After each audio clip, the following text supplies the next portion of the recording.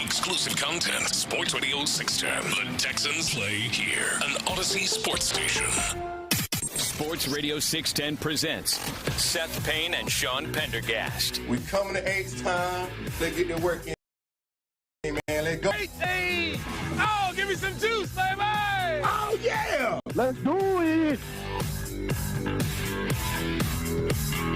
This is gonna be an interesting show. Welcome in, everybody, on a Football Friday, day after Christmas. Thank you, Colin. We appreciate that.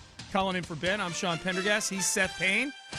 Just a little behind the curtain view. If there's a few little technical glitches along the way, it's because I'm doing the show left-handed today, Seth. Yeah. I'm on the other side of the studio from where I normally am because my computer on that side, for some reason, is blown out and not working. And then so you forgot to turn your microphone on. Right. Which makes me feel better because usually I'm sitting in that seat. Yeah. And for whatever reason, I can't remember to turn my mic on. It's my homage to you. I think it's more. I think it's got something to do with sight lines or something. It's just like when they switched to LED lights at formerly FKA Minute Maid Park. Yep. And you're wondering, like, why are guys making all these fielding errors and everything? It's the LED lights. Yeah, man. Having to reach around the computer, reach around the laptop. I'll be okay. I'll be all right. How you doing this morning, my friend? I'm good. I'm carb loaded. Are you? Not loaded. Bloated. Yeah, I am carbohydrate bloated right now. So I've got nothing but energy for the next 48 hours of NFL football in Houston. Yes. 36 hours, really, right? What time's the game tomorrow? 3:30. Okay. Yeah, 3:30. 12:30 is pregame. Texans countdown. I'll be there. You got to be there at 12:30. So just so you know,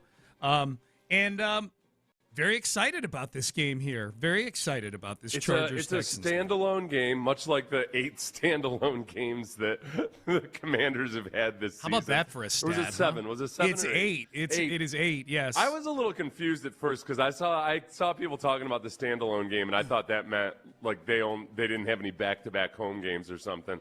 And no, they mean all the.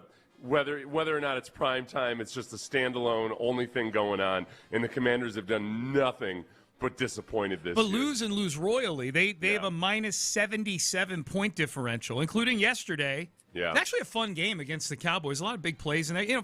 Look, all 3 of those games involved backup quarterbacks, like third stringers. I was entertained sitting and watching football all day. I mean, none of the games were were blowouts. You know, they were all competitive football games. I'll tell you what, it felt so much like a slap in the face. We talked about it before the weekend or before the vacation about how, man, the NFL is trying to creep in on Christmas Day, and this is what they give everybody. And I watched just out of habit and duty, but it felt like watching one of the minor bowl games where, okay, well, they got a bunch of backups playing. These aren't the same teams that you actually saw for most of the season. Yeah. And what am I really going to take from all of this? And ultimately, Denver delivered in that we've seen over the past 2 weeks that, man, their the ridiculously long winning streak they had for the bulk of the season, they've come back down to earth in the last couple of weeks. Yeah. Got really walloped by the Jaguars at home and then couldn't beat a career practice squad quarterback authoritatively. They were winning the box score, but they weren't punching it in. And, Bo Nix and his receivers didn't quite seem to be on the same page all that often. That part I enjoyed. And that is your 1 seed right now. Yeah. In the AFC. I think that's the message. Like, to me, that's absolutely a takeaway. It was last night was a reminder, the late game, as you said, the Broncos-Chiefs game was a reminder that this is a gettable AFC right now for anybody who's in the postseason, including the Houston Texans, who we'll get to in a second here. The other thing for me, and this is why I love the NFL, because the NFL, because of the scarcity of games, and it's 17 weekends or 18 weekends, whatever it is the closest thing to episodic television that we get among all the sports, with all the storylines during the week, who's getting fired, who's getting benched, who's injured, who's this, who's that. I was completely compelled by that Lions-Vikings game. The Vikings won that game with 3 net yards of pass. They won by 13 points, and they had 3 net yards of passing in the game. So it wasn't easy on the eyes to watch. But the storyline of America's darling a year ago, exactly a year ago, the Detroit Lions were America's darling. They were like the Chicago Cubs in 2016, lovable losers, never won anything, and they're 15-2. That everybody's injured on the defense. Like, Dan Campbell and his staff did an amazing job, and then they get to the playoffs and they lay an egg against Washington. And little did we know that was the beginning of what would be just a string of mediocrity for a year. And now I'm not going to say Dan Campbell's under fire there, but there's a lot of questions. Was it all Ben Johnson? Was it Dan Campbell? To watch on Christmas Day the America's darling from a year ago get the stake stabbed through their heart was fascinating television to me. They were terrible, and they turned the ball over 6 times in that game. They had turned the ball over 8 times all season long. Right. They turned the ball over 6 times, but I think the real one where they're going to be miserable in Detroit is just what the heck is Jared Goff.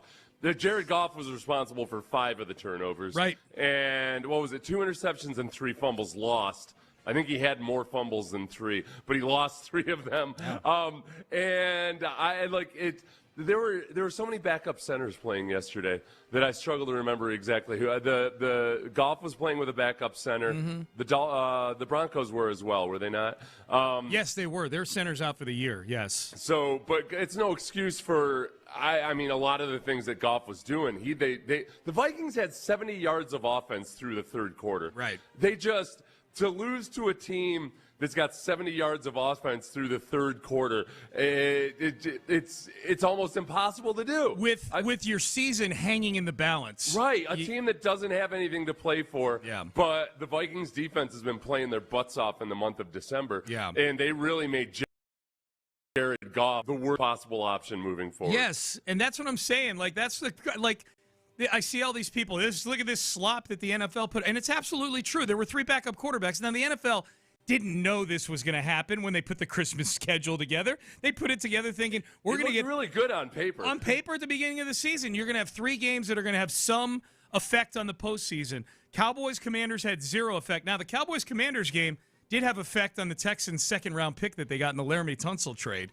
So if you're looking, I found reasons as a Texan fan to watch all of those games last night. Yeah. So you got that.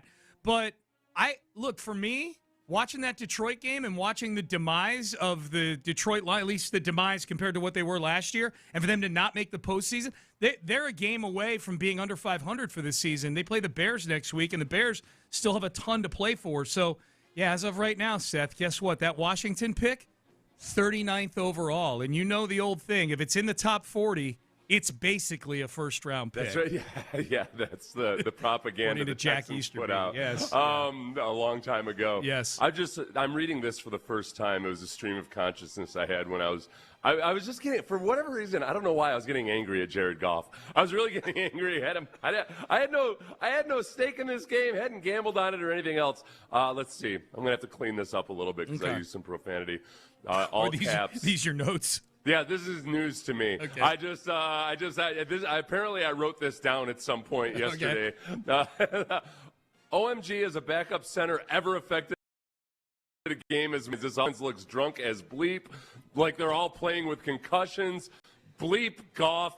You should be ashamed of your dopey self, you bleeping buffoon. I hope you get nothing but fruitcake for Christmas. This is the most all caps I can remember you putting in the rundown in a long, long time, man. I'll tell you one other thing that annoyed me in kind of watching yesterday, and then also going back and I watched the Chargers game from last week. Yeah. Because the Chargers have, on paper, a horrendous offensive line. Yeah. But a lot of times it doesn't really look like they have a horrendous offensive line a lot of the time. Yeah. They really do the best they can with that offensive line. Yep. It's not just Justin Herbert. It's the fact that they can run the ball somewhat effectively. Mm-hmm. They don't look like slappies out there. But I'm watching the Chargers game from last week, and then I'm watching the Broncos. I'm watching the Lions even. Mm-hmm. But in short yardage situations, all these offensive lines that supposedly aren't that good or they've got backup centers in, they are just taking whatever they want in short yardage situations. Yeah. They're in the red zone. They're on 4th and 1, midfield, whatever. They roll over the opposing defensive line and they get a first down by 2 or 3 yards. Yep. I don't understand why it's so hard for the Texans. Yeah. It bothers me. Yep. It should. And it's, and they've improved at a lot of things, but that's not one of them. They're not good in those short yardage situations. You're 100% right. All right, so this is a good chance to flip over to the Texans here as we get ready for tomorrow's game. This whole Wednesday being out Wednesday, Thursday thing, I thought last night was Sunday night. I'm looking for KHOC after the Thursday night Amazon game. You know what I mean? Like the Amazon game kind of reset my clock because it's Amazon Thursday night game. Yeah. I had it on a smaller TV because I was watching the Rockets on the big TV. Yeah. So I was off on Wednesday, so it felt like I was off on Saturday and Sunday. You know what I mean? It felt like you were in on Wednesday. It felt like a 2-day weekend to me. The Texans game is tomorrow. It's tomorrow, baby. Yeah, it's tomorrow. Normal Saturday. Yes. So just do it like our normal Saturday morning show. Right. So the other thing that I'm recovering from are some of these commercials. I'll tell you what. Some of the most emotionally heart-wrenching movies I've watched are 30-second commercials in the last couple days. Did you see that Uber commercial? No, I've seen a lot of social. I bookmarked a lot of commercials I saw on social media. A daughter and a father who'd had a falling out. Oh my gosh, I'm tearing up just thinking about it. Oh man! And then she Ubers her way home on Christmas and surprises her father at the door. Oh, spoiler alert. I don't want to give away the ending, but they reconcile. How far? Was it a really far Uber? Was it like a... I don't know. It looked cold out, I guess. Okay. I don't know. Okay, yeah.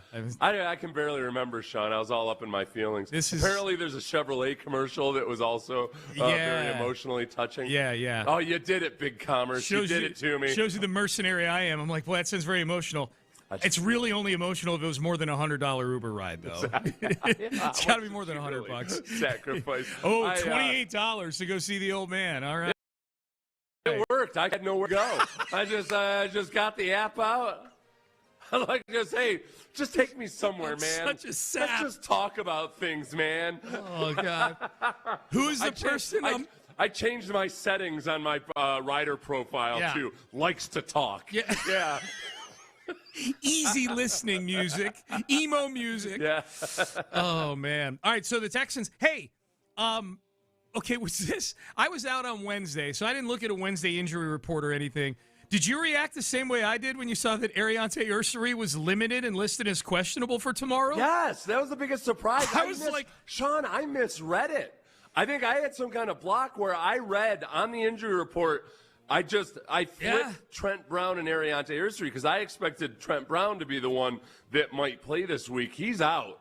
definitively. Definitively out. Where Ariante Ursary practiced in a limited fashion yesterday. Yesterday, 2 days after hand surgery. A Christmas miracle. 2 days after hand surgery.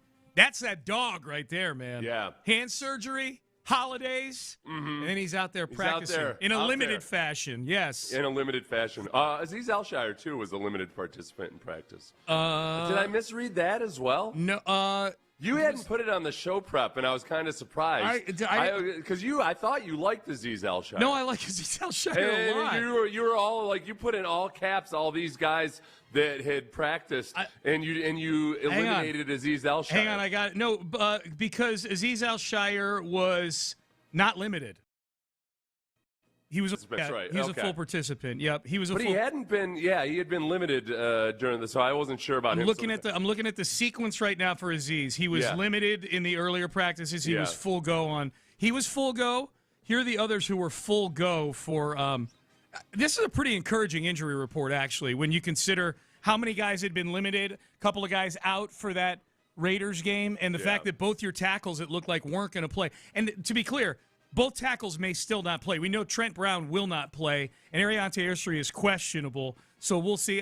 We'll find out during the pregame tomorrow when the actives come out, or the inactives. The other guys who are full go with no injury designation: Derek Stingley Jr., Sheldon Rankins, Kamari Lassiter, Woody Marks. Yeah, all full go.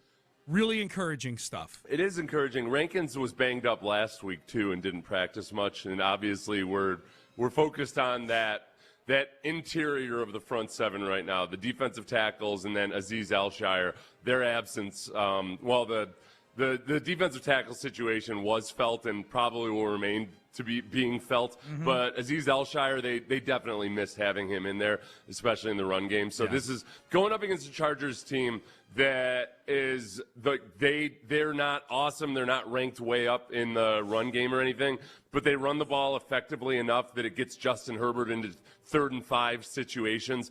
And Justin Herbert has been really good in those situations. If you can keep him in 3rd and long, it's like, as it is with most teams, they can't do much at all, especially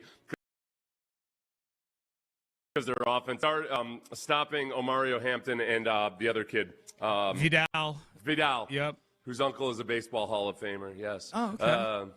I don't know that because I watched it during one of the broadcasts. I didn't know that. I just learned something. But, like, those guys it's not like you come in looking at those guys like, the hugest threat in the world, but they've been effective enough.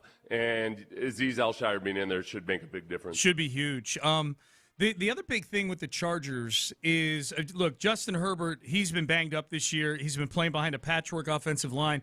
He has really unlocked – he's always been mobile. He's always been athletic. He's really unlocked it this year, though. He's got around 500 yards rushing this year. Yeah. And that's been a minor Achilles heel, I would say, for this Texans defense. There's nothing that's killing this Texans defense right now. They're not great in the red zone for an elite defense. They do let quarterbacks that are athletic leak out sometimes at the worst possible time. It's happened this year.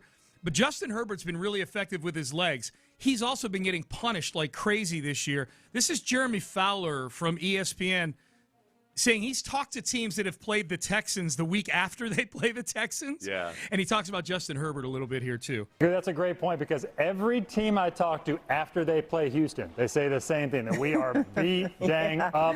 They are the most physical team in the league. Every team says that.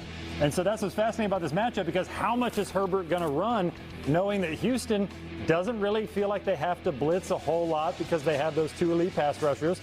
They come off the edge, and so Herbert, if he's form, and you're going to hit him 4 or 5 yards downfield with no problem. So he's had the hand injury issue. He's played beat up. We know he's tough, but how tough is he going to have to be to get through this game? It's his hand and elbow, by the way. Yeah. Last week there was a point in the game where it looked like he just couldn't even move his left hand. Yes. So, but yeah, his ability to run, but then also when he runs, he'll run right up through the center. Right up through those defensive tackles that we're talking about. Mm-hmm. But then also has that ability to, as he's scrambling, as he's stepping up, approaching the line of scrimmage, dish it off, shovel pass it, do all these things. The the Texans have been awesome in the fourth quarter, offensively and defensively. They're at their best offensively in the fourth quarter. They're at their best defensively in the fourth quarter, except for some of those really notable moments where a quarterback's been able to run. So if this is close, that's going to be a big deal. But the part that Fowler was saying about guys feeling beat up afterwards, look, regardless of the outcome of this game, there's a chance that you still might be vying for position with the Chargers. Chargers got to play the Broncos next week. Yeah, man. Yeah. And the Broncos are trying to clinch a 1 seed. The Broncos are going to be playing for something. The Chargers are going to be feeling even more beat up than they already do. So there could be a double victory in this. There could be. All right, so along those lines, we will get you updated on what yesterday meant for the Texans in terms of the playoffs, because there were little shifts that went on yesterday with some of the outcomes. We'll get you up to speed on that. Also, we were talking about the Netflix broadcasts. One thing that if they're going to keep NFL football, they have got to scrap this one thing that I think they thought was a really good idea, and it was horrible. We will tell you what that is coming up next. Hey, football season, it's not just in full.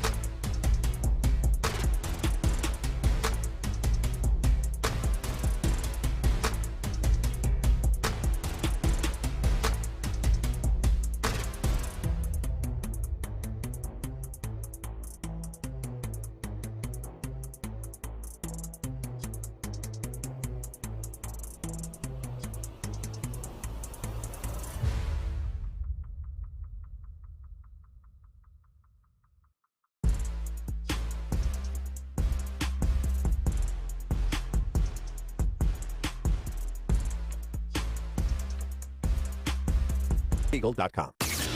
Payne and Pendergast is driven by West Point Lincoln of Sugarland on the Southwest Freeway. Exit Kirkwood and take the first U-turn at West Airport under the giant American flag. It's an Academy Sports and Outdoors Football Friday on Sports Radio 610. Here's Payne and Pendergast. Tremor in the football force last night after that Denver-Kansas City game. You're like, oh, wait, what was that? What did I just feel? That was the Texans' chances at being the 1 seed in the AFC dissipating. Oh, okay. They had a small chance of being the 1 seed going into the to yesterday's games, and that is gone now because Denver won, and Denver is 2 games up in the loss column on the Texans, and the Texans are they're screwed. I thought about calling you last night because some of my in-laws were asking me questions about playoff scenarios, and I'm like, if I don't have my Sean T. Pendergast with me, I'm useless to you. I got a FaceTime. Hey man, I got a FaceTime coming in from Seth. I'm looking at my phone, kind of like, I don't know. They, the Bills they got to win some games. Playoffs. The Bills have a real tricky scenario. They do. Well, it's just a strange one. They're the 6th seed right now. Yeah. But the slot that they have the highest chance of finishing in is the 5 seed. They're in the playoffs.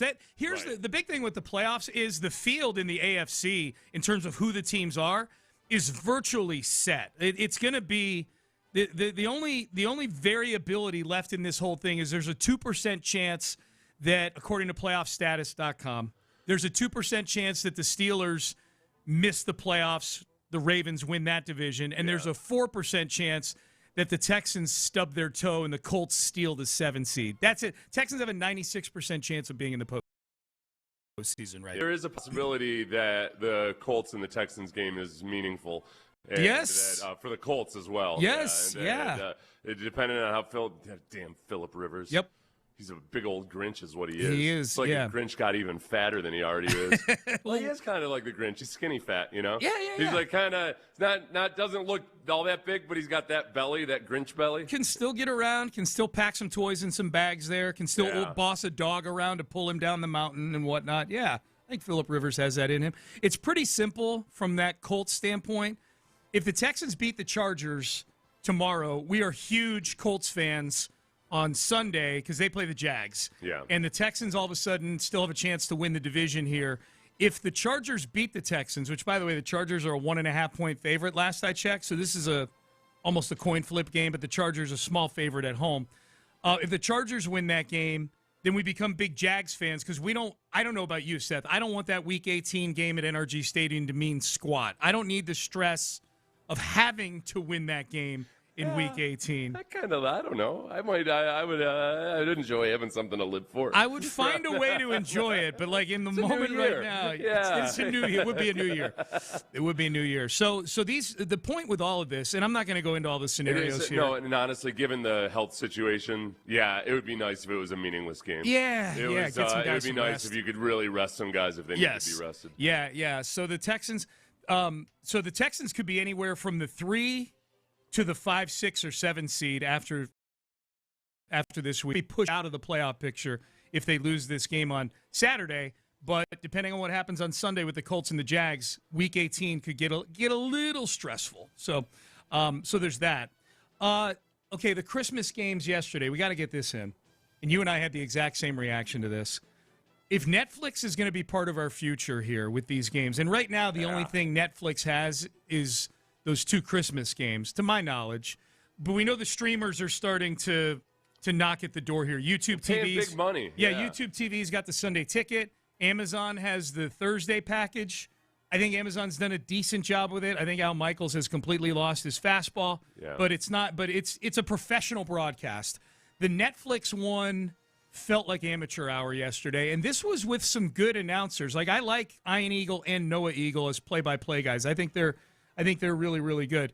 The thing they have to get rid of are these in-game Zoom interviews with legends from the teams that are participating in the game. It was brutal, man. It was brutal. It was so bad. It was like it was the 3rd inning of a Wednesday baseball game. And great analogy.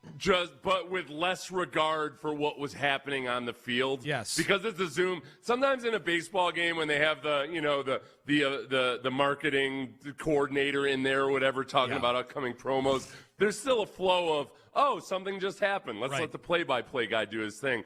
But no, it was like the Manning cast, which the Manning cast is just fine, but it's an alternate broadcast. Because talking about what's actually happening on the field. And you have these guys, I was like, oh, great, Clinton Portis, great, Emmitt Smith, awesome.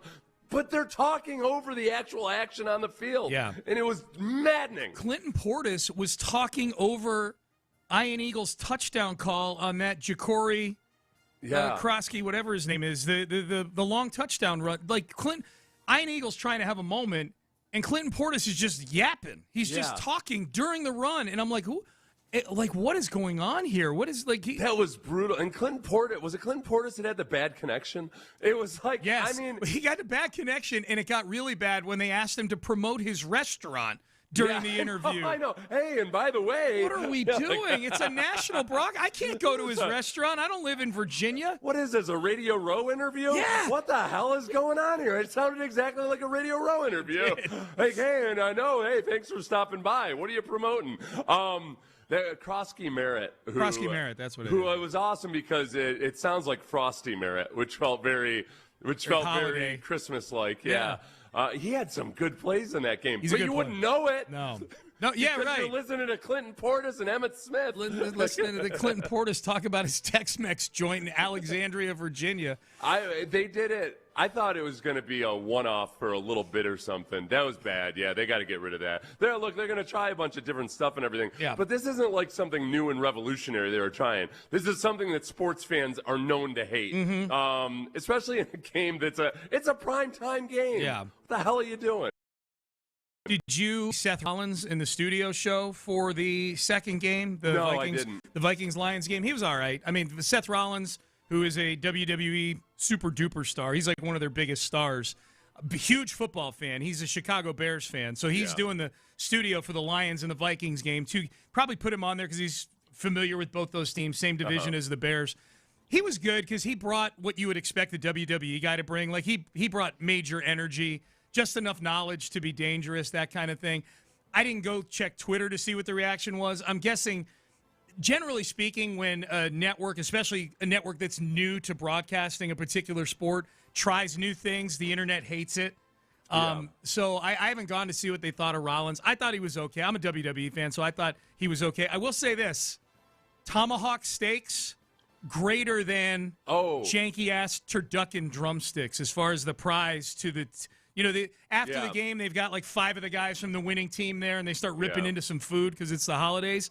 They had these gigantic, juicy tomahawk steaks that looked absolutely delicious. Yeah, and steak prices are pretty damn impressive themselves right now. So good job. They really splurged on that part of it. Good flex by the NFL right there, yeah. Got to get rid of those interviews. Man, well, you brought up the Manning cast. That's why I don't watch the Manning cast. Right. I don't like the interviews. I like the interviews as a podcast type of thing. I would love to go back and just be able to have a podcast of the Manning cast. Yeah. Maybe they have it already, but I like some. If it's a game that I have zero interest in or something, I'll watch the Manning. It's not what you need on the main broadcast. No. My God. No. I'll tell you that.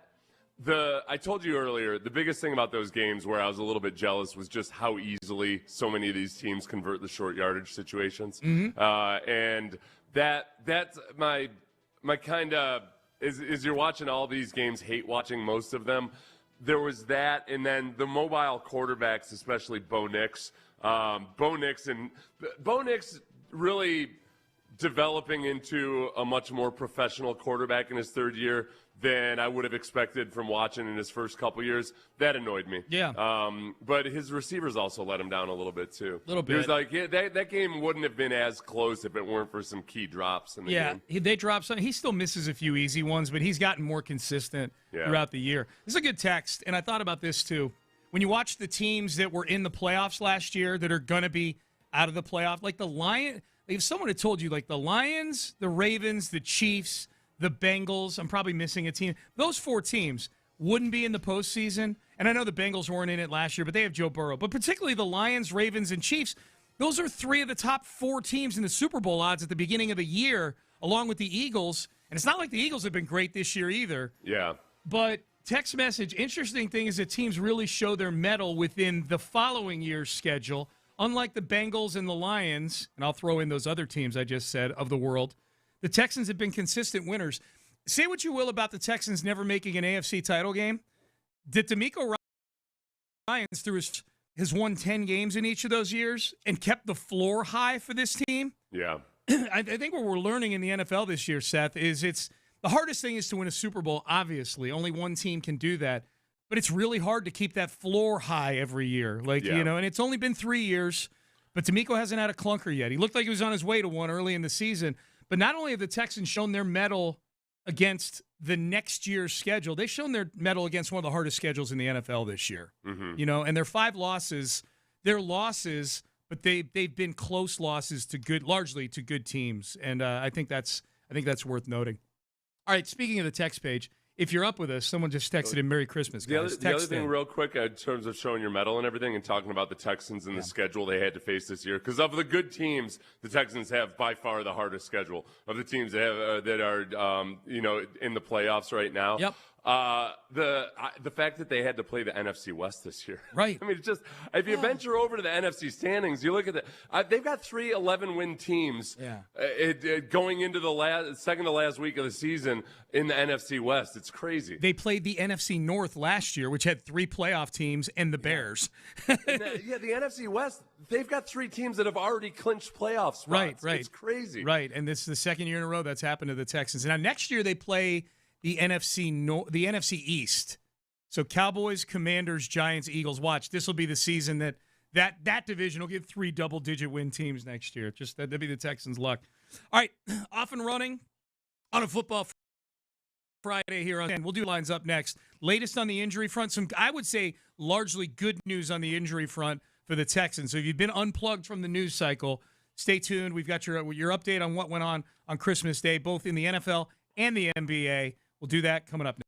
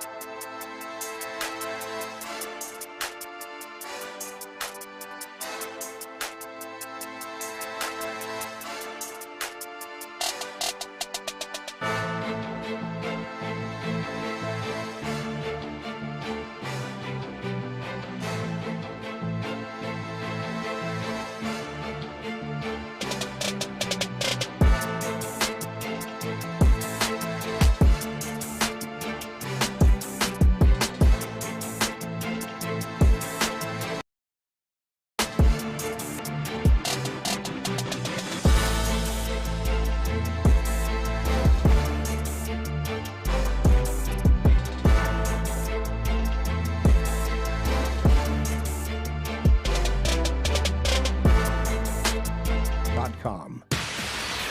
Payne and Pendergast with today's headlines powered by Men's Tea Clinic. All right, welcome back. Seth and I were just counting our money during the break. That's all. That's what we were doing. Today's the most magical day of all when I pretend that I planned on giving gifts on Christmas Day. But for various reasons, it's totally not that I forgot to give you a gift. I just planned on doing it today. Right.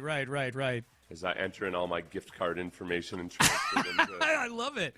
to digital, I'm a big digital gift card gifts. guy, man. Yeah. I'm a big gift card guy. Amy got her slew of gift cards the way that she normally does every year, with me dressing up as Steve Harvey and making her guess them Family Feud style on big gigantic boards. Yeah. That's how we do. We streamed it on Facebook. We streamed it live. I had a proud moment because we put a scratch off in my kid's stocking, and he's like, "Hey, that's not very financially responsible." I was like, "Yes." Then give it to me, and then I'll scratch it off. Yeah, exactly. Yeah. Winner, chicken dinner, or no? No winner. We scratch off. This. I know this is supposed to be headlines. Amy's dad buys like shop for each of us, and we literally sit there for 20 minutes scratching off. I won $10. Oh, good job. Yeah, thanks, man. Feliz Navidad. All right, let's get to headlines. Texans injury report. Let's start there. We'll get to the Rockets in just a second. But the Texans play the Chargers tomorrow, 3:30 kickoff on NFL Network.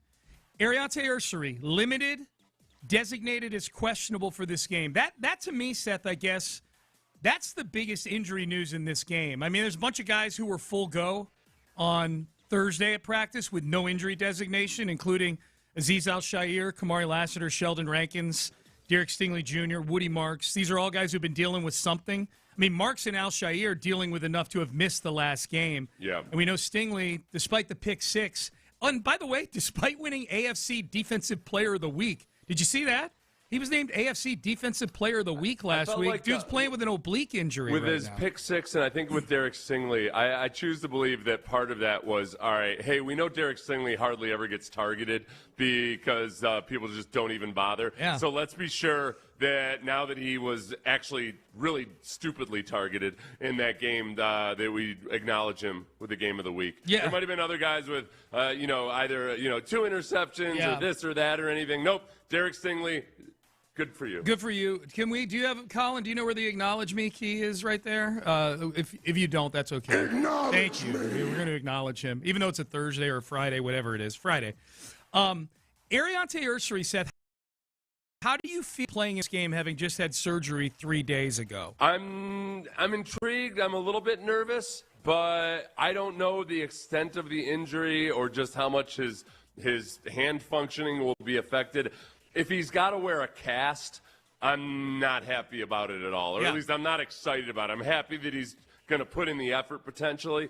But, man, it's really hard for anybody, whether you're a rookie or a 10th-year veteran, to play offensive tackle versus a couple of some really good edge rushers for the Chargers without the use of one of your hands. So I'm impressed. I'm intrigued. But I'm a little bit nervous about it. If it's a pain management thing, then I'm cool with it. I can't imagine they'd be putting him out there to practice if it was something where he could do further damage to the hand. If the surgery is just a stabilizing thing and he can deal with the pain, then let's see what kind of dog Ariante Ursary has in him. Let's find out. So that's your injury report with the Texans. Again, the kickoff is at 3:30 tomorrow. Seth and I have you for Texans Countdown starting at 12:30 here on Sports Radio 610. 3 Christmas Day games yesterday. Largely meaningless. There was a little bit of meaning woven into them. The Cowboys and the Commanders, 2 teams that are out of the playoff picture and were going into that game. 30-23, the Cowboys win that game. A lot of offensive fireworks. It was a fun watch. If you're into, or if your fantasy league is still going, you got any Cowboys or Commanders on your team, you probably scored some points. Vikings-Lions, 23-10. The Vikings beat the Lions. The significance of this game is it was one of those games where no team that's done has won a game like this since the Great Depression. The Vikings won this game by double digits despite 3 net passing yards in this game. Passing yards by Brosmer, their quarterback, minus all the sack yardage. They netted out at 3 yards passing. They won 23-10 against the Lions team, Seth, that turned the ball over 6 times. 6 times. Jared Goff responsible for 5 of them. Mm-hmm. And it could have been more. It was ugly. He was under barrage the entire time, but he was also mishandling snaps from a backup center and doing all sorts of tomfoolery. Yeah. It was just a mess of a day for Jared Goff. That was an uglier 5-turnover game than the one he had against the Texans last year. Yeah. Remember he threw 5 picks against the Texans last year? Well, and he came back and won that game. And he won that game. Yeah, just like the nature of the to me, like the strip sack fumbles always look a little more inept than the interceptions. And at least one of those interceptions was end of the first half. Yeah. You know, the Kamari Lassiter, one of Kamari Lassiter's interceptions. Yeah. You're right. You're right. That was like a high-functioning 5 interceptions. Yes, that's what I mean. This is the exact opposite. This was like he was drunk on eggnog. Yes. Broncos beat the Chiefs 20-13 in the nightcap. That eliminates the Texans from any chance at the 1 seed if you were hanging your hat on that. Thanks a lot, Chiefs. I was showing off at the little shindig Amy and I went to on Christmas Eve when I was telling them, if the Texans are in a 4, 5, or 6-way tie at 12-5, they win the tiebreaker. People were very impressed that I didn't have to explain how. I just explained that it could be, and they were like, wow, look at you with your tiebreaker talk here. The only really exciting part of that game it was a good close game throughout, but the final drive, Travis Kelce finally decided to get involved. Yeah, 3 catches. Boy, he looked slow. Oh man, they were treating this like the broadcast. The game was on Amazon. The broadcast was treating this all night long like they knew something already. Like you're giving him credit for not, really discuss. He wasn't discussing it or didn't want to make a big deal out of it. They kept flashing to him on the bench. He always looked every flash over to him on the bench. He looked like he wanted to be anywhere but at that game. Yeah. And then they tried to follow him down into the tunnel. And it was really funny because the security guy stopped the cameraman. Oh. Yeah, you got a first-person point of view of what it's like to get stopped by security right there. I didn't see that part of it. Yeah, I don't know. I would say, I'm guessing, I'm going to gamble on him coming back next year. They weren't acting like it last night, man. They were treating this like it was the end. Those guys, I don't know. They don't ever seem like they know anything about what's going on in the NFL. Yeah, just telling you, the tone was like, this is the end. Rockets beat the Lakers 119 to 96. This was a Rockets game, especially on the road, that we haven't seen in a while, where they just kind of took control in the first half of this game, and every run the Lakers made at them, the Rockets threw something right back at them. It was cool, though, too, because you saw, you got to see Durant versus LeBron. If it had been an epic brawl or something, then that would be more notable. But both of them still doing very impressive things. No doubt. LeBron had that double clutch left-handed layup. There were reality for these guys. They weren't talking about these guys like they're talking about Travis Kelce. No. I don't know. At some point, one of these guys is going to go until he's 50. Well, Nick Wright thinks it's going to be LeBron James. I was thinking about that watching last night because he just turned 41. I'm like, okay, he's got to go 9 more years for Nick to be right about this. Durant's got a better chance of going until he's 50. Just shoot, man. Just see that jumper will age just fine. He's not going to get it. Well, you shrink a little bit with old age, but he's not. He's still going to be pretty damn tall. Yep. All right, Payne and Pendergast with you. Day after Christmas show here, Football Friday. Texans-Chargers tomorrow. The last time these two teams played was less than a year ago in the playoffs. Is there a revenge factor to this game? And we'll relive some of the highlights of this game. It's amazing how many guys that got the job done for the Texans that were big guys in this thing. They are not a factor. They're not around anymore in this game. So what does it mean for tomorrow? We'll dig through last year's playoff win for the Texans.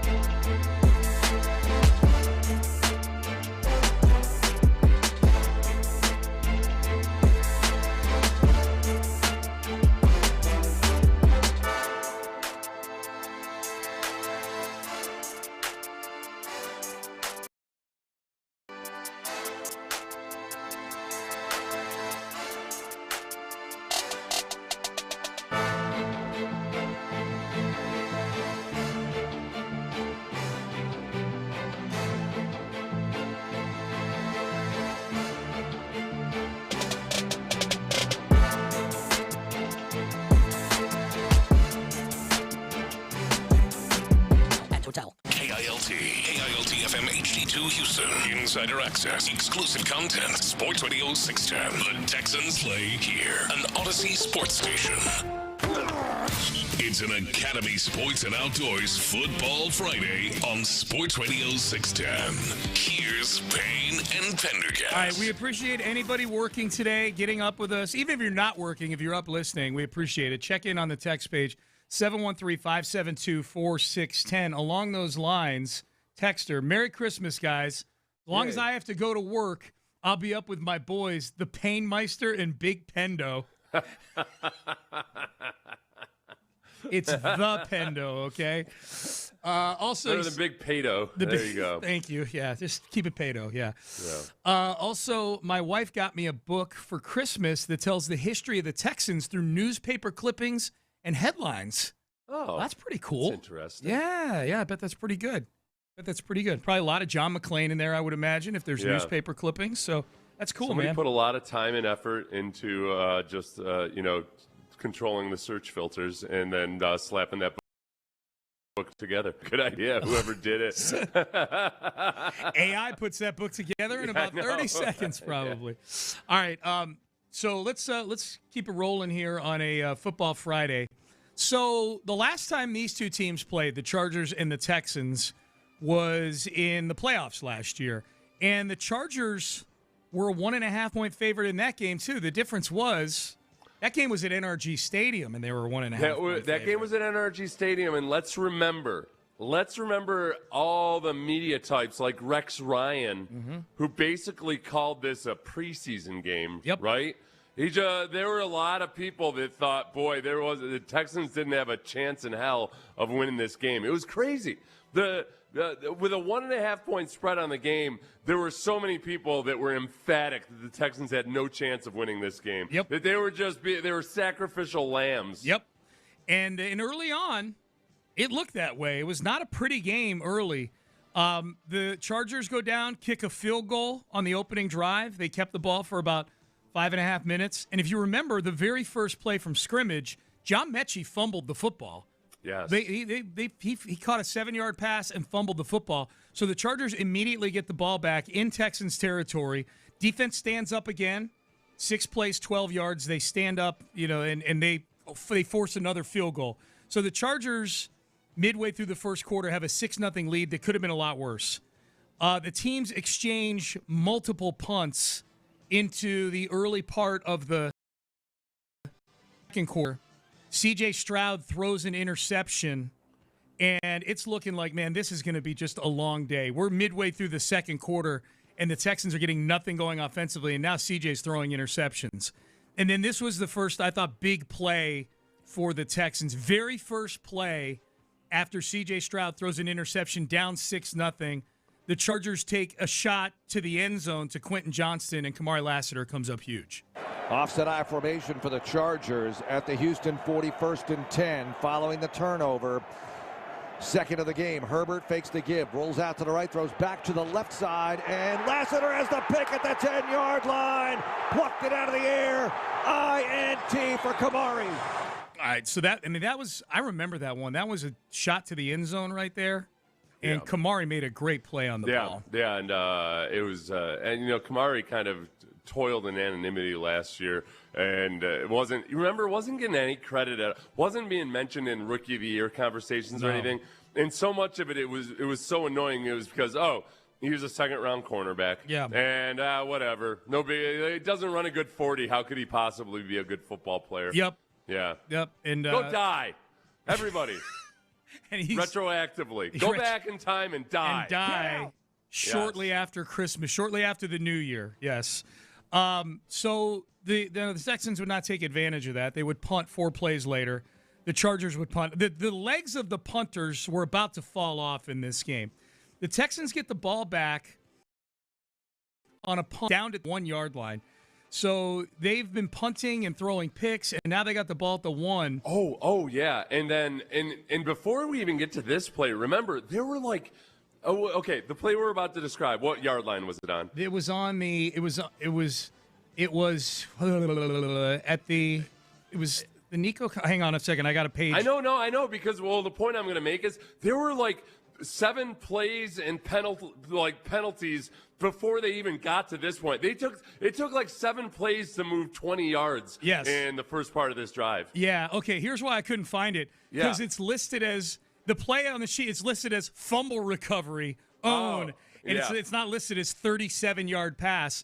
But they were on their own 17-yard. Like, this is a great point by you, Seth. Yeah. So they got the ball to start out at the 1 with 6 minutes and 15 seconds to go in the half. Yeah. 7-yard run by Mixon, incompletion, 5-yard pass by 5-yard pass to Nico Collins, 3-yard run by Joe Mixon, 7-yard pass, incompletion, 11-yard penalty, 5-yard pass. They'd run like 7 plays, and they were that's 8 plays. They'd run, and they're at their own 12 or 17 or whatever it is.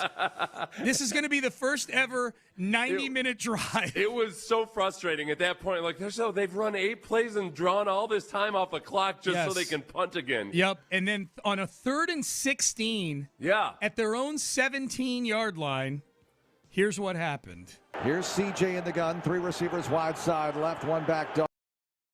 For the ball, and the ball goes through Stroud. He picks it up, scrambles out to the right side. Can he get rid of it? Airs it out downfield and caught at the 45-yard line and taken to the 50-yard line. X marks the spot. An amazing play for the Texans on 3rd and long. Okay, I love the broken play like that where Xavier Hutchinson comes wide open, and it was the. I love anything like that where it just breaks the rhythm of how you're playing on defense. You see it on special teams a lot when a returner fumbles or muffs the return, but then ends up springing a huge run. It's just enough of a rhythm changer that everybody gets a little bit off. The Chargers defensive backs, to their credit, were trying to get to their proper positions, but like after kind of pouncing on the site of a fumbled snap, and it created all this wide open space for Xavier Hutchinson. And C.J. Stroud throws that pass, and after that, it did feel in this game like C.J. just kind of relaxed a little bit and let the game come to him. The numbers bear it out. He was dynamite after that play, including on that drive. He threw 2 plays later, he throws a 37-yard deep pass to Nico Collins, and then 3 plays after that, he throws a 13-yard touchdown pass, kind of running to his left and throwing it back across the end zone to Nico Collins. So they get a touchdown there. They make it 7-6. The Texans actually force another punt, get the ball back, and are able to kick a field goal to actually go into the locker room up 10-6 when they were down 6-0 the whole half. And really looking like they were not going to be able to mount an effort in this game. Right. It was that honestly, a lot of things felt like they just switched with that Xavier Hutchinson reception. Yes. In terms of the way CJ views the game, everything else. I'm the last one to try to make things overly dramatic or say things changed or pivoted on this one play. Yep. I do feel like that was a transformative play for the franchise. Definitely. So the Texans would go into the locker room up 10-6. The second half was interesting. They fumbled on the first possession of the second half, the Texans did. Well, the transformation wasn't complete. It wasn't totally complete. Yeah.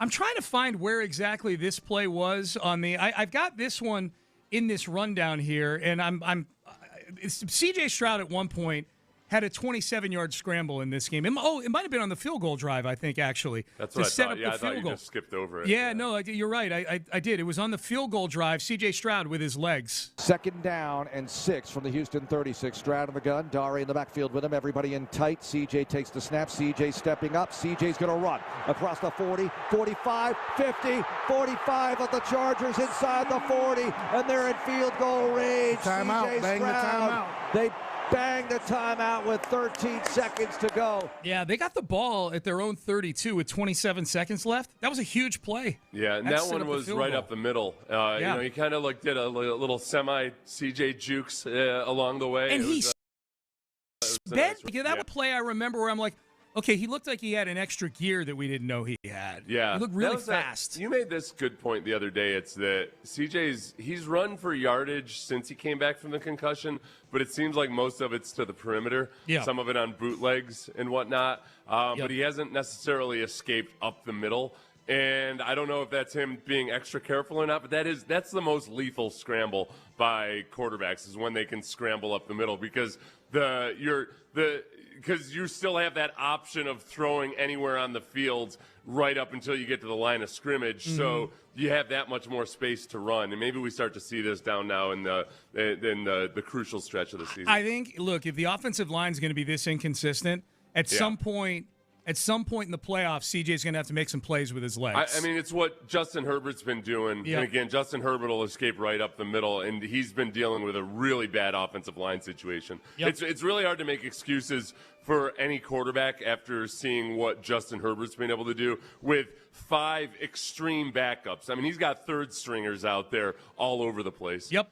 So the score at this point is we get into the second half, and the score is still 10-6 Texans. Joe Mixon fumbles away the football on the opening drive of the second half. So you're hoping to go up 2 scores, and instead you turn the ball over. Now, Mixon would wind up being awesome in this game, and we'll hear more from Mixon as we go relive last year's playoff game. If you're just tuning in, if you're one of the few out on the roads today, that's what we're doing. We're going back through last year's game and marveling at how many people who the Texans are a factor with the Texans factored into this game. Mixon fumbles. Chargers get the ball back, and immediately Justin Herbert hits Ladd McConkey for a big play. They started at their own 26. Oh. They get into Texans territory. They get to the Texans' 34-yard line, and it's 3rd and 2. Azeez Al-Shaair stuffs Gus Edwards on 3rd and 2 to set up 4th and 2, and here's what happened. At the 34-yard line, it's 4th and 2, Chargers. Can you get off the field? Haskins, offset eye, and now, after a shift, he's the lone man on 4th and 2. Herbert's going to throw. Herbert airs it out right side and caught, but short of the first down as Stingley makes the stop on Quentin Johnson. Hung on to the ball, but Stingley made sure he didn't get it. Turnover on downs. Houston gets it back. That was huge. It was still 10-6 at that point. I mean, this game wound up being 32-12, but that was massive in that game. Yeah. You stop them on downs in a spot where they have a really good kicker. They probably thought about letting Cameron Dicker kick a field goal there. They go for it on 4th and 2, and you stop them there. That was huge. Texans would turn around, kick a field goal. Chargers would punt. Texans would punt. A lot of punting going on in this game.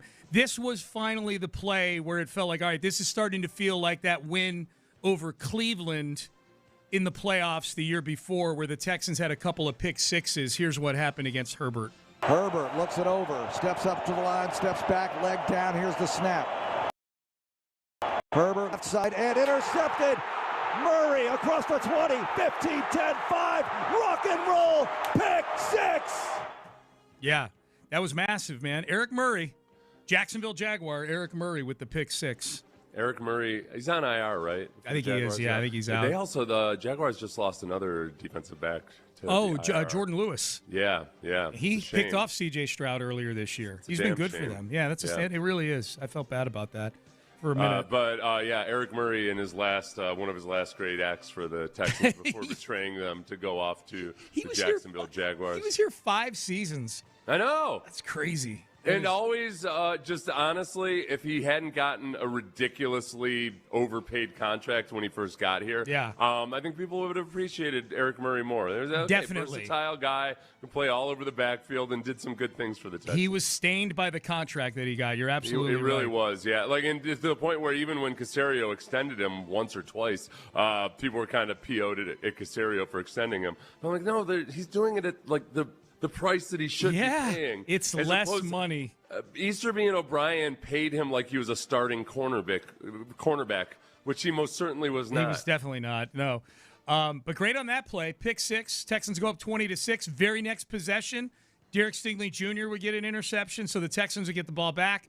They kick a field goal to go up 23-6. Now you're like, oh, this is great. We can breathe. There's still 11 or 12 minutes left, but they're up by 3 scores. Nope. The Texans sack Justin Herbert after the 6. They sack Justin Herbert. Will Anderson sacks him on 1st down. Mario Edwards sacks him on 2nd down. Mind you, the Texans are up 23-6 with about 11 minutes to go in the game. It's 3rd and 26.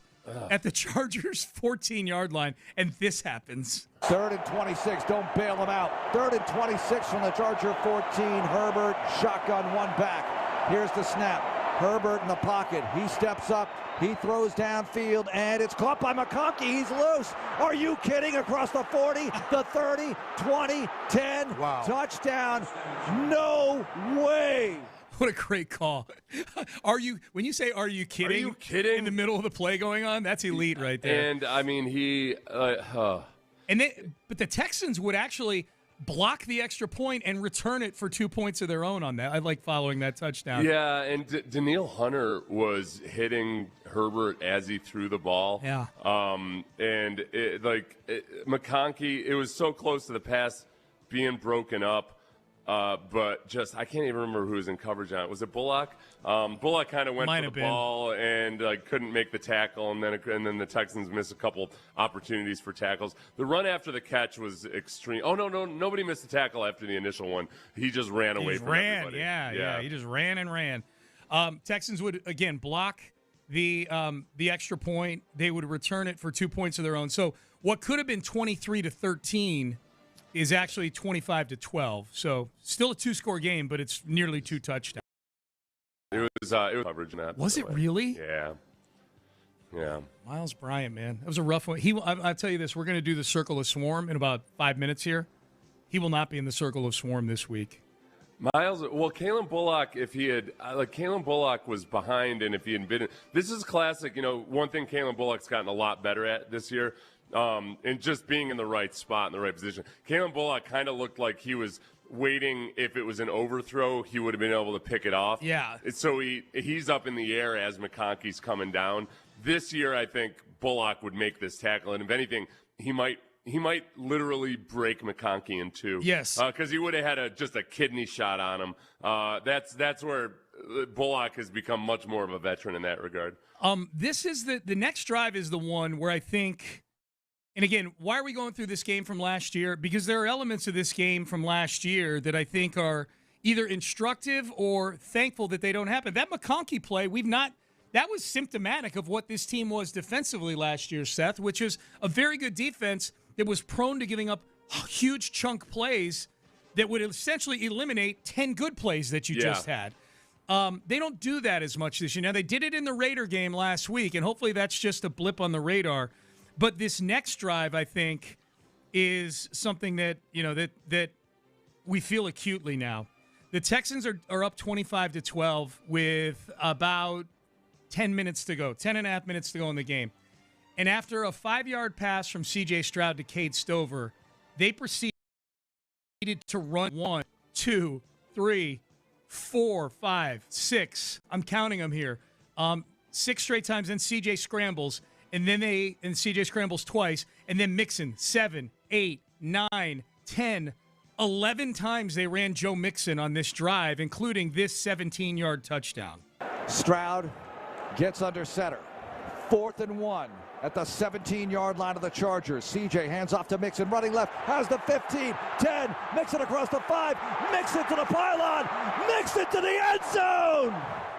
I got chills on that one, man. He stiff-armed a linebacker, then he trucked Christian Fulton on his way in. One other, this is something that other people in the NFL have mocked me for, but at various times I've brought up people from outside of Houston media. Yeah. I brought up the tight end injuries, and I'll mention, Cade Stover beginning of the year on IR, Brevin Jordan, that injury, but also Irv Smith. Irv Smith in the playoffs was big, and Irv Smith was blocking around the left end on this play. I include Irv Smith in the multiple tight end injuries because Irv Smith and his blocking did some really good things in both this game and the Chiefs game in the playoffs. Yep.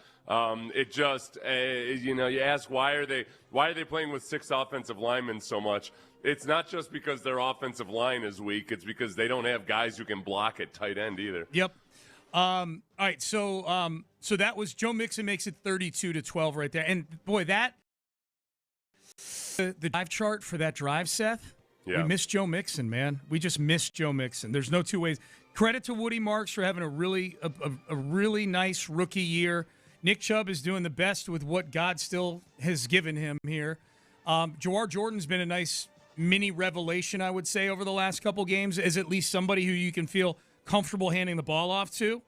Had a really good game against the Cardinals a couple weeks ago. None of these guys are Joe Mixon. The three of them combined aren't Joe Mixon. They're Shetland Joe Mixons. That's they are. It's just they can do some of the things, but they couldn't be in the Pony Express. They can't be they're certainly not. None of them are guys I feel comfortable giving the ball to 11 times on a game-sealing drive right now. So, but that was amazing, and credit. That was Bobby Slowick calling those plays right there. He stuck to the run game. It worked. They got a touchdown right there. Texans seal the game, 32-12. Derek Stingley Jr. ends it with this. 2nd and 10 Chargers from their 44. Herbert, shotgun. Here's the snap. Herbert has time, throws downfield over the middle, and intercepted by Stingley. He takes it across the 30, and he's down at the 34-yard line. 2 picks in the game for Derek Stingley Jr. 4 picks on the night for the Texans. And I think that's the other thing, too. If we're looking at things from last year's playoff game that are kind of instructive for tomorrow, that was the 4th pick of the night for the Texans, or the afternoon. Justin Herbert only had 3 picks total in the regular season last year. Herbert's good this year, and he's operating under adverse circumstances with his offensive line. He is far more turnover prone this year than he was last year. Yeah, and I mean, some of the times he's making a lot of throws under duress, he's being forced into bad decisions. He's got a very respectable group of wide receivers that he's throwing the ball to, but this Texans team is really capable of yet again bringing out the worst version of Justin Herbert. I could see after this game the Chargers feeling about the Texans the same way Bills fans feel about the Texans, who, by the way, the Bills their schedule, unless the standings change a lot, there's a really good chance the Bills are going to play in NRG Stadium next year. Yeah. That's 3 years in a row. Yeah, Josh Allen has just never been good in NRG Stadium. It's hilarious. But this Texans defense is a better version of what Justin Herbert faced last year. Mm-hmm. And in what is very much a playoff type environment, that's he's got a better chance of having a bad performance this year than he did going into that Texans game, even though this year it's not at home, and last year it was on the road. I think this is the other thing about this game is I think I sent you this graph. It's pressures, edge rushers, and the pressures they create, but the pressures where he's not just close to the quarterback, they're actually altering the quarterback's footwork or not knocking him out to the throw. Mm-hmm. In the very, very upper right quadrant of the 10 quadrant. Or 11 players that are there, the good quadrant, 2 Texans edge rushers, 2 Chargers edge rushers. Yeah. You're going into a game where you might have 4 backups at offensive tackle between the 2 teams. Like, the pass rush is going to be a huge, huge factor in this game. Yep. Yeah, it's big, man. It is absolutely big. Tui Pelotu is tied with Daniil Hunter with 13 sacks. Yeah. Will Anderson has 11.5 sacks, and Khalil Mack's the other guy we're talking about here, who's an all-time great. So and he's playing very well. I don't know how many sacks he has this year, but he's making a lot of impact plays. It's a great point, man. We could have a bunch of backup tackles in there. Like 4 of the best edge rushers in the league versus 4 backups. And with the Chargers, extreme backups. Yeah. Austin Deculus or whomever else they roll out there. Yes. They've got Trevor Penning playing guard. They really don't want Trevor Penning to be on the field, but they have no choice at this point. Yep. It could be a really, really big day for the Texans pass. Do you think the Chargers, have you seen anything in your research for this week that they're feeling salty at all about last year's playoff loss? Justin Herbert had a quote about just how this game has haunted him. Yeah. It's up near the top of the rundown there. If I'm looking, there it is. You want me to read it? You can read it. I don't know where it is. It was one of those things that you continue to think about. No one felt worse than I did after that game, and I think it's important to continue to move forward and realize that it's what happened. It would be crazy in this reality where if I tried to block it out, I don't think that's doing any good. It's a really interesting quote. They are in his head. Big time, yeah. He's acknowledging it. Yes. It sounds like he's been to therapy over this. And I don't there's a mental hurdle that he has to get over from that game last year. He's got PTSD over it. The forecast has a high chance of ghosts on Saturday. Yeah. You'll be seeing those ghosts out there, man. The other thing that I love, too, is some of these graphs that you see, because I've seen this for a few weeks in a row now. Mm-hmm. It'll show how often defenses disguise their alignments or their coverages. Mm-hmm. And the Texans are in the very lower left of the graph, which means of all the teams in the league, the best defense in the league, more times than not, just lines up and be like, what are you going to do about it? Right, yeah. right. This is who we are. Let's do this thing. They're the guy that shows up at the gym and doesn't stretch it, like shows up at the basketball court there, to play pickup, doesn't stretch his hamstrings, no stretching, just they throw him the ball, he kind of looks at, twirls it in his hand and goes, all right, let's play, let's go. You know what they are? They are the guys in the social media videos where there's one guy that's talking a lot of smack and everything. I'm going to kick your ass. I'm going to kick your whole family's ass. And then the guy that you can see that just doesn't look nervous at all and really doesn't even want to fight, just ends it immediately. That's the Texans. That's them, man. They don't need all of your window dressing and this and that. But the thing that it does do is that when they do disguise really well. Yes. You know, and I'm a little skeptical of some of the ways they compile those, but like Derek Stingley the other day, on his pick six, it looks very much like he's just going to have the wide receiver in coverage, but on that they're playing probably palms where no, he's going to let that guy go up to the safety, Kalen Bullock, and he's going to be responsible for the number 2 receiver, the running back coming out of the backfield, and nobody on the Raiders offense is aware of it. Nope. And boom, there he goes. Love it. So it's like they don't disguise a whole lot, but when they do, they're going to destroy your whole world. All right, let's do this week's Circle of Swarm. What we're looking for is players, right, who are looking to swarm. The swarm mindset, that whole mentality. We want players to have a special work ethic and a relentless mindset in everything that they do. Who's in? This is a special group of men, believe it. It's the Payne and Pendergast Texans Circle of Swarm. Texans. All right. We do this every week for those of you new to the show. On Fridays before games, Seth and I will pick a 6-person Circle of Swarm. It's sort of the long-lost cousin of the Circle of Trust for the Astros. The big difference is, unlike the Circle of Trust for the Astros, there's a limit. There can only be 6. Seth picks 3. I pick 3. We've been keeping tabulations of who's been in it the most times this year. We'll share that with you a little later in the show. But first, let's get to this week's Circle of Swarm. It's largely with a peek ahead to tomorrow, the Chargers, the swarmiest players for the Texans recently here. And Seth, you, as always, are up first, my friend. I will. Let's go with Derek Stingley, just because he's a defensive player of the week in the AFC, and we've talked about him a whole bunch already. Yep, that's an easy one. Derek Stingley Jr. with what turned out to be one of the biggest plays of the game. It was early in the game, but without that pick 6, they probably don't win the game if they keep playing the way they do throughout the afternoon. I'm going to go with Nico Collins. Stats weren't eye-popping or anything, but nobody's stats offensively were eye-popping. Yeah. But 4 catches for 59 yards, drew 2 massive pass interference penalties in that game, and had the clincher, the catch that sealed the deal and sent C.J. Stroud getting into victory formation a couple of times. So Nico Collins with his game, and also on the week where he was named a starter in the Pro Bowl. I think that's really cool. Second straight Pro Bowl for Nico. I think this is his first one he was named a starter in. And impressive this year, too, I think, is a measure of respect from coaches and players that he didn't have, especially in the first half of the season. He was not impressing statistically or anything. But he's a classic, like, when you game plan for the Texans, you're game planning for Nico Collins. Yes, I was surprised he was a starter. And then you look at who all made it. I'm like, no, he definitely deserves to be a starter. And I think you're right. Yeah. I think there's a huge respect factor. Now, if he has a couple big games, he's still going to wind up around 1,300 yards. He's turned it up in the second half of the season, but you're right. It was not a great start for Nico. Part of it is that's how you start out 0-3.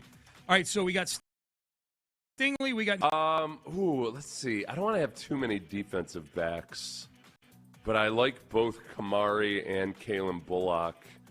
I'm gonna go with Kamari. Okay. Targeted 5 times for 2 receptions. Those 2 receptions totaled 9 yards in the game. Who was the biggest snub out of the alternates for the Texans? Who were the alternates? The 3 alternates they're all secondary guys. Oh. Kamari Lassiter, Kalen Bullock, Jalen Petrie. I'll go with that. You know what? I'll go right up to didn't even make the alternates, Daniil Hunter. Yes. Yeah, like That's weird. I really don't get that. I don't understand it. He's on the best defense in the league. He's got more sacks and sacks don't tell the whole story, but a lot of times in Pro Bowl voting it does. He's got more sacks than Max Crosby, and he's not even an alternate. Is it because he's new to is there like, do they have to haze him a little bit because he's new to the AFC? He made it last year. It's like that's right, what's but last weird. year, yeah. Oh, yeah. That's right. Yeah. He made it last year, Yeah. so it's he has more sacks than all but 2 human beings on the planet right now. Daniil Hunter does. He's tied for 3rd in the league. And more importantly, on the number 1 defense in the league. Yeah. That matters in the Pro Bowl voting, too. It's or at very least it strange. should. Whether it should or shouldn't, it usually does. Yes. That's right. They're moving the goalposts on him is what they're doing. Yeah. All right. Okay. I am going to put, you know what? We don't do this very often. I'm going to do it right here. I'm putting Kaimi Fairbairn in the circle of Swarm. Oh, good. Yeah. Kaimi Fairbairn, 55, 50, and 49 years. Because this is what you can't forget either. If you watch the Aggies game the day before, you never take any field goals for granted. You're damn right. And then that evening, I watched the Bears-Packers game that evening, and much in the same manner, man, you cannot take field goals for granted. Nope. Now, those were both outside. Those two games were both outside in very windy conditions. But still, Kaimi just left no doubt. It looks like those things could have been good from 97 yards. No chippies, man. No chippies. Yeah. He also had, if I'm not mistaken, a kickoff that landed in the landing zone and skipped through the end zone. That's a big deal, man. Yeah. That's starting at the 20 instead of the 35. Yeah. That's a very underrated thing. If you got a kicker that's really good at getting it down to the goal line there. It's like he had 2 tackles for a loss that stopped a first down conversion. And that would be very swarmy if he were to do that. Okay, good job, Seth. Yes. All right, so I'm going Kaimi Fairbairn with my second one. Who is your 3rd and final swarmer, Seth? Oh, no. Oh, this is tough. How many receptions did Dalton Schultz have in this game? Good question. I can look it up for you right now. Let's see here. He had Dalton Schultz had 5 catches for 35 yards and a touchdown. No, the touchdown helps. Touchdown helps. A couple of those were very key chain movers. I will say that. Okay, chain moving. Chain movers. Dalton Schultz, the chain mover. He's a chain mover swarmer. You're gonna snatch your chain. Yep. Okay, well, before we finalize or the microchip that now substitutes itself for the chain. He didn't block very well. Wait a second, I didn't take my hand off the chest. I just wanted to remind you of that before you. Yeah. I didn't take it off. I've got 2 defensive names still left here. I know, that's what I was trying to. Sometimes I worry that I neglect the offensive side of the ball. All right, I think the offense was worth neglecting. Okay, is Derek Barnett one of your names? No, but that's not bad. He had a sack in this game. And Derek Barnett is, he gets out. Like, he's come up with some big and critical stops since he came back. Yeah. And he's probably short a circle of swarm induction from me neglecting him that one time last year. That's true. You still have to make up for you ignoring a fumble recovery for a touchdown last year. Yeah. So if you want, I'm going to say Derek Barnett. That's fine. Yeah, if you want to make good on that, that's okay. Okay, so the 2 that I had, if I feel like Tommy Togiai is going to be in this thing, he had 7 tackles in that game. I feel like Tommy Togiai, although the Texans were a little soft up the middle in this game against Ashton Genty. The other one is E.J. Speed, who we had on the postgame show, again, part of a defense that did give up some big chunk plays to Ashton Genty. The pass wasn't his fault. He was one of the guys sort of in that scrum where Genty broke out and had that long touchdown run. But, boy, when E.J. Speed was showing up around the ball, he was the epitome of swarm. He does, yeah. He's not going to play a perfect game, but when he does make plays, it looks the way the Texans defense should. Yeah, and I really enjoyed him in the postgame show as well. You can give him credit for that. I'm going E.J. Speed. It's your world. I'm going E.J. Speed right there. All right, so one thing about E.J. Speed is, and this is where the big value this Texans need to be in their 4-3 defense, their base 4-3, where they've got 3 linebackers on the field. They're much more comfortable doing it this year than they were in the 2 previous years. And what we saw last week was, man, they didn't feel comfortable being in their base 4-3. They were in nickel pretty much the whole game, and it's tough to stop the run consistently that way. So having both Aziz, or all 3 of Aziz, Toa, and EJ Speed out there at once, that's a big deal for this defense, and hopefully that's what we have this week. Yep, agreed. All right, so circle the swarm for this week once again. If you missed it, Stingley, Nico, Kamar Lassiter, Kaimi Fairbairn, Derek Barnett, and EJ Speed. That's an interesting circle of swarm. So we'll see. Hopefully all 6 of those guys show up big tomorrow. 3:30 kickoff here on Sports Radio 610. Seth and I have you for Texans Countdown at 12:30. Clint Stoerner and I have you after the game for Texans, what is hopefully an 8th straight victory, be the free and clear second longest winning streak in franchise history. Hopefully it's a happy one tomorrow, that postgame. All right, up next, the reports on Lamar Jackson out of Baltimore this week are wild and have opened the door to the possibility that we could see an elite quarterback, an MVP, on the move this offseason. We will have this for you. If you haven't heard it yet, stick around. This is some crazy stuff. We've got it for you coming up next. Johnson Fitness and Wellness, the opposite of crazy stuff.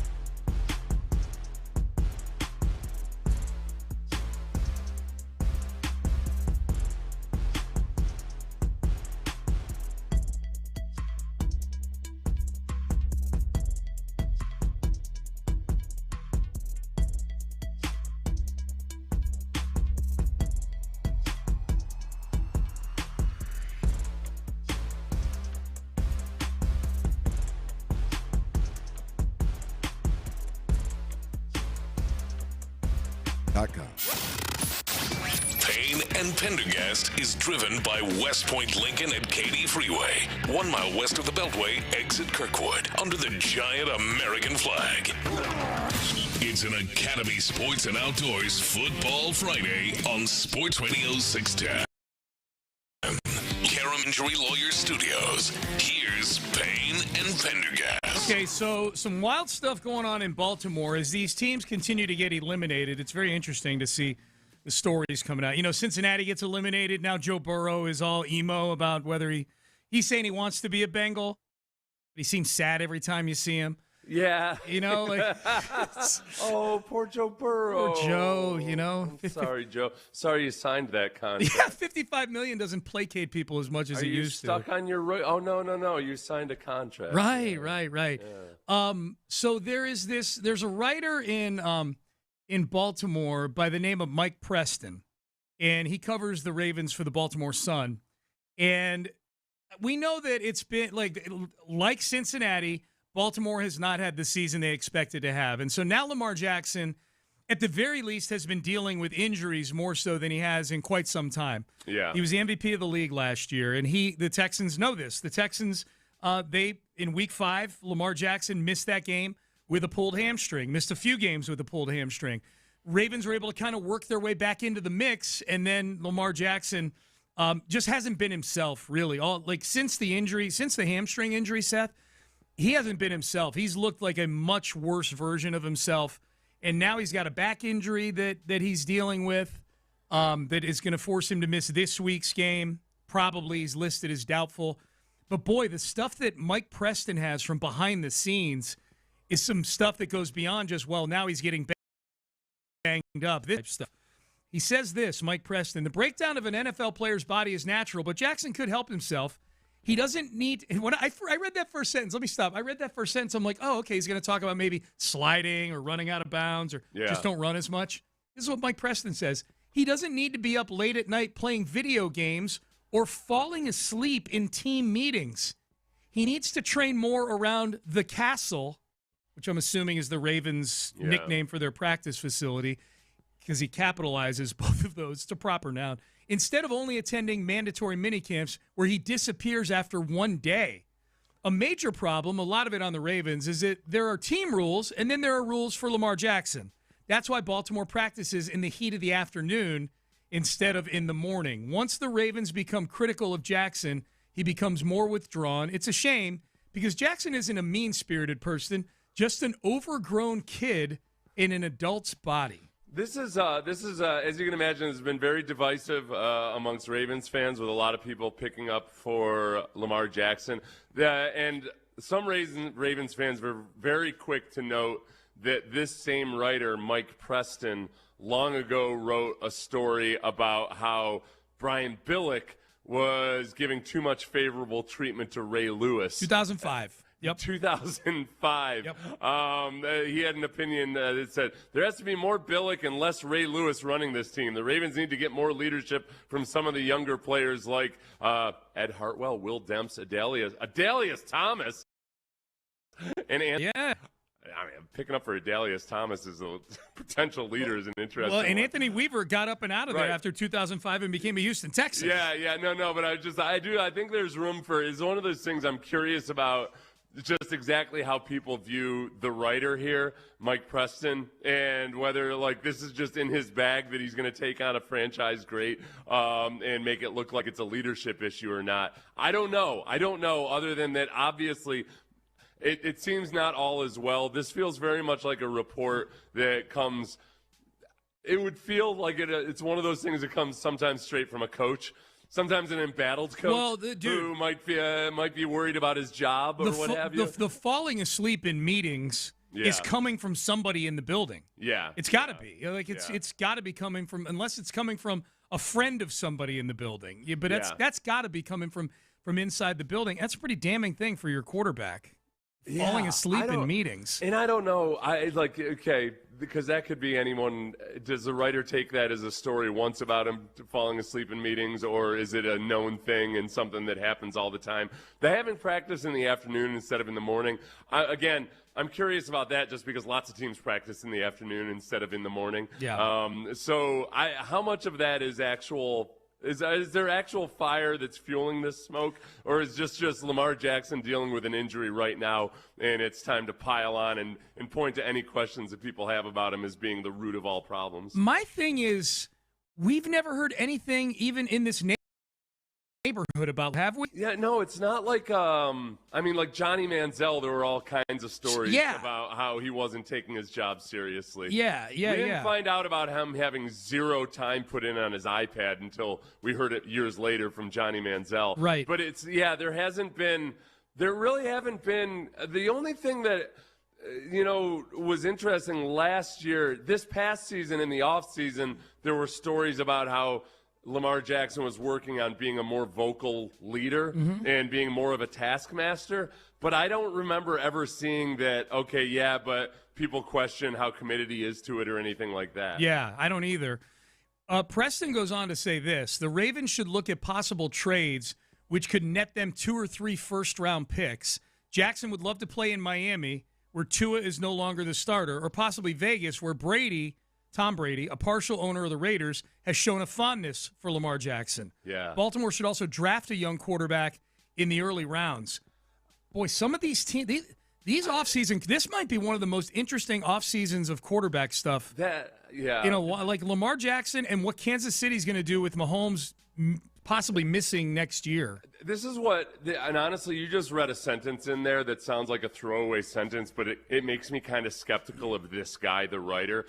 If you've got journalistic integrity or anything, Lamar Jackson would love to play in Miami? Are you reporting that, or is that news, or are you just assuming he would love to play? There's lots of reasons. Miami. He might love the city of Miami. That's different than playing for the Miami Dolphins. So but it does seem at the very least there might be a blow up or something going on in Baltimore and it would make sense because things have been kind of headed that way because of an underperformance, a feeling of underperformance by the organization as a whole over the last few years. I'm fascinated by this. I just hope he goes somewhere in the NFC. Lamar Jackson has a $74.5 million cap hit next year as of right now. $74.5 million. So, what would their dead money hit be? It's very minimal. I think his guaranteed money is almost up.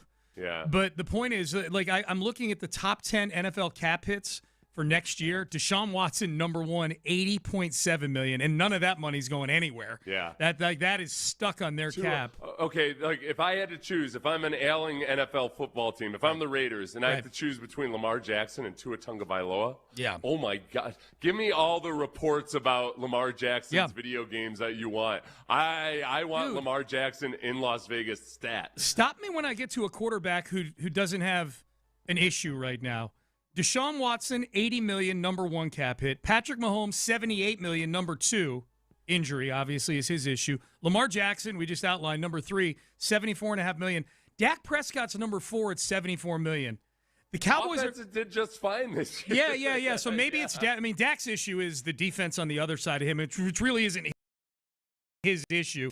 Dak is the one who's the cleanest so far in terms of issues. Jared Goff, 5. Jared Goff without Ben Johnson appears to be an issue, and I know his numbers have been good this year, but he didn't play winning football yesterday, and they're not a playoff team. Kirk Cousins, $57 million, is 6th. Oh, my gosh.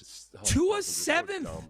Tua's 7th at $56.4 million. Now, Josh Allen's 8th, worth every penny. Kyler Murray is 9th. Baker Mayfield, 10th, and Baker's not been good the second half of this year. Those are the top 10 cap hits in the NFL. Does that scare you at all, knowing that the Texans are likely on the cusp of making C.J. Stroud one of these guys? Not necessarily, partly because, for one, with Mahomes, that's more injury. It's injury, and it's also just how have they built their receivers and run their offense over the last couple of years. And he's got – the cap hits are sometimes not the best thing to look at because Mahomes has one of the most – team-friendly deals in the league when it comes to premier quarterbacks. Yep. His average per year is he's not even a top 10 quarterback. Sure. I would honestly, I look at Mahomes as hopefully what C.J. Stroud's contract can be, which is one that, it's going to be a boatload of guaranteed money, but over time, it eases up and actually doesn't end up being, as long as the team's having success, CJ's not agitating for a new contract. Like, you can live with something like that. Yeah. As long as, the quarterback play is there as well. Is commensurate with the deal, for sure. Yeah, Dak's contract, for one, Dak's contract shouldn't be as bad as it is to the team, because Jerry Jones just dragged his feet. And he wasn't the problem this year in Dallas. Yep. Like, their quarterback wasn't the thing holding the Cowboys back this season. All right, we're going to do 5 Reasons I Hate You, Chargers edition. Not hard to put together. If you want to text in reasons you hate the Chargers, go Alarmingly easy for a team that you don't play all that often. 713-572-4610. Hey, the Texans had the Texans, not the Texters.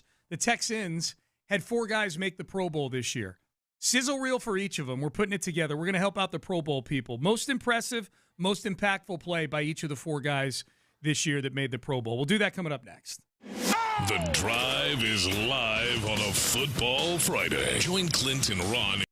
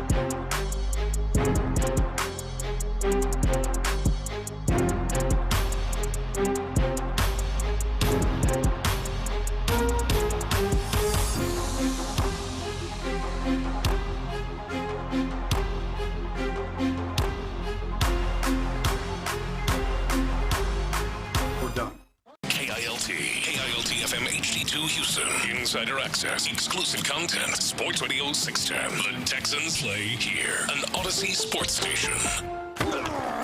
It's an Academy Sports and Outdoors Football Friday on Sports Radio 610. Here's Payne and Pendergast. That video you sent me is hilarious. That chief security guy. Yeah, the chief security guy who was seen shoving at least two different cameramen after the game.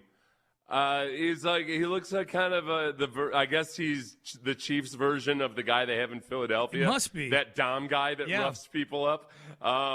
After the game, when Andy Reid was shaking hands with Sean Payton, Reid turns away, and there's a couple of cameras in his face, and this big middle-aged guy, shoves one of them out of the way of Andy Reid. Get out of the way of the king.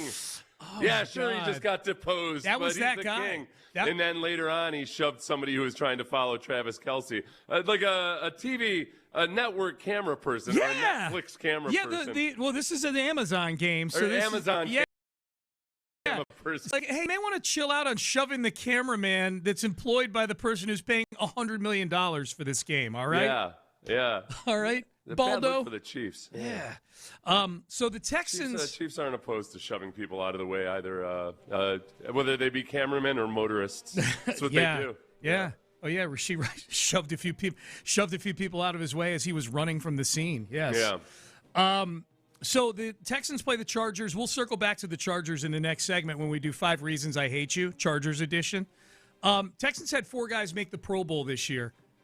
Feels about right. The teams that had more than the Texans, there were, I would say, Seth, probably about, from what I recall, like 6 or 7 teams had either 5 or 6 guys make it. We didn't have anybody have 9 guys make the Pro Bowl, which sometimes you do, but there's been no team like that this year in the NFL. There's teams with really good records, but those teams are the Patriots and the Broncos and the Bears, and I don't think those are viewed as all-time sort of dominant football teams. No, they're not doing. A lot of them are just complete football teams. Yes. They do the old it's what the Broncos were doing yesterday, just trying to soak up time. Drive down and everything. They weren't putting their foot on the throat of the opponent and just putting them down for good. They were stalling in the red zone. They were throwing stupid interceptions. They were doing a lot of that stuff. Yeah, no truly dominant teams. So we've got 4 Pro Bowlers. I'm with you. We talked about when we were doing the Circle to Swarm, we got off on a little tangent about the Pro Bowl. I can't believe Danielle Hunter is not an alternate. A little surprised he didn't make the game itself. I'm stunned he's not an alternate. When you consider, for some context, Kalen Bullock, Kamari Lassiter, Jalen Petrie are all alternates for the Texans, all deserving. Yeah. But I don't look at any of those 3 guys and say, oh, yeah, they're more deserving than Danielle Hunter to be an alternate. That's right. And I honestly, but I think whatever it fuels this, there is an extreme tendency to overlook Danielle Hunter. Because – I mean, I even saw this on social media. Most Texans fans were furious about the 3 guys you just mentioned, and I barely saw anybody taking up for Danielle Hunter. I don't get it. It's weird. Is he just, you know what he is? He's the nice guy. He's too gentlemanly. He's a nice guy. Yep. Everybody's like, oh, I just want a guy who's nice to my mom and has a job and, goes out and gets double-digit sacks. And why can't I find a nice guy? Like, but Max Crosby's got tattoos. Yeah.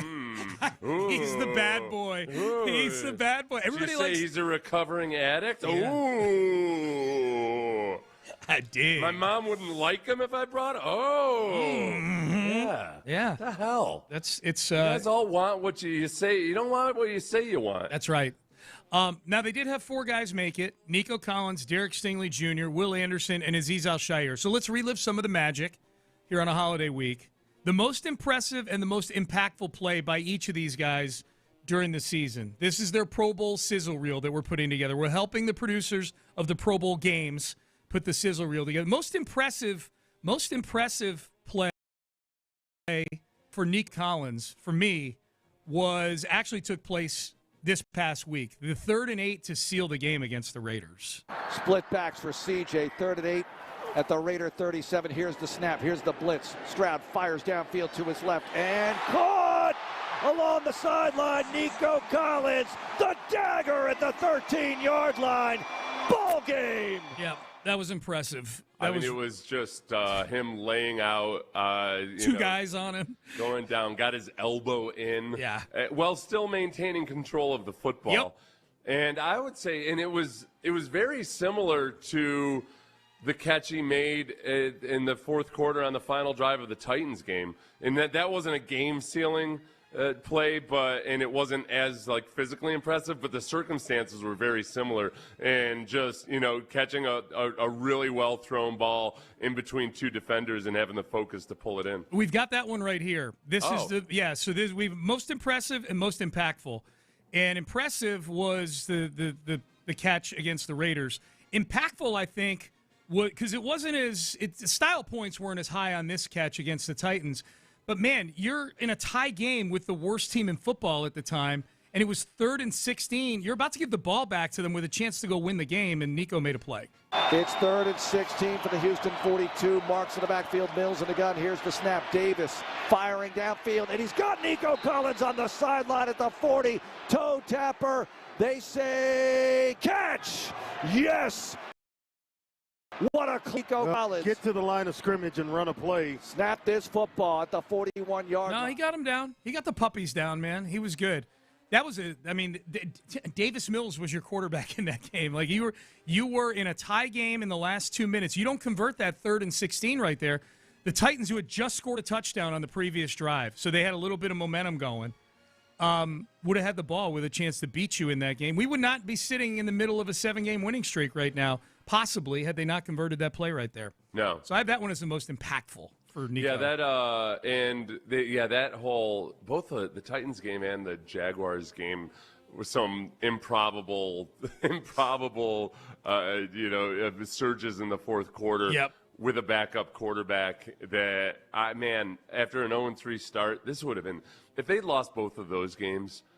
I just can't imagine what we'd be feeling like. Jags and the Titans, you're talking? Yeah. Week 10 and 11, it would have been horrible. And it just without CJ having a vintage year statistically or anything, even if CJ had come back and the Texans had done every exact thing that they've done since CJ come back, you don't win that Jaguars and that Titans game. It's just a miserable mess. Yeah, right now. no, you're probably on the outside looking in. We're really wondering what's going to happen next year. No doubt. Thankfully, we're not there. Longest winning streak in football right now belongs to the Houston Texans. Derek Stingley Jr. made the Pro Bowl. Most impressive play by Derek Stingley. This was a one-handed interception that you really almost appreciated. This was against Trevor Lawrence and the Jags in that Week 10 game that we're talking about right here. First down at the Houston 49. ETN in the backfield, Lawrence in the gun. 2 receivers left, tight to the line though. At the Houston 49, it's a first down play. Lawrence puts the leg down. Twice. Here's the snap. Lawrence in the pocket collapsing, and it's picked off. Stingley at the 45 of Houston, a rolling pick by Derek Stingley Jr. as Lawrence was trying to thread the needle. This was a one-handed, I don't blame Vandy for not screaming, a one-handed interception. It was one of those things you needed to see again to go, Did he just do that? Without seeing it from the end zone copy, too, you couldn't really appreciate the fact that was anything other than a pass breakup. Yeah. Seems like a near miracle. It didn't look physically possible, even with the stickiest of sticky gloves, to actually catch that football. It was impressive, man. It was also nice that it was also Trevor Lawrence. It was nice, yeah, and a game the Texans eventually won, too. That was nice. But also, I think Stingley, I was looking at a graphic the other day of the separation allowed by cornerbacks, and I always get a little agitated because it doesn't – it's a classic, the numbers don't tell the whole story. Stingley allows, and I'll say that in air quote, allows more separation than other defensive backs do. He knows exactly what he's doing. Baiting him, man. He's able to reel things.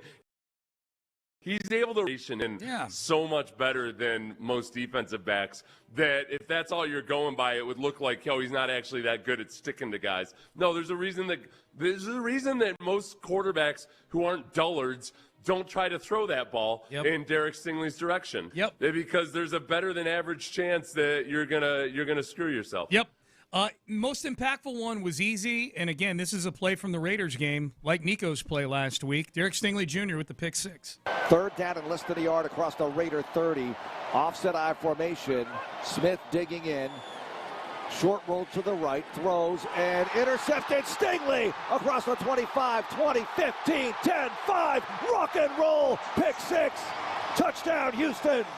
So there you go. So that's the second time we've heard that one today. And again, we were talking earlier about how, the Texans don't disguise their alignments and their coverages as much as a lot of other teams. But that is an instance where they're disguising their coverage, and it worked out perfectly. And I think that's the beauty of the ambush effect that they can have on teams, because they have guys with ball skills. Yep. So when you do bait the quarterback or the running back running the route on that play and thinking they're seeing something that they're not, they've got guys that are capable of coming up and taking advantage of it, because that doesn't end up looking like an incredible play on the ball or anything. It's that they just and because of pressure from Danielle Hunter, also Pro Bowl snub, that Geno Smith makes a bad throw and Stingley takes advantage. Nico Collins, Derek Stingley Jr. Most impressive play from Will Anderson Jr. This came in Week 12, a sack of Josh Allen, where Will might have run like 100 yards totally collectively to catch Josh Allen. 3rd and 6 Bills from their 43. Allen in the gun. Johnson out to the left side, shimmies up to Allen in the backfield. Play clock's running down. Allen on 3rd and 6 to throw. Allen pocket collapsing. Allen escapes the sack. Allen backing up now, sliding to the left side, can't square up, and he's all the way deep in the backfield. He's finally brought down at the 24-yard line by Will Anderson Jr., the Terminator. D'Amico was on the Rich Eisen show last week and said that he shows that play to the team to epitomize what the relentless mindset is. Yeah, and he points at the relentless poster that he has up somewhere. One of the many, I'm guessing, motivational posters up around D'Amico's facility. That was relentlessness right there from Will Anderson Jr. That was an amazing play. That was, what the other thing about that, I didn't rewatch that one this morning, but if I recall correctly, Danielle Hunter was right there also. Mm-hmm. And there have been so many times this year with those guys, one gets there a 16th of a second before the other one. Yep. And it's cool to see. I do a lot of body language analysis after that. And I do, because, with pass rushers especially, sometimes it's hard to be happy for your teammate when those two seem genuinely happy for each other. They do. When the other guy grabs one. It's not there. It doesn't feel like forced enthusiasm or anything. No. And I think both are and will be incredibly well compensated for what they do. There's attention to go around. I mean, Danielle Hunter doesn't make the Pro Bowl somehow, but still, there's attention to go around. Yep. Most impressive, that play. Most impactful. This is actually a game the Texans lost, but they were not impressive in this game. But if it weren't for this play, that game against the Seahawks in Week 7 would have been a blowout. Darnold with Kupp in motion to the right. Now Charbonnet motions into the backfield on 3rd and 7 from the Seahawks 7. Darnold in the gun, calling for the ball. Here's the snap. Darnold at the goal line, pumping. Darnold in trouble, and Will Anderson has him down. The ball is out, and Will Anderson has it for a touchdown. Houston scores. The Terminator. Yeah, they needed that. they didn't win the game. Yeah. But the final score was 27-19. That was when the offense was really in the pits right there. Score was 17-12 at that point. Yep. And that was a brutally managed play right there. They checked all the boxes play. Sack, fumble recovery, touchdown. Credit Herb Street on that one too, because he'd actually circled Will Anderson right before that play. Herb Street, was it? Well, that was a Monday. It was a Monday night. Monday game. night. No, okay, yeah. Credit. That would have been Aikman. Yeah, credit Aikman. Yep. I was just surprised that Herb Street had circled anybody. Usually they let the AI do it. They circles somebody who's likely to blitz or something. Yeah. Interesting. Have you ever noticed that? The circles that go around. So it wouldn't have been on Will Anderson. Oh, yeah, they're like pre-made circles. Yeah, I don't like it. It's distracting. Yeah. Because if the guy doesn't blitz, then you're kind of, but it's cool, I guess. We got one more. Azeez Al-Shaair, his most impressive and most impactful play are the same play. The interception to seal the deal against the Chiefs. Mahomes in the gun on 2nd and 10 from the Chiefs. 8-1 back. It's Hunt. Mahomes to throw. 4-man rush. Mahomes unloads downfield and tipped and intercepted. Azeez Al-Shaair has it off the deflection. Another pick. 3rd of the game for Houston. 3rd of the game against Patrick Mahomes. And also credit to Tommy Togiai on that for providing the pressure. Mm-hmm. He's shoving Pat Mahomes as he was thrown, and the ball goes a little bit behind Kelsey. Yep. And Miles Bryant also for coming up and making the hit. Belting Kelsey in the gut. Yeah. That was fun to see, too. Yeah. So there you go. That was Kelsey's moment. That's the one he's going to be thinking about when he's retiring, I think. The juggling, he should have caught that ball. On whether or not he should retire. That's the moment where, it's an imperfect throw, but there's no reason not to catch it other than that you saw the scary Azeez Al-Shaair. Mm-hmm. That you'd seen all of the propaganda against Al-Shaair. Yeah, man. And what a bad person he is and all of that supposedly. You don't want to get hit by him. No. All right, that was our homage to the 4 Pro Bowlers right there. Let's circle back to the Chargers through a hateful lens. 5 Reasons I Hate You, Los Angeles Chargers edition is coming up next. H-Town football fans, have you heard? The Kinder's Texas Bowl kicks off.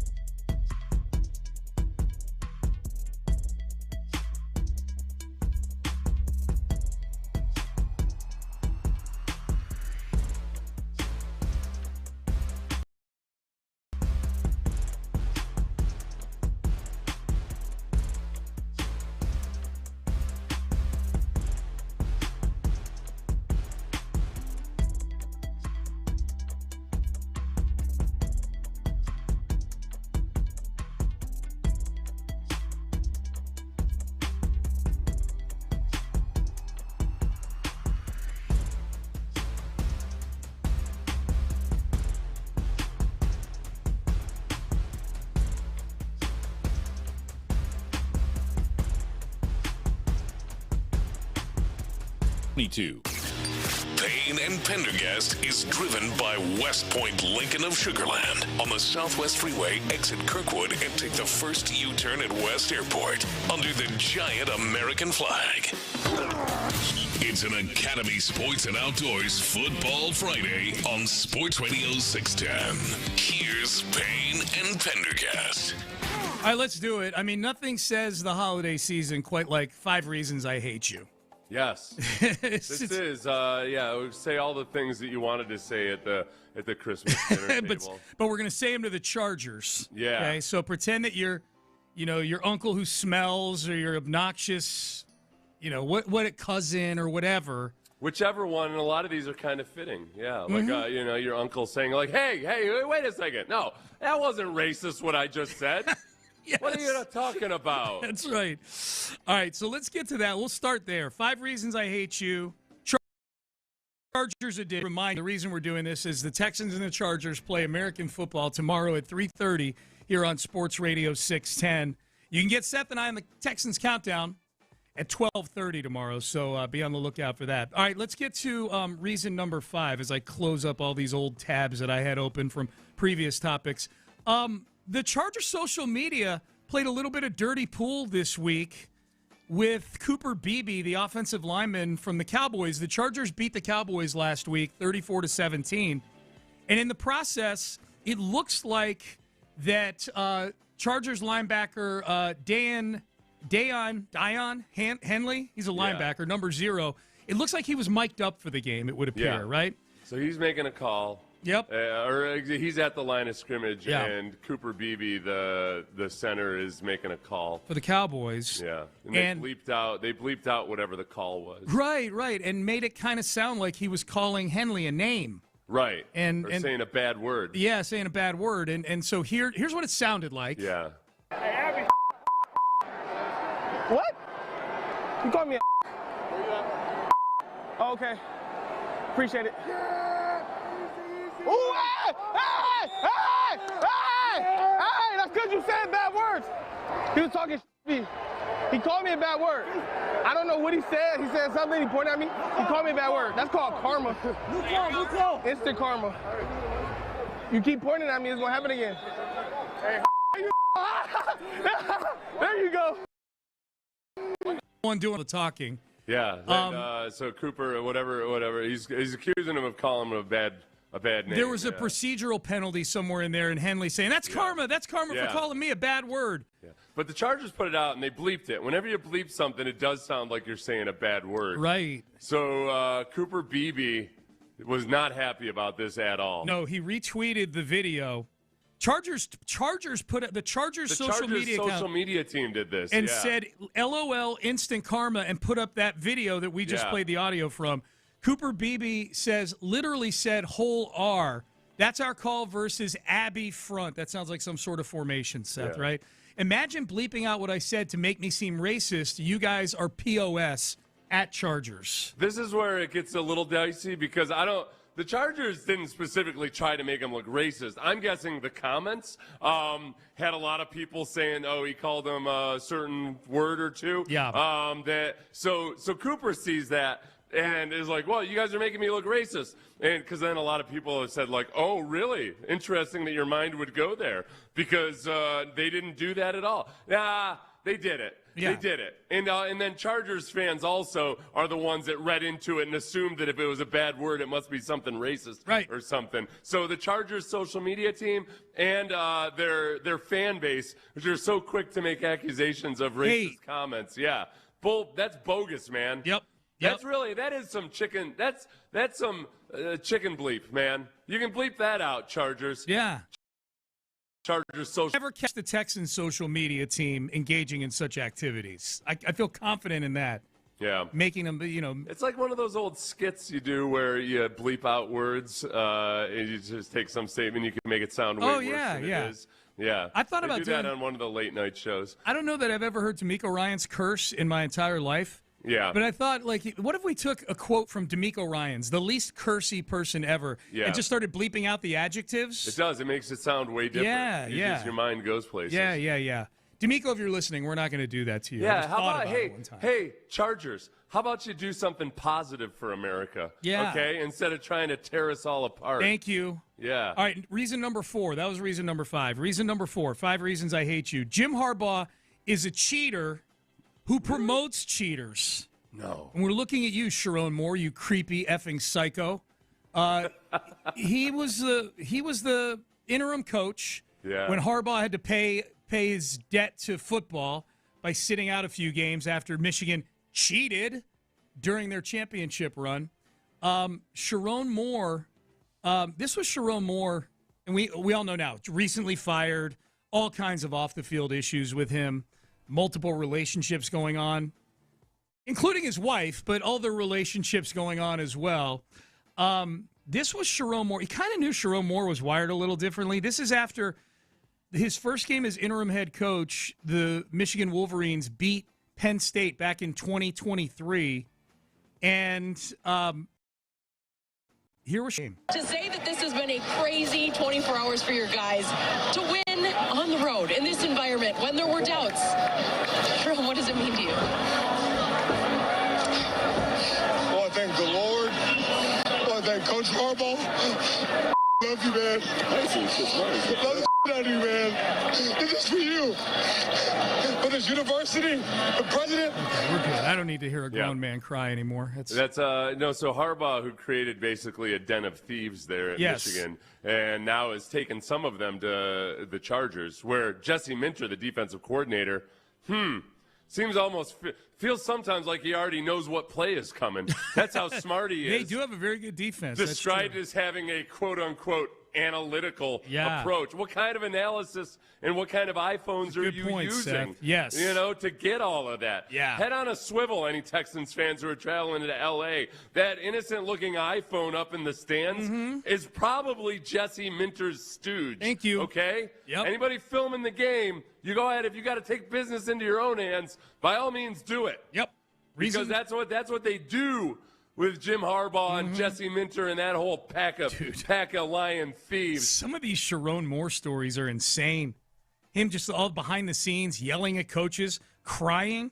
Wink Martindale, who's 61 years old, a little older than Sharon Moore, he's the defensive coordinator at Michigan. Yeah. Like some of the headbutting that went on metaphorically between the two of them, with Moore screaming through tears. I don't know how hard it is to be the head football coach and all the pressure that comes with it. That's right. And the point being that it's Harbaugh's fault that he's that way. Yes. Right. And that's why we hate the Harbaugh's Chargers. fault he's in that position. Like Harbaugh promoting him as the interim is probably what got him the job full time. So I blame Harbaugh for where Michigan is right now. Reason number 3, I know you'll appreciate this one, Seth. Trevor Penning is a Los Angeles Charger. Oh my God. Charger. Is he your least favorite player in the league right now? He's partly just now. I'm starting to feel bad for him because he's such a bad football player. Not this segment. Don't save it. No. The whole point though is it's just the idiocy that there was over this kid who just because he had a couple of videos saying that he loves football because he gets to legally assault people, and then went to the Senior Bowl and got his butt kicked, but because he would fight guys after the play, people thought he was a tough guy. It made me feel disgusting about all the decision makers in the league that can't see what actual toughness is. And he's been getting destroyed his entire tenure in the NFL to the point where he got cast off to the Chargers. He's been their 6th offensive lineman at times. Watch the Cowboys game last week. He gets in on like 4 plays and has 2 penalties. Yep. That Trevor Penning is out there. I need every Texans defensive player to understand. Remember all the reports about him getting in fights in training camp? And people thought when he was a rookie, and people, they still bought into it like, oh, he's so tough. These guys don't even know what they're dealing with. No, if you keep shoving, like especially in practice, if you're like, keep going after the whistle and you're doing stupid stuff out there, they're going to fight you. That's why I got in so many fights. Not because you're beating them. It's because you're a soft trash football player who gets his ass kicked but then tries to act like a tough guy after the whistle. Well put. Fake tough guy. Well put. Yes. All Put him in his place yet again. Just like Will Anderson did a couple years ago. That's Will right. Anderson destroyed Trevor Penning. That's right. He needs to be destroyed again. Yep. Reason number 2, the coaching staff is a crappy Texans era reunion, I'll call it. I used a different word in the rundown. I can't use that word on the air. I like my job. Andy Bischoff, tight ends coach, former tight ends coach during the Culley era, most famous for comparing the athletic ability of Jeff Driscoll and Lamar Jackson in the same sentence back in the day. Mike Devlin, who was the object of a lot of scorn for Texan fans throughout the Bill O'Brien era, because Bill O'Brien made Mike Devlin seem like he was Dante Scarnecchia or something like that, or Jeff Stoutland, your friend. And then Greg Roman, who was one of the assistant coaches back in your playing days, Seth, back in the 03-04, he is the offensive coordinator for the Chargers. I can't. I'm having a hard time with this one because I actually like Greg Roman. So, but Andy Bischoff, no. Okay. Andy Bischoff, who. That's fair. You don't. I'm not going to ask you to hate somebody you know personally. Yeah. I can't carry the bit that far. Bischoff and Devlin, though. Yes. 100. Okay. Wait. What exactly did Bischoff say about? I don't have the exact. He clearly said that when you talk about his how fast he is and how athletic he is, he's right up there with maybe only Lamar Jackson ahead of him. Right. That's who we had. That's who we had weighing in on things football back then. Because Driscoll was going to play tight end for the Texans and thus be coached by Andy Bischoff for a couple of games. Remember when Jeff Driscoll played special teams? And somebody from the organization fed this to a Houston writer. They're like, see, Driscoll was in on that big play they made on special teams. And I tweeted it during the game, and I went back and watched afterwards. I was like, no, he certainly was not on the field during that play. No. I don't know what the hell's going on here. Yeah. All right, last one here. Reason number 1 to hate the Chargers. They're basically a bunch of cucks. They pay rent to the Rams. Mm-hmm. They're a stranger in their own home is what they are. The Chiefs are out there getting $3 billion in taxpayers' funds for their new stadium. Yeah, man. Meanwhile, the Chargers they're taking a payday loan to go play every Sunday. They're having to come up with rent money every month. Yeah. Don't ask me. Ask Puka Nacua. Because people love to compare Rams-Chargers fans. And to me, it's like LA is the city. So it's like, how do you decide? I don't know.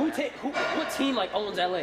Football-wise? Yeah. Oh, it's definitely us. So, 100%. That's little brother. Like, we charge for real. We charge them like rent.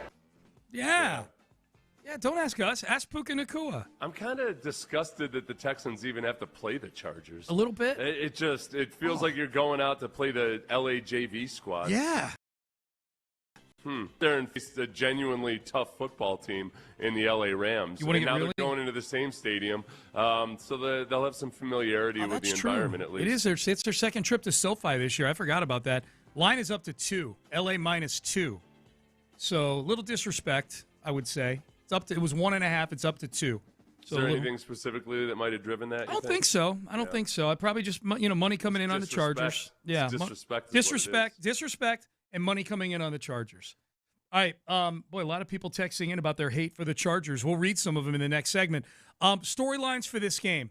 The biggest one is probably the offensive line on either side of the ball. Whichever defense wrecks shop more on the opposing offensive line. We've got that. The storylines for this Saturday's game. And top of the hour, Take-A-Mania. Our final Take-A-Mania of 2025. We'll have that at 9 o'clock. Stay there. H-Town football fans, have you heard? The Kinder's Texas Bowl kicks off tomorrow night.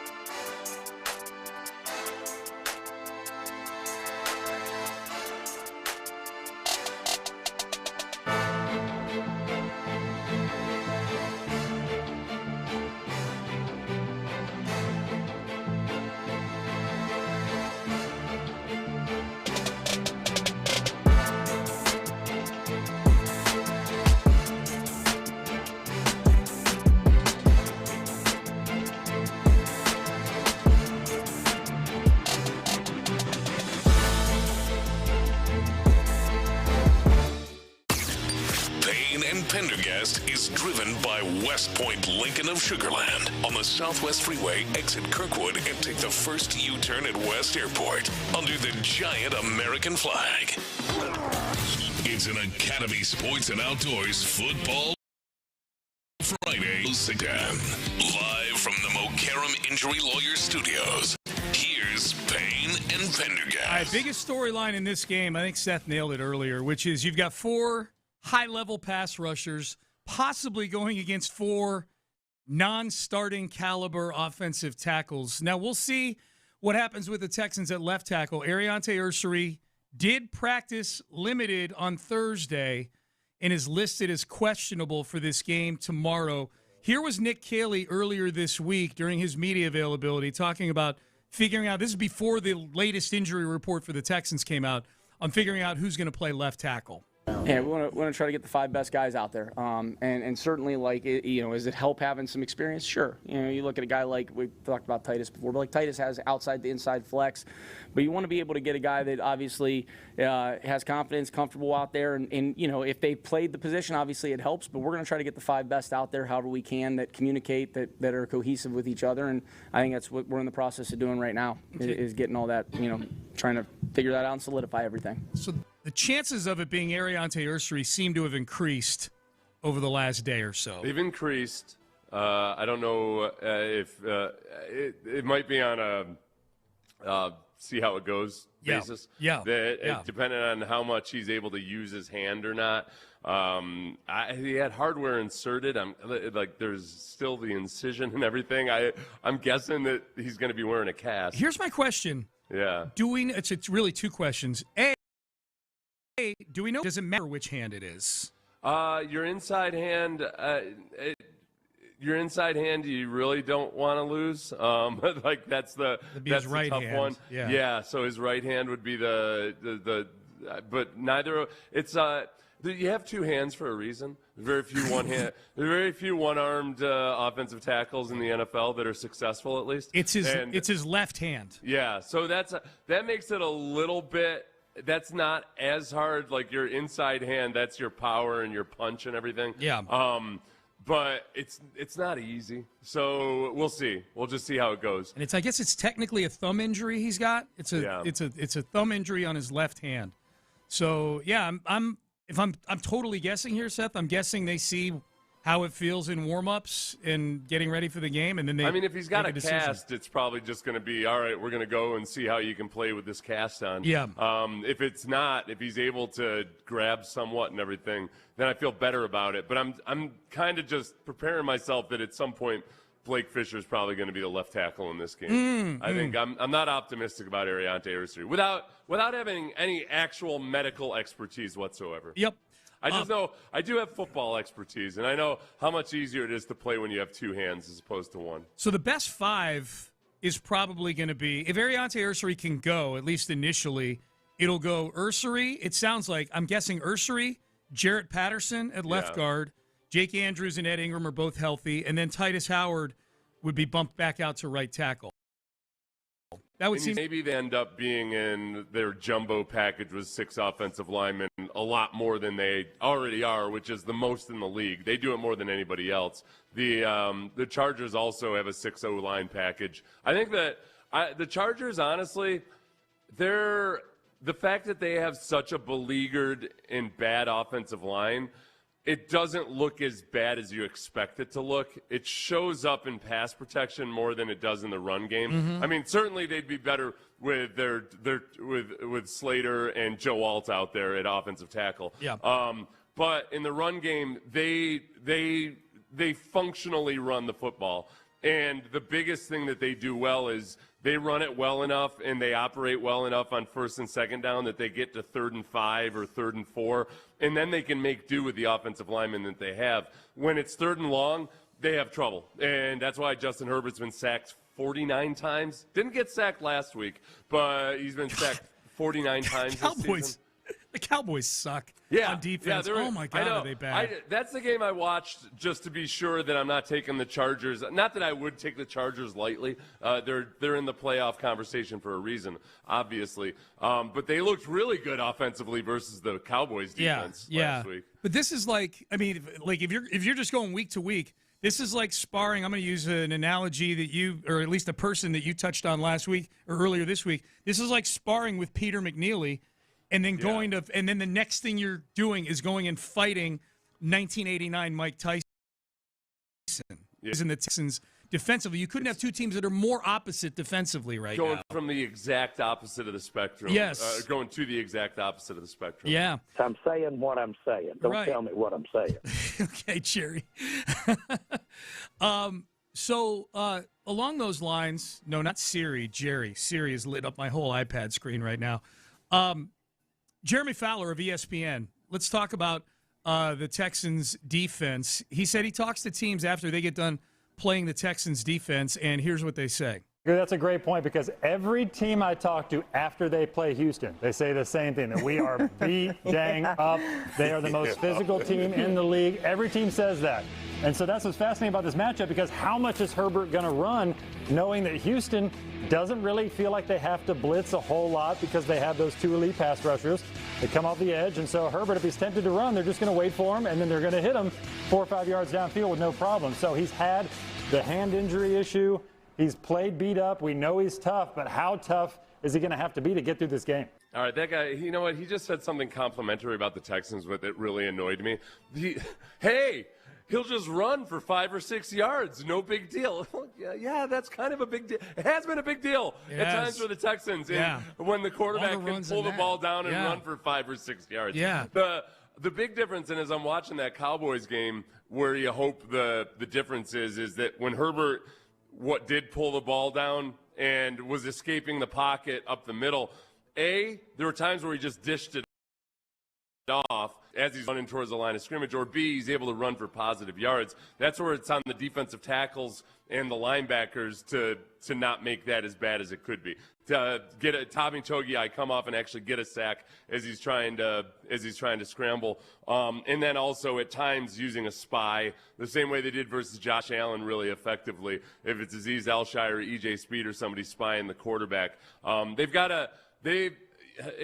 Herbert's a different quarterback than Josh Allen, but some of the same challenges are there. And remember, Josh Allen by the end of that game, his offensive line was all banged up too. They did a really good job of containing and limiting the running lanes for him. And if you do that, it's really, really hard for them to operate. Yep. Also, but as far as beating the Chargers up, Chargers play the Broncos next week. Yes. So if you still need the Chargers to lose next week, it helps the Texans out a lot that they can hopefully do as much damage as possible. Even if they're winning by 21 points in this game, in the fourth quarter, keep guys out there just to beat the Chargers up as much as possible. You know what's really weird? In light of what Jeremy Fowler just said, and I know one of the stats you and I loved a few years ago when DeMeco Ryans, the year before he became the Texans head coach, the San Francisco 49ers, DeMeco Ryans was their defensive coordinator. Their opponent that they played each week, the next week that opponent lost every time other than 1 or 2 times. Like the Chiefs had a bye week and they won. When they had to play next week, they lost. They lost every game. Time. Yeah, they lost every game. What's weird about that is that, and that's that's not just DeMeco's defense. There's obviously some luck that goes into that. That's very unlikely to happen. Not only is it not happening with the Houston Texans this year, I mean, there's plenty of teams that are losing the following week to the Texans just because teams lose. One of the weirdest things is that since beating the Jaguars in Week 10, in a pretty, I would say, soul-crushing fashion, if you're the Jags, right? I mean, you gave up a 19-point lead to Davis Mills in the fourth quarter. The Jags haven't lost a game since then, and at times have looked dominant. Similarly, the Buffalo Bills in Week 12, the Texans punished them. They punished Josh Allen. They sacked him 8 times. They scored, the Buffalo Bills offense, high-flying as it is, scored 12 points. They had a return for a touchdown in that game. 23-19 was the final score. Offensively, they got 12 points that day. The Bills have also not lost the game since playing the Texans. It's a very strange thing. Maybe it's a reverse effect where because they face a defense like that, then afterwards everything feels a little slower, a little less violent. Maybe it feels more comfortable. I would imagine. Like when, any of you high school wrestlers out there, be sure that you're challenging yourself. Wrestle a kid that's a weight class or two and heweaver than you in practice. Yeah. Because then all of a sudden it feels easy when you're out there versus tossing your opponent around. Yeah. We're getting people texting in on the heels of 5 Reasons I Hate You, Chargers edition. I'm Jim Harbaugh. I drink milk and sleep on the floor of recruits' houses I wasn't even invited to. Do you realize how effed up this guy is? Oh, yeah. He's totally, a different cat. Yeah, he's deranged. Yeah. But that's another rule in life, kids. If you're going to be deranged, also be really, really good at something. Yeah. Because then you can get away with being deranged. Yes. If you're not really good at something, it'll bring you nothing but misery. But if you're really, really good at one thing, your derangement becomes quirky. It becomes eccentric. Yes. It becomes anything other than the things that get everybody else kicked out of establishments. Yep. Yeah. Someone's a correction. The Seattle game wasn't Aikman. Oh, that's right. It was the back end of the Monday night doubleheader. So that was Orlovsky. Yeah. Thank you. Yeah, appreciate that. All right. Payne and Pendergast with you here on a Football Friday. Take-a-mania. The champ right now is Rich Eisen with one of the most annoying takes of the year. So will he enter 2026? He's ripe for being toppled over. Especially because we're going to hear him as the play-by-play commentator on Saturday. Oh, I'll probably have 10 sound bites for him to win the championship again. All right, so we'll do Take-a-Mania. Final edition of Take-a-Mania, bad takes of the week. This is the last one of 2025. We will do that coming up next. Ready? The Texans closed down their Christmas week with a massive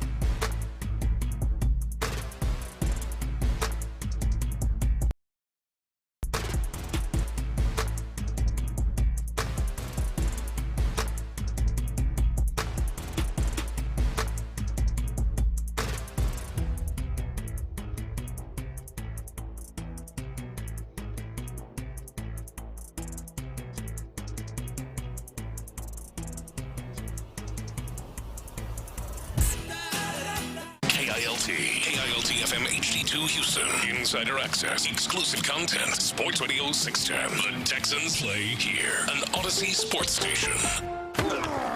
It's an Academy Sports and Outdoors Football Friday on Sports Radio 610.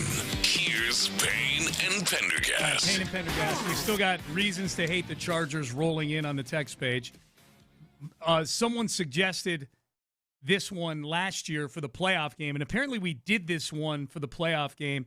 Jim Harbaugh's call to the Jim Rome smack-off in 1998, which is arguably the worst smack-off call of all time. This is when he was a quarterback for the Colts? For the Chargers, actually. Yeah. Okay, gotcha. Yeah. So I think the Chargers, I think that whole Southern California thing was going on with Rome. That makes sense. Yeah. But we just listened to it during the break. It's terrible. We might have to play it. Colin, I might email you the link to that. It's easy to queue up and whatnot. We may do that later in the show. Get a little extra hate on in the last segment of the show, perhaps. But for now, 9 o'clock on a Friday, we all know what this means and what it's meant really since the Super Bowl of this year, since February. Right on you, Take-A-Mania. Let's do it. Yes, our bad takes of the week try to take down the champ. And we've had, Seth, I've kept the lineage of the title down here, further down on the rundown. We've had roughly, I'm just guesstimating here, like probably 25 or 30 different champions this year. Some have held the title longer than others. Some have only held the title for a fraction of a segment. You know, the guy wins the title, and then the very next take is worse than that guy's take. So we'll see what happens here. This is our final one of the year. Seth and I will be in for most of next week. This is the final one for 2025. Take-A-Mania. Now, here's the champion right now. The champ won the title last week is Rich Eisen of the NFL Network and the Rich Eisen Show, where he tries to pull that whole, hey, this sport that you love is better when this team that's been killing everybody is relevant. Here's what I want to say on this front. With the Kansas City Chiefs not making the playoffs, first time in the Mahomes era, you're going to miss them. You're going to miss the Kansas City Chiefs when the AFC playoffs are hitting. You're going to miss the buzz. You're going to miss the pizzazz. You're going to miss Mahomes versus fill in the blank. You're going to miss Mahomes versus fill in the blank with no time left. You're going to miss something. The AFC playoffs will have less juice to it without the Chiefs and Patrick Mahomes. And one day, all you Chiefs fatiguers out there, We're good. We got what we needed out of it, Colin. I'm just trying to remind me because Rich Eisen's been covering the NFL a lot longer than I've been alive. But what do you recall at any point after the Patriots were done with their dynasty saying, football's I really miss the Patriots. Right. Well, how about after the Cowboys were done in the 90s?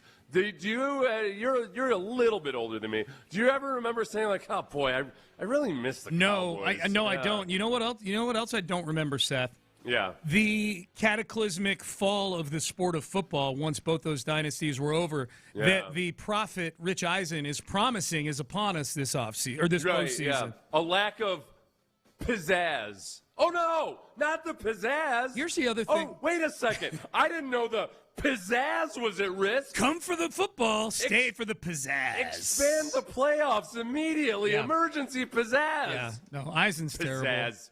It's a horrible take. It's a horrible take. You know what else he did that I noticed this time around that I didn't notice the first time just because the take is so bad? He did that thing. He didn't say, I think that the playoffs are going to be lesser without Mahomes and the Kansas City Chiefs. This is what I think. He did the thing where you're going to. Yeah. Hey, he told us what we were going to think. You're going to think. Yeah, I don't like that. I don't like being told how I'm going to feel. All right, so Rich Eisen is a well-deserved champ. For those who don't know how the segment works, Seth is the judge and the jury. I only bring in the talent. Seth is the booker. He's the one who decides who goes over. We got a few of them here. This first one is actually a two-part one from Richard Jefferson, who did commentary on the Rockets game last night, actually, on ABC. He was the color commentator, former San Antonio Spur for many, many years. Brooklyn Net, I believe, or New Jersey Net back in the day. This is a thing that's been going on a lot over the last 48 hours. Basketball people complaining about the NFL coming in and usurping Christmas Day. Right. Here was Richard Jefferson on a podcast with Kendrick Perkins talking. This is the dumbest take I've heard about why the NFL shouldn't be on Christmas Day. All right, last one. Tripping or not, NFL football on Christmas. Tripping. Straight tripping. Hey, football people, I hate to break it to you, but I love flag football, and I love the encouragement of that in other countries, but no other country watches football. The Super Bowl is like, cool, what's going on here in America? As the second biggest sport in the world, people all around the world watch our sport. So, like, you guys keep Thanksgiving and the food. We'll take Thanksgiving. We'll take Christmas. We know that's not going to happen. They're going to try and come into Christmas. That's just what the deal is. Okay. Listen, we're not going to try to come into Christmas. We're here. We're going to do it. Yeah. And you can. But this is so far. This is a really good argument for having more soccer on Christmas Day. Yeah. That the NBA, if what we're gauging it by, and I don't even like the NFL playing on Christmas Day, but I'm not going to make an argument that somehow worldwide popularity of the sport is what matters when you're broadcasting it in America. These two American sports leagues, and look, I'm not an isolationist or anything. I get what you're trying to say, but you sound like some of these stupid soccer fans. Not all soccer fans, but just the stupid ones who think that somehow worldwide relevance of the sport matters for what we show in America. On Christmas. Yeah. Like, why does it, like, the question is, why should, how do you feel about the NFL being on Christmas? What does the global appeal of the sport have to do with anything? Do we need to break it down by like predominant religion in each of these foreign countries? Right. What do you even understand what goes on in other countries? All right. So what do you think? I've got a second part to this. It's not as bad a take as the first part. We might only need the first. I don't know. Do you want to hear the second part of Richard Jefferson here? Yeah, I guess so. All right, here we go. Here he says, late in the season, why are we showing these games on Netflix? The guys are all banged up. Look how, to Perk's point, look how late it is in their season, where so many guys are banged up, so many guys are bruised up. So it's late in their season, and so they're not able to put out their best product out there. So you're like, if you're going to have the entire world watching, you want to be able to put your best product out there. And if you're doing that, your season is not the best product. Yeah, all right. I don't need somebody from the NBA telling me about when games should matter because of injuries or load management or anything else, perhaps. But also just the fact that it's not like a lot of the games at the end of the season are very significant, despite or even because of the injuries. This just happened to be a bad lineup of games. Yeah. But no, none of this is really Take-A-Mania worthy. Okay. I just because honestly, it's punching down. Yeah. I feel bad for Richard Jefferson trying to cling on to being big in Luxembourg. All right, there we go. So Rich Eisen, still the champ. I'm going to skip over this Eddie Lynx one, Colin, just because he's not famous enough. No, and it's rage bait. Like, it's an intentionally bad take. One of our listeners, thank you for sending it to us. Yeah, Dante Reed sent it to us, so I want to acknowledge him just for being a loyal listener to the show. Acknowledge me. Yeah, you give him the Roman Reigns. There we go. Yeah. Here's Chris Long with Nick Caserio. Chris Long had Nick Caserio on the Greenlight podcast last week. I think it was like the same day we had him on. He was on with Chris Long, and Chris Long wanted to. People are hellbent on giving this Texans defense a nickname, and so this was Chris Long's suggestion for the nickname for the Houston Texans defense. And among Texans fans right now, I know you don't want to pump your defense's tires too much, but a nickname for the defense. I've floated a nickname that I'm partial to. I think they're the tax men because they make you pay the tax. All right? So do you have a better one on top of mind or name for defense? Whatever you think. I'll go with what you think, Chris. I like that. I'm good on that. Yeah, I'm good on that. You know guys paying that tax out there. Hey, Petrie's a damn IRS agent out there. Him and Lassiter can start a tax firm. Yeah, exactly. All right. What are we supposed to throw them in Boston Harbor? Like no, the taxmen. I'm supposed to be. This is supposed to be somebody that I want to love and embrace and everything because of their viciousness. Right. The taxmen. Taxmen, yeah, just suspenders and a tie and those little bands that you put around your long sleeve shirt right there. That accountant Ben Affleck in that movie he did or something. Yeah. Is this what I'm going to be scared of? No. Taxmen. No, yeah. But also not as bad as he's trying at least. He's floating it out there. And I like Chris Long too. Yeah, he was trying to compliment the Texans defense. And he did. It was just a weak suggestion, but not a bad take. No. All right, so there you go. Can he do it? Cover! Okay, we got 3 more. Rich Eisen, still the reigning champ, and he's not gotten close to getting pinned yet. This is Andy Reid. This is a short one. This is Andy Reid. He's getting asked questions this past week about Matt Nagy being a candidate for head coaching jobs. Yeah. I have yet to see a Kansas City Chiefs fan online that thinks Matt Nagy would be a good hire for a team with a young quarterback and whatnot. Bears fans either. Not really weighing in on it. Bears fans too, where he's actually been a head coach. Good call, Seth. This is Andy Reid stumping for his guy here, Matt Nagy. Yeah, phenomenal. I mean, we were on a bit as far as statistically. So he does a nice job there. This is he deserves to be a head football coach in this league. So that's exciting for him. The exciting thing is that I guess the Titans are looking at him as the head coach. Was this after the Titans game in which the Chiefs scored 9 points, or was it after? Yeah, when was this? I don't know. Does it? How much does it matter? Do you think? Is it? Yeah, I don't. It's kind of him being so vague about we were on a record pace there. Yes. For a minute. Yes. Nobody in that room wanted to press Andy Reid on exactly which stat were you on a record pace for. That was my thing with this take. I'm like, it's a pretty bad take. I'm more mad at the Kansas City media for not saying where exactly were you guys setting records this year. Plus, he did that thing which no head football coach ever wants to do, which is citing the stats, as opposed to the winning overall or whatever, and B, just that we were doing something good and then we fell off drastically. Yeah.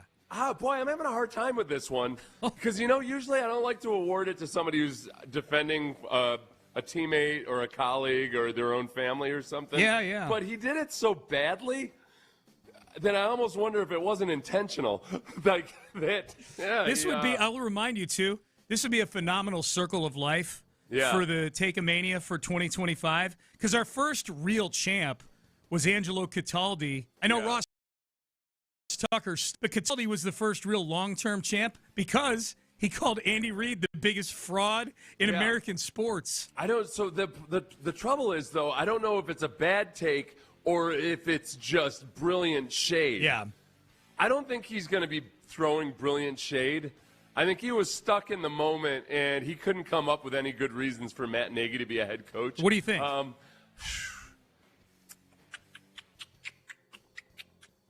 Yep. Really? Yeah. Really? Yeah. Okay. Yeah. Wow. Eisen pinned by Andy Reid. Yeah. I did not see that coming. I thought that's just an unlikely champ. It really is. Yeah. I don't know. He couldn't come up with a damn good reason on the spot for why Matt Nagy. He didn't say anything about leadership. Yeah. He didn't say aside from not even actually giving a real compliment with any specificity about what he's done with the offense. Yep. He didn't cite any actual head coach traits. All right, we got to get to these last two. Okay. This was Caleb Williams earlier this week doing the whole everybody doubted me kind of thing. Leading a team to the playoffs here, that you're proving something individually. I know it's a team sport, but you're the quarterback. Do you take any individual joy out of that? Yeah. I've been. I've said it in a couple of speeches that I've had before that I wasn't the biggest, I wasn't the strongest, I wasn't the tallest, fastest, whatever the case may be. I get drafted here. I'm told that I'm not a special player. I'm told that I'm not a good fit here. I'm told that, coach and I won't work. I've told, I can't win here. And so, I know that's going to keep going on. Okay. Okay, all right. He's drafted, let's see. I can't remember. I can do the math in my head. Number 1 overall, correct? Yes. Yeah. Yes. Number 1 overall pick. Which, all of those things are true. People have said those things about him, as they've said about every single number 1 overall pick who's ever been picked number 1 overall. Yep. Boy, painting yourself as the underdog and as you've overcome all of these things. And yet he is also standing from a pulpit where he hasn't actually accomplished anything yet. He's still not a great quarterback. I mean, he's had some good games, but statistically he's had it so hard. Yeah. You know, having been drafted number 1 overall and everything like that. Yeah. This is a hard one. It's easy to No, it's not annoying me as much as it normally would. Is Andy Reid? Yeah. Okay. Yeah, Andy Reid's is a bad take. All right, there we go. Did he do it? Cover! Last one. There's something I appreciate guys putting a chip on their shoulder and finding reasons for motivation. Some of the things he said were also true at the back end of it. Right. Yeah, it's true what he's saying. Yeah, like especially the stuff like I don't think he's going to do well with Ben Johnson. There were a lot of people saying that. Yeah. So, but the whole beginning part where he makes it sound like he's Diego Pavia or something like that. Like, no, you were number 1 overall pick. Last one here. I just wanted to play. Ric Flair is on Cameo. Cameo, the service where you can go there and find celebrities to record videos for you or your friends for special occasions or whatever. Some charge more than others. Yeah. I charge $25. I do. I'm on Cameo. I've gotten Ric Flair charges $500. He charges $500. He's a little bit bigger celebrity than I am. Yeah. But Ric Flair was asked to do a cameo. Clearly didn't read the notes before. He's literally reading the notes while he's doing this cameo. I trimmed it down a little bit here. He's sitting in a bar, wasted, and just opens up the camera and starts doing this cameo. This is for a guy who's getting married, and his friends want Ric Flair to give him well wishes for his marriage. Woo! To my man Eric. Burn, and I was with From Tina. Evan and all that. Fam. Yeah. And when I left, And the military boy. I was after Red Dog. Woo! Eric. We were there. I was like, So many women do. So more to do. thanks for no thanks. Now he's getting married. Oh my God. Why would you get married, mother? It's the worst possible commitment you could do, because as of the day you get married, 50% of everything is hers. I don't care how beautiful she is. Stay her girlfriend. It's family, Tina, and the military boys. Want to wish him the best of luck. Yeah. Matt said forever, and so is Ric Flair. And that's the God's honest truth, brother. Woo! Was the person who bought the cameo upset about it? Yes. You want to hear the comment? It feels like, okay, you hire Ric Flair, you got to be, if anything, you should be excited about the fact that he bought it. If one of my boys bought that video for me when I was getting married and it turned into a viral sensation, I would have been laughing my ass off. This is what the guy who ordered, it was his brother who ordered it, says after spending nearly $1,000 to have someone my brother admired enough to have tattooed on him. Yeah, Ric Flair, I guess this brother of his has woo tattooed on his leg. Yeah. Wish him luck on his wedding. I would have expected Rick to at least browse through the notes ahead of time, not read it word for word the first time, and most definitely not tell him he's making a mistake, and to remain a girlfriend because he was so effed up he could barely speak right. What would have been a great gift ended up being, quote, the worst thing I've ever been gifted. Unbelievable. Oh, the worst thing he's ever been gifted. Well, you know where you messed up with that? Would have expected. Well, what the hell? You know Ric Flair. Dude. You know, there's a really good chance. Was he awake when he gave the cameo? Yeah. He was going to be drunk. Yeah. What are you expecting? What do you think? If he's been divorced 5 times. I guarantee you that Ric Flair, they had something where you could check a box when you request a Ric Flair cameo. Yeah. Where you can check either sober or drunk. Yeah. Drunk would get 90% of the choices. Right. 100%. Divorced 5 times. and he's been married somewhat recently. Like, obviously, you're not going to take the advice from him. Right. No. This is not on Ric Flair. No. This is not on him at all. This is who he is. How old is he? 70? Oh, yeah. Like, you think come on, this is on you, bro. Yep. I wish I could award it to the guy who is upset that was how Ric Flair did it. Yeah, the comment guy. That's the Take-A-Mania thing, is the comment guy, yeah. But we can't. It's got to be audio. But Ric Flair definitely kicks out. Look, I hired Bill Murray to do my taxes for me, Right. and he just made a big joke out of it. I don't understand. I would have expected that he would have sat down and learned accounting before I did it. So good. All right, Payne and Pendergast with you. That was Take-A-Mania. Congratulations to Andy Reid, who was the target of the longest-running champ earlier this year, and now, because Angelo Cataldi retroactively may be right, Andy Reid, biggest fraud in America. He is Take-A-Mania. Thank you. All right, Payne and Pendergast with you. It's Christmas week, so we'll get back to the Texans in the final segment. One of the funniest commercials, you talked about the emotional commercials, Seth. One of the funniest commercials dropped yesterday as well, starring an injured NFL player. This was phenomenal. We will have this for you coming up next. The Drive is live on a Football Friday. Join Clint and Ron in Twin Peaks off Kirby and 59 this afternoon from 2 to 6. Stop by.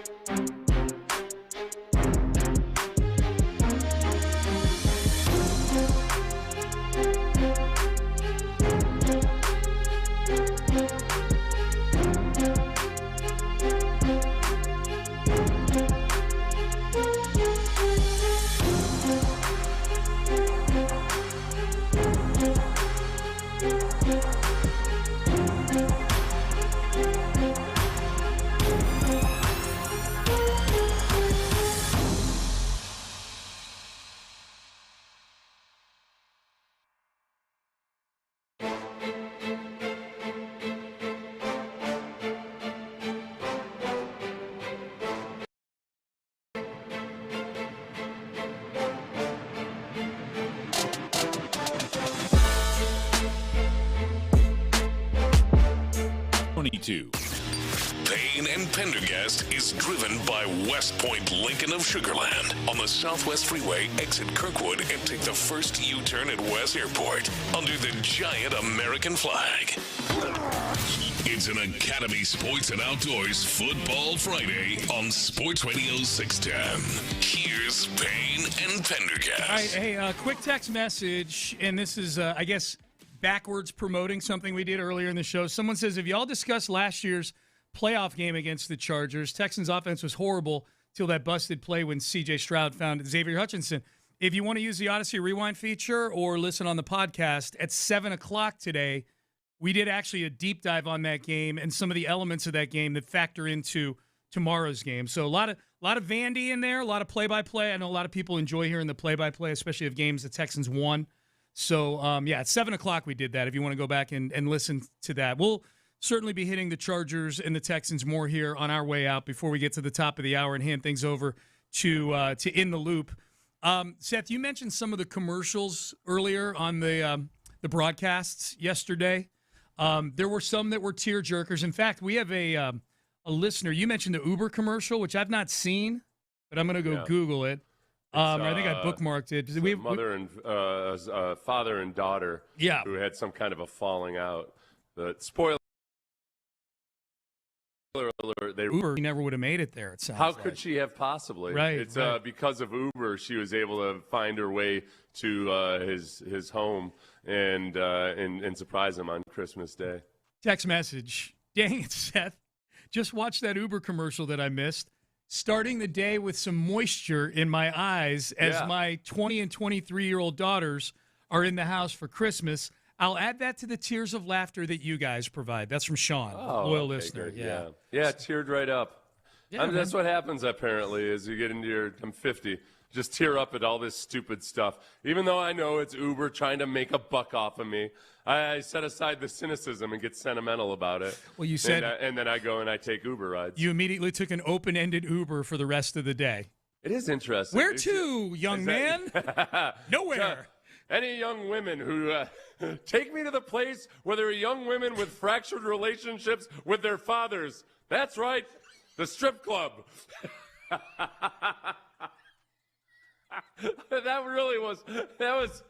That Uber was trying to speak specifically to strippers and their fathers on Christmas. Brandy's like, Seth, where are you going? I'm going to find women with daddy issues.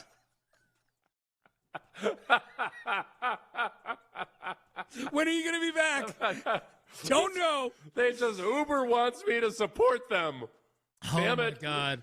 They're hurting inside. Okay, so this commercial, this particular commercial was of the humorous variety. And unless you're a fantasy football owner who can relate to the phenomenon that's alluded to here, this is Malik Neighbors, who had a knee injury earlier this year that torpedoed the hopes of many a fantasy owner. This is a commercial for IHOP. And before we get into the commercial, if some of you may be wondering who aren't in fantasy football, what's the relation between fantasy football and an IHOP? One of the most famous or infamous punishments for last place teams is you have to eat your way out of an IHOP, meaning that you are tasked with sitting there in an IHOP for 24 hours. And you have to eat a certain number of pancakes or whatever. You eat, for every pancake you eat, you get an hour knocked off of your sentence. Yeah. So that's kind of how it works. So, hey, man, I want to get out of here in 4 hours. Good. Eat 20 pancakes in the next 4 hours and you'll get out of here. So here's Malik Neighbors on the IHOP commercial. Every year, thousands of fantasy football leagues make their last place team spend 24 hours at IHOP eating pancakes. And IHOP wants to help. Just like you helped everyone's fantasy team this season. Which is why IHOP is launching bottomless pancakes. It's a big win for last place fantasy finishers and anyone who loves pancakes. Are you Malik Neighbors? Yeah, that's me. I wasted my first round pick on you. Ugh.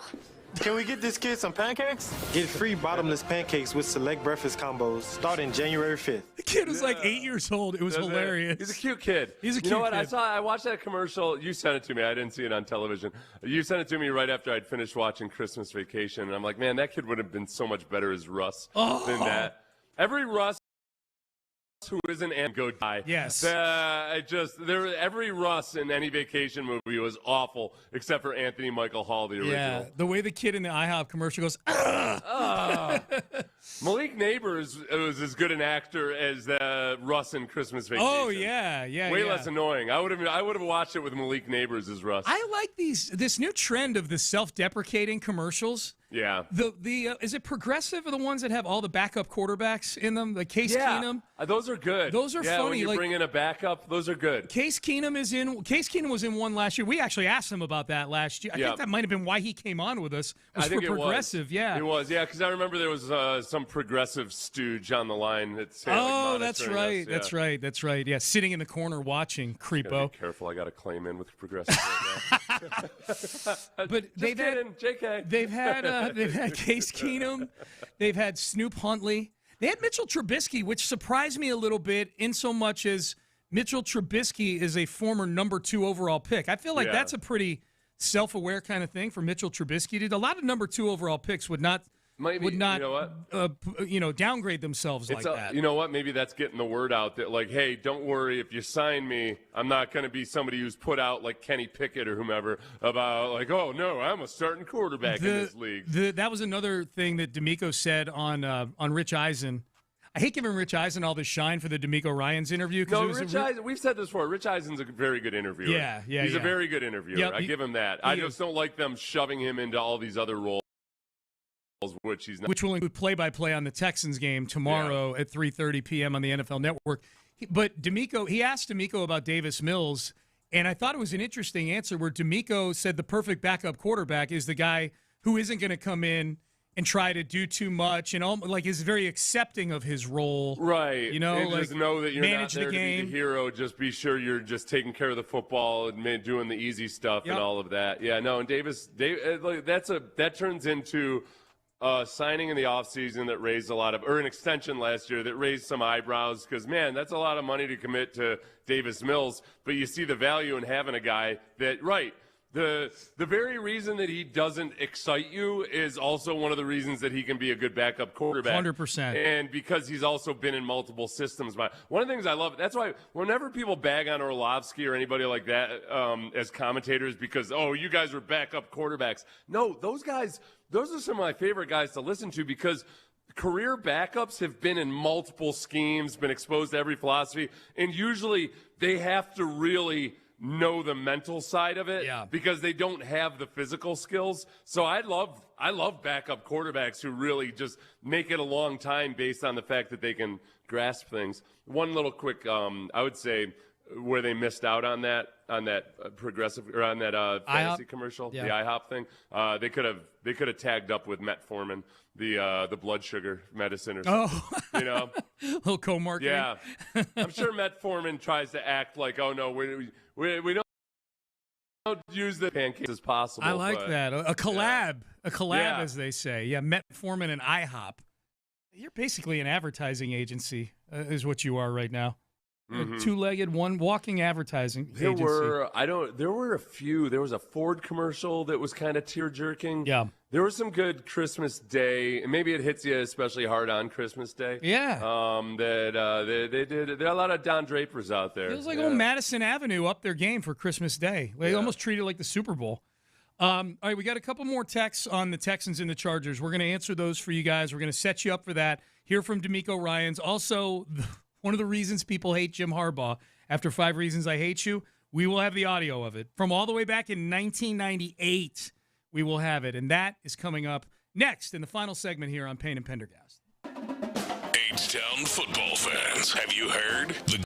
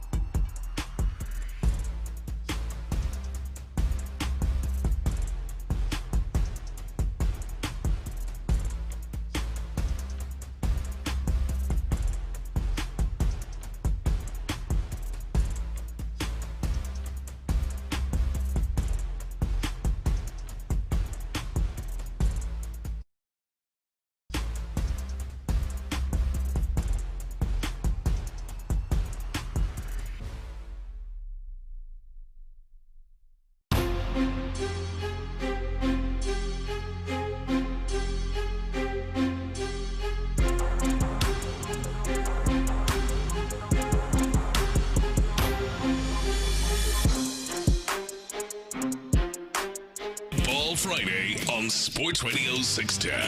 Live from the Mokaram Injury Lawyer Studios, here's Payne and Pendergast. All right, Payne and Pendergast with you. Texans, Chargers tomorrow. They are the early game. And the Ravens and the Packers in Green Bay. That's the later game. That's at 7 o'clock. So that's the card for tomorrow.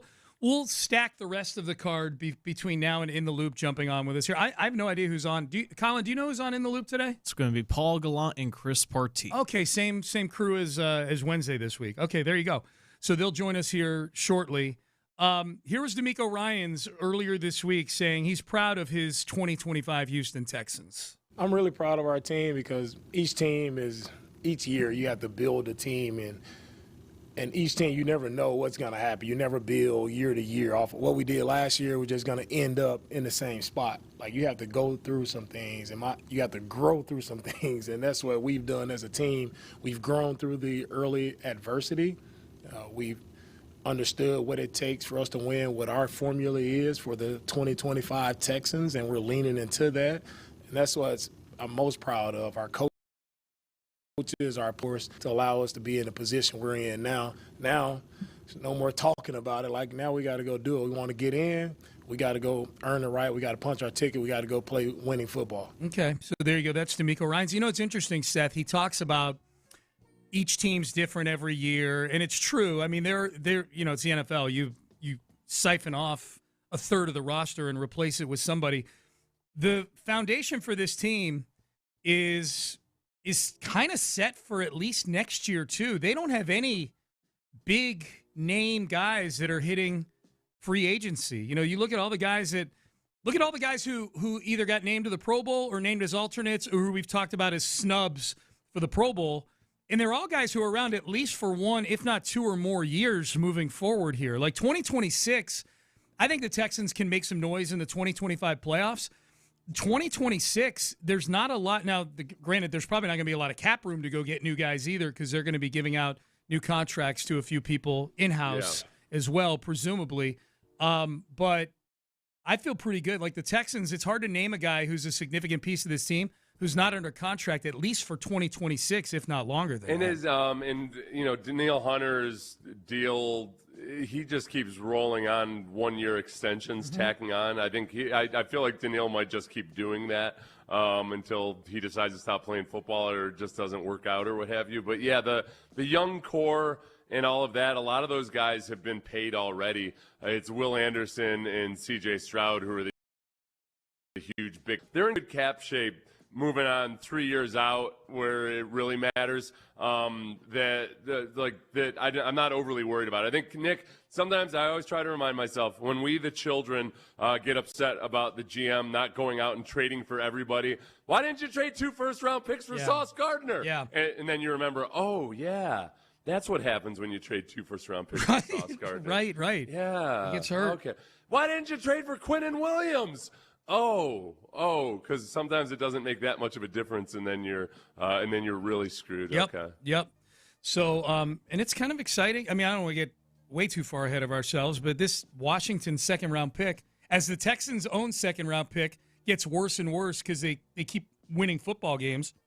The Washington Commanders are doing the Texans a tremendous service by losing football games, and that second-round pick from the Laramie Tunsil trade, I looked it up earlier, would be 39th overall. If the season started today. Yeah. Which, as we know, a Jaden Higgins type with that, or an Ariante Ursary. Yes. Yep. Absolutely. We had somebody text in earlier when we did 5 Reasons I Hate You. Jim Harbaugh seemed to get the most traction of all the reasons. Yeah. The reason that we brought up was that he's a cheater who hired and promoted a cheater as his offensive coordinator, who then became the head coach at Michigan, Sharon Moore. Harbaugh was a scofflaw of the rules. Sharon Moore is a legitimate, adulterer type cheater. If there's one thing we don't cotton to in Houston, Texas, it's using video footage to somehow point. No. Okay? We don't abide or allow such shenanigans. Not in football, okay? At least. Yeah. Good. Yep. He's right. So somebody sent in, among the many reasons people hate Jim Harbaugh, was his call to the 1998 Jim Rome smack-off. Now, for those who are unfamiliar with the smack-off, the goal is to be invited to it, for one thing. Jim Rome invites his 25 or 30 best callers, and you duke it out that day, and you try to have the most outlandish, loud, yet sensible takes. You're screaming. It's good to be funny at some point. You got to be funny at some point. At least once, maybe? Yeah. Or 5 times, in my case. Yeah. So I won it 5 times. Jim Harbaugh, all the adjectives we just used, see if this call from Jim Harbaugh fits any of these things. 4th annual Smack Off, 1998 version. Coming down to it. One more segment this hour, and then maybe only 2 segments next hour. I may give you a third. We're going to see how it plays out. Joined by our only professional athlete in this year's field. He was on the show. He's a good jungle guy. He's respected in the jungle. He asked into the Smack Off. That's all I need to hear. Needed to hear at that point. He's in Orlando, Baltimore Raven, Jim Harbaugh. Jim, it is great to have you in the Smack Off. Romy, it's good to be on the Smack Off. I just want to say thanks for taking my call, and I'd like to wish everybody out there a very happy holiday. And I don't really have it's a holiday and day of peace and harmony, kind of like Fuzzy and Tiger playing in the Masters. But I want to wish everybody and their families a happy holiday, except for some of your clones who don't really have families and are behind in their child support payments, like your boy Sean in Syracuse. Tell that clone to get a life. All right, Jim, thank you very much. No, leave it up. I want to hear the reaction. reaction. Went to the child support card. Went to the Harmony card. All right. Nice job, Jim. I'm going to try and do my best to cover that up, but I don't think I'm going to have a prayer. Okay, good enough. Yeah. He got destroyed. You know what, honestly? That's the whole main character syndrome. Man, what the hell are you doing, Jim Harbaugh? You just think that you're that big and important that you can just waltz right in and pee all over everything and not even really genuinely participate in the contest. Yep. Because you're Jim Harbaugh. Yep. Just asked. What a warped and demented mind. No, and Roman enabled him. What was that, Sean? I'm disgusted. Roman, I know. I finished 4th that year in 1998, so at least I finished it. How'd you beat him out? How'd I beat out Harbaugh? When he said Sean, until I heard the in Syracuse, I was like, he's talking about Sean back child support? You want to hear something funny? Yeah. Is the guy, the clone, that's what Jim Rome calls his listeners he was referring to, wasn't even named Shane. His name was John in Syracuse. He even got the name wrong. Yeah, what a weird dude. He probably conflated me and him, now that I think about it. That was he was going into the year he played in Baltimore, right? Yeah. Yep. During the break, you and I spent way too much time looking over Harbaugh's best career year as a quarterback, the 1995 Colts. Yes. Which was a weird football team. You were rattling off stats. I'm like, this sounds like the worst good football team I've ever heard of. The only performance you could highlight, really, was Marshall Faulk, and he had 1,058 yards. It wasn't even that impressive. He was their leading receiver and their leading rusher. Oh, my God. Other than that, there was nothing notable about that offense, at least. That's crazy. Yeah. That is crazy. How excited are you to get a Sunday to sit and watch the rest of the NFL kind of play out here? I'm very excited. Yeah. Which game should I care about the most, I Sean? think probably Jacksonville at Indianapolis is at noon on Sunday, because the Texans are going to have a dog in the fight either way. Regardless of what happens against the Chargers, they're going to have a dog in the fight. And we'll simplify this for you. The Indianapolis is still alive. Barely, but they're still alive. If the Texans win on Saturday, then we become big Colts fans, because then the Colts are actually eliminated from the postseason. Yeah. And now they can do the Texans this service of beating the Jaguars to then pull the Texans in front in the division. The Jags and the Texans would be tied, but the Texans would have the tiebreaker over the Jags. And then the Texans are 1 win away in Week 18 against the Colts of winning the division. However, if the Texans lose to the Chargers on Saturday, then the mathematical possibility remains that the Colts could catch the Texans and beating the Texans and then winning the 5th tiebreaker, which is strength of victory, which is way too complicated to break down on the air unless we have to, and we don't have to right now. It can still change between now and then, Yeah. But that would be the tiebreaker over the Texans, the strength of victory?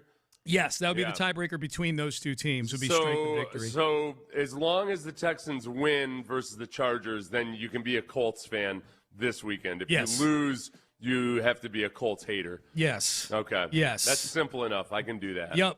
And the other thing. Okay, so now in that scenario, if the Texans have a chance of winning the division, do they have a chance of getting the Bills at home? They would be the 3 seed. Yeah, for sure, because they'd probably be the 3 seed, and the Buffalo Bills can definitely be the 6 seed. In fact, Buffalo plays Philly this weekend. That's the big. I mean, getting the Bills at home. Yeah. Because we just know that Josh Allen does not do well in that stadium, and it's not just random dumb luck or chance. These last 2 years, it's been very specifically that pass rush is scary as hell at NRG Stadium, and they've just gotten the absolute worst version of Josh Allen. Do you think that if those two teams were to play again, that the Bills would attack things differently offensively against the Texans? They would definitely use different pass protection. That's what I mean. They wouldn't just leave their offensive tackles out on an island. That's what I mean. Yeah. That was bad. But they attacked it that way for a reason, though, too. I mean, like, Josh Allen, he doesn't have great wide receivers, right? And they just wanted to get as many guys out there on patterns as possible, some options. And so the alternative is they keep guys in and max protect, but then he's got even fewer of his already decrepit receiving core out on routes, and it's a bad matchup for the Bills versus the Texans. Yeah. It's just a bad matchup. Yep, especially at NRG Stadium. This time of year, if you have to go up to Buffalo, you got to worry about the weather possibly. So we'll see what happens. But I would say that's the biggest one to watch if you're a Texan fan. That's the one that has the most impact. Look, the Texans have a 4% chance of missing the playoffs. That entire 4% is allocated to the Indianapolis Colts. The tough thing about the Jaguars versus the Colts, if we're in a position where you want to cheer for the Colts to beat the Jaguars, like that pass game does definitely seem to have turned a corner. Remember, Parker Washington was a guy that we would look at and be like, oh, there might be something to that kid. Yes. Yeah, he's doing that with a lot more regularity now. I know. Guys aren't dropping the football every other pass like they were earlier in the season. I wanted to steal him in free agency for like a moderate deal, like because he's a playmaker, Parker Washington. The other guy who I think I'm anxious to see in the division, who I think is a free agent after this year, is Alec Pierce from the Indianapolis Colts. He's an intriguing one too. That doesn't feel like a $30 million a year guy, but he always seems to make some plays. Yeah. The other annoying thing about the Jaguars right now is that Evan Ingram has decided to have one of his stretches where he's significant. You know, like Evan Ingram it's about once every 3 years. You're like, oh, wow, Evan Ingram. Yeah. Isn't he on the Broncos? I thought he was on yeah, you're right. No, yep, you're exactly right. Yeah. I was in my mind, he did something. In my mind, I'm still thinking of him as a Jaguar. No, you still might have to see him. Yeah, you still might have to see him. So he is annoying me. Yeah. But not for the Jaguars. There's plenty of annoying things to find out to find with the Jaguars. You have to make me eligible for Take-A-Mania next week. That wasn't a bad take, though. That was just a dumb my football dyslexia. Good take with a team flub. That's fine. That's not a bad take. Chris Partee, Paul Gallant, they are in the house, and I believe Colin is producing them today as well. Colin pulling double duty today. What's up, gentlemen? Did you have a nice Christmas? Yeah. You looked like you had a nice Christmas. You look like you were living in a zoo. That's right. Yeah. So the girlfriend has 3 cats and 2 dogs. And oh, wow. My cat was also there. How'd your cat do in that situation? Animal House. I brought her out for about, let's say, 5 minutes, and you got scratched. When the dogs came in, yeah. I'm nicked up on my shoulder. Oh wow, my poor little baby. It was rough over there. Yeah, damn. Yeah, the dogs are friendly. The cats are friendly. Uh-oh. My cat is a bitch. Dude, taking a cat on a field trip is always dicey. Right. They don't travel so good. This is the first time, right? They're like the West Coast teams going to the East Coast. Oh, you know, they don't do so hot. So sounds like Seth has some experience in that too. Yeah. I've tried to. Let's take the cat for a walk. Right. But it was a great Christmas. Well, this is what happens. You know, like someday if your relationship keeps going to be a Brady Bunch animal situation here. It really is. And they got to know that the kids all get along, right? Right. She's getting there. This is her 5th time at my girlfriend's place, so she's slowly getting better. But the problem is 3 cats and 2 dogs. That's a lot. This is the first time with the dogs there. Yeah. So the dogs are sweet, but my cat definitely gave one of them a bit of a raspberry on the nose. He was leaking a little bit. It's it's almost like a version of the Brady Bunch, except all the kids are on meth. Yeah. They all hate each other. They're all jealous. Who's this slut? Yeah. That's how Marcia got the broken nose. Exactly. Yes. Someone was high. Yes. How was your Christmas, Chris? It was good. Hey, mine was good. It was chill. I watched football and basketball. That's it. I went back and forth. That's it. Okay, good. See, people can go back and forth. Why are we having to draw sides of the aisle with the NBA and the NFL on Christmas Day? I gotta watch the Rockets at least. Yeah, which I did. I gotta come here and talk about them. You know what? It's not so much the NBA or NFL people, and it's a lot of the NBA people mad at the NFL because we were here first kind of thing. Yeah. I was really surprised that Charles Barkley had that take because it's a little whiny for him, I thought, and I love Charles Barkley. Yeah. But it's the people that complain about the NFL being on Christmas. And they're not NBA people. They're just complaining that there's football on Christmas. I'm like, nobody's forcing you to watch it. Exactly. You don't have to watch it. You don't have to tune in. Yeah. I think it would be made better if every significant other in the world would give their hubby a hall pass when it comes to having a second TV so that you can watch both at the same time. I've got that for now. We'll see if I ever move in with the girlfriend, if that'll be allowed. That should be a condition of 100%. Yes. One of the most important conditions. Paul, get it in writing. Multiple TV setups are key. Part of your job. Yes. That's how you preface it. Yeah. That's how you position. Amy likes the multi-TV setup as much as I do. It's very cool. I love having a multi-TV setup, but a lot of games yesterday. The football games were better than expected. I was entertained. Yeah. Well, I said this to Seth earlier. Not everything has to be something where it's 2 teams battling for a playoff spot. No. The watching the demise of the Lions was fascinating television to me. Poor Detroit. Loved all 6 of the tournament. Jared Goff, once a year at least, you're like, oh yeah, Jared Goff. Yeah. Take him seriously. Right. And usually it's either in the playoffs or as the season winds down. Yeah. Mm-hmm. What did Brosmer average per pass, Chris? What was it? 0.1 yards per pass for Max Brosmer. Yes. And they won the game. 3 net yards. 3 net yards of passing. And they won the game. Yeah, by double digits. Yes. 23-10. This is ridiculous. Yeah, man. What are we doing here? Hey, Crosstalk is brought to you by D&M Auto Leasing. You're listening to KLTM, KLTFM HD2 Houston, and Odyssey Sports Station. Do you guys have a question of the day? The question of the day is one of the classics. It's a double whammy. 1, favorite childhood present. 2, what's your least favorite present that you regularly get? What's your socks? Oh. Okay. What's my least favorite present that I normally... Because I don't get that many presents anymore. That's the thing. I know. You get a little older. Yeah, people forget about you. You know what I'll say? 'Cause I'm there. Trust me.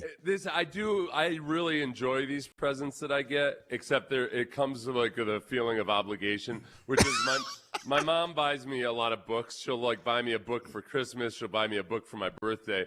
And usually they're books that I really enjoy, but all of a sudden it does feel like a homework assignment because I want my mom to know that I've read the book. So that I do love getting it, Cynthia, if you're listening. But it is also like, oh crap, I got to read this book by the next time I see her. Oh goodness. I don't know when the last time somebody gave me a book.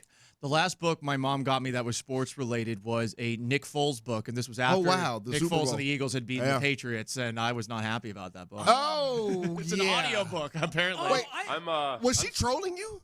Maybe. Oh goodness. Nick Foles book. One of the books that I need to get to that my mom gave me is currently being used as a stand for the computer that I've got my hands on right now. So you're using it. Yeah. I hope it's got a purpose. I hope mom isn't listening right now. Good job, moms. Yeah.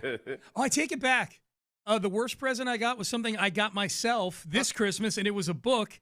I was in Barnes & Noble buying books for other people, and it was one of those little $9 books. It's like this big. I'm gonna bring it in on Monday, Seth. I was just thumbing through it as I was waiting in the checkout line, and it's a book I forget the title of it, but it's a bunch of corny Southern sayings about different situations. Oh, that's a great thing. Yeah. I'll bring it in. Please leave it in here. So just for reference. I'll leave it for the group. I love that. Yeah, I bought it for myself. I'm like, this is funny. There's something to be used on the radio with this. Definitely. And I do this more. Yeah, like to figure out a way to shoehorn it in at some point during the broadcast. Yeah. Yeah, yeah. I forget what it was. Like you're colder than a cast iron toilet seat. Stuff like that. Yeah. What in the Sam Hill you talking about colder than there? a cast iron toilet seat in January. My favorite one that people loved, and I still don't know what it means. It was as happy as a dead pig in the sun. You use that with SEC guy all the time. I love that. Apparently, that's an old-time Southern saying. I don't get it. Yeah. Southern sayings are the best, though. Yeah, I got a whole book. I gotta admit, please bring them in. I can't wait to bring them in. Please. I'm maybe texting you guys during the show. Just said Ulysses S. Grant is a scoundrel. Old-time Southern sayings. One was like something about he made himself more scarce than deviled eggs in an outdoor picnic. Yeah. Yeah. We were just opening them to random pages while we were doing Christmas. It was great. That's the way to go. All right, I take it back. That's the best gift I've ever gotten. See, you're going to need to text me random ones over the course of today's show so I can just shoehorn my throw 'em terrible out there. foghorn leghorn accent. Okay, done. Thank you very much. What was the other question? Oh, what was the best gift you got as a kid? Oh, okay. Mine was Atari. In like 5th grade, you got the Atari, and you're like, okay, You was now good to go. Yeah, now people are going to want to come over to my house and play. You know, I'm not the one who has to go over there and be jealous of all the cartridges that Paul Earhart has. You were in control at that point. Yeah. You had all the cards. I did. We got a dog, Hauser. That was probably the best gift ever. Yeah. Hauser. Yeah. Love it. Doogie Hauser he named? lived a long and happy life until my out the door without putting him on his chain, and he got hit by a car. I brought that up to her yesterday. That's a Christmas tradition. That's a Christmas tradition. She killed Hauser. What a gift that is. Yeah. Just I held reminding. him in my arms as he died, and it was all careless. Oh, my God. No. This is sadder than the Uber Christmas, commercial. This is like that song that John played for us on the show on Tuesday. My God. Oh, we were getting in on a high note here. Old Hauser. Yeah, no kidding. Everybody, That's the way he wanted to go out. It was hard to keep penned in. Daredevil. He was in his younger years, he dodged plenty of cars. It was time for him to go. Oh, everybody have a good football Friday. Yes. Hold your dog close. Yeah. Keep him on a leash. Yeah. The lesson, as always, is hug your loved ones. Yes. Lock all the doors. Yeah. You know, if you got something to say to your dog, make sure you say it today, because you never know if you're going to have the chance to say it again. R.I.P. Hauser. Yes. Rest in peace. All right. Seth, antibodies to you, my friend. Antibodies and a good deep dive into your hardcore reading this afternoon. Thank you. I thought I was going to get something about a dead dog. That's what I thought for sure I was going to get. I didn't realize I was hanging out with a literati here. Yeah, exactly. Yeah, Southern sayings. All right, Seth, I'll see you tomorrow at 12:30 for Texans Countdown. Crosstalk brought to you by D&M Auto Leasing. Chris Partee, Paul Gallant, Colin Neal. They are in for Reggie Atatula, John Lopez, and Figgy Fig. Today, they are in the loop, and they start now. Boom! In the loop you are. Paul Gallant, Chris Partee.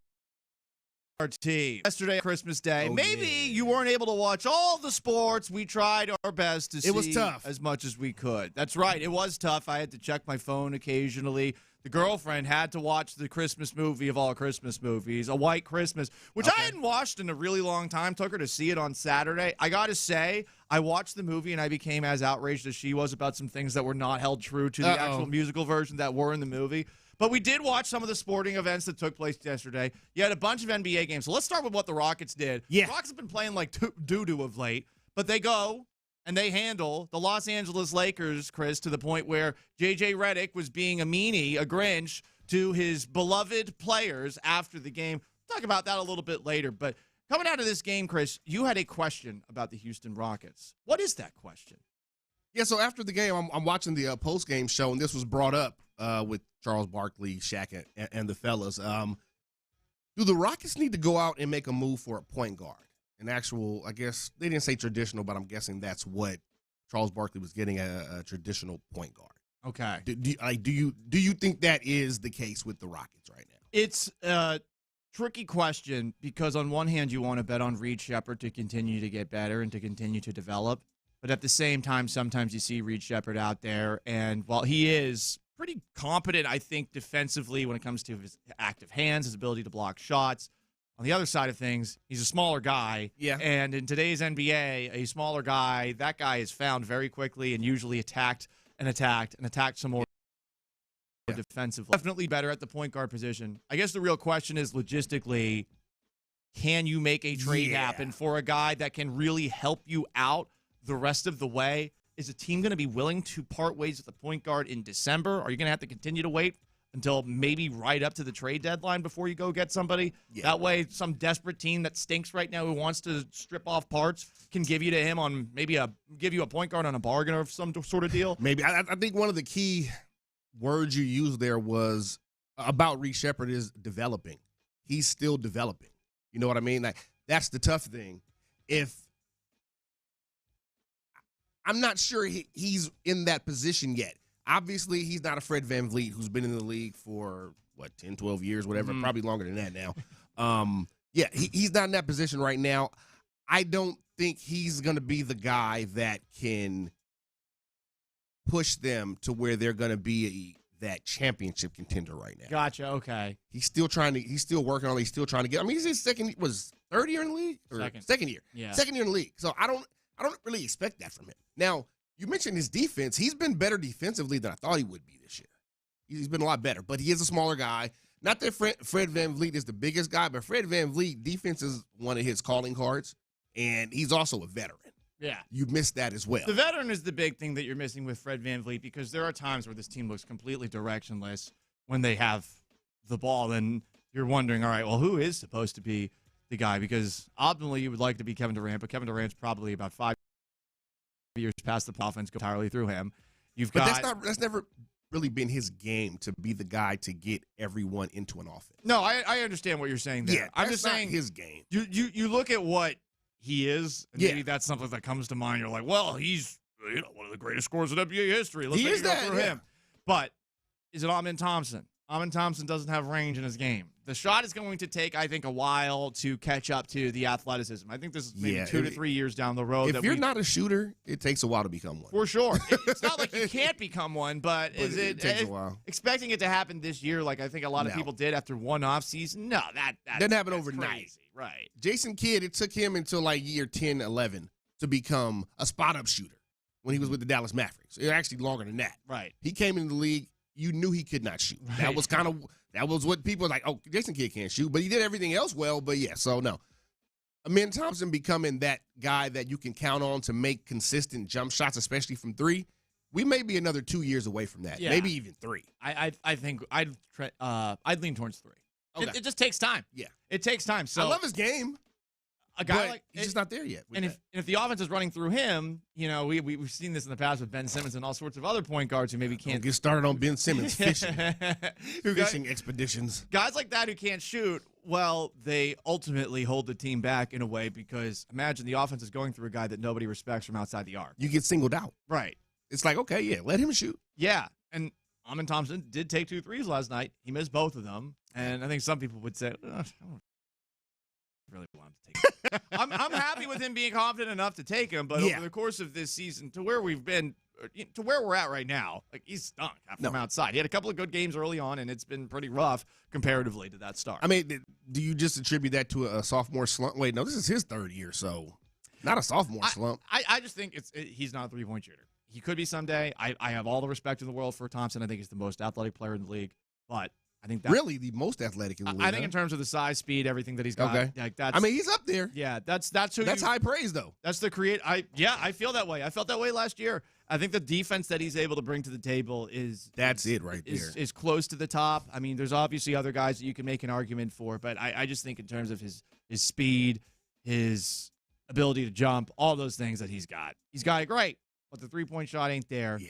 So to go back to your question, yeah, I mean, I don't know who that point guard is, but I think anyone who wants this team to go deep in the playoffs this year, especially after you saw what Jokic is doing again, and 56 points that guy. And a Spurs team that beat the Thunder for the second time in basically a week.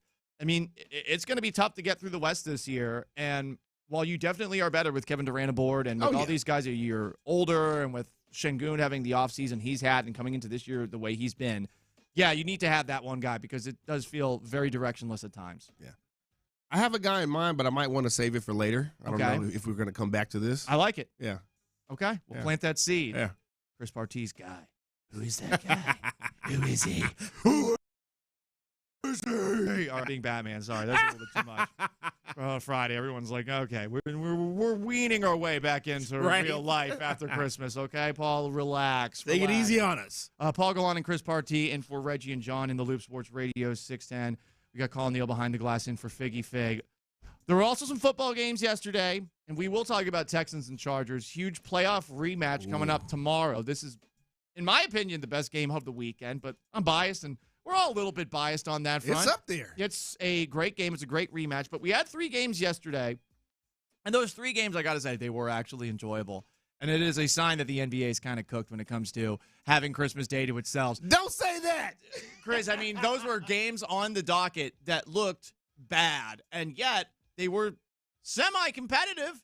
I would say that the most disappointing game was the one that featured the only team that had playoff chances alive, at least until the game went down. Oh, my goodness. Vikings 23, Lions 10. R.I.P. The to Lion Detroit Cubs. Lions. The Lion Cubs. The Lions are back to being the Lions, I think. You think so? Yeah. You think they're regressing? With Jared Goff as your quarterback, there's only, I think, so far you can go. And then on top of that, defensively, they've just been disappointing. What is Dan Campbell Campbell and this Lions team going to be going forward without the coordinators that they lost? I would say right now they look like they miss both Ben Johnson and Aaron Glenn, even if Glenn's struggling with the Jets. The Jets are struggling, but Aaron Glenn is still a really good defensive coordinator. But I don't want to give the Lions excuses, but 2 years in a row now, they've had a lot of injuries on defense. I mean, that counts for something, but ultimately, one thing that I think has really come back to haunt or begun to haunt Dan Campbell is all the 4th downs he goes for, and they don't convert. Because they haven't converted as many this year as last year. It doesn't seem like it. They do it for the sake of doing it. And do you think that's what it is? Well, it's their identity. And it has become that. We have to do it because that's what we say we are. And it's almost like, well, I'll look like a chicken if I don't do it. You wanted to say something else. I did. I did. You only use one bad word a segment. That's my new resolution. That's your new resolution. That I'm going to forget later on in the show. Hold on. Colin, on Wednesday, did this man not tell us that he was not hating anymore, that the hate would be gone?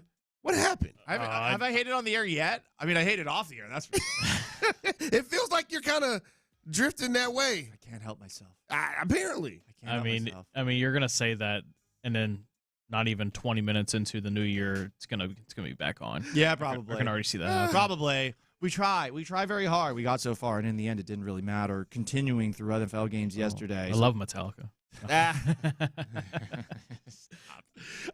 Cowboys 30, Washington 23. Okay, I mean the Cowboys are out.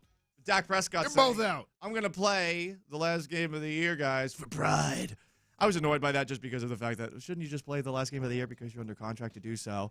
And the Chiefs, give them credit, 3rd string quarterback and all, they had a chance to beat the now 13 last night.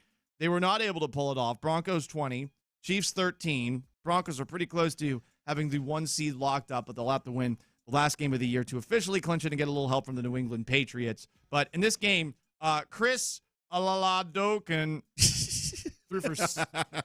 threw for a whopping 3 yards per attempt, which is better than the guy on the Lions That's did. true. Excuse me, the Vikings. Max Brosmer did. That's true. But it was to no avail as the Broncos win that game. Travis Kelce after the game was being asked about retirement, and no concrete answer. No. What do you think right now? You think he's done?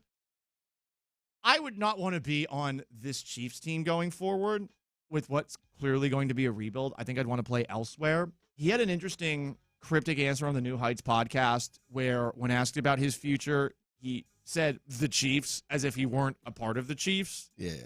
Is that because of retirement or is it because he wants to play somewhere else maybe next year? I don't know. But certainly a possibility with how emotional he was after the game yesterday. I'm not sure of his contract situation. So, I mean, unless they would be willing to trade him somewhere. Yeah. I couldn't see that happening. Honestly, I don't think he's going to want to go out like this. Not like this. Just seriously, though. I mean, the year after they had a great season, they win 15 games last year? 14, 15, whatever 15. it was. 15, 15 the regular 15 season. and 2, got to the Super Bowl. Now, they got waxed. Eagles gave it to them, but then to come back the next year and potentially go 6-11, I don't think he'll want to end his career on that. At least end with a playoff berth. Yeah. And go out in the postseason. This is the final year of a 2-year contract he signed before last season. Okay. Thank you, Colin. So, I mean, maybe he signs elsewhere. Maybe he signs elsewhere, or maybe this is like, make a clean break. I'm done. My contract's up. There's nothing left on it. Time to go. I don't know. Really depends on what his wife says, I would imagine. His future wife. Fiance. She's busy touring the world. What? Wait, what'd you say? It's busy. What does she want? What does Taylor Swift want? I'm sorry. She's busy touring the world. Yeah, but I mean, he needs to be busy too. Yeah, Taylor Swift is the power dynamic in that family. Taylor Swift has the majority of the power, I'd imagine. He seems like he's okay with that. Yeah, for sure. I'm not judging. No, I just lost you at the future wife. I'm on the boat that they're not going to get married. Wow, you don't believe in love, and people say I'm a hater. Personally, I don't think they are either, Colin. I'm with you. Yeah, I don't think they get married. Like Chris, I guess after Christmas, we're just both not believers of love. I'm just bitter, but I mean, listen. Further proof that Travis Kelce is not Rob Gronkowski is if he's not able to close the deal here with the most important the most important woman who's ever lived. And I say that because I know the power of the Swifties. Yeah, don't make them mad. No, I'm not making. Don't make them mad. I'm not making them mad. You guys are kind of making them mad because you don't believe in guys. love. Whoever is listening, the Swifties out there, we do actually believe in love. Actually, I like Taylor Swift a lot. I do. Yeah, she's. I just don't think they're going to get married. Got some back. Oh, okay, damn. It's like you don't believe in love. So the Swifties, he is Chris Partee. Chris Partee. Not cool. Okay, don't do that. I know you guys are thinking about it, but that was not said by Paul Gallant. We got Colin Deal behind the glass as well. In the Loop, Sports Radio 610. It is a football Friday. Texans Chargers tomorrow. There is a big takeaway that I think we could all have if the Texans do what they can do tomorrow against LA. What is that? I'll tell you on the flip side. Stick around. H-Town football fans, have you heard? The Kinder's Texas Bowl kicks off tomorrow.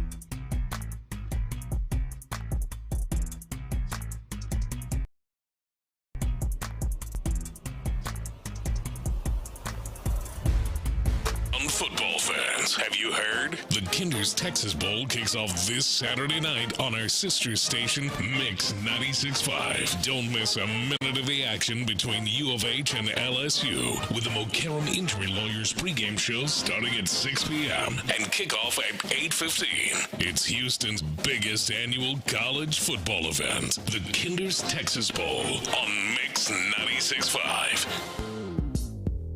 Houston, let's get in the loop. You better get ready because we're going to show up and show out. With John Lopez and Reggie Atatula. Always live, always local. So what do I do? Just take a nose hit? Just take a good whiff of that. It's my first.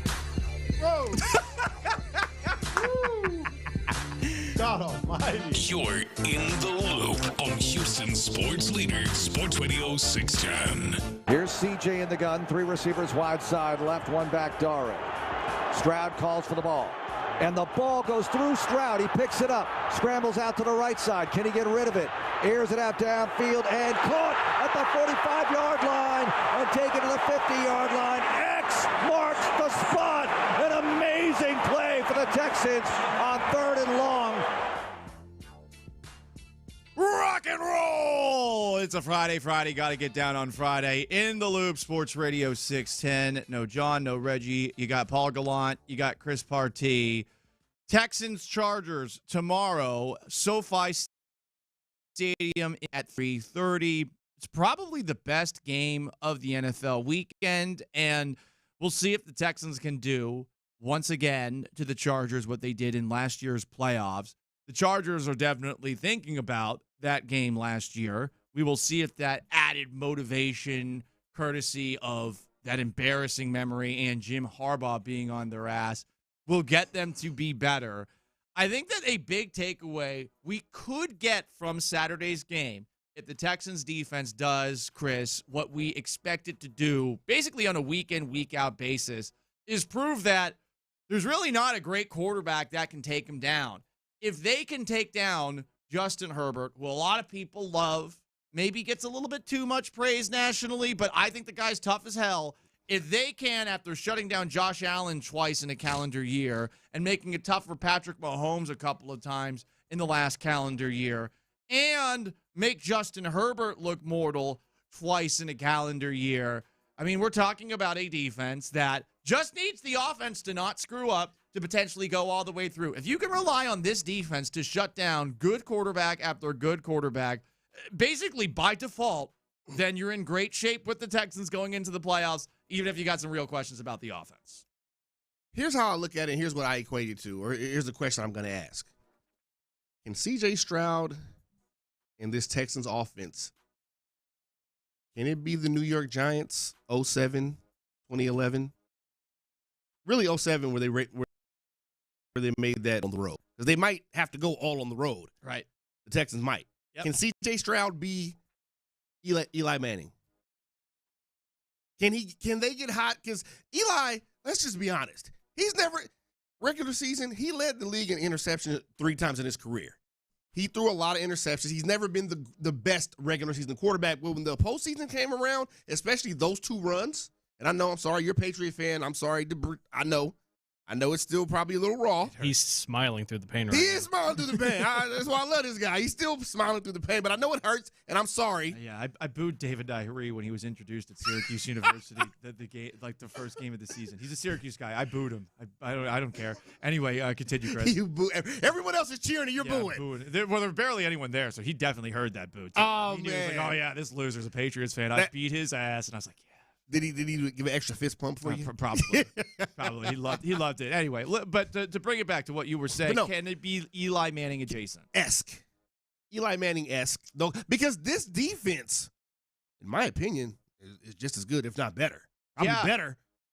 Like statistically, probably better at this point than that Giants defense was. And that Giants defense was great. Top to bottom, they were definitely better than that Giants defense. I think what that Giants defense is probably still a little bit better than the Texans at is that getting to the quarterback with just 4 guys. Yeah. And I'll give you that. Both those runs, they were very good. They did not have to blitz. Right. And the Texans try to do that, but of late, it's not been as effective as it was to begin the season. Is that a reflection of some of the injuries that they have been at defensive line, or if that's at linebacker? I don't know. what I do know is C.J. Stroud is certainly capable of giving you as many moments as Eli Manning gave you during those playoff clutch runs. moments, big moments. Manning I don't think Eli Manning's a Hall of Famer. And really? And people hot take. People act like that makes me bitter. No, it doesn't. He had some great playoff runs. He had 2 times the great playoff runs of Joe Flacco. His regular seasons were, they were mediocre a lot of times. There's no denying he had a great career, all things considered. Is he at that Hall of Fame level? I wouldn't go so far as to say that. But during those playoff runs, while the Giants defense deserves much of the credit, occasionally Manning would do something that was really impressive. He made plays. The David Tyree catch, he escaped. He was basically done for, and he somehow escaped a couple of Patriots pass rushers, throws it downfield.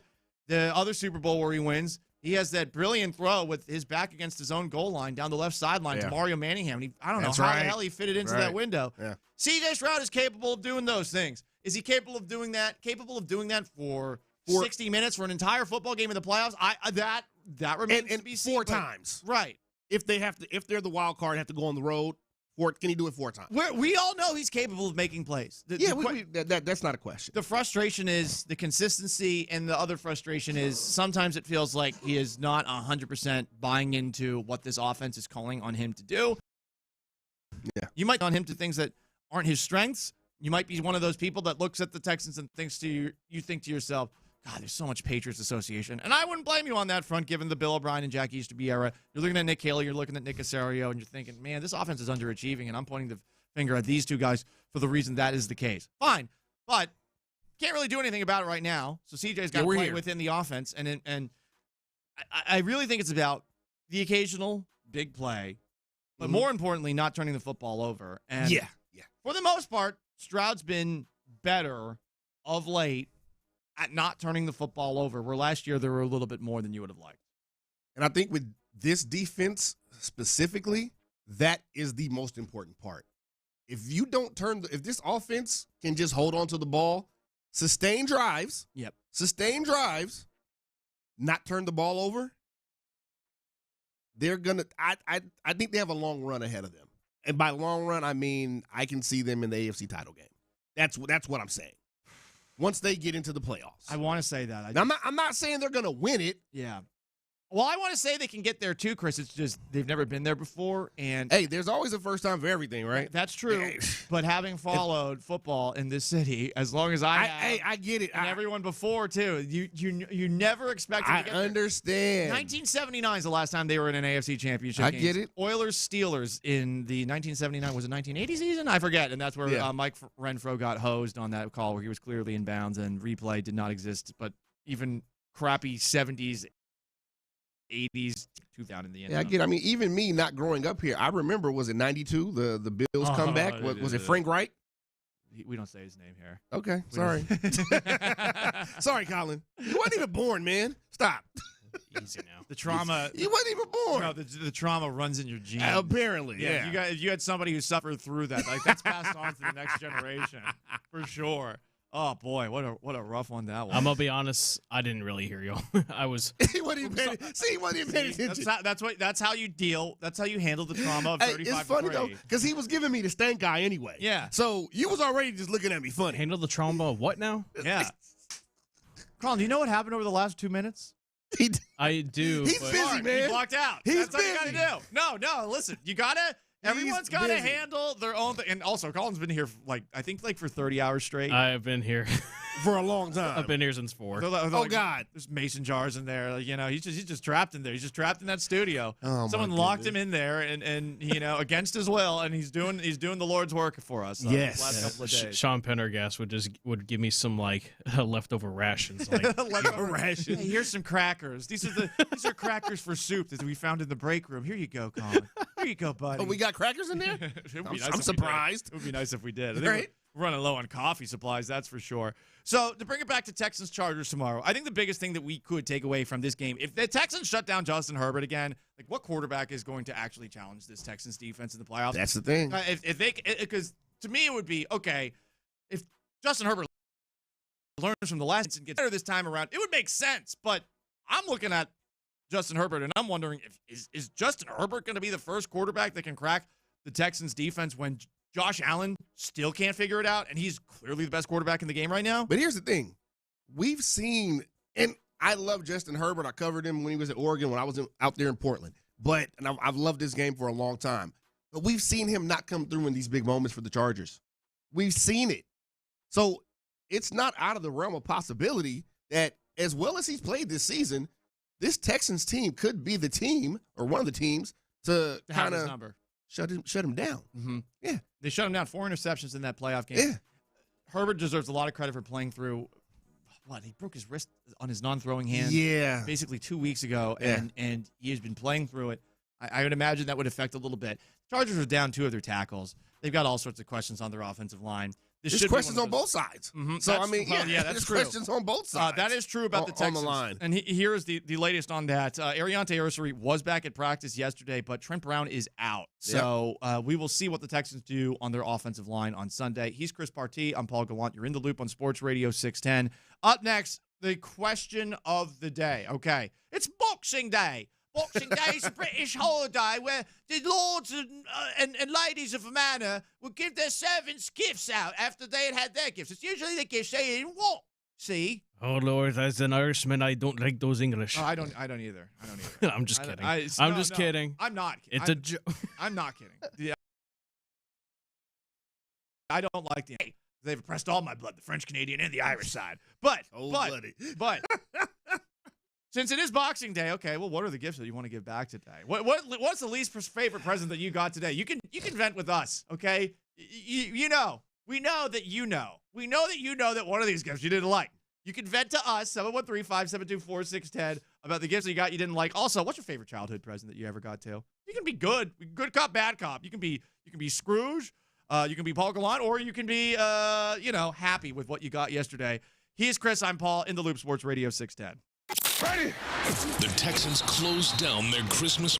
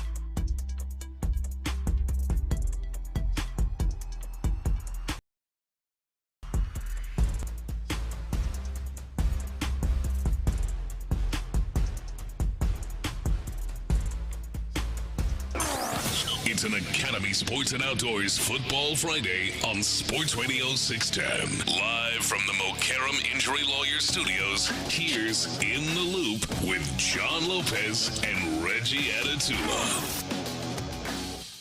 Paul Gallant and Chris Partee in for John and Reggie in the Loop, Sports Radio 610 on a Football Friday. 713-572-4610 is how you call, it's how you text. I have finally gotten text line access. Oh, Yes. yeah. Yes. So we can finally see what the people are saying. If you were listening to Wednesday's show, we figured out, Chris and I, that to get text line access, we had to do a bunch of training that we hadn't done. We got held up. Right. So I did the training, and I really paid a lot of attention during this important training. I got access to it as of about 10 minutes ago. Do you guys want to know the first text that I saw? Oh, my God. In response to the question of the day. It's got to be ridiculous. Least favorite Christmas present. From the 409. Worst gift I got this week was given by 610 when they put Paul on the radio for the week. Oh, no, they did not say that. I love it. I love it. They didn't say that. I have missed you, text line. This is exactly what I knew I was going to get, and I come back. Did they really say that? They did, I swear. Oh, my goodness. From the 409. I'm not going to give out his full digits over the air, but we read the mean text. This was a staple of my time at Sports Radio 6.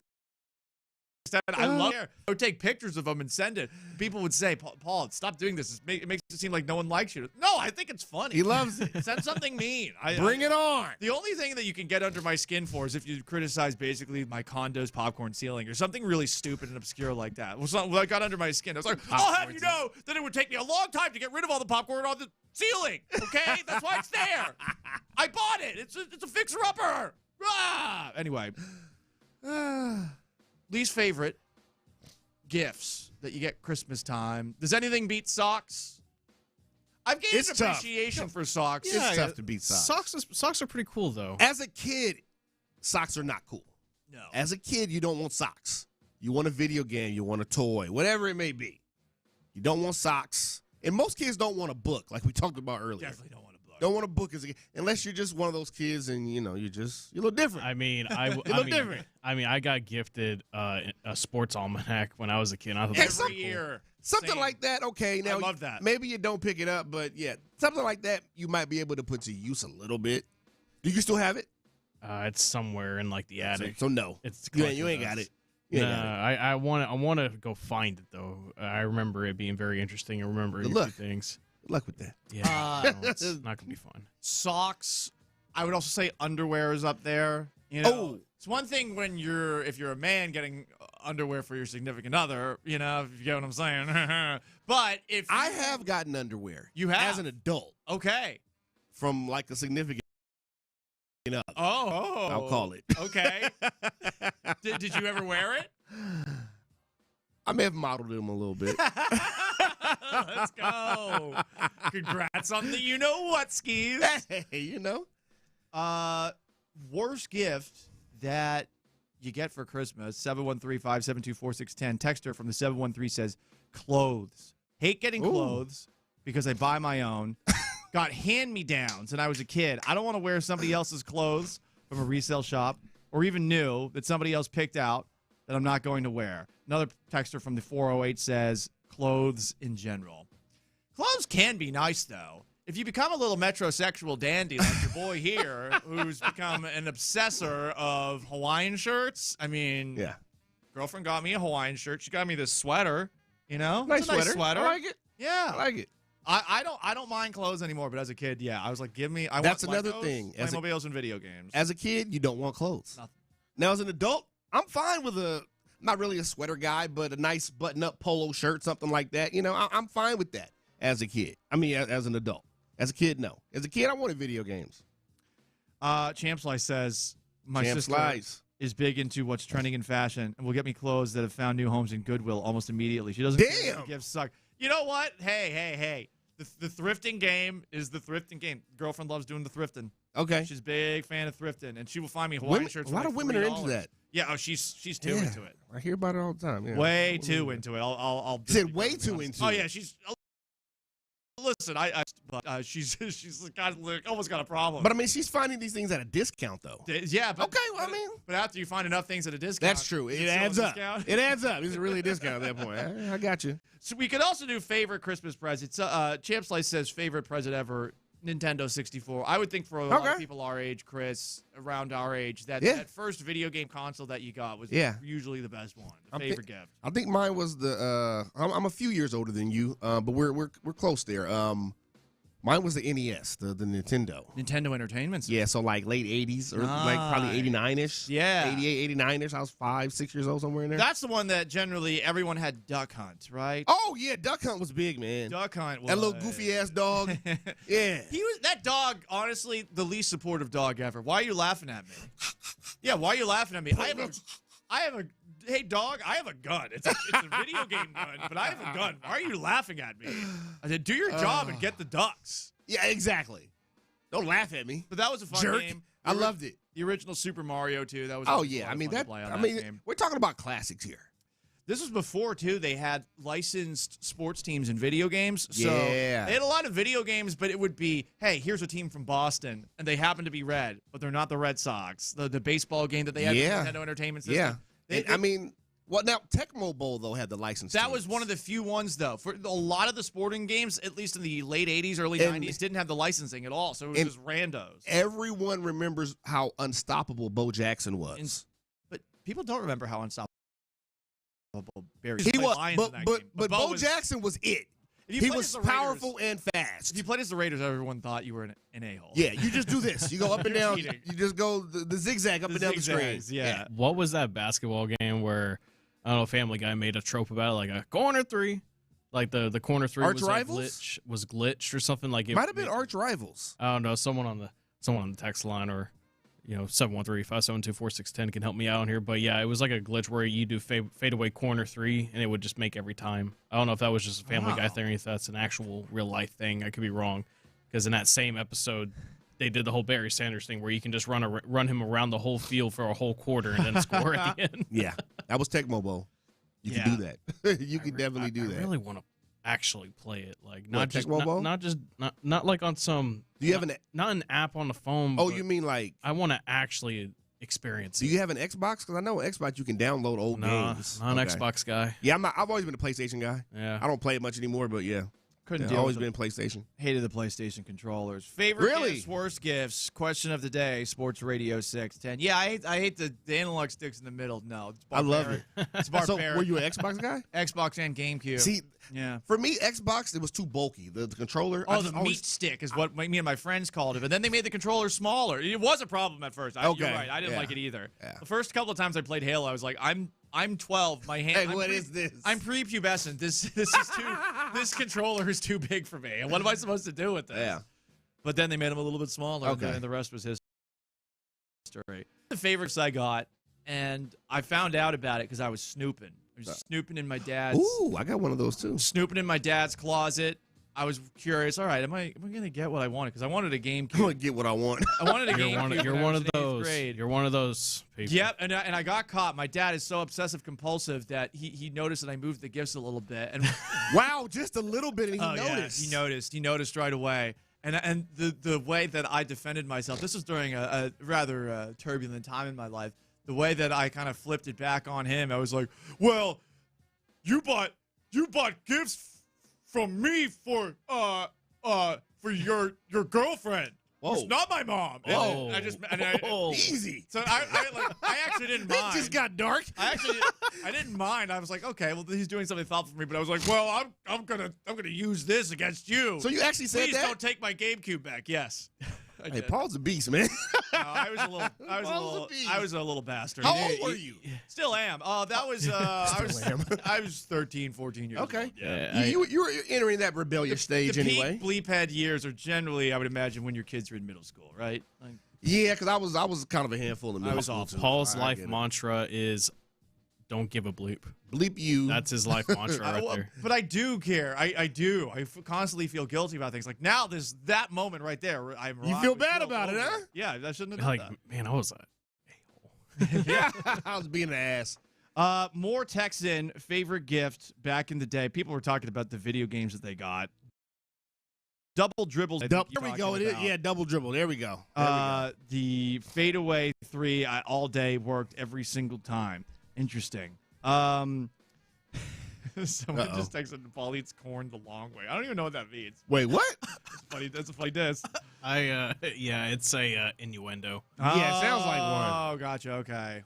Interesting. Not gonna say because don't. Yeah, no. Well, we didn't need. We don't want to have to dump you, Colin. Sorry about that, everybody. I just went over my head. Texter, worst gift I got for Christmas. My wife gave me advice for Christmas. Dude, come on. Cold-blooded. That's not nice.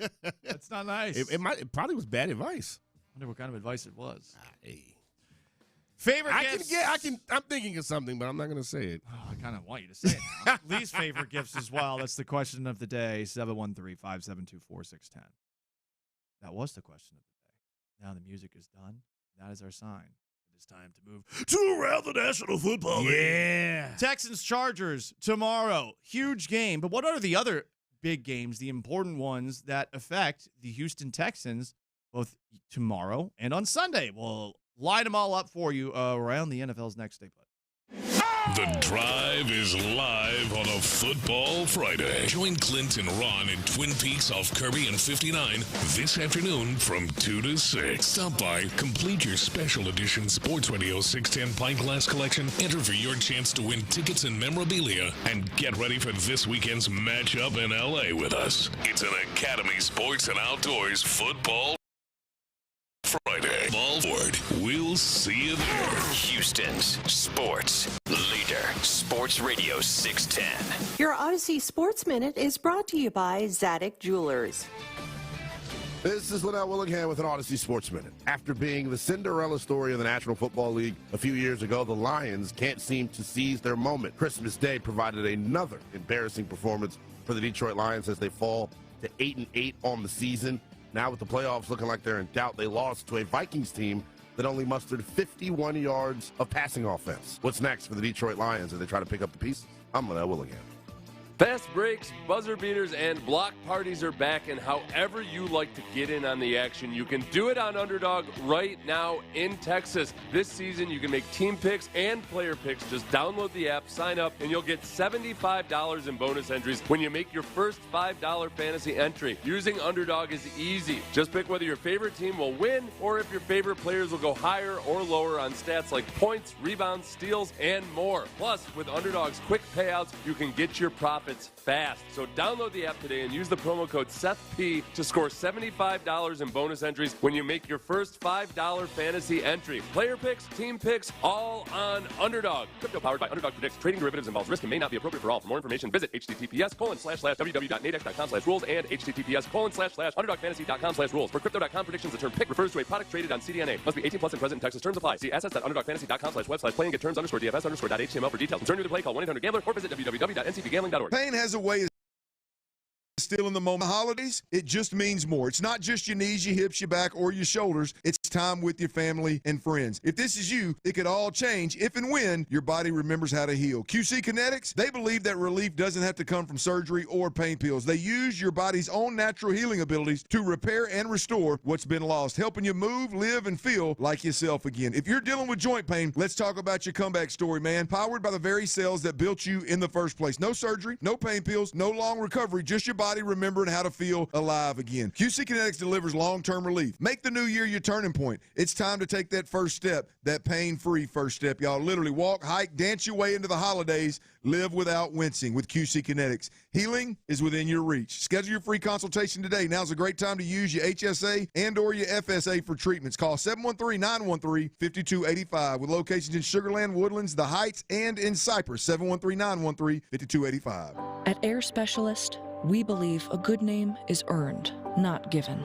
With every AC repair, we dedicate ourselves to the craftsmanship and precision that you would expect from a specialist.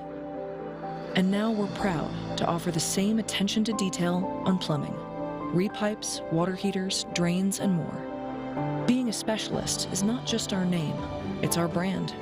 Air Specialist Plumbing and AC. Excellent quality at a fair price.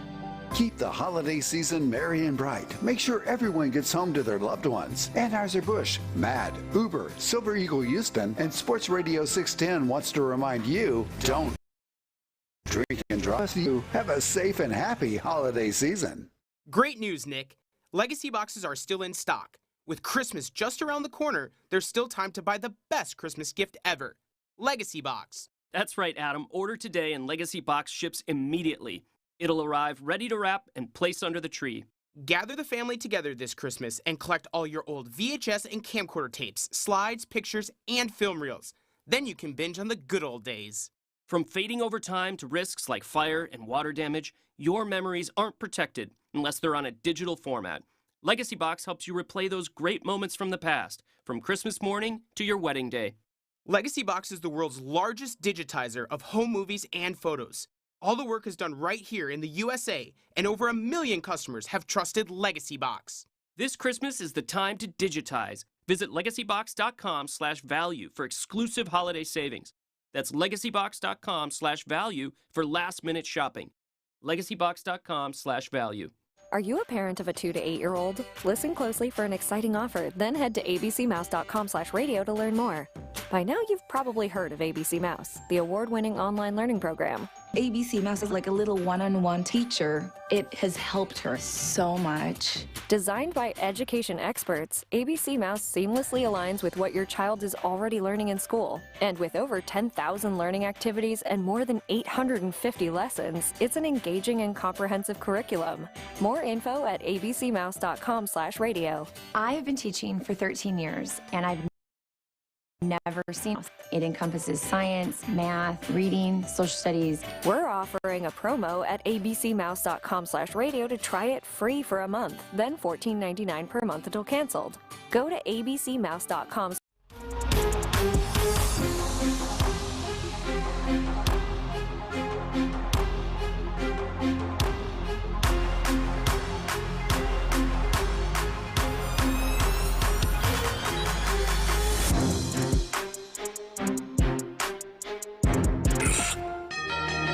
Let's go around the NFL in the loop style. Why are you smiling? Because I love football.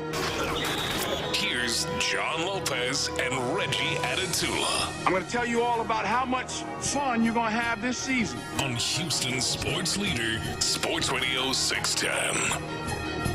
Paul Gallant and Chris Partee in for John and for Reggie on a Football Friday. Texans Chargers tomorrow. You can hear the game right here on Sports Radio 610.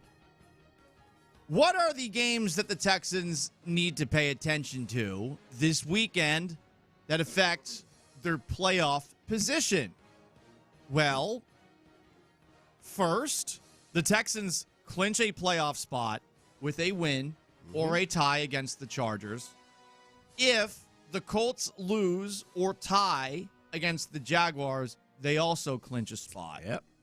If Houston loses and Indy wins, that sets up a dual team game, much like you had back in 2023 between the Texans and Colts. This one at least at NRG Stadium, as opposed to in Indianapolis.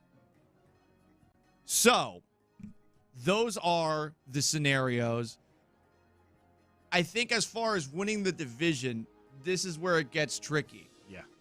Do you want the Jacksonville Jaguars to lose to the Colts and potentially set up a do-or-die game in Week 18? It'll be very interesting because obviously the Texans-Chargers game is on Saturday. But if the Texans lose, I think they would still have a chance to win the AFC South if they get a little bit of help from the Indianapolis Colts to set up that Week 18 game. I don't know I really don't know what's going to happen between the Colts and Jaguars. I think the Colts have been surprisingly frisky with Phillip Rivers under center. The Jaguars are arguably the second hottest team in the AFC, or maybe as hot. They've been rolling. And the Texans, ever since that loss that they had to Davis Mills, up 19 points in the fourth quarter. Yeah. But basically, what I want to happen tomorrow, the Texans win, they're in. Colts are out. I want the Colts to have enough of a pulse to actually put the Jaguars on their ass, because in the last week of the year, if you win, and if the Jaguars win, you got the same record going into it, you win the AFC South. There's still a shot. It's a slim shot, but there is still a shot. Yep. They're going to need help. The way I've always looked at it is just handle your business. Texans go out and win this game against the Chargers. It's now obviously that's easier said. You really can't be worried about what everybody else has to do in order to help you. They have a chance to do it themselves. Get in. Just get in. You really just want to get in. We just talked about them potentially making a wild card run. Yep. Just get in. Win your game. Beat the Chargers again like you did last season in the playoffs. Send them on their way, and then we'll see what happens next week. But we don't do that here. We only win the AFC South in Houston. Hey. Okay? That's how we do it, and I don't ever want to be a wild card team. What is that? Understood. That's for poors. What is even a wild card? Yeah, That's fine. How many AFC title games have they been to? Zero. Okay, so we don't. Maybe we try another way this time. But no. Maybe we try another way. But you got to win all the games on the road. No, come on. What are we talking about here? No, you want to win the AFC South. Sometimes you play a little better when your back's against the wall. I guess, but it's our God-given right. The AFC South is ours. Yeah. It is, huh? Yeah. God wills it. That's our right. It is all right. I've been saying this for years. You know that the division doesn't matter, and even if you're a game behind the Jaguars, it's ours. And I'm hoping that the man upstairs takes time away from definitely more important issues and focuses on making Phillip Rivers have grandfather strength on Sunday to, even if the Texans win against the Chargers, to eliminate Indianapolis, give the Colts that dub so that the Texans could theoretically win the AFC South. AFC South champs 3 years in a row, Brian. Doesn't matter, Brian. It's not impossible, but don't worry about what everybody else has to do. No, I worry about that. Well, hey. Yeah, because I want my AFC South. You want your AFC title, huh? Yeah. You want your AFC South banner. Yeah, baby. The 9th one. We had some games yesterday in the Loop Sports Radio 610 on a Football Friday. Cowboys 30, Commanders 23.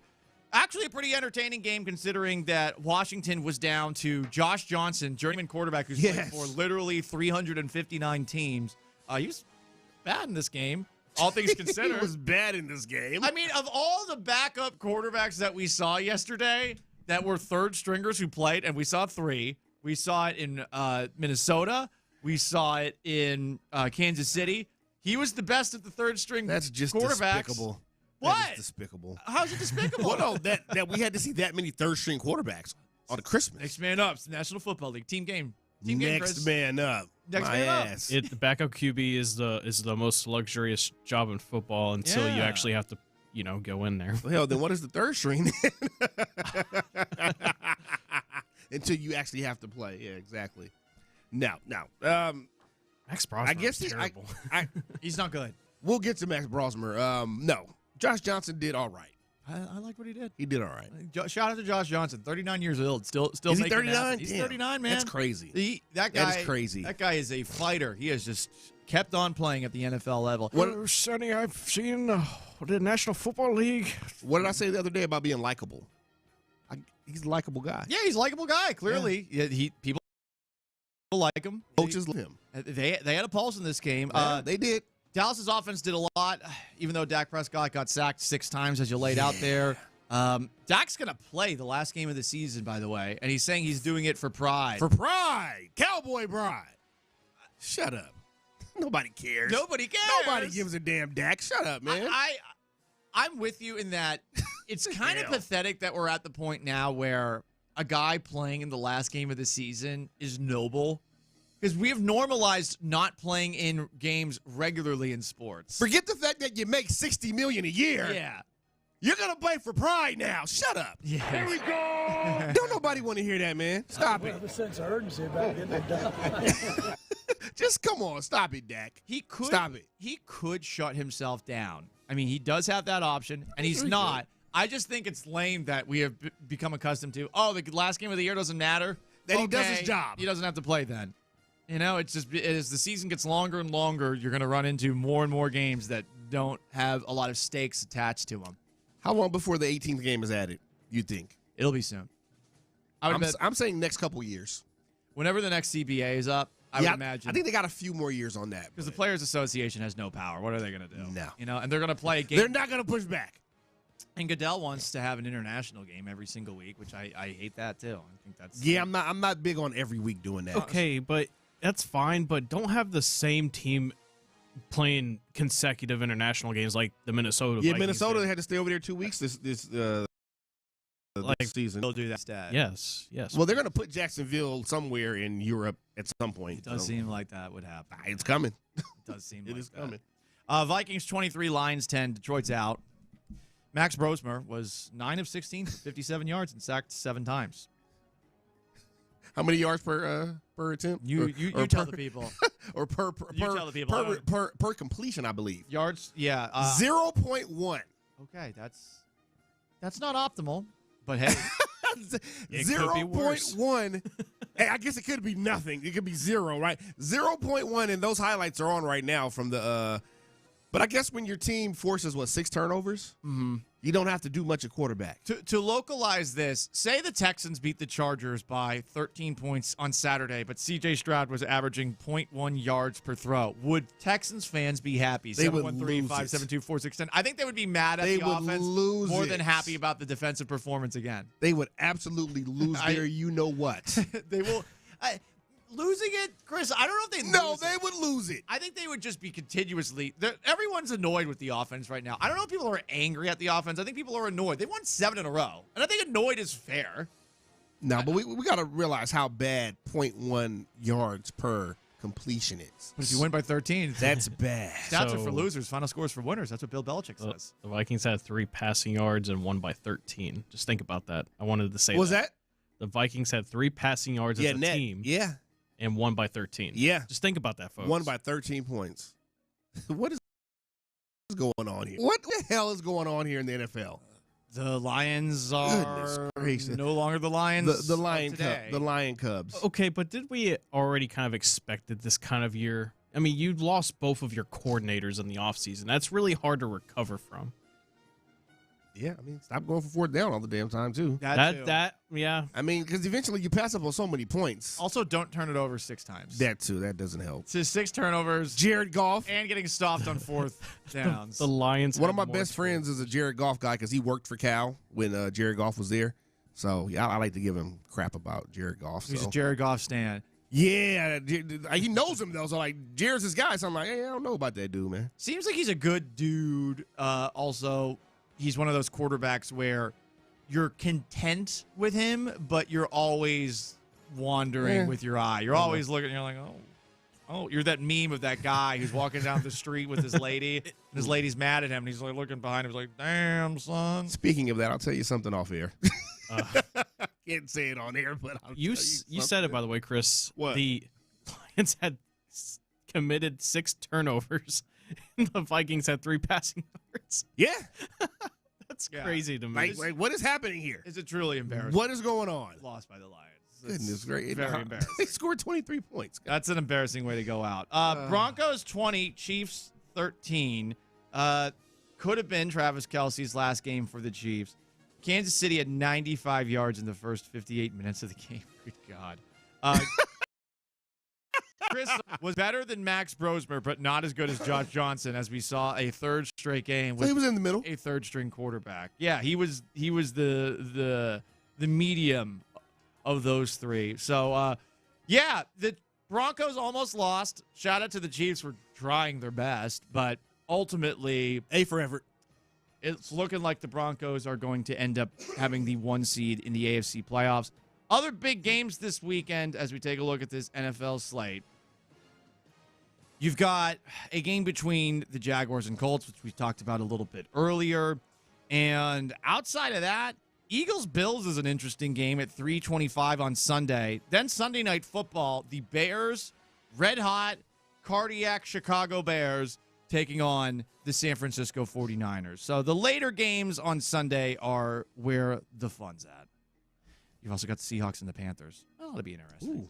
So there you go. Well, the Panthers are in a fight for the NFC South. So they can't. Although they do end the season with Tampa Bay, playing Tampa Bay, but they really can't lose this week. For sure. They don't need to lose. So that's going to be a tough game for them, too. The Bucs, I think, are kind of done. They're playing the Dolphins. You know, they've lost, I think it's 6 of 7 now. They're really playing poorly. And the Panthers, who I do not have a lot of faith in because I just look at Bryce Young and I think to myself, I'm taller than that man. Also, Dave Canales. I'm taller than that man. This is the wildest thing that any NFL head coach has ever done. And a little bit of hyperbole here, but imagine you're Dave Canales and you cheated on your wife and you wrote cheating on your wife who you were still together with. That's the Dave Canales story. I don't even know what to say about that. It's a real story. That's cold-blooded right there. It's wild. That is cold. I'm gonna monetize the pain I put my wife Goodness through. gracious. Yeah, I want the Panthers out. We do have some phone calls at 713-572-4610. That's how you call. That's how you text. We got Al on the south side. What's up, Al? What up, south side? Hey, what's up, guy? What's happening? What Hello? you got? Hey, what's up, Chris, man? Hey, y'all make a great point, man. Let me say this here about the San Diego, L.A. Chargers. I think we win the game, and like Chris said, you just win what's in front of you. And I was thinking about the quarterbacks that's left that's in the AFC. Mm-hmm. We already beat Josh Allen on a consistent basis.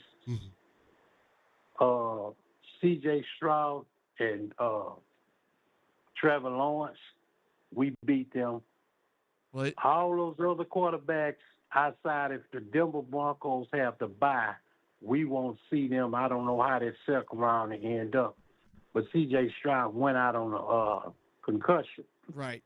But what I don't see people talking and really understanding about, I would say Josh Allen, Chris, quote me if I'm wrong, he's about the only one left in the AFC with actually playoff experience success.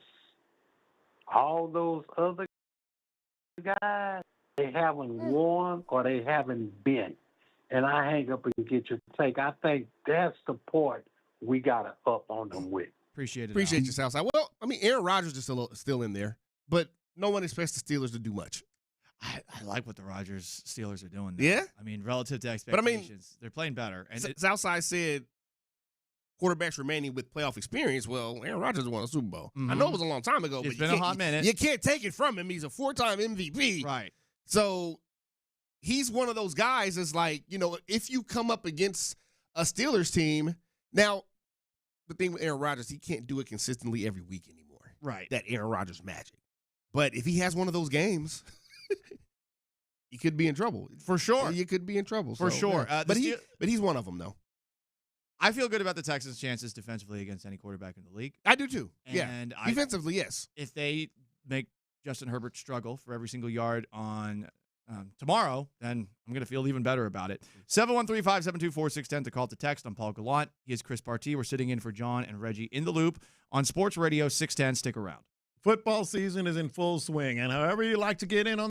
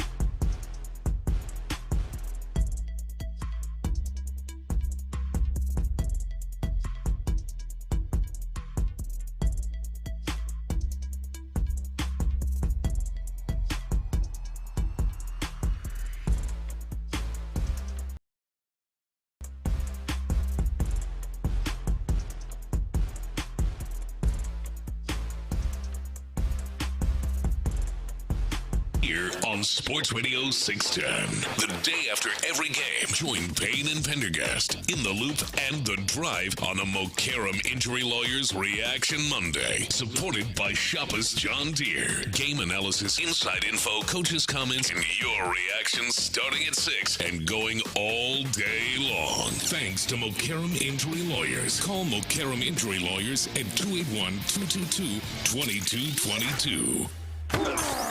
It's an Academy Sports and Outdoors Football Friday on Sports Radio 610. Here's In the Loop with John Lopez and Reggie Atatula. Herbert looks it over, steps up to the line, steps back, leg down. Here's the snap. Herbert looking, firing left side, and intercepted. Murray across the 20, 15, 10, 5, rock and roll, pick 6.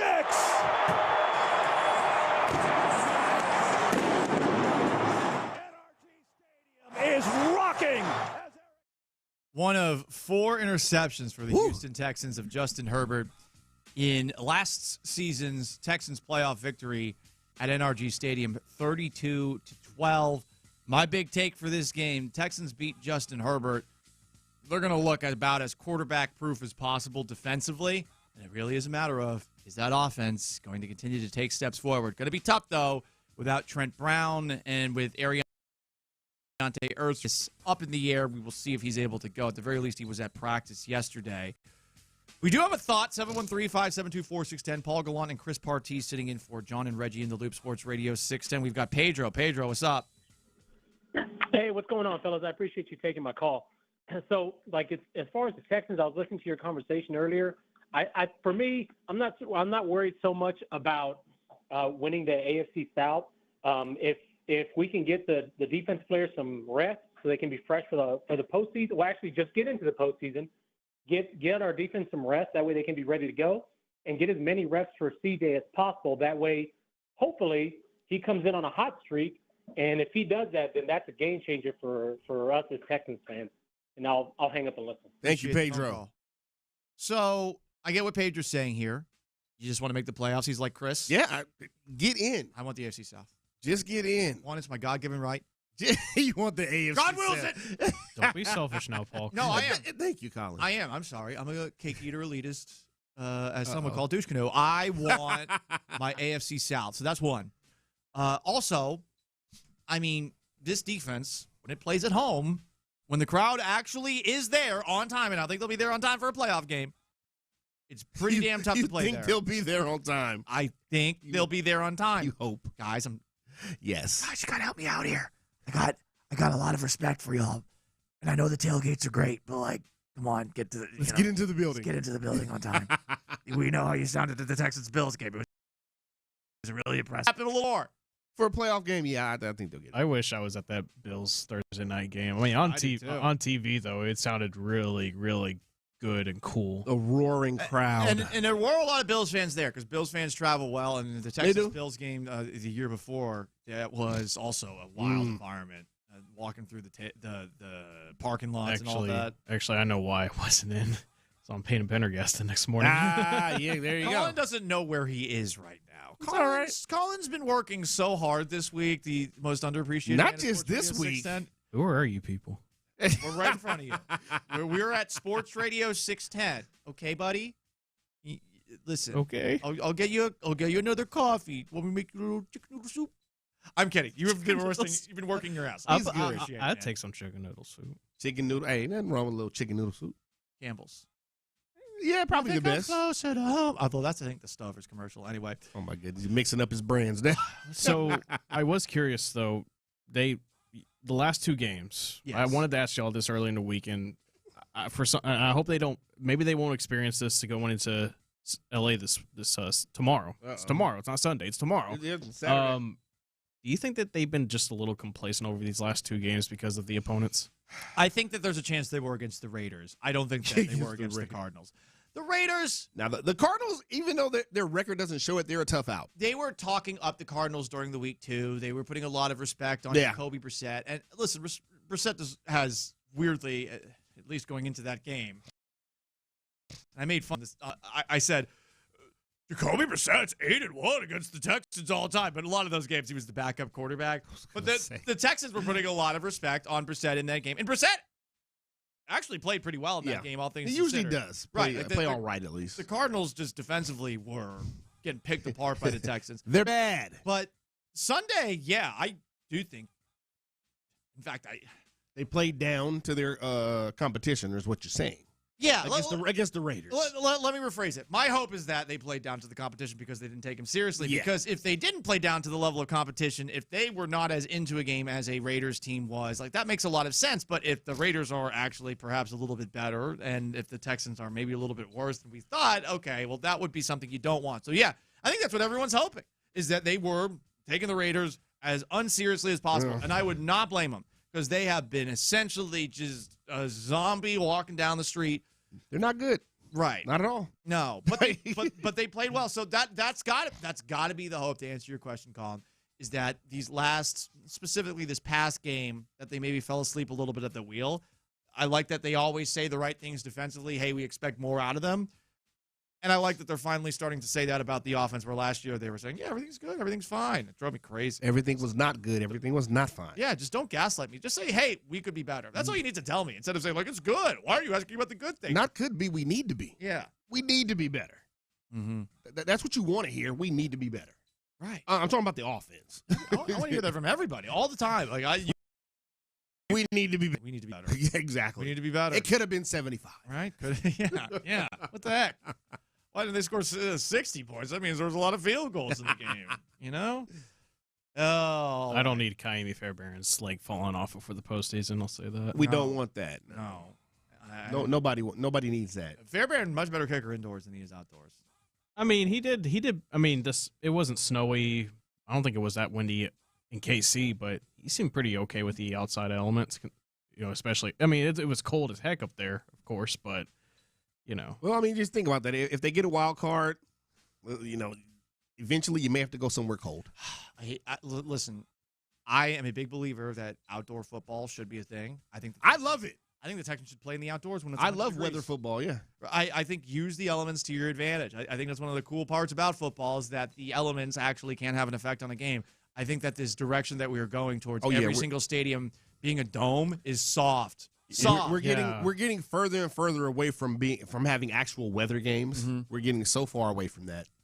I think that I do think if you play indoors, you're soft, kind of by nature, and the Texans defensively are not. But I hate that they play in a dome. I just by default, as someone who grew up in the Northeast, I think it's soft. Well, pretty soon, 80% of the league is going to be soft. I know. I seriously, I think the Chiefs are complete losers for everybody that gets to not to moving to Kansas, but for it's going to be indoors. Losers. Yeah. You'll never win another title. I don't know if I saw this tweet, or there was a couple of other tweets, or post on X or Twitter, whatever it is. Stadiums are coming pretty soon around the league, like you mentioned, Chris. They all pretty much look the same. Mm-hmm. So you're losing uniqueness. Yeah. I don't know. I like where the Texans are. South Texas weather can get very unpredictable, as we've seen before. So I found that out. So the retractable roofs for NRG and Dyken Park down 59 from here, it's appropriate. But no, if it's nice outside, open it up. Paul don't like it. 100 degrees, play in the heat. 100 degrees, play in the heat. Fans got to suffer with them. Just wear Hawaiian shirts. Paul don't give a sunscreen. damn.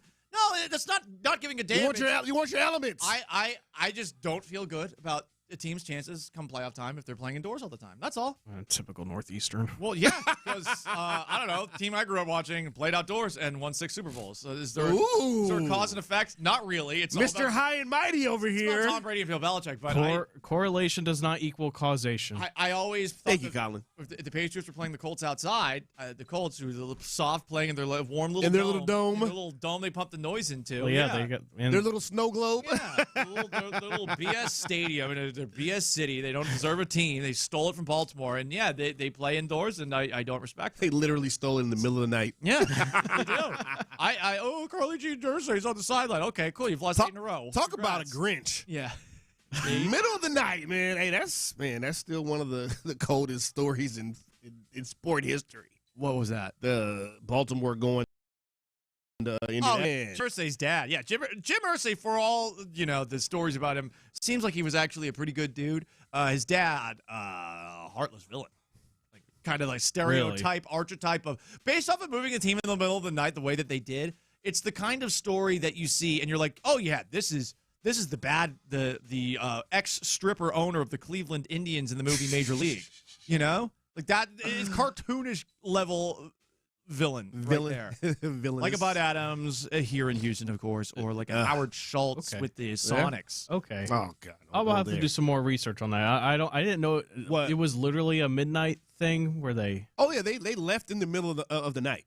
Huh. From Baltimore. Because my very own weird factoid that I know is that apparently a plane crashed in the middle of the game. I think it was. When the Baltimore Colts were playing in Maryland, a plane literally apparently crashed into the stadium. Oh, well, you don't want that to happen. No, you do not. So we're feeling pretty confident. So if they were playing indoors, you're saying that wouldn't have happened? Yeah, that's what I think. See, there we go. You're just adding on my case. Back to the dome, buddy. The dome. Someone texted in, "Hey guys, what about when it gets so cold that people attending the game have to get limbs removed from their body for frostbite? Why go through that?" Well, geez, I forgot about that. It's a conversation starter. Yeah, I'm that much of a fan. That's right. I'm a bigger fan than you, bro. We're removing limbs now. Huh? All right. If you're really that dedicated, remove one finger. Why go through that when you can do something about it? But I guess that's soft, huh? LOL. Yeah. Oh, you don't want to lose a limb for your favorite sports team? Yes, in addition to paying $200 for those playoff tickets, you're not willing to lose your pinky? Man. Oh, Ronnie Lott thinks you're a bitch. Like, what? Ronnie Lott. What are you doing out here, I understand what you're saying, Texter. I do understand that. Yeah, it does get very cold. They don't want. They are fond of their limbs. Okay. Yeah. All right, Paul. Damn. I mean, I don't give a break. I don't want to be a nub either.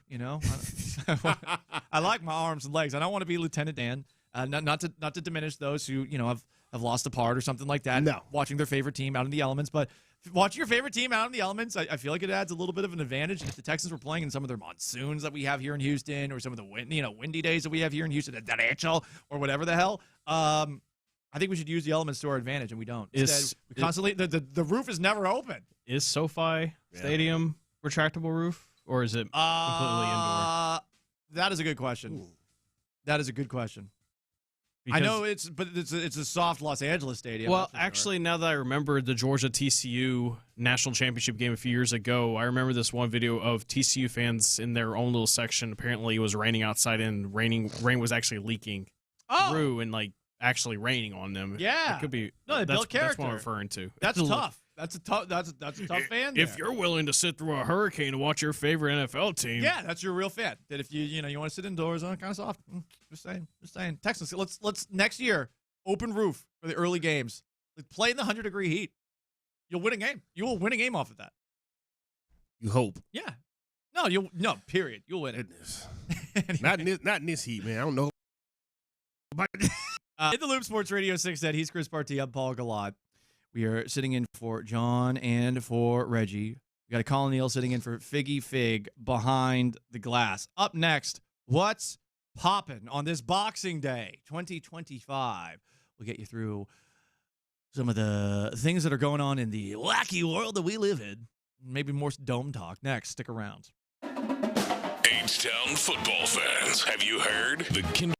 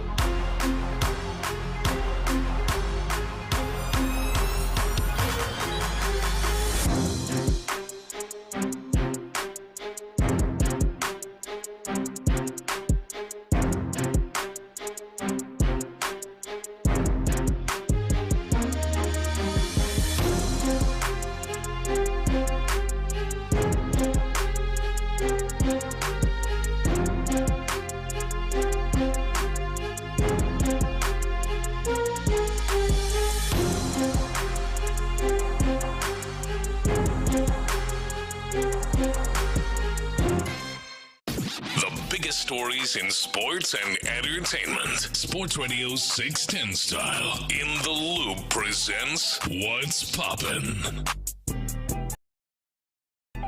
No, ready. It's Paul Gallant and Chris Partee on Sports Radio 610. We've got Colin Neal in for Figgy Fig behind the glass. We hope you had a great Christmas. We hope that you are enjoying your holiday season. Whoop-de-doo, hickory-dock. Don't forget to take down your sock. Some people take down the Christmas decorations starting today. I am leaving mine up until March. I was going to ask. March. Are you seriously going to leave it up till March? Yeah, why not? Really? Get ready for next year. Why not? What's the Right. HOA gonna He's do? already prepared. Yeah, listen, I'm a big procrastinator. I might just leave it up all year. I'm the Christmas guy. What is unless the HOA finds me at my condo, I ain't moving. Does your condo have an HOA? It does. Yeah, we got an HOA. They keep on trying to make me president of it because I come to one meeting a year and I come up with obvious ideas that the people that are on the HOA should they want to put you on the board, huh? No, I don't want any of this. Why not? You don't want control? No. There's scandal that goes on in this HOA. Like they're like $80,000 got lost once or something. Oh wow, that kind of scandal. Yeah, I'm just Seriously? like I don't want no part of this. I don't want no. $80,000 went missing. That's what some. That's crazy. The previous leadership. Yeah, I hear all this gossip. I'm like, yeah, I don't want a part of this. Yeah, you probably don't want to get involved. I'd become corrupt. I would take the in those shenanigans. Next time around, I'm going to be the one skimming off the top. I can't help myself. In all that, I'm a scumbag. In all actuality, though, it is smart not to get involved in the HOA. Definitely not. Don't do it. What's poppin'? So last night, if you didn't watch it, the Rockets beat the hell out of the Los Angeles Lakers. We talked about it from the Rockets' perspective. Was it a wake-up call? That's what Amin Thompson said. Are they going to need to trade for a point guard? We'll talk about that a little bit. Someone they maybe should go after. But let's take a look at what the Lakers did in this game, specifically because J.J. Redick, head coach of the Lakers, seems to hate his team. This is part one of two of J.J. Redick after yesterday's Rockets beatdown of the Lakers, going all in on his team. Guys will say they want to win. The care factor to me is like, do I care enough to actually do what I'm supposed to do and just do it consistently? And that's really what the championship habits are, and that's what we don't have right now. It's follow up on that. If you're saying, you said earlier, it's the same guys not executing, does that just come down to, look, if you don't do it, now your rotation spot? We've given everybody a chance. Thanks, Coach. Thanks, Coach. So that's how the press conference wrapped up. We've given everybody a chance. Are some guys going to stop getting chances? I guess that's what we will see in the coming days and weeks for the Los Angeles Lakers. Here's more J.J. Redick yelling, essentially, through the liberal media at his team. We've been a good basketball team. When we haven't, we're a terrible basketball team. And tonight we were a terrible basketball team. And that started legitimately right away. We don't care enough to, do the things that are necessary. We don't care enough to be a professional. It's, we had it. It can change like that. We don't have it right now. What I said the other night, it's a matter of making the choice. And too often we have guys that don't want to make that choice. And it's pretty consistent who those guys are. And so Saturday's practice, I told the guys, it's going to be uncomfortable. The meeting is going to be uncomfortable. Another 50 games like this. What kind of a threat is that, though? I mean, you are the coach contractually of the Lakers. You're gonna quit in the middle of the year? That'll show your players who are not showing up every single day, JJ Redick. I, by nature, when I hear the Lakers complaining and crying, it brings warmth to my cold, 3 sizes too small heart. At the same time, you hear this from JJ Redick, Chris. What are your thoughts on this? Is it okay to do a drive-by on your team through a press conference? Personally, I don't have a problem with it because sometimes you need to wake guys up. And I can think of at least one player that I think he's probably talking to. Now, it's multiple players that he's talking to, but I think that excludes LeBron for the most part because LeBron's his buddy. LeBron James. Thank you. LeBron is his buddy. That's his boy right there. And Luka. I mean, without Luka, they don't have 19 wins right now. I mean, he's missed some games though with injury, right? Yeah, as well. But I mean, for the most part, they're not in any conversation for any playoffs, whatever it is, without Luka, because LeBron's not that guy anymore. He can't just carry the team. But I do think one of the guys he's talking about is probably DeAndre Ayton. We've heard this about DeAndre Ayton in previous stops as well. Yes. I mean, and that's one of the things I'm getting at there is this is not the first time that his, I don't want to say his, not ability, what's the word I'm looking for here, Paul? His compete level. His competition. His care. His commitment to the team has been questioned. It's not the first time. Now, I'm not saying it's just him. I think it's a lot of the young guys, too, younger guys as well, that he's just calling out a lot of these guys. Right. But I do think, I would say if I had to guess one guy, DeAndre Ayton would be one of them that he's talking directly to. You're probably right.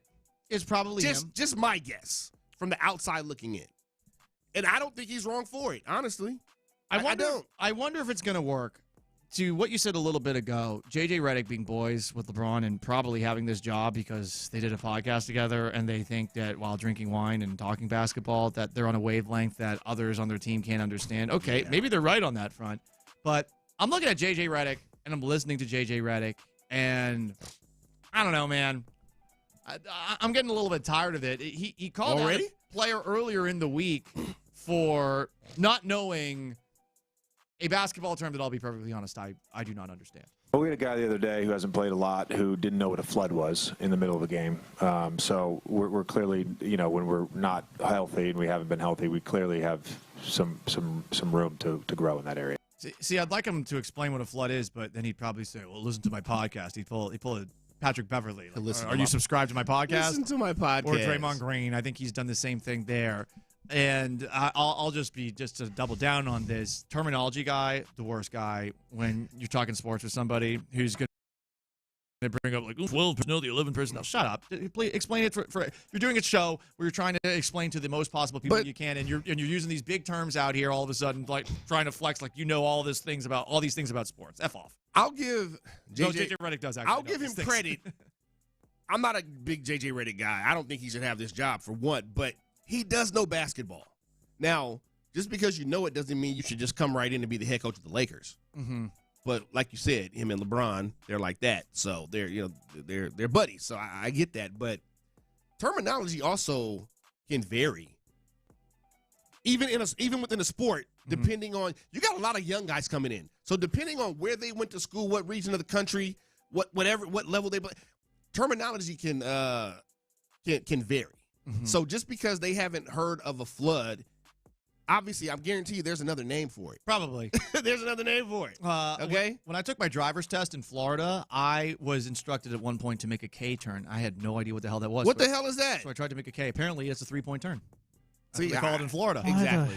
Exactly. Hey, man, it is Florida, though. No offense, but Florida's kind of weird, man. Yeah, for sure. It's kind of out there. How does it look like? Okay, I see why they would call it an A, but man, I had never heard of that before in my life. And I was like, what? But that's a great example. Yeah, terminology can vary by region, even. Yep, it really can. And the way that JJ's talking about it there, okay, maybe he actually is justified in being frustrated with whatever player this is. Maybe. I don't know. It's getting old for me with JJ Redick. Now, I don't think that play. I think that was the young guys, probably like the somebody really else. young guys. For sure. But who knows? Yeah, but the thing is, though, weren't there the same issues when Ham was there? Yep. Like Darvin Ham, yeah. Yeah, like Yeah.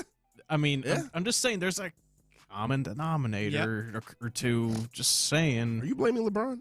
No, I would not. I would not blame our great glorious King Goat. Our King and Savior. Yeah. I am actually. I knew you were. Paul has a smile on his face over here. Listen, LeBron, he's a coach on the court, you know, and he's got a head coach in JJ Redick, and the Lakers are a really functional team right now. Interesting. What's poppin' continues. Nikola Jokic had 56 points last night. Best in the game? Yes, that's the answer. Nikola Jokic, best player in the game. I mean, it's hard to.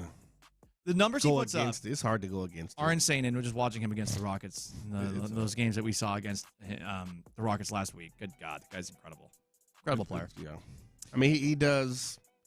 I mean, other than play defense at the highest level, he does everything. Yep, everything. Just about everything. He literally does do. And pretty soon here, he's going to be the triple-double king. I think so. Not this season, but eventually, he's, next season, whatever it is, 'cause he's not that far back. What's poppin' continues. Other Lakers, other than the Lakers and other than the Nuggets in the NBA last night and the Rockets win that they had, the Spurs are 3-0 against the Thunder this year. Yeah, they are the bugaboo for OKC. 3-0, and on top of that, I mean, if I think I saw a guy in the Thunder asked about the struggles against the Spurs, and his answer was, I played in the finals. Who said that? I'll have to find this out. It just popped up on my X a little bit ago. Okay. He was very cocky. I didn't see that. Was that before the game? I think this was after the game. Come on, dog. Okay, come on. Like, can we stop that? The whole I'm so sure of myself after the after a team has already beat you 3 times and we're not even out of the the first part of the calendar season. You know what I mean? We're not even 2026 yet. They've beaten you 3 times already. I've played in the finals, brother. There probably won't be another stage as big as that. Who said that? Does it say? Spurs Nation SA says corny dub, and I'll be honest, I don't know off the top of my head who corny dub is. Is that Jalen Williams? I don't know. Could be. Yeah. Could be Jalen Williams. They call him corny. What's poppin' continues. What's poppin'? Are you poppin'? We're all popping a little bit. Yeah, think about it. I'm totally popping right now. Oh yeah. Oh wow. My joints are popping. So. Yeah, that's how I feel every morning. That's how it goes. Sorry about that, mate. You get to a certain point, and that's how it feels. That's how it feels. The Pittsburgh Pirates. Remember we talked about them earlier this week, where they signed a player to a multi-year deal.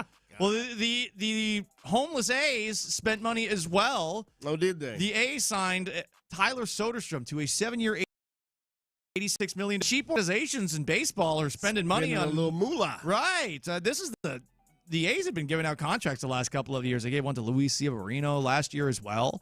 So teams are spending money. Why aren't the Astros spending money? Oh, it's because they're over the luxury tax threshold. That's why. That's why, everybody. Now you know the rest of the story. They got to make some trades. Yes, and I think it's going to involve moving on from one of their key players. Someone won the lottery. $1.7 billion. The Powerball? Continuing what's popping. Somebody won the lottery. $1.7 billion in Arkansas, one of the states where you do not have to be made public, get outed as the person who wins the lottery. See, I like that. I can't believe there are states where you are required.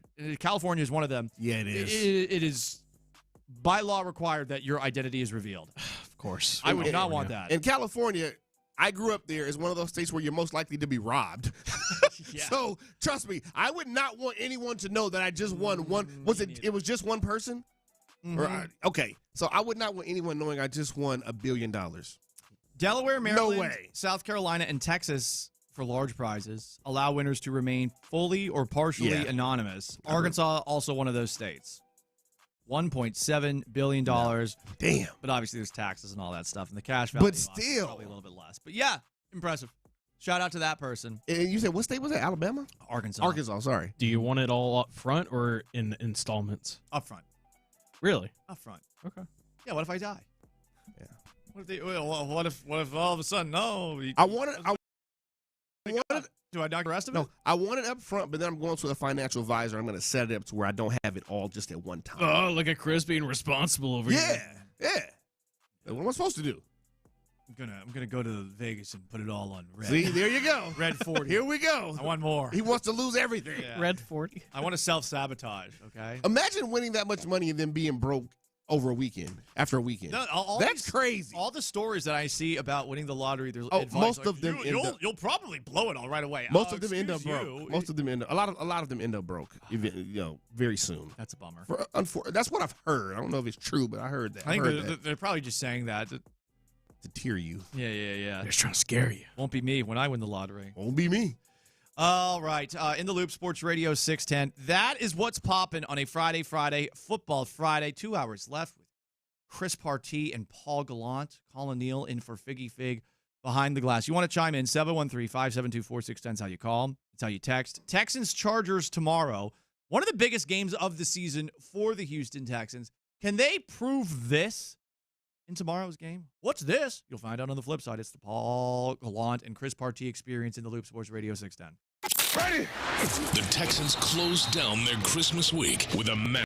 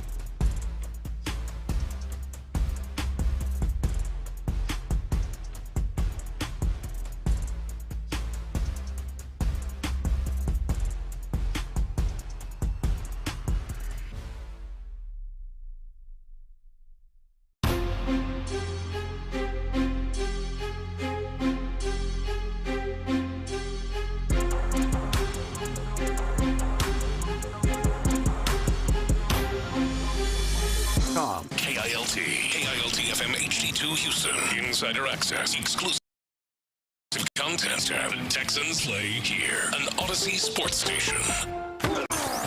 It's an Academy Sports and Outdoors Football Friday on Sports Radio 610. Here's In the Loop with John Lopez and Reggie Adatula. 2nd and 10 Chargers from their 44. Herbert, shotgun. Here's the snap. Herbert has time, throws downfield over the middle, and intercepted by Stingley. He takes it across the 30, and he's down at the 34-yard line. 2 picks in the game for Derek Stingley Jr. 4 picks on the night for the Texans. That's the best corner in the National Football League, an interception that Derek Stingley had in the Texans' 32-12 win over the Los Angeles Chargers in last year's playoffs. The Texans play the Chargers tomorrow in Los Angeles. I'm Paul Gallant. He is Chris Partee. We are sitting in for John and Reggie on this Football Friday. Lots of other NFL games to talk about, but big game for the Houston Texans. If not from a we control our own destiny perspective as far as winning the division, definitely as far as them. If they win, they're in. So there's that. But there's also this. And this is what I'm looking for. Because I do think that if they do not win tomorrow, that they will win their season finale against old man Phillip Rivers. Old man Rivers. And the Indianapolis Colts. Even if it is one of those do-or-die games where the Colts actually, if they win, could make the playoffs. They're going to have to beat the Jaguars Sunday for that scenario to be possible. I think if the Texans are able to once again handle Justin Herbert, they will show proof. There is not one quarterback in the AFC that I'm going to at least go into a game the Texans play against thinking that this guy is going to do what he wants. I have seen enough already when it comes to how the Texans have handled Josh Allen, when they have handled Patrick Mahomes. Even if Patrick Mahomes isn't the same guy, they gave him, I think, a lot of troubles over the last 3 times that they have played him. And they obviously took care of business against Justin Herbert. Lamar Jackson, a different story, but he's not going to be in the playoffs, you would think. They're out, right? Yeah, they're Ravens, wait, hang on. They have a slim chance, but Lamar Jackson's out right now. I'm going to say the Ravens are done. So if the Ravens are done, what quarterback in the AFC scares you as a Texans fan? None. Yeah, and if the Texans handle Justin Herbert again on Saturday, Chris, I feel like it's further proof of that. This is a team that just cannot be taken down by a quarterback. Yeah. They can be taken down by themselves and their own offensive struggles. Yeah, I mean, when you look at it, you look at the top 2 seeds. You got Denver as the number 1 seed currently, and then New England is the number 2. They both got really young quarterbacks. Those guys are in their first couple of years in the league. Drake May has not gone up against a defense like this season. No. He hasn't. And the Patriots have some offensive line questions of their own right now with Will Campbell, their early pick this year, dealing with an injury. He's on the injured reserve now. We'll see if he's back for the playoffs. But I feel pretty good about the Texans' defense's chances to slow down every quarterback in the game. They might have their occasional big play allowed, like you saw. Yeah. Well, I mean, that's gonna happen. It's gonna happen sometimes. There's a very high bar for the Texans' defense to drag them all the way to the Super Bowl. And it's really about a step forward now that they're on Sunday going to have to roll out a different offensive line because Trent Brown is out, and we'll see if Ariante Ursery plays. He was at the very least at practice. Yes, I mean you got Josh Allen. They don't fear him, obviously. They've done work against Josh Allen. They are his kryptonite. Yeah, and then you got Aaron Rodgers, who's experienced, but I mean they're probably not going to play meet the Steelers unless they get the 5 seed. They could meet the Steelers if they get the 5 seed for sure. And Rodgers is, for his part, actually playing pretty well. Played all right, all things considered. Yeah. But if this was old Aaron Rodgers, I'd have a level of respect. Yeah, of course you'd be a little terrified. But this Aaron Rodgers, this Steelers team, I think the Texans defense wins every single time. So if the Texans take care of business against Justin Herbert on Saturday, I think it's just further proof that the defense is the best in the league. Really, from there is just the Jaguars and Trevor Lawrence. Like that's really, as far as getting in the playoffs, that's really the only quarterback, and they play him every year. And they've done pretty well against Trevor Lawrence, right? Play him twice every year. I think the Jaguars are an intriguing game because they are playing a lot better of late. We'll see what happens Sunday against the Colts, but they, under Liam Cohen, have figured out that offensively, yes, Trevor Lawrence is someone that we're going to need to have be as consistent as possible. Credit to him, the last 2 weeks, 10 touchdowns combined, 0 interceptions. But the running game that they have, they figured it out this year. Travis Etienne and all the other guys that they throw out there, Bashal Tutin, amongst others. Yeah. They have figured out how to run the football, and they've also got a massive chip on their shoulder because Jackson. And they've been letting us know about it, too. They've been all over social media. Nobody respects us. Nobody believes in us. Yeah, we don't need you. I don't mind them pulling that card. I No? really don't. Use whatever card you can. Motivation. Whatever you need, use it. Mm-hmm. Doesn't mean it's going to work, but just use it. It's working right now.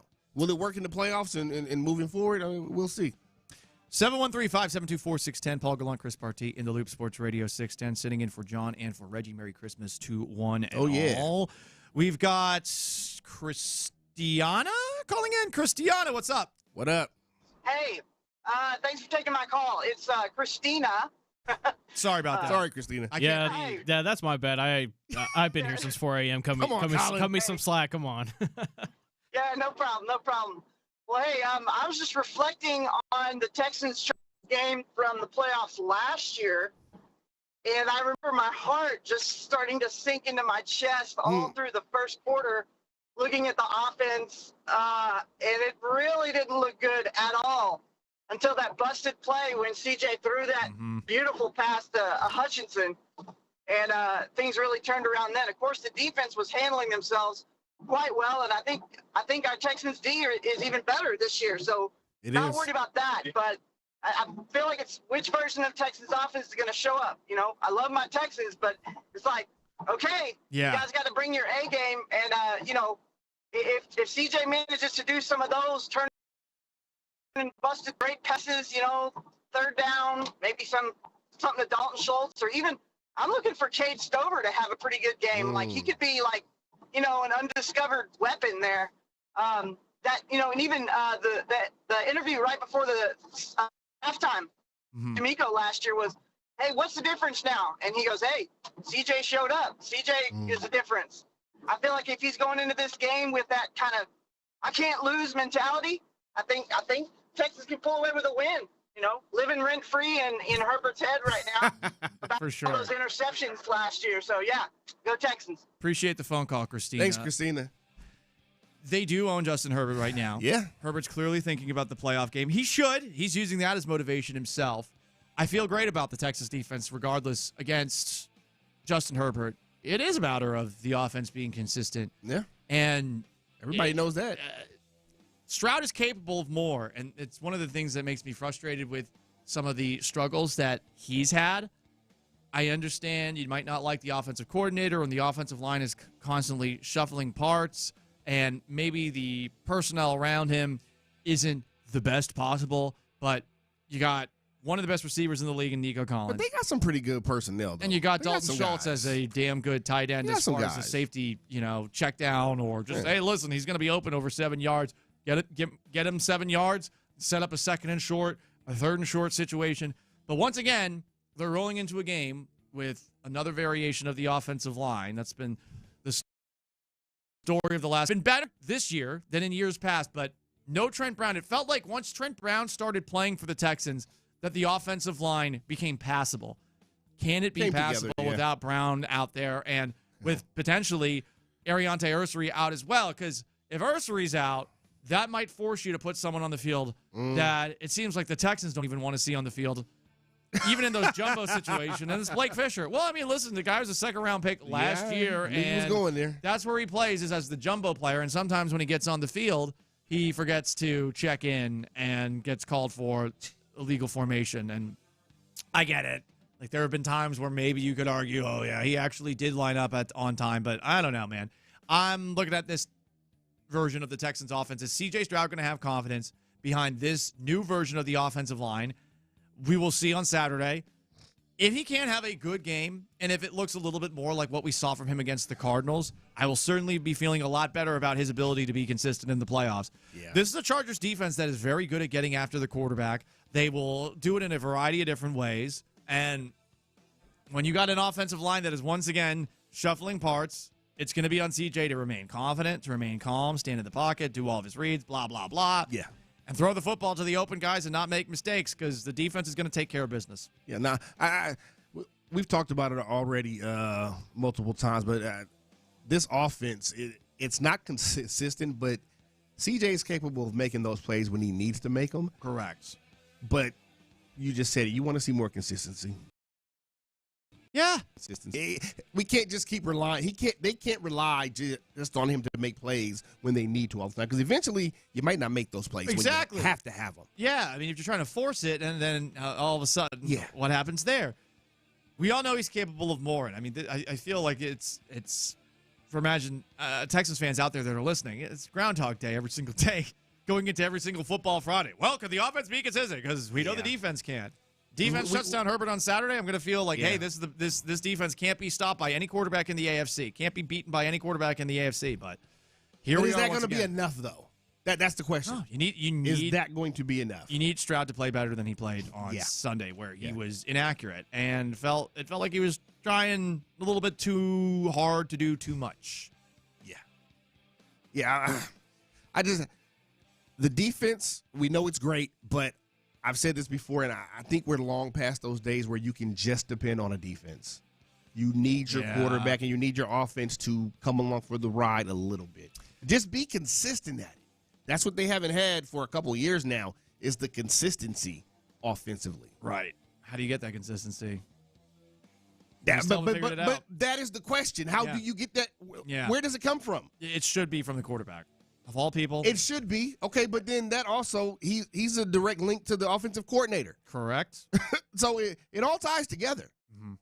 Where is it going to come from? I mean, and we're in week 17 now. Can we just get a 300-yard, 3-touchdown performance from C.J. Stroud on Saturday? No interceptions, no fumbles. Can we just want a little might be asking a lot. It is asking a lot, for sure. Might be asking a lot. Especially if they're juggling the offensive line again. But I think everyone just wants some wind in their sails going into the playoffs, because 7 wins in a row is really impressive. It is. And I know there's a lot of people out there, oh, you're naysaying, you're being negative. Sure, but it's because we know. A lot of fans agree, though. Yeah. A lot of fans agree. We've seen this team be on about the same level for now almost 3 straight years, and you're waiting for that next step, because even if you can't appreciate all the good that you've seen, you always want more. Yeah. We're Americans, baby. Well, here's the glass half full side. This team started 0-3, right? They still have an opportunity to win 12 games. That's true. They won 10 the last 2 years. Mm-hmm. They have an opportunity to win 12 this year. So, in theory, they take that step forward. You're improving. You're taking a step forward. But now you got to get to the AFC title game. Mm-hmm. Let's just be honest. Even if you don't win the division, people expect AFC title game this year, because the last 2 years you got to the divisional round and you lost. Mm-hmm.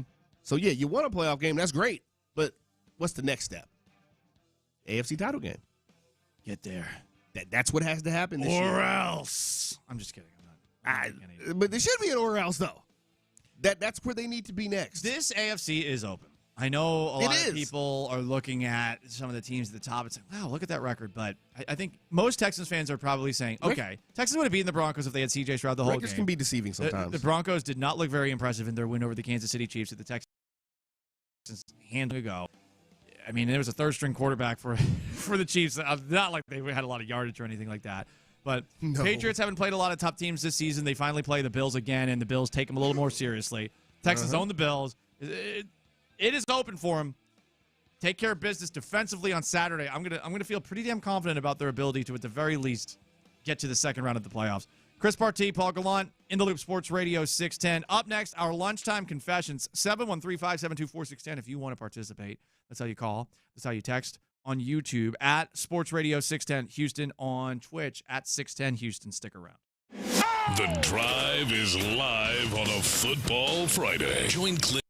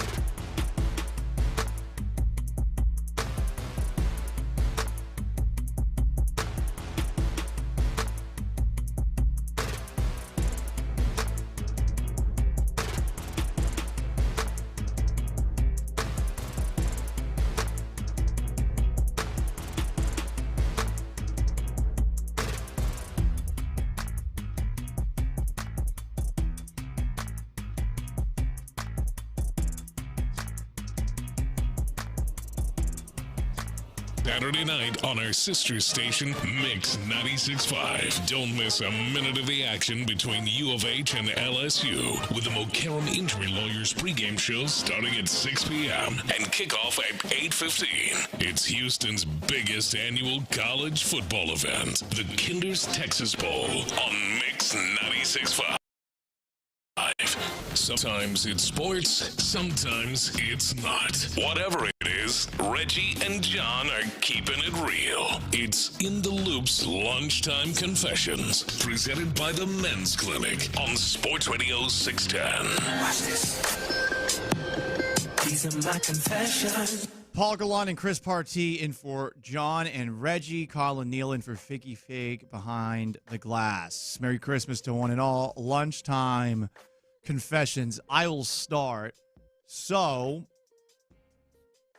I did a lot of packing to bring my stuff over to the girlfriend's house. Oh, yeah. Not that far away. Over Christmas Packed and the up the days cat and behind. everything. Right. I brought a cat. I brought a prime rib. that elusive prime rib. I brought presents. I brought a lot of stuff. Paul Gallant and prime rib. Name a better combination. It was very good. It was very good. We got Was it leftovers. good? Yeah. I'm going to make a sandwich with it later today. Oh, you got some left over, huh? Yeah. I got a lot left over. We didn't eat that much. Really? We did not eat that Was it much. just the two of you? Just the two of us, yeah. Prime rib sandwich. That sounds so good. I'm, right? I'm excited for that later. There was one thing, though, that I forgot. I Come on, Paul. I forgot change of clothes for what? Friday. I'm literally wearing what I wore yesterday for Christmas because I wore yesterday what I wore for Christmas because I forgot to bring a bunch of like collared shirts and pants. Yeah. So I'm wearing something I got for Christmas because I didn't have any shirts left, and I was too lazy to go back to my home and actually get changed. And Hopper come in on this Friday. Got to get down on Friday. Football Friday with Texans and Chargers and the showdown of the AFC playing tomorrow. You were just coming to do a radio show. That's all. That's my confession. I'm a dirty man wearing clothes I wore yesterday. Dirty man. Okay, but with a lot of swamp ass right now. Dirt. Oh God. Sorry. Swamp ass. Sorry for whoever. Sorry, Clint, or whoever's sitting in here when they come in on afternoons. Goodness. Dirty man has been sitting here. He's got all sorts of cat hair on the brand new sweater his girlfriend got him for Christmas, and yeah, here we are. I want to wipe that chair down before you come in, Clint. Yeah, I need like a they're out at Twin Peaks. Oh, so they're good. Okay, they're good. Just let it fester. It's just gonna fester. You have to let it fester over the weekend. You have to. So that's my confession. I'm nasty right now. Just nasty guy over here.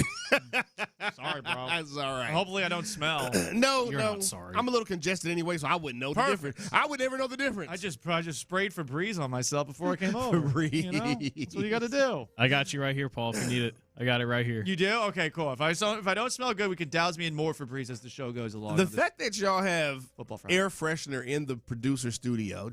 What's that for? Exactly. What's that for? What y'all farting all day in there? It's a little musty in here sometimes. It gets a little musty. Musty. That's what he says. That's a term. All right. Okay. What you got? What you got, Chris? I'll be Colin. That's fine. You're forgetting. We're crossing up my C's. That's the third effing show in a row. It happens. No, it doesn't. We both got C's and S's in our name. No, he doesn't have an S. Just Colin. What's wrong with you? I mean, my middle name is James, so I technically do have an S. Well, there you go. There you go. I am going to confess that I really don't feel that bad about it, but unfortunately, I realize that I am a regifter. A regifter? I'm not saying I do it all the time, but I've done it. What did you regift? May have been a sweater.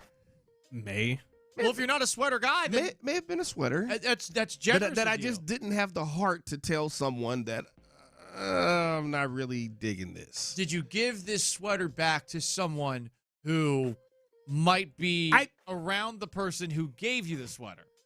They shouldn't be. Oh, so it's not out of the realm of possibility. It's not out of the realm of possibility, but this regifted sweater finds its way towards. They shouldn't be the person who gifted it crossing paths anytime soon. At least. Okay. What happens 5 years from now? Not my problem. We'll see. Maybe even 5 months. Whatever. But yes, I am a regifter. I've actually done it more than once. I've done it with socks as well. You regifted socks? Yeah. Were they used? Now that was I was about to say. Now that was years ago. Were they laundered? It would be really funny. You regifted used socks that you never laundered. Just like the most hateful, petty thing you could do. You giving it to somebody you don't like? I did not do that. Okay, no. good. I'm not that hateful. Hey, all right? listen, I'm not that hateful, but I am a regifter. I got no issue with regifting. I've done it. Wasn't that an episode of Seinfeld, the regifting? I think Probably. It was. I think it was. It's a generous thing. You're giving something generous thing. that you have away. And you know what? With the consumerism making Christmas lose a little bit of its meaning, like I learned in the Jim Carrey version of the Grinch, which seemed to be a commentary on commercialism. Well, maybe, just maybe, regifting should be a normalized thing, Chris Partee. Well, thank you, Paul. Maybe I did the right thing then. You did do the right thing. And you saved some dollars. I just hope those people aren't listening right now. The financially responsible thing to do and the generous thing to do. To regift. Right. You gave something that was yours. You gave the sweater off of your back. Off of my back. Not literally. Well, actually, that would be really funny. I never wore it. Never wore it once. It's a Seinfeld spit. It's a Seinfeld bit. These are my confessions. Colin, what you got? I'm tired. That's my confession. All right. No. Yes, I mean, I would be amazed if you weren't tired right now. With all the hours you've been working here. No. I hope you're getting overtime. Oh, I'm good, man. I'm good. But I will say, after Chris, I don't really enjoy the holiday season as much as I used to, mainly because it's when things get very busy. Yeah. Now that I'm an adult, post-college. Exactly. It's stressful. Adulting, sir. I will say, though, now that Christmas Day is gone and past, and the only thing standing in between us and 2026 is New Year's Day, I don't know why I feel more relaxed after Christmas Day, but I feel so much more relaxed after Christmas Day. And less pressure. Yeah, that's probably what it is. I don't know. I maybe some people still feel pressure, or they're like, "Oh, come on, man! Christmas Day, holiday season, you're stressful. What's wrong?" It's especially working in the industry we work in. Yeah, it can be a little bit stressful. But also, let me ask you this: do you have a big family? Do you have a lot of family kind of in the area? So actually, funny you say that. See, guess what I have to do after? That's what guess what I have to do after this. I'm driving my ass 4 hours up north to Hillsborough. I knew it. Yeah, but that's usually where a lot of the pressure comes from. Is from family. Yeah, that's. But hey, I'm happy to see them regardless. Luckily for me, most of mine is on the West Coast. I ain't got to deal with their asses. Oh wow! Not in person. Okay, we're learning things about you. So the family's far away, and you're cool with the distance. I like to be around my family around Christmas time, but as a child of divorce, it's been a really long time since I've had the traditional, this is Christmas with my mom, my dad, and my sister. It's been a very long time. Hell, it's rare that I even see both of them on a same holiday. I think I've seen all of them together 3 times in the last 20 years.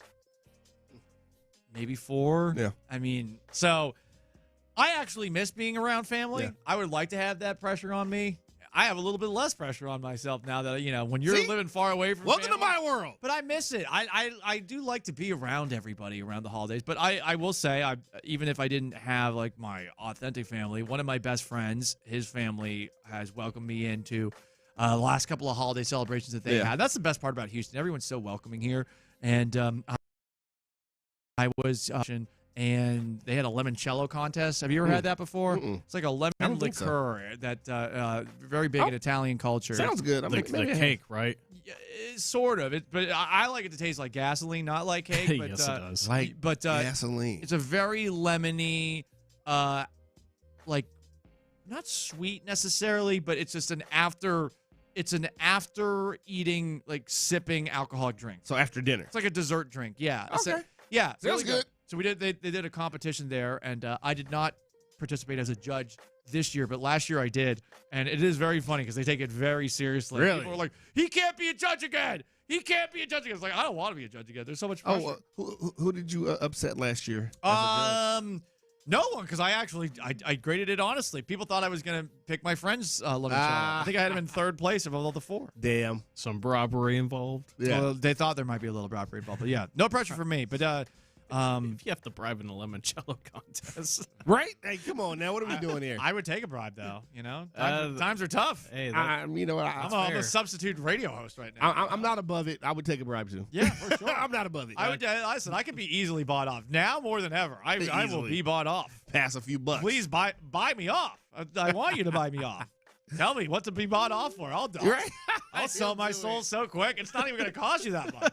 It's not even going to cost you. Just tell me what I need to do. Somebody help Paul out. Buy him off. Yeah. Lunchtime confessions in the loop. Sports Radio 610. What else? I'm trying to think off the top of my head. I don't want to use this as a replacement for going to confession as part of the Catholic Church in the way that it's respected. Other confessions that I have. I do feel guilty that I did not get a lot of gifts for my family, my significant others. I got it for my girlfriend. I got gifts for my girlfriend. Okay. I got gifts for my nephew and my niece. That's it. Everyone else is getting a card. Dad. There's nothing wrong with Mom. that. There's nothing wrong with Stepdad. that. That's fine. Sister. Cousins. Step siblings. Yeah, that's it. Sorry. You're getting a card. You're getting a card that I will eventually send, but to be determined. Said as far as when I eventually send. Yeah. What will they get It's it a by New Year's card. I was gonna say, will they get it by New Year's? That's only a few days away now. I know. See, now think I got about stress on that. me. That's the stress. Now he's got the stress. I might have to do that today. He's got tomorrow. the stress now. Yeah, Okay, for context reasons, you have a cat, right? I do. What's the cat's name? Aria. Aria. What did Aria get? Shout for out to Christmas? Aria. Yeah, what'd you get, Aria? You You, got- hold on, Paul. Hold on. Hold You got on. nothing. You didn't get Aria nothing? No, it's a cat. Really? It's a cat. It's Come a on, cat. man. I don't gotta get. Guess what I have lying about my girlfriend's place right now, where my cat is hiding because she doesn't want to interact with the other animals. There's a bunch of gift wrapping. There's a bunch of ribbons and stuff. She can play with that. So that's her gift. Yeah, all the cats were excited about that. Come Yeah, that's on. a gift. They do like that kind of stuff. Yeah, That's true. Cats are not like they don't appreciate bleep. You know, They don't. The dog would appreciate a toy, I guess. But Oh, even then, no. Something with nip in it, Mm-hmm. and then you're good. Yeah. She'll love it. Nah. She'll be high all the time. I mean, we did Already is. Acting crazy. we did give our 4 English Staffordshire Bull Terriers bones with I guess it's like There you go. like a bone that's edible with like butter or something on Oh, the nice. inside. Yeah, they I kind of want it. I'm starving right now. for the Sounds good. I'm a little hungry too. I'll eat dog food. Eat dog food. I'll eat dog food. That's another for a confession. bribe. Yeah. Another confession. Paul would eat dog food. Yeah. The funny thing is, 2 of the dogs are they're puppies, and the 2 others are mom and dad. They all literally went to separate areas of the premises because and if one of them got close, stay away. They're very appreciative, but they're very stingy about who goes near their stuff. I try to go near it, and no. Oh, they're possessive. Yes, possessive. That's the word. I gotcha. Yeah. I gotcha. Dogs do that, but at least the dog's got something.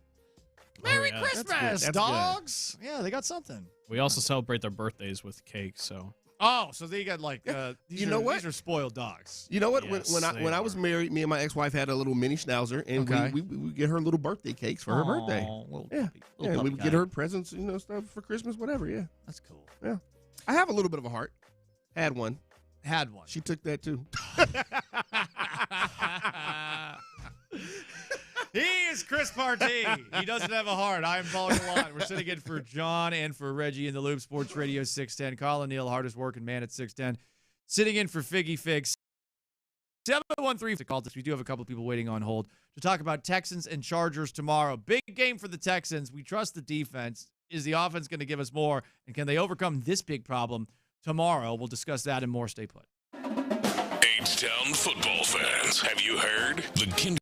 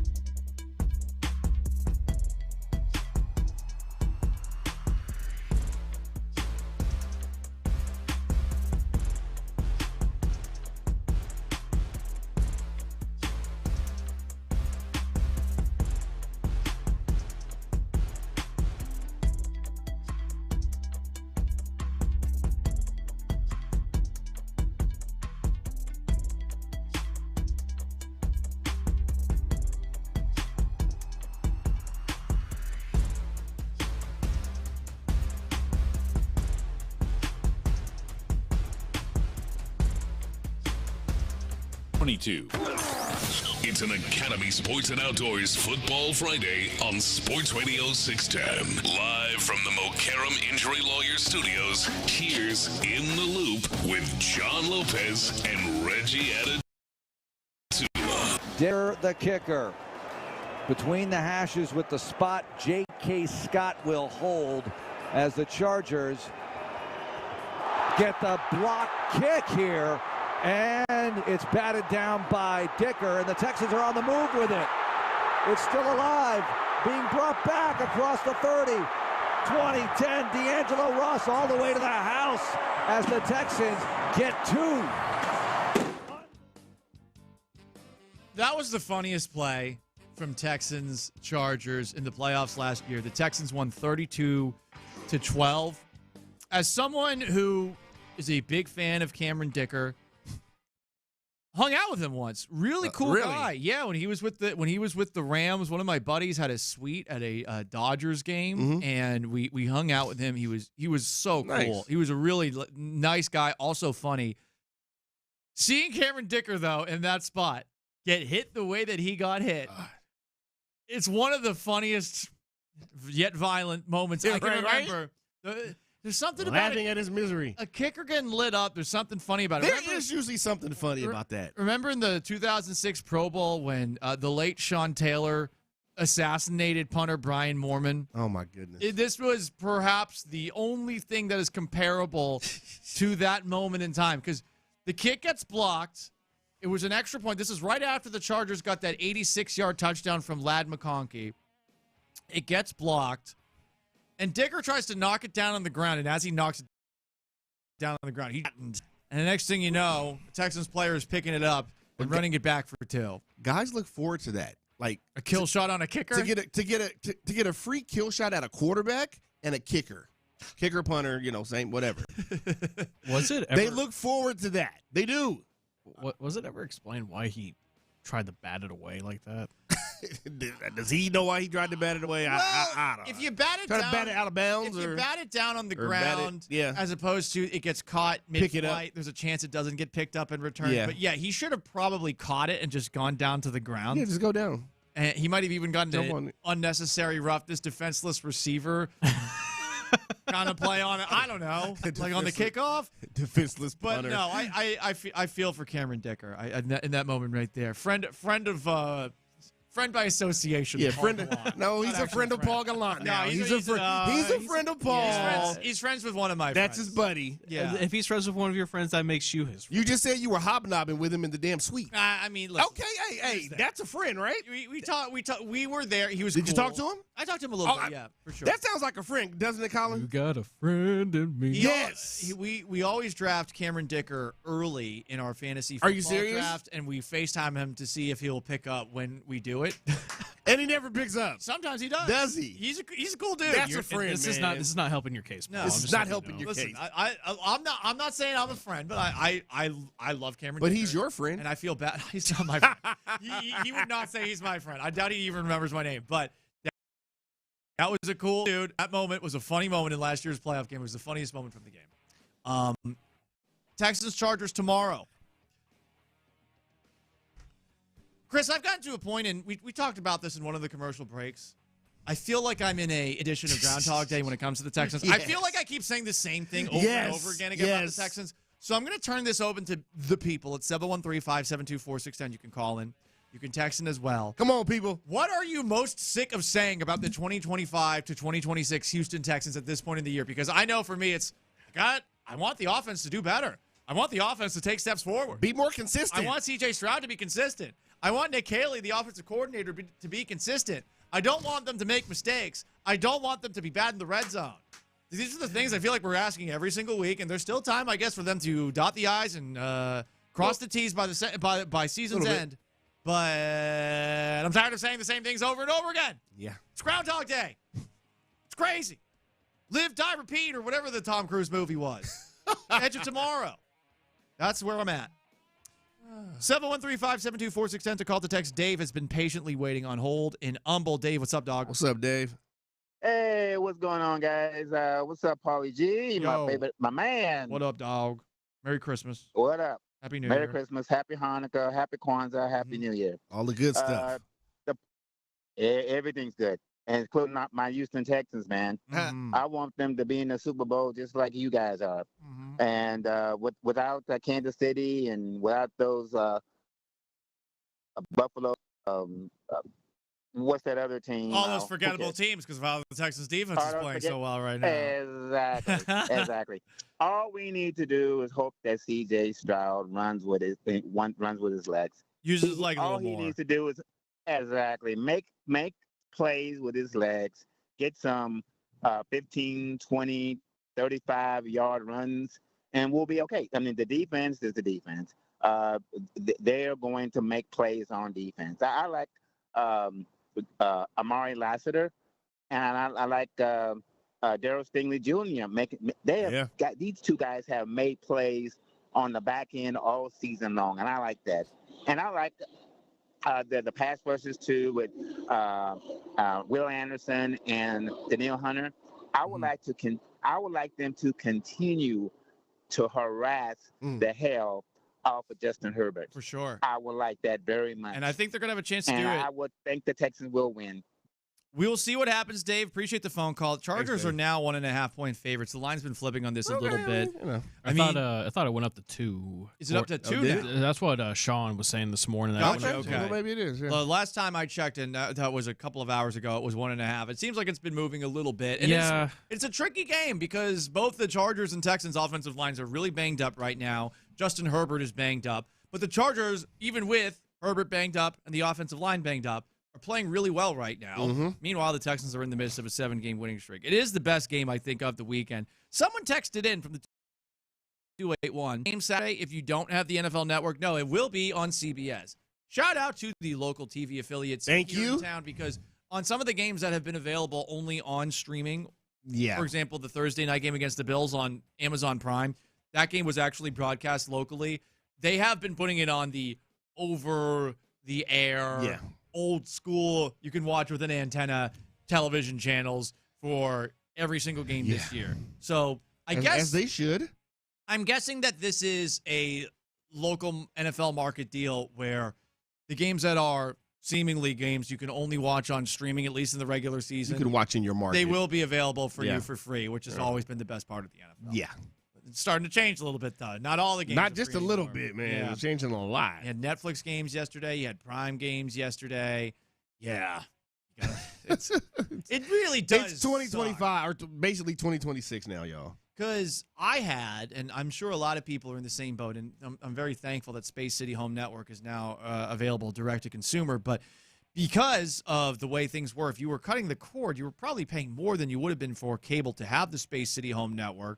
Because Fubo TV was charging an arm and a leg, your firstborn child, your pets, the blood of your enemies. There's a lot of things that you need to give to Fubo TV to be able to watch those games. It's an outrageous amount of money. So I'm waiting. I'm excited. I think I'm going to be dropping Fubo TV in the very near future. Oh, I have 150 a quarter, or 150 a month. And I have YouTube TV. 450 a quarter.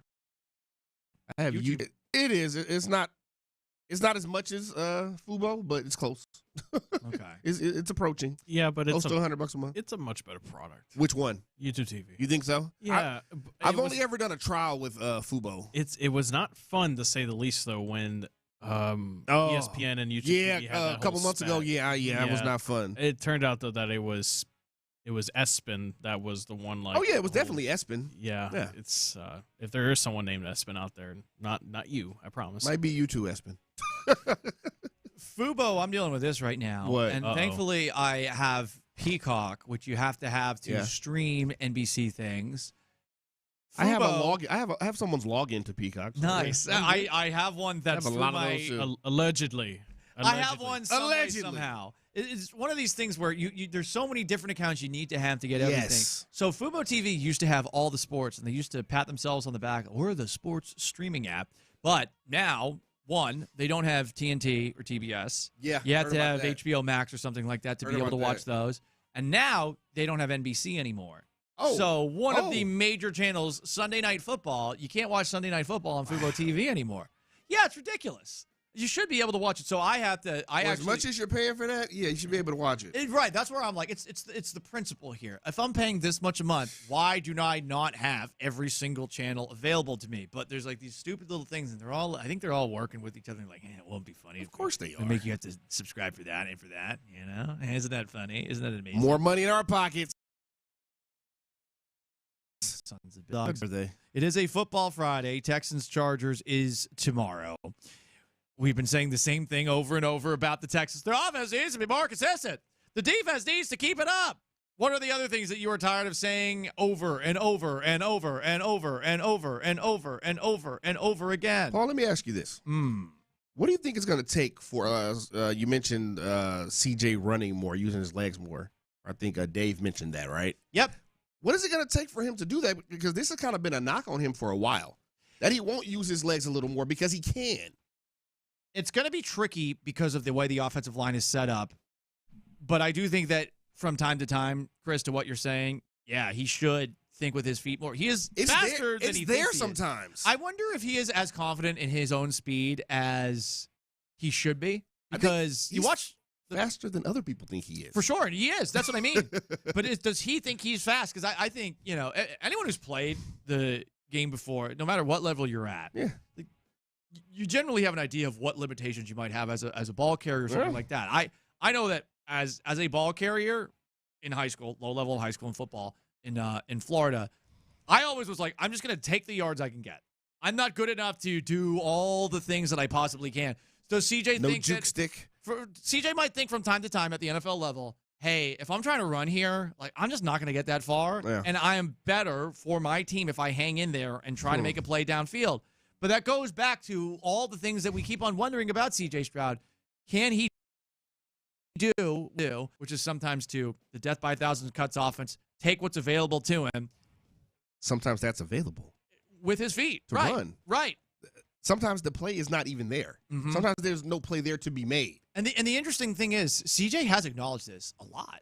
He's talked about how he could use his feet a little bit more. Okay. He doesn't. So if he knows it, why aren't we seeing it? That's my question. If you know that you could use your feet a little more when the opportunity arises, why aren't we seeing it? Yeah. Come to fruition. I mean, I think that can help them out of that can help sustain a lot more drives. Let's put it like that. Does someone need to just be in his head yelling, run, run from the press box?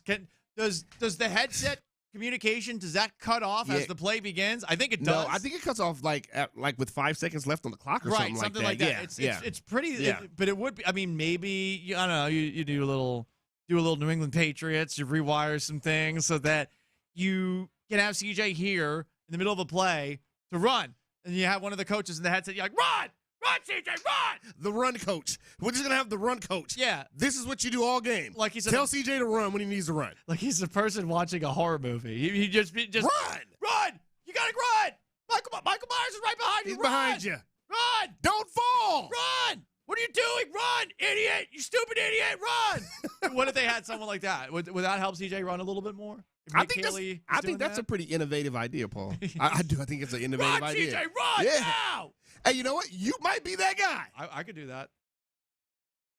Listen, looking for work. Hey, you could be that guy. You stupid idiot, run! I could have gotten that. I played high school football in Florida. I'm kidding, everybody. Hey, 7. It would be nice. Exactly. Hey, 7. It would be nice. Funny. Hey, 7. What's that from? Oh, it's in the hotkeys right here. I think it's from Training Camp. It's from a movie, yeah. No, it's Kaylee. Oh, that's Nick Kaylee. Yeah, that's okay. Kaylee. Oh, yeah, okay. Okay. It's in the hotkey. Hey, 7, Kaylee. So he's doing it. He's already. Well, somebody's telling him. That's the guy. He took your job, man. I think it's from Training Camp. Thought I was you almost had you a job, man. I was going to be employed again. I mean, and thankful to Sports Radio 610. Yes, because I am technically employed. But you want a full-time day? Right?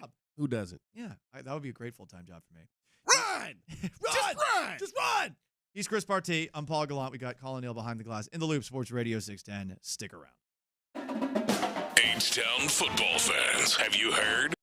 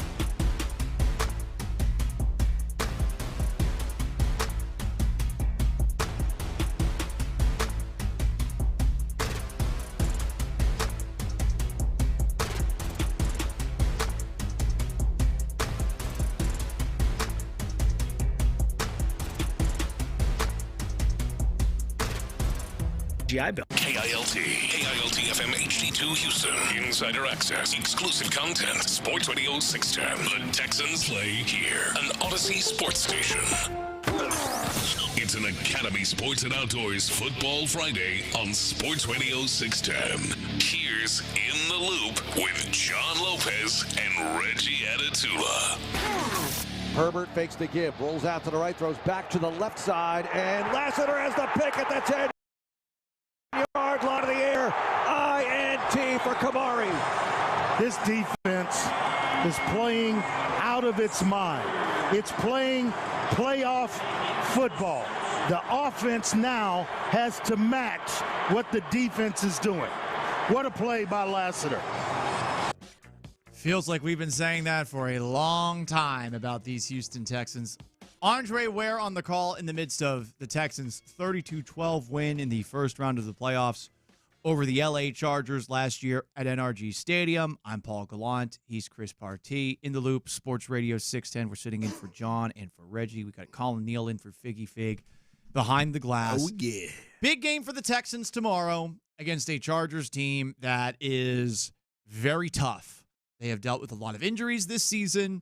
They are, with Justin Herbert under center, a team that has a quarterback that can challenge even the best defenses in the league. Maybe not yours.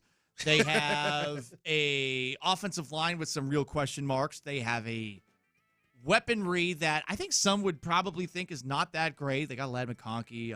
Shout out to Syracuse guy, Aronde Godson Jr. Looking the way that he has been looking out there. Their defense is pretty good. Gets after the quarterback. It's going to be really interesting to see what this Texans team does. I think this is a playoff caliber game. Chargers are in. Texans are in if they win. And the Chargers are thinking, Chris, a whole lot about last year's game where the Texans stuffed them in a locker after a sluggish start, especially offensively. Well, let me ask you this about the offense. How are you feeling about Woody Marks this season? And I know he's had a good year, good rookie season, but it feels like he gets hurt at some point in every game. How are you feeling about his durability moving forward for this playoff run? That's a good question. He seemed mad that he was taken out of the game where Jawar Jordan played well. Yeah.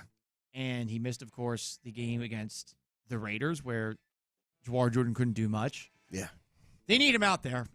I think, I think so. His versatility as a running back is his biggest strength. I don't think he's the best running back as far as, handing the ball off to it, but I think as a receiver and as a running back, he's pretty damn capable. This is their Achilles heel on offense. I think we know that C.J. Stroud is capable, but they've had 100-yard rusher all year. It was Jawar Jordan of all people. Yeah. It was against the Cardinals, who are that was like 2 bad weeks ago. Defense, right? Towards the end of the season, you have your 100-yard rusher. Right. Yeah. And as a texter points out, I'm tired of seeing our running backs run into the back and ass of our offensive linemen. Where's the agility and scheme in the running game? That's from Mike on the west side. How many teams that are going to be in the playoffs have had only one game for one player rushing over 100 yards? It's tough. With Woody Marks in there, they are better than they are without Woody Marks. That is true. For where Woody Marks was drafted, Chris, he has given you more than you would have expected. 4th round pick, right? But this is a problem that the Texans seemingly knew about in the offseason that they never addressed. Yeah.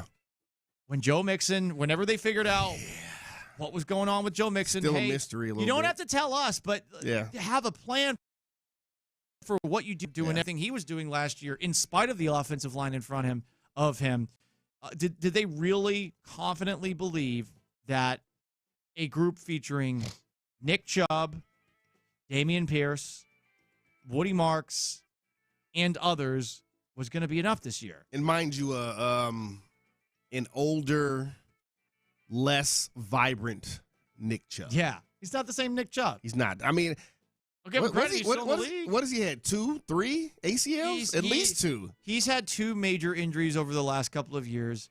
One of the ACL injuries he might have suffered at Georgia. I forget off the top of my head. I think he did have one in college, yeah. But Georgia. he's dealt with some stuff the last couple of seasons. It's great that he's in the league. I've always enjoyed him as a player, but he's not that guy anymore. He's not the same guy. He's not that guy anymore. And he's not. If you can't run the football in the playoffs, that could spell it's going to the be end of tough. your season. It's going to be tough. I would say of all the teams in the playoffs in the AFC, and I am looking at the Texans as if they are in the playoffs, but all the playoff possible teams in the AFC, the team that runs the football the worst is the Houston Texans. Yeah. Even the Colts. I know the Colts haven't been doing so hot of late, but like they got Jonathan Taylor. They got Jonathan Taylor. You can always, or they can always fall back on him when they need to. Now, whether or not Phillip Rivers is going to hold up, we'll see. Yeah, we'll see. That's another story. Was he 46? 44? I got my doubts. Yes. Yeah, credit to him for playing. That's a whole other 44. Yeah, that's a whole other story. But the running game, and I wanted to ask you that because I hear about that a lot. A lot of fans get a little irritated with the fact that Woody Marks games, but he has come out of games due to injuries. Yeah, pretty often it feels like. For sure. And they're at the point now where you can't really afford to have him off the field for too long. Right. Yeah. Because what Jordan did was great. That's probably a one-time thing. Yeah. Because you saw what happened this past week. He's smaller. His size is a problem. Like, I think from time to time to use him 3-4 touches a game or something like that. That could work. Change of pace. He's pretty shifty. Yeah. But you can't have an offense that's based on him as a battering ram. It's going to be tough. Yeah. It has to be better. They are worse with Marks off the field, though. Very clearly at this point. Yeah. We'll see if the offense can get it going on the running game side of things. If you got thoughts on the Texans and Chargers tomorrow, 713-572-4610. That's how you call. That's how you text. Is the running game enough for the Texans the rest of the way? Rockets, they took down the Lakers convincingly last night. They did to shake out of a recent slide, whatever you want to call it. I think it is a snide off the top of my head. I don't know. Chris is the writer. I'm just the idiot who blows. So in this game, J.J. Redick's yelling at the Lakers afterwards. But you got what you needed offensively in this one. You saw Durant play well. You saw Şengün do what he does. Amin Thompson had a pretty efficient game shooting the ball as well, not shooting it from outside as much. But a question that you had before the show, Chris, is I think a very important one for the rest of the way. It's about what they do at this position. Tell the people. Share with the class. What is it that you're curious about the rest of the way? So I asked you earlier, do the Rockets need to go out and get a point guard, like a more legit, veteran, traditional point guard? Right. Maybe not traditional, but someone that can run the point who's done it before in big moments. Someone you trust more than, at this moment in time, Amin Thompson, Reed Shepard, and some of the other guys that have been running I don't think the point in quotation marks. Personally, I don't like Amin Thompson as much in that position as the point guard. I don't. I prefer it. He's not a shooter, but I prefer him off the ball. Yeah, and I think I don't like him as that guy. I think it's been affecting him a little bit. And look, he's in this position because the freak accident to Fred VanVleet. Yeah, I mean, what are you going to do about that, right? You got to adapt. This is their attempt at adapting. I have a name, and it may be a long shot. Ooh. But it's not one of the sexiest names, but it's a good, solid player who has been in the league for probably 10 years now. Yeah, maybe a little longer than 10 years now. CJ McCollum. Oh. Now, he's more of a combo guard. Podcasting CJ. Yeah, he's more of a combo guard. You know, he played shooting guard for the most part. But in New Orleans, he played point guard for them quite a bit. And he can run the point. He is a player. He's a very smart player, very good shooter. You would also add another shooter to this lineup. Now, the thing with him, let's say the Rockets were to go out and try to trade for CJ McCollum. He's a free agent at the end of the season. Mm-hmm. So you're essentially, it's a rental. Yeah. And he also makes $30 million this year. So you'd probably be paying half of that because the season would be halfway over if you traded by the deadline or whatever. So what do you think? That's one name that I came up with. I'd absolutely take that. He's on the Wizards. The Wizards stink. Yeah. He's putting up good numbers with the Wizards. They're horrible. On the year, he's averaging 18.6 points a game, 3.5 assists a game. He's having a pretty good year. Yeah. Yeah, 100%. What would it take? I don't know. That's the question. I'm sure that the Wizards would be open to taking a first-round draft pick. Yeah. And a first-round draft pick, listen, I get that people don't want to give up first-round draft picks for a rental, but you're at the point right now where you are loaded with young talent, the Houston Rockets. But here's the thing. Because he's a free agent, you probably won't have to give up too much. He's going to be – in June, he can go wherever he wants to go. Now, whether or not the Rockets are going to re-sign him and keep him for another couple years, that's on them. But I think he is a player that could help kind of wrangle this offense and get them going in the right direction sometimes. Because sometimes they kind of trail off. Yeah. And they're not as focused offensively, it feels like. Because I don't think and I think you agree, they don't really have that guy right now in Fred VanVleet or someone to back him up that can come in and get them on track and keep them on track. I like Reed Sheppard, but he's still figuring out. He's how to very be young. He's still developing. And at times, he is a bit of a liability out there in terms of that people see him and they're just going to attack him defensively as much as they can. He's not to say he's a bad defender. It's just he's an easy target out there. Yeah. And then, Aaron Holiday or some of the other guys, not good enough. I don't think those guys aren't going to get you over the hump. Right. I like this idea. Just a name that I thought of. I don't think it would take that much to go get him. And that guy's miserable. I mean, you play for the Wizards. Yeah. Like, the Wizards have never been good. Yeah. Oh, for sure. Sports organization in terms of, like, success in the NBA, right? Like, what have they ever They're done? one of them. I mean, they're definitely one of them. I mean, their peak was when Paul Pierce hit that buzzer-beating 3 off the glass. I think that was against the Cavs, if I remember correctly. I forgot that he had that Paul Pierce had a Wizards era. No, because they had an era where they were getting to like the second round of the playoffs. Yeah, the John Wall era. Where John Wall. Yeah, everyone was. Or even Gilbert Arenas and those guys. Yeah. So I mean, yeah. It's the peak is the MJ retirement, second retirement. Oh my goodness! Come on now, stop it. He did play well for them. He averaged 20. Yeah, he was pretty good. He wasn't MJ, but he averaged 20. For a guy that came back at 39, they hadn't played in 2 years. Yeah, he played very well. It would be hard to do that. But yeah, C.J. McCollum is the guy that I was thinking of. Okay. Someone texted in from the 713, Rajon Rondo. Nah. I love Rondo. I was always a big Rondo fan. Is he still in the league? I don't think he is. I feel like he can't be in the league. He's been out for a year or two, it feels like. Rajon Rondo is an American former basketball I don't think he's in the NBA anymore. He hasn't played since 2011 to 2022. Let me give you all a name. Who you got? Just name some guys. Radio. Who you got? Come on, let's go. I think this is the guy that you should, and I mean should, and I'm surprised y'all haven't mentioned him. If y'all did mention him, Calvin Murphy. This suits, heck yeah, throwback. Come on, like I want a reunion with CP3. Oh my God, he is available. Stop it. No, Why? Stop it. Why not? Stop it. Was he bad was he? Stop the madness. He's a leader. Okay, let me tell you, I'm not a CP3 guy. You're not? I never have been. Mentor, Reed Sheppard. But at this... But, some people say Reed Shepherd's a young Chris Paul. I hope not. Okay. I really hope not. All right, no one's saying that. Nobody's saying that, Paul. Some people are saying it. No. Now they're saying it. Now, if we're looking for a player to come in and actually try to help them win a championship, it's not Chris Paul at this point. Now, I admit he was a great player once. Was he? Is he 40 already? Maybe 38. He might be 38. But he's close. But Chris Paul's done. He's been done for a couple years old. He's what? 40 years old. He is 40. Okay, well, there you go. He's done. He's been done. Forget the stuff that happened with the Clippers.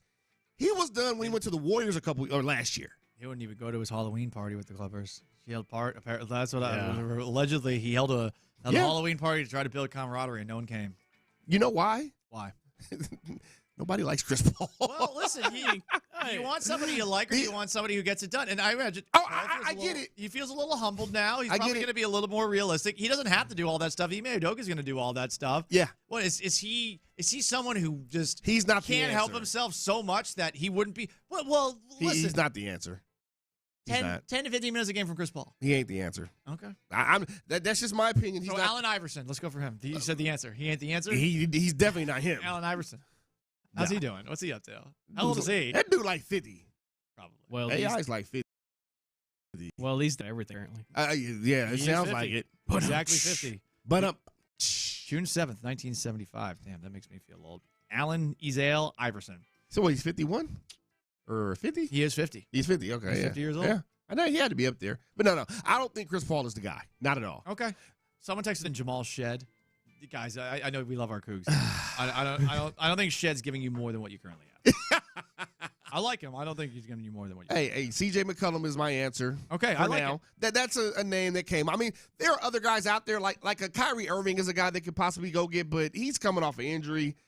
Why you want to deal with that? No. No. There was a podcaster. I think this was like a few months ago. We played it on in Take a Mania on Payne and Pendergast. It was like I forgot who it was, but he was like, "Man, trade Amin Thompson and like Alperen Sengun or whoever else it was for Kyrie Irving."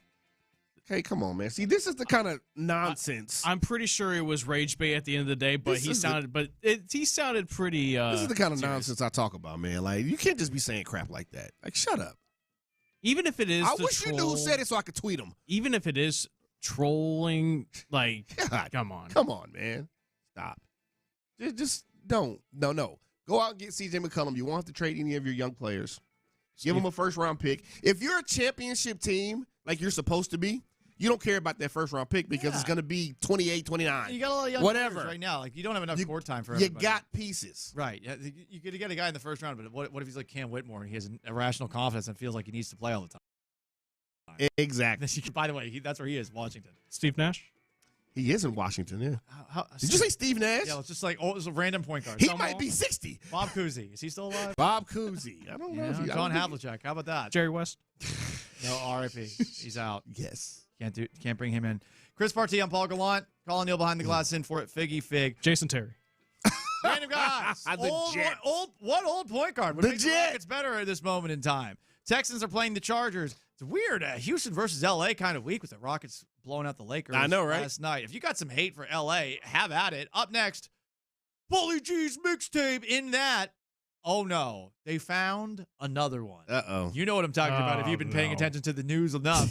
Here in H-Town. Don't laugh. This is a concern. It's something to be freaked out about. And on top of that, the most bizarre press conference that you have seen in recent sports history. Stick around in the loop with Paul and Chris. Sports Radio 610. Ready? The Texans closed down their Christmas week with a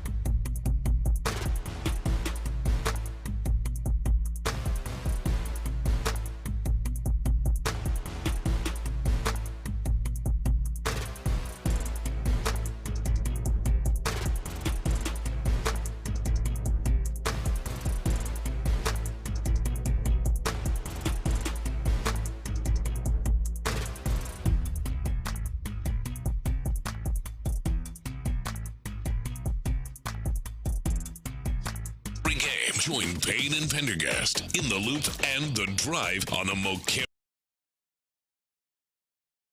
Injury by Joppa's John Deere. Game analysis, inside info, coaches' comments, and your reactions starting at 6 and going all day long. Thanks to McCarran Injury Lawyers. Call McCarran Injury Lawyers at 281-222-2222. Pass the aux cord and crank up the volume. Figgy Figs in the driver's seat. Sit back, relax, and enjoy the ride. It's time for Figgy's Mixtape on Sports Radio 610. No Figgy Fig. Colin Neal sitting in for him. And now he's going to do the mixtape. I'm kidding. I got it this time. Paul Gallant, Chris Partee in for... Like that, man. I had you paranoid for a second. Yeah, you got a little nervous here, a little worried. Colin's been here since the crack of dawn. We can't do him like that. We are sitting in for Reggie and John on this Friday Football Friday. You want to weigh in on Texans Chargers? You know how to do it. We want some hate for the city of which is pretty easy to give. Hey.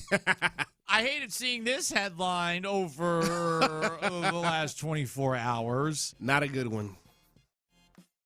A dive team was at Memorial after another body was reportedly found in Buffalo Bayou. 34 bodies found in Houston area bayous this year. Last year there were 35. 12 were found in Buffalo Bayou, a record high in this last decade. Our T's and P's to the person departing.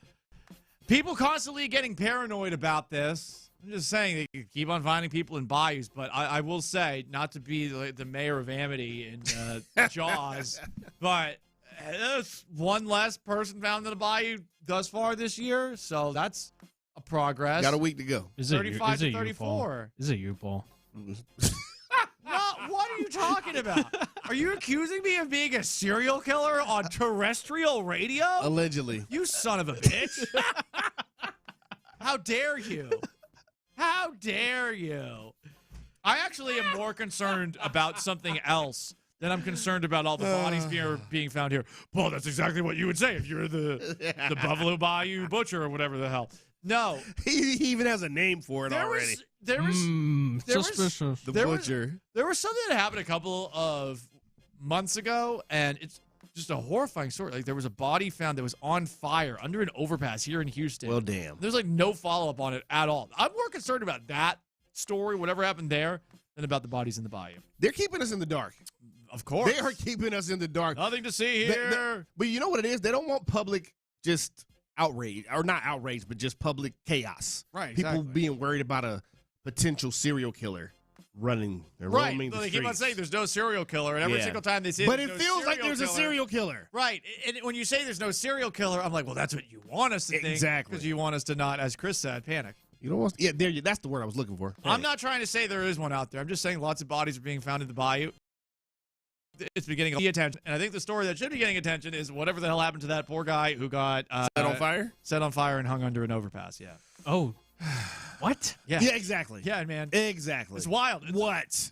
There's been no follow-up on that story whatsoever. I can't believe there hasn't been. It's awful. I feel horrible for the person who died there. Wait, when did this happen? This was 2 months ago. This was recently. I did not know that. Oh, yeah, no one knows about it. There's a reason you didn't hear about it. That's bringing it up. Yeah, there's a reason you didn't hear about it. They didn't want you to hear about it. But, yeah, they found another one in the bayou, man. Damn. More from Paulie G.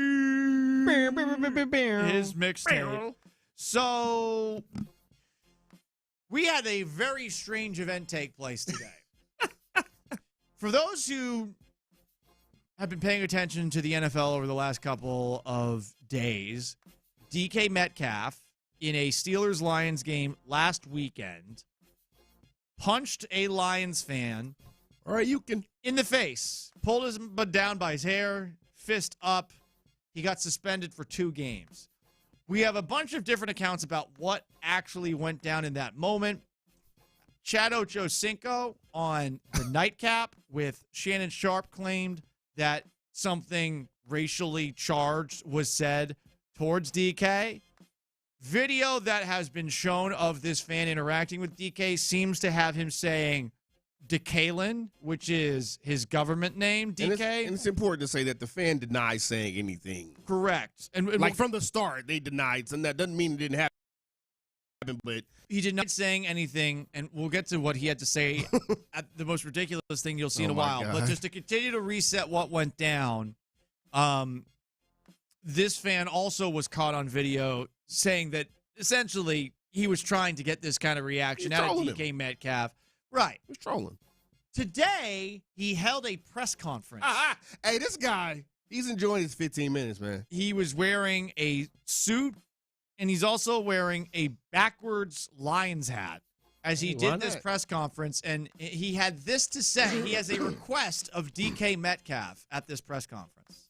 It is really hard to get me upset, but there's two things: animal abuse, racism. Like, I get hot right away. Like, I could feel it in my face. It gets all warm. So I guess I want to be crystal clear about one thing. I didn't use any racial slurs, no hate speech. I mean, none of that stuff at the game. Actually, never. 15 years season ticket holder for the Lions. I've never done that at all. So, DeKalen, if you're watching this, man, just, if you could just say that, please. Like, my family's getting threats and stuff, and it's not cool. So, whether you said that or not, I'm sure you didn't want that to happen to the family.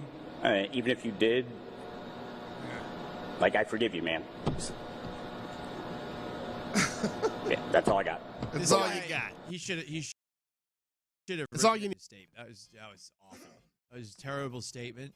But you know what? It was from the heart. It was from the heart. I'm not saying was that? It was all over the place. Listen, it was all over the place. Calling a press conference the day after Christmas. You're clearly trying to troll him again. You're wearing a backwards hat while you're wearing a suit. You're clearly one of these people that needs attention, and then you get all the attention on you, and you're stuttering Stanley up there. But isn't that usually what happens? Yeah, but when they get the attention. But write out a statement, and he used this as an opportunity to further troll DeKalen. Because apparently that's what he was doing to get under DK's skin, calling him DeKalen. There was a confrontation between him and DK Metcalf from a Seahawks-Lions game, at least that's been reported. Yeah, from years ago. The fact that this guy put on a press conference and he's wearing a suit and a backwards hat and then he's out there and that's all he had to say. Dude, you held a press conference. There also were apparently audio issues in this press conference, so we were not able to get everything that he was saying in said press conference. How does a guy like this get a press conference? I don't know. It's 2025, almost 2026. This is crazy. Yeah. Hey, but you know what? I got to give him credit, man. He's going all the way with it. He is going to soak up every single solitary second of this 15 minutes of fame. We talked about it during the break. He's going to end up with a podcast, or you said a reality show. Yeah. He's going. No, come on. Of course he will. It happens. It happens all the time. But this guy. I mean, in my opinion, this guy's clearly like he's trolling. He said DeKalen in the press conference. He's trolling. Like, yeah, we get it. It's a low bar for fame these days. Or he's going to get. Yeah, that's a good point. Paul, I've said this for years now. The bar for famous is very low. Or celebrity, or to be considered one, it's pretty much at the ground now. The Costco guys happens. Boom! I'm going to give it 5 big booms. Boom! Boom! Boom! Boom! Boom! They happen. Just complete brain rot, low caliber content, and these diseases. Welcome to Costco. To the United States of America. What's that kid's name? I've never hated a 14-year-old more. Big Justice. Big Justice? That's your name? That's your name? I hate you. And they're like using the Rizzler, to get more clout. No, the Costco. I ironically enjoyed the Costco people for a while, and then after a while, I was like, wait a second, but wait a second. I'm a star, and these people, this bottom of the barrel BS is at the top. That's what it is. These guys are doing a podcast. These clout chasers. I'm a clout chaser. What's wrong with me? Right? Hit Paul. Do I need to go to Costco and start eating glizzies and be like, whoop, boo, Eating glizzies. Boo, I bring the boo. You might need to do that, Paul. Yeah, I guess so. You might need to do that. He's very passionate about this. About the glizzies. Yeah, I know. the $1.50. $1.50. They'll never change that. Surprisingly, Costco has good food. Their pizza is good, too. Yeah. Their pizza is good. Usually, whatever Costco you go to, the pizza's pretty good. The hot dogs are massive. Mm-hmm. They used to have brisket sandwiches at the Costco that's right across the street from us. You know what else they have? Stopped making them. It bums me out. Oh, really? You know what else they have, really though, good. at most of the Costco's? Churros, like giant churros. Yeah. Oh, yeah. Costco. They're so good. Costco's worth it. I literally got a Costco membership just so I could get just for the food. 12 chicken breasts for $25. Wow. Yeah. Wait. Hold on. Wait. You said chicken breasts? Yeah. Not wings. 12 chicken breasts for $25. Goodness gracious. Yeah, it's great. It's a Goodness gracious. I didn't know that. I eat healthy. I get that's I didn't know that. You probably shouldn't say that on the air because that'll give out your secret. No, whatever. Everyone should get it. It's worth it. $60 per year. What are you guys doing? Man. Pokemon here for for Costco. Better than the Costco guys. Right? Plugging them. Paulie G in for Figgy Figs mixtape continues. I want to bring this word back. Uh-oh, what is it? It was a word I heard in an old movie last night. Uh-oh. Exactly. No, not one of those. Exactly. Stop, you people. Colin, we're on the same wavelength. Like, uh-oh. What's he going to say? No. Listen, this is not what... Get the dumb button ready. What some people believe that Lions fans said about DK Metcalf. No, we need to bring back the word dog face. Dog face as an insult. You're dog-faced. The Texans offense dog-faced out there against the Las Vegas Raiders on Sunday. The Texans run defense dog-faced. Well, I say that because I was watching White Christmas, the strong, powerful, independent woman, the girlfriend.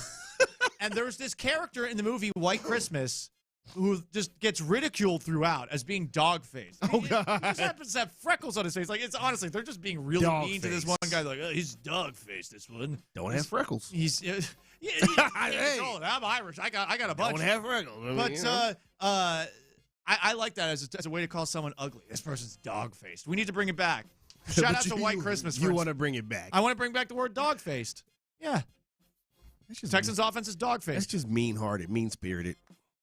Well, I am who I am. But they have been, though. They have been. The offense is definitely dog-faced. Paul was like, do you know who you're talking to? Yeah, right? It's a good word. It's a good word. Let's bring it back. Let's bring back dog-face as an insult. Also, I found myself getting irrationally upset watching the White Christmas movie, having watched the White Christmas musical at as part of Tut's Theater Under the Stars. Yeah. And it was a great production. I really enjoyed it. But then I watched the movie and I was like, damn, the movie's so much better. It's not the same. And it wasn't the same. And they made random changes to the play version. And I was like, why did you make these changes?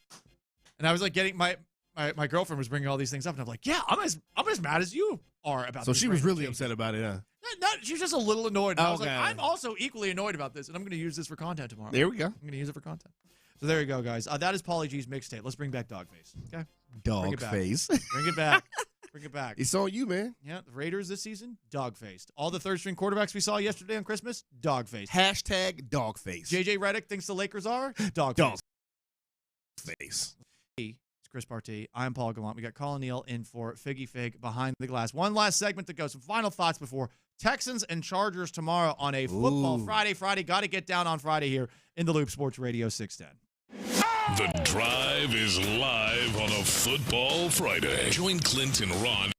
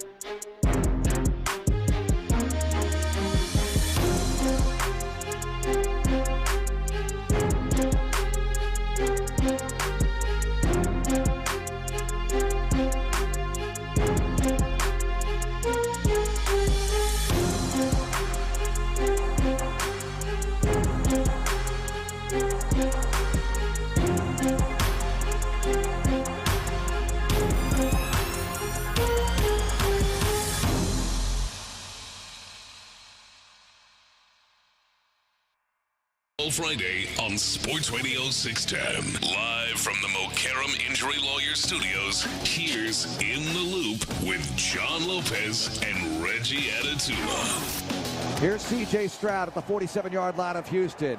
Ready to take a knee. He does. It's over. The Texans blow out the Chargers on Wild Card Weekend, 32-12, and they move on to the divisional round. Can the Texans do it again tomorrow at SoFi Stadium in Los Angeles? Paul Gallant and Chris Partee, and for John Lopez and Reggie Adetula here on Sports Radio 610. You've got Colin Neal behind the glass in for Figgy Fig. Texans 1.5-point favorite. Excuse me. They opened as 1.5-point favorites against the Chargers. This line has flipped, though, at least per DraftKings, ESPN, whatever the blah, blah, blah, blah, blah, whatever the book. Well, the Chargers are 1.5-point over under 39.5, so they're not expecting a lot of points in this game. Defenses. Not a lot of offensive line. The news yesterday as far as the Texans' offensive line was that, one, Trent Brown, their right tackle, out. Finished for now. Left tackle Ariante Ursary, meanwhile, questionable with a, what was it? Thumb injury. He had surgery on a broken thumb. He has metal in his hand now. Ugh. Metal. The fact he's questionable is insane. Right. Man, it's tough. He's got a bionic hand. Mm-hmm. I am Iron Man. We will see if he does play in this game.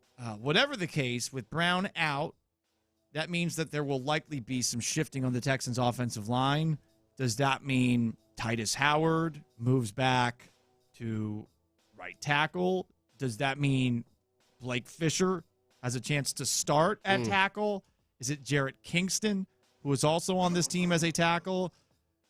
This could be one of those games where it's really difficult to protect C.J. Stroud. The Chargers already have offensive line issues of their own. Mm-hmm. I guess if there's any real prediction I can make for tomorrow's game is that I do agree with the over-under. I don't think it's going to be a very high-scoring game, Chris. Low scoring, yeah. I want to see the offense take a step forward, but how much of a step forward can you take when you've got the limitations you've got on the offensive line, and your running game has just been struggling for all of this season? Ain't going to be easy against L.A. on the road. No, I think initially the other day I said when I was on with Sean Bijani on Area 45 on Wednesday or whatever night, Tuesday night, whatever it was. Run game's terrible. Yeah, it's pathetic. And I think I predicted 26-21 Texans, but the closer we get to it, and just knowing already knowing the issues with the offense and the offensive line, and I'm like, now hearing the over-under, I'm like, I'm going to have to rethink that 26-21. That 26 sounds kind of high as far as points for the Texans. And it's not high in the first place, honestly. But, right. Yeah. This is going to be tough for them. This is also, though, a game that I think that the Texans can prove that defensively they have no weaknesses. There is no quarterback that can single-handedly take them down. And, of course, the Texans do have some issues. I would say the run defense coming out of Sunday's game against the Raiders, that's something to, at the very least, keep an eye on, especially with some of the injuries at linebacker. They just put Jake Hansen on injured reserve. Yeah. So not a lot of depth there, especially if Azeez Al-Shaair goes down again. But I feel great about this defense. It's all about the offense. Everybody does. And I feel like we're just asking this every single week. Is the offense going to get it together this week? And you generally lean towards no. Is there ever going to be a week this season where we don't have to ask about the offense? I was hoping that's the question. I was hoping, Chris, coming out of the Chargers win with the way that they excuse me, not the Chargers win, out of the Cardinals win. Yeah, okay. I thought that going into the Raiders game, they're going to look good again. Another 40 spot. Right, but then when they play a real team, okay, how do we look at them? But it took them a while to get going. They did get going in the fourth quarter for what it's worth. C.J. Stroud did seem to shake off the cobwebs. They in the do that fourth quarter sometimes. of that game. But they also got a lot of help from pass interference calls that I thought were dubious at best. That the ability to run the football against a team like the Raiders is very concerning, big picture-wise. It is concerning. It's a dog-faced running game of theirs. Especially when you look at the pieces they have in the backfield. Yes. You got Woody Marks, who's been great, but he gets dinged up. He gets banged up a think He's been solid. Yeah. I wouldn't go great. Okay, yeah. But I get what you're saying. Very true. Yeah, he's been good. For what you're expecting out of a fourth-round pick, like I think he's giving you enough. He's been pretty good. But then, you got him, got Nick Chubb, who is not the old Nick Chubb like we talked about, right? And then is it Jawar Jordan now? Jawar Jordan is the other guy that's in there. And I mean, he had that one game, the first game, 101 yards, I believe it was. Right, but that's not happening again. That seems like the anomaly after last week. I think Sure. he had 50 yards last week, if that. Big slate of NFL games. The other game to keep an eye on, that's going to be on Sunday, as we are on a Friday, Football Friday. The Jacksonville Jaguars on the road in Indianapolis, 5.5-point favorites against Phillip Rivers and the Indianapolis Colts. If the Colts win and the Texans lose, the Colts will still be alive. But a Texans win or a Colts loss on Sunday, Texans are the 7th AFC playoff berth. Are the Texans the only team that could conceivably beat the Jaguars right now? Because the Jaguars seem pretty hot. Jaguars, like, they are rolling. I mean, they're Galveston I'm hot. being serious here. Like, they're rolling. They've won 6 in a row, and ever since they blew that 19-point fourth-quarter lead against the Texans, they kicked the Chargers' ass. 35-6. And then they also beat some bums, the Titans, the Colts, the Jets, and the Broncos. The Colts game was, of course, the game where Daniel Jones suffered the season-ending injury. I mean, you can only play who's in front of you. The victory over the Broncos is an impressive one. Yeah. The victory over the that was big to me. Chargers also impressive. I agree. Yeah, those are big wins, man. No, they're playing great. Yeah, they really are. You got to give them a lot of credit, and I have a hard time seeing them blowing it against the Colts, given that they know what's at stake. They want to win the AFC South. You don't think we have that one big game out of Phillip Rivers? That one big where he throws for like 350 and 4 touchdowns. You don't think we get one of those? Those are the days of the old. I know, but I'm saying, you don't think he has one left? The fact that he's thrown any touchdown passes to this point, it is amazing. It's wild. I mean, look, it wasn't his fault that the Colts lost this past game on Monday against the Niners. The Niners, right? Well, the Niners are just a better team. Let's just be honest, they're a better team. And the Colts defense kind of stinks, but it wasn't the Colts offense fault. I mean, Phillip Rivers made things happen. The problem was early on in this game, the Colts, after scoring an opening drive touchdown, they fumbled a kickoff, and they were in a 10-point And that was basically it. the And rest that of was the way. it. Yeah, they were just behind the 8 ball. Yeah, for the rest of the way. Wasn't Phillip's fault. No, it wasn't. It wasn't. Old man Rivers. It was not. He's played well. He has played. Sure. I think he's played a lot better than most people expected. Yeah, I thought that he wouldn't be able to throw past 8 yards. And in the first game, that's exactly how he looked. Yeah. But against the 49ers on Monday, he shook off the sore body. On some of his throws, you can tell the arm isn't what it used to be. Like after playing 5 years and you're 44 now. So I'm not going to downgrade him for that. He's played well, but I think it's going to be a tall order for him to go out there and beat the Jaguars. Yeah, I don't It's see going it to be a happening. taux order. I do not see it happening. I wish it would. If it does happen, I mean, things It's get good for the pretty Texans if interesting. it happens. Because if the Texans win, I mean, that's also going to determine maybe how hard Indianapolis plays, because this game's on a Saturday while the Jaguars and Colts game is on a Sunday. Yep. The other intriguing games from the weekend, I am curious to see what happens in the AFC North. Did anyone see the article in the Baltimore Sun that came out about Lamar Jackson, where they are, bro, some of the things that are being said about Lamar Jackson, look, it's the Baltimore Sun. People, there's another newspaper in Baltimore that people take a little bit more seriously. But here is a little snippet from this article about Lamar Jackson, which seems to be one of those things that is getting leaked entirely so it is more sellable to the fan base that this is why they moved on. But this quote, "The breakdown of an NFL player's body," from the Baltimore Sun piece, "is natural, but Lamar Jackson could help himself. He doesn't need to be up late at night playing video games or falling asleep in team meetings. He needs to train more around the castle," I guess that's where the Ravens play, "instead of only attending mandatory minicamps where he disappears after one day." I mean, there was a drive-by hit piece in the Baltimore Sun about Lamar Jackson. Definitely a hit Why piece. is that out there?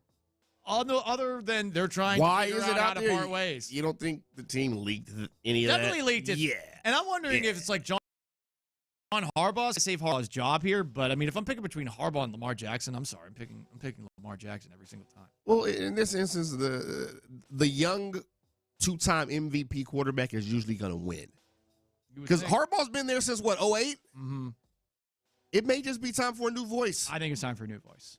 You can say the same for the Steelers. Yep. Even though they're probably going to make the playoffs, or I think they're already in, but they've won 3 in a row, and they still have not technically clinched the AFC North. But they probably will this weekend. I'm thinking they will this weekend. So for the games this weekend, the Steelers, they're taking on the Cleveland Browns on the road. We'll see if Myles Garrett is able to break the NFL's sack record. Meanwhile, the Ravens, with this hit piece done now on Lamar Jackson, they play the Packers, the nightcap of the Saturday NFL action. Yeah. And we'll see who's under center for Green Bay in that game. So I guess because Jordan Love is dealing with concussion protocol. And Malik Willis is also banged up. That's right, he sure is. And he hasn't looked that Who bad. is their third-string quarterback? Good question. We're going to see another third-string quarterback this weekend, I suppose. Time it's like an epidemic. Will tell, yes. The third-string quarterbacks. Third-string quarterbacks, it's ridiculous. Man. Too many third-string quarterbacks for my liking. Texans, Chargers tomorrow. The Chargers now 1.5-point favorites. We will see what happens. He is Chris Partee. I am Paul Gallant. And joining us right now from the Twin Peaks on Kirby, The Drive, we've got a Clint Stoerner and we've got a Sean Bijani. What's up, subbing fellas? for Ron. What's up, guys? How y'all doing? Hey, look out. Now, how we doing, fellas? How we doing? Merry Christmas. We hanging in here, hanging around. Merry Christmas, well, fellas. well, look, we want to invite everybody out. We want to invite everybody out here. We're at Twin Peaks, 59 and Kirby. Come on down and hang out, man. There's plenty of seats, and as I always tell folks, there's not a better view in the building. There's also a bunch of TVs in here. That's what I hear. There's also a bunch of TVs in here where you can catch the bowl game. There's a little bit of a glare. Which one is that right there? Northwestern Central Michigan, the Game Above Sports Bowl. There you go. I like it. So, yeah, man, come on through. Day after Christmas, man. A lot of folks are off. Get out and about around the city and come hang out with us. 59 and Kirby, Twin Peaks location. If you can't get to this lodge, y'all, there's 5 of them around the city. You're probably right around the corner from one, so slide on in, man. What view are you referring to, by the way? The TVs, man. I can see that bowl game. Hey, Sean, I was going to ask, like, what is the view like over there? Look out. I mean, Look I'm looking straight out this window, and before I'm looking at a very large white box Snap-on truck. Yeah. Yes, that's what you're looking at. Sure. I see Twin Peaks. Hey. Okay. Twin Peaks. Twin Peaks, eats, drinks, and scenic views. We're not mad at that. Yeah, I'm out. What's going on? I got one bone to pick with you boys. I heard your Rockets point guard. I believe it was a guard conversation. Yeah. And I was leaning in, man. I think it was Chris. I got one pushback. The nobody likes Chris Paul thing is real, is very real. but I think it's soft individuals don't like Chris Paul. You might be right about that, but there's a lot of NBA guys that don't mess with Chris Paul. Let's just be honest. I agree. I think there's a lot of people in general, whether you talk about NBA, NFL, hell, I think there's a lot of people. I think there's a lot of people in general that just don't like being checked. They don't like being held accountable. They don't like, They don't like. Hey, when something. I'm one of those individuals. I don't know if you're not. I'm not saying I'm Chris Paul, but I'm one of those individuals. Like, I'm not real pleasant to be around when things ain't going right. No, you know what I mean? Like, AKA, you're an a-hole. Yeah, no problem with that. No problem with that. But I mean, I can't just keep on showing up and just doing the same old, and losing and getting my ass kicked and it not working and not go, hey, man, somebody, we got to change something around this joint. So I get that. I don't disagree with your point. I understand a lot of people dislike Chris Paul, but I don't think that's necessarily a bad thing all of the time. Now, I don't know about bucking your coach now. I don't know about telling your coach that we're going to change this scheme right here in the middle of things. I don't know if that's a good idea. He oversteps. With Ime Udoka, though. He ain't going to be doing that. Yeah. No. I feel the same way, way, Sean. He ain't going to do that here. That was kind of my point of like, I just don't let the a-hole scare you off. Now, if you dislike Chris, I'm fine with it. Hell, I'm a fan. I don't know that I want him back here, but I'm a fan. But don't let that a-hole scare you off. Now, typically, that's a winning way of doing things. If there is a place that he fits, and the crosstalk brought to you by DNM Model Leasing, it does seem like with Ime Udoka, it would be a good fit. But my thing was, is he the answer here to get this team over the hump to get to a title potential? Well, I mean, I don't know if he's the answer, boys. I don't know if he's the answer, but let's be honest with you. I mean, right now, it ain't like you sitting there picking the best of the litter. Right. And I would say at this point, too, like, what's the harm? Like, why not? Why not have a conversation at the very least with him, Pick up the phone, give him a call, and say, like, hey, can you stop being what you can be at times? But can he, though? I don't think he can. Not for being like that with the way things are going with the Clippers. I'd be pissed off. Well, the Clippers suck. Yeah.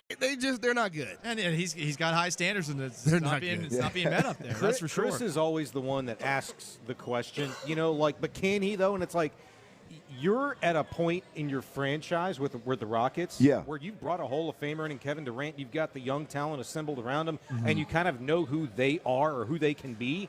Like, you've put yourself in the position to where you can afford to figure out the answer to that question for yourself. Chris Paul's cheap. He'll never be cheaper in his life. $3.5 million, whatever's left on that deal, bring him in. And those personalities, if there was ever a question of them meshing instead of not matching, it's now with Ime Udoka, who's very much like, you know what? I'm coaching a bunch of a-holes that have lost 5 out of the 7. We're playing on Christmas Day. Your ass better go out there and get you a dub in L.A., and they did. For me, guys, it's less like I haven't even entertained the Chris Paul scenario, even though we probably should since he's available. But I do think the Rockets, just a bigger conversation, right, for the Rockets is, are they in a spot a lot like the Texans were to take a risk on a Chauncey, like a C.J. Gardner-Johnson, and after a couple of weeks, go, hey, this ain't it, man. Get his ass up out of here. May cost you a little money. Are they a team that can afford, in an effort to get better and give yourself a better chance, maybe take a little bit of a risk and see what kind of fit it is? Whether it's Chris Paul or not is irrelevant to me, but just is there a need to bring somebody in, and if so, is this team at a place where they can, that risk is worth the reward potential? That's a big picture, but don't let that a-hole scare you away now. Let the a-holes will make you better a lot of the time. That's what I'm talking about. They absolutely can. I'm fixing to make this young fellow over here a little better today. I'm going to be an a-hole for the next 4 hours. That's what I'm talking about. All right, well, it is a Football Friday. Join Clint and Sean out at Twin Peaks. He is Chris Partee. I am merely Paul Gallant. So long, farewell. Have yourselves a wonderful weekend. You're listening to KLTAM, KLTFM HD2 Houston, and Odyssey Sports Station. The Drive is live. Yes, the Drive is live, and as I mentioned, we are at Twin Peaks, 59 and Kirby. Big Matt just walked in the building. This is the location where Sean Bijani, who's sitting to my left, had his bachelor party. Hey-o! Had a little bachelor party. This is where we always say, man, hey, Twin Peaks, ease on in. Start your Friday afternoon, make some bad decisions, and when you leave, you'll be ready to rock and roll. It's like a homecoming for me today. I do believe they're doing late nights here now. Am I right? Can somebody hear me make eye contact? They're doing late nights here? Is there late nights at Twin Peaks going on? Late nights at Twin Peaks, right? Hell yeah, 1 a.m. She said, come on in, y'all. Y'all got, it's Friday.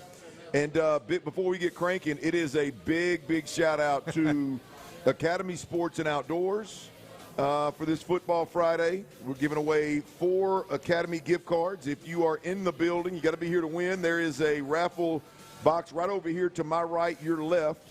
If we don't want any personal information, just the raffle ticket has a number on it. If your number gets pulled, you win. We got 4 Academy Sports and Outdoor gift cards. We've got courtesy of Tomball Ford up in Tomball. If you live up on the north side, we've got an oil change, a free oil change at Tomball Ford, as well as in the 5 o'clock hour. Now, this is the one you want. In the 5 o'clock hour, we are giving away another pair of Colts Texans tickets for next week's game, courtesy of our Houston area Ford dealer. So once again, we're giving away those in the 5 o'clock hour, but we're giving away all these other things throughout the show. Now, every hour, if you're here now and you plan on staying the whole time, if you show up in the 3 o'clock hour, every hour you get another ticket. Every hour you get another ticket. So if you do the math, if you're here now, you could end up with 4 chances to win the Indianapolis Colts Texans tickets. That's a lot of opportunities, at the end of the day. And that voice you hear right there is Sean Bijani. He is in for Ron the show Hughley. Ron is out today. Today was actually an off day, so we decided to go ahead and work on our off day today. Who off day for who? After Christmas, didn't we have an? Oh no, he took it, didn't he? Sir, I'm always on. But if this was an off day for, I was wondering what the hell you're doing working today. Well, and I commend you for that because I know yesterday we had 2 young ones now in the house, and you got to do presents. How many things do you have to put together today? Yeah, for the kiddos that you're missing out on right now. We put everything together before, but my deal is we didn't have plans to leave on vacation or anything, go spend time away, and so I'm in the city. So why not, man? Why not come in and here's the deal. I mean, this is a monster game for the Texans. This is an absolutely monster game for the Texans. Biggest game of the season. And damn it, I wanted to talk about it for 4 hours with you. Just like next week, January 2 will be Friday, right before the Colts game. That game could potentially be a big game. So be the next biggest. That's right. We got to break that thing down, and we will get to it several times on our show today. But it is the day after Christmas, and while we spent the majority of the time with our families, buying and building and hoping our families enjoyed whatever gifts we put under the tree, doing a little church service, and celebrating Jesus here. But I got to ask, man. Sir? Your gift, man, for you. What was the favorite gift you gave? What was the favorite gift that you received? Oh, my gosh. Did you hit me with a double whammy? My favorite gift that I received was a gift card to go play golf at Highland Pines Golf Club. Okay. That's a brand new, well, I say brand new golf course. It's probably been there for a couple of years. Off at 99 North. Okay. Dude, you drive down 99 and you see just trees, forest, and then boom, there's just a big patch of green there. Yeah. Beautiful par 5 off the edge of 99. I cannot wait to play that. Okay. I drive up there every once in a while for work and all kinds of stuff. And oh my gosh, my wife got me that. Okay. Well done, wife. I think we're going to go do that here in the spring when it's when the course is like pristine. The one that I gave. We decided not to really do gifts this year, between like me and the family, and especially me and my wife. Right. But I did get her a little, stocking stuffer. Okay. Like a shirt, some bath soaps. And, okay. Candle here and there. That's right. Just to kind of, hey, this is what you need to be looking forward to here in the next week or two. See you in the bathtub, and I want you to smell good when I do it. How about that? I'm with you, man. That sounds like a hell of a deal. I tell you, mine was what I received. Right, Instagram got me. Instagram. When you know this, you're a pretty handy. Yeah. You're a pretty handy fella. When you get married, and you buy a house, and you've got a property, and you want to be somewhat handy, right? Mm-hmm. And well, I saw on Instagram this little box, and it's a level. Basically, with a digital readout on it, and it's got magnets on all 4 sides, so you can magnetize it to whatever it is, if it's anything metal you're working with or not. Magnets. And it all you do is you don't have to read no bubble. The number just goes 0 when it's level. Boom, done deal. Right there on my readout. Oh yeah. Yeah. You're that OCD, like the bubble bothers you. Like, hold on, is the bubble really in between the 2 lines? Is this thing really level? No, it's got to be dead middle. I don't do between the 2 lines. I do dead middle. I do dead What's the perfect gift for you? That's part of that. That is part of like an issue that I have of like nothing's ever good enough unless it's perfect, and nothing's ever perfect. So I'm forever disappointed. You really shouldn't have told me about this, because I build fences, also part of my living. I'm very content with the bubble between the 2 lines on my level when I'm putting a post or whatever. Yeah. Now that I know that I can get it like actually perfect, spot on, this is going to be a problem. Yeah. I mean, I'm going to need like the website, how much, like all the details. The inaccurate bubble is a thing of the past, my friend. It's a thing of the past. If you're going to have a crooked fence, it better be for some other reason. And then I'll tell you what I gave. I was pretty proud of this one. Now I could book a little bit, but my wife has taken up golf. And awesome, you're a lucky man. And she has shown a lot of commitment. I mean, to work on it and spend some of her personal time, which is not a lot when you got 2 little ones. Mm-hmm. And I bought her a Scotty Cameron putter. Oh, that's the best. And it is a brand new or like no, it's used? brand new. It's brand new. But it's one of the it's a My Girl edition. Like, apparently, I didn't really research much of it. I just saw it and was like, yeah, that's got to be it. And then I saw how much it was, and I was like, oh, my God, this is going to hurt. But pink shaft and pink grip or something? No. Just the bottom of the Scotty Cameron. Okay. And then it's got the club head where it comes off, kind of looks like a spaceship. Mm-hmm. And then it's got like part of the lineup, the line where you line up is pink, and it's got pink accents on it. The bottom of it is all pink. It's really, how in golf, what I thought it was really cool, because I've got a Scotty Cameron putter that John Daly gave me. Oh, that's great. And whatever kind of metal it is, people always notice it. One, because in that part of the golf game, everybody's gathered around the green. We're all together. You talk. You talk trash, right? Well, everybody always notices it, and they realize it's a Scotty Cameron, and it's all rusty, right? Because whatever kind of metal it is, oh, really? I mean, so are the wedges that he gave me. Hold on. Do you keep your stuff in the garage? I keep them where I put them wherever. I'm not worried. Don't keep. That's why they're rusty. Don't keep them in the garage. Well, I mean, I kept them in my house forever before I had a garage, so they just, I don't know what it is, but anyway, people always recognize it, and it becomes a talking piece. I said, no, it's a Scotty Cameron. John Daly gave it to me, and his name's Rusty. See, so trust me, rust on my Scotty Cameron ain't making her missing putts. It's me, right? It's you. But Yeah. my point being Don't is blame the putter. My point being is that putter always becomes a topic of conversation. Yeah. So I thought, well, if she's going to be doing this and she's going to be playing golf with people, and that putter could become a topic of conversation because it's a very rare putter. So, Definitely. So I thought, what the hell, man? What the hell? Well, they see that with her. They automatically think she's way better than she probably actually is. Right. Well, it was a message from me to her of your putting needs to improve. You are terrible. So I got her putting lesson and a putter. You can't suck and have a Scotty Cameron, that's for sure. Yeah, it was rough. All right, that's Sean Bijani. He is in for Ron the Show. Hughley. Byron is back on the ones and twos behind the glass in the studio, keeping us rolling. And boys, there was some football action yesterday, and I'm taken aback by the nobody asked for football on Christmas crowd. Y'all can get the hell out of here.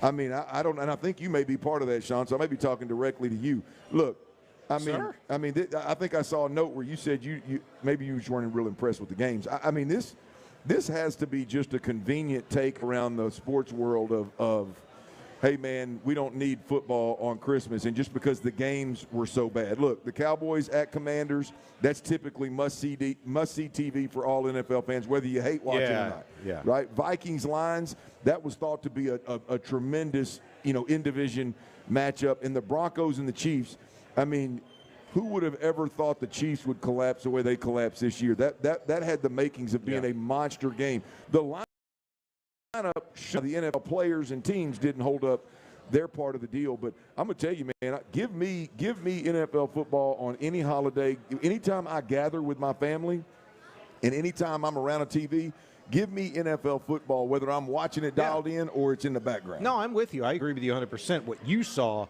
and, just kind of a thought that I spit out and put down was because the games, even going into it. Yeah.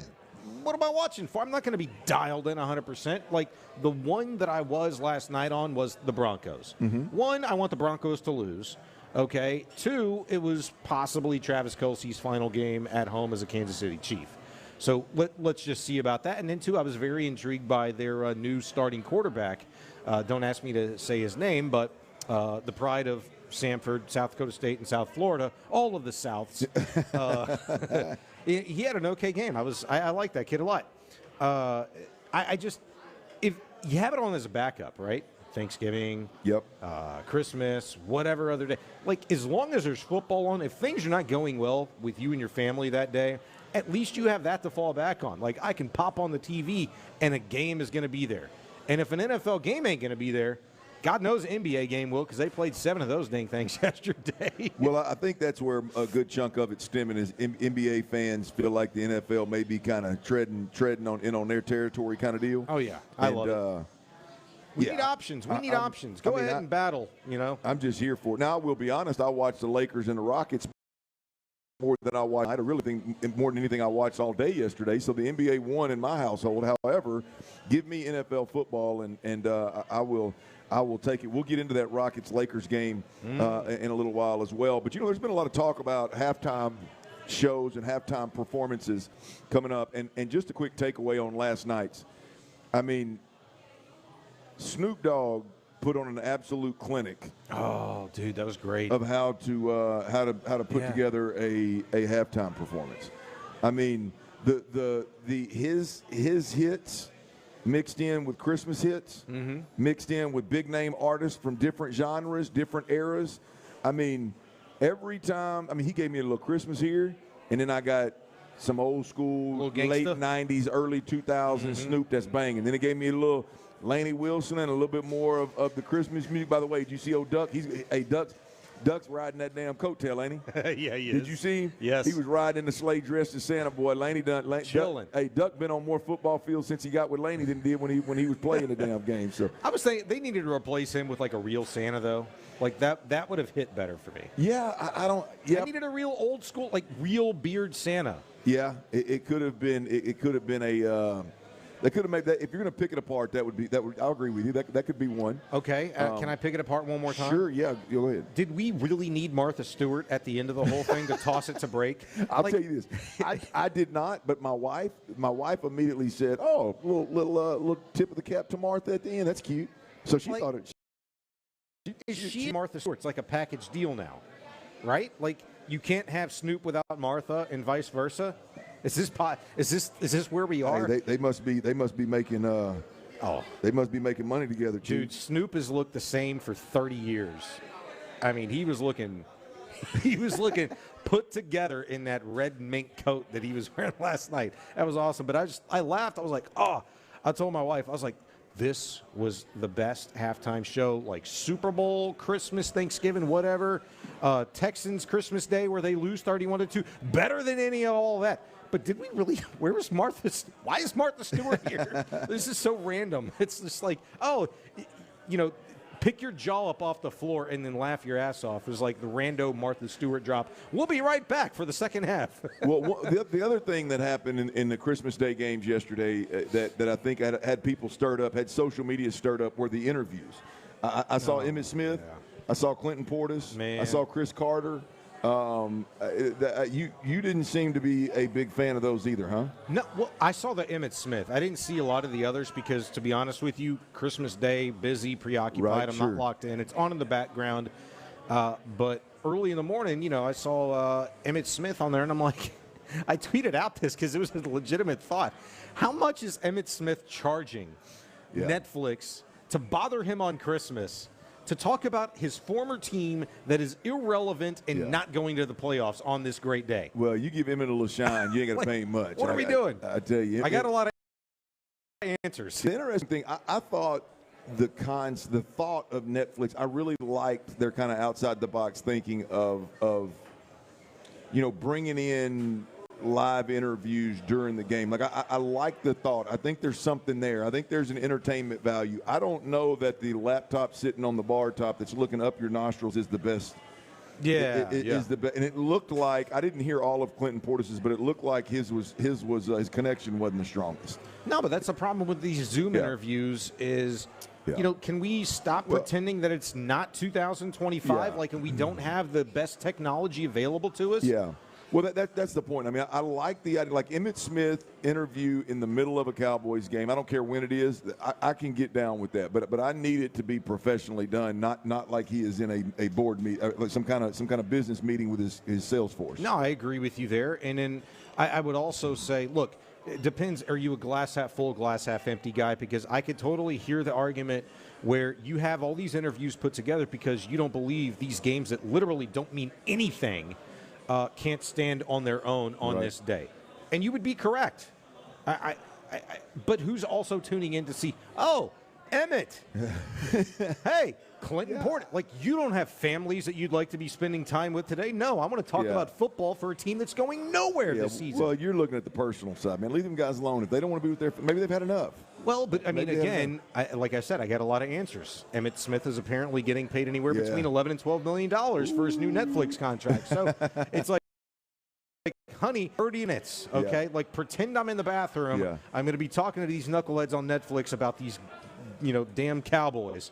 I'll get that done, and then I'll slice the turkey. Christmas Day football, I am here for it. And like I said before, anybody that's that doesn't want football on any holiday, I can't get down with you. I got the NFL on any given day that I wake up is going to be a beautiful day, especially one where I gather. I'm Clint Stoerner alongside Sean Bijani. Byron's back in the building in the studio on them ones and twos. We are at the Kirby 59 Twin Peaks location. Come on through, hang out with us. We got Academy gift cards to give away. We got Texans Colts tickets to give away. We got oil changes at Tomball Ford to give away. We got commemorative glasses. I don't know who's on the glass. It's the drive, y'all. It is the drive. So come on out and hang. All right, are the Texans going to have to find a way to win without both of their tackles? The most recent injury report is not a friendly one. What are the playoff implications with Saturday's games? Sean and I will discuss right here on Sports Radio 16. We'll do that next.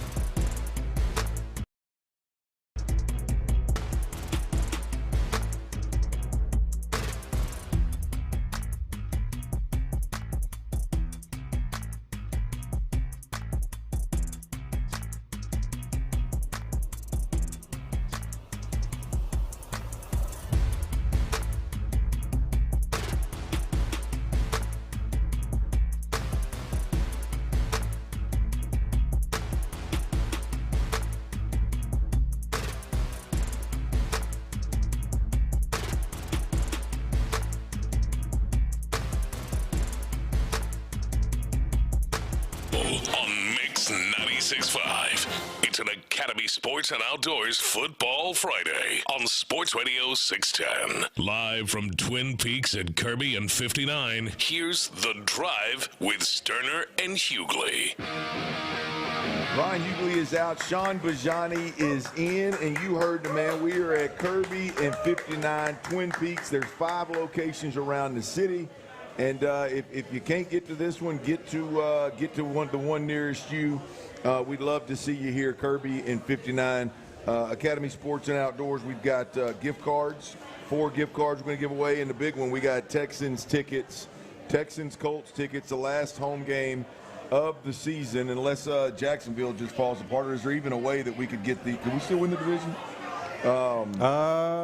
You could I think before last night, you could still get the dang 1 seed. Yeah, but I think Jacksonville's wheels could come off, and we may be able to still get the tiebreak situation though at the end, and I think it'd be like strength of victory that maybe would get you over Jacksonville. So I say all that to say that this could, and more than likely, is the last home game of the season for the Houston Texans. It's the Colts. Could mean it could mean your playoff life. So hopefully it doesn't. Hopefully they handle their business this week and they lock it up, and next week doesn't mean much. But it could be for all the marbles or for a playoff appearance. We'll get into that here shortly, but I think the bigger picture is this is a game where the Texans win this game. They lock in a playoff spot. They improve upon their previous D'Amico's first 2 years here from a win perspective, and the Texans will be sitting pretty. And the bad news is that both of their tackles went down. Last week, and neither finished the game. Ariante Ursery went down. He has had surgery on his hand and went immediately back to the practice field, according to the sources say, if you will. Ariante Ursery was limited in Thursday's practice, but he was back out there, and he's questionable for the game. Right. He's questionable for the game. That's your left tackle, questionable for the game. And then your right tackle, Trent Brown, has not practiced all week long, and he is out. So you have one tackle that is out, who I would say the one individual, the single, I think changed the offensive line for the Texans. I think we can talk about the juggling and moving and shuffling all the different players around, and they landed on these best 5. But I believe when they realize that Trent Brown not only can still play, but he brings a physical presence to that offensive line that D'Amico had been begging for since he got here, really. Mm-hmm. I think that's solidified. Okay, he's got to play. He's got to be our right tackle. It's the only position he can play. And now it frees up Titus Howard to slide inside at a need spot at that left guard position. So being without him alone, Sean, is going to be a blow, because you got to either insert Blake Fisher, or now you've got to shuffle the deck again and move Titus Howard back out. And I'll be honest with you, I think this is a more difficult decision than one might think. I think normally you'd say, you just plug in Blake Fisher, you leave Titus down in there at guard. You want to solidify that center guard. You don't want to mess with that. You don't want to let one injury cause two or three movements. Right. But the reality of it is if you insert Blake Fisher into the starting lineup, then you immediately lose your jumbo package, which they've ran more than anybody in football, I believe. The sixth offensive lineman, that's who Blake Fisher has been. And now, not that you couldn't do that with another player, but that is who Blake Fisher has been. So if you want to keep that intact, right, then you move Titus Howard back to tackle and you slide Jarrett Patterson in at guard, and now you've got your packages, you've got some continuity in game plan of what you think. This is a bigger decision, a much more complicated decision than just, hey man, one tackle's out, plug the next guy. I'm about to make it more complicated for you, because Ariante Ursery, he was a DNP earlier this week, and then he I believe was limited yesterday. Yep. Now here's the deal. He just had surgery on his broken hand. I don't know the precedence for an offensive lineman having surgery, like metal inserted into his hand to help it heal faster. I don't know if that's something that's going to stay, if that's something they're going to remove after they get the bones healed. But nevertheless, he had surgery earlier this week. That's why he'd missed practice. That was on Tuesday, I believe. Dude, it's Friday. They play tomorrow. So there's a chance this is more convoluted than even you're suggesting, in that Trent Brown's been designated as out. Okay, so somebody has to play right tackle. Well, there's a really good chance, in my opinion, that Ariante Ursary is not your left tackle this weekend, tomorrow. And if that's the case, then you've got to play Blake Fisher at left tackle. Who's your right tackle at that point? Do you bump Titus out to right tackle? Do you put Patterson in at guard? Well, based on what we've seen, there's no doubt. You bump Titus out, you play Patterson at guard, and you keep this thing moving. I mean, if the end game, which Nick Caley did say, is we're going to get our best 5 offensive linemen out there, there's just not a ton of room at practice for Nick Caley all of a sudden insert somebody that hasn't been in the top 7 or 8 offensive linemen into this thing and all of a sudden play them. I mean, the reality of it is you've been playing 6 offensive linemen. You got to believe those are the best 6. So Blake Fisher jumps in there, right? The last time that we saw, and I can argue if it wouldn't have been Titus Howard that was moving inside, I thought Jarrett Patterson was a really good option at guard. So, look, I mean, he's a center, but I thought he was a really good option at guard. So when you look at the Texans' offensive line, there's no telling what they'll do, right? But it just if Ariante Ursary can play, which, by the way, I got a unofficial report that not only is he able to play, but he's apparently being viewed as an absolute dog for being right back on the field and able to play after whatever kind of surgery or whatever went on. That's fantastic. Went on his hand. So that's unofficial. He may be inactive for all I know. But what I've heard is that he's not only had surgery, but he's ready to rock and roll. And the first positive, because you got to take this kind of day by day, is at least he's with the team. Yeah. The bus left this afternoon on the way to the airport. He's with the team. We just got an email to start the show. I just looked at it right now. The Texans do not have him on a list of, hey, guys that didn't travel. But here's what they did do. Assigning this safety to the active roster from the practice squad is Kevon Wallace. Okay. The Texans have also elevated the 2 players from practice squad for Week 17. It's inconsequential now, doesn't matter. Lecky Fotu and City South. Amir Speed has been waived. He's a guy that may be back. He plays corner. God forbid the Texans really need that depth at corner, but that's something you'd love to have. But I mean, it's easy, Sean. You moved up a depth guard, right? Which tells me you're moving 1 guard to tackle, and now Jarrett Patterson's going to have to play guard, and so you needed that depth right there. Clearly, once again, I don't know what the hell's wrong with Juice Scruggs, but once again, it looks like you're moving 1 guy from guard to tackle, so you got to upgrade. You got to add a guard, some depth at guard onto the roster. Here's the ultimate question that we're really getting around to, right? Can the Texans proceed without this extra 6th offensive lineman or an extra tight end, whatever? Like, how do they go about that? How does that change Caley's plans? I've been asking for him to go away from it since. I think there's only 3 or 4 teams in the league worse rushing yards per rush. Yeah, they do it so exclusively too. And to be the only, to be the team in the league that uses a 6th offensive lineman more than anybody else, and to be that bad from a production standpoint, makes it hard for it to make sense. I've been asking for it to go away for a month. Maybe it goes away now due to injury. I hate to see these guys go down. Yeah. Right. But it would be a blessing in disguise. There you go. That's what I was looking for. Thank you. It'd be a blessing. It could be a blessing in disguise from that perspective. I've had enough of the 6 offensive linemen on the field. So there you have it. Right now, Ariante Ursary still up in the air. He's going to be active. He's on the plane with the team, traveling to L. It looks like Trent Brown obviously is out, and so there'll be need to make a move at that right tackle position. We'll see exactly how that unfolds as we move forward here. All right, the Rockets had a game last night. They had a game out in L.A., much like the Texans have on Saturday. Are the Rockets a top contender in the West? One big-time NBA analyst chimed in. We'll discuss next right here on Sports Radio 610. A Youngstown football fans, have you heard? The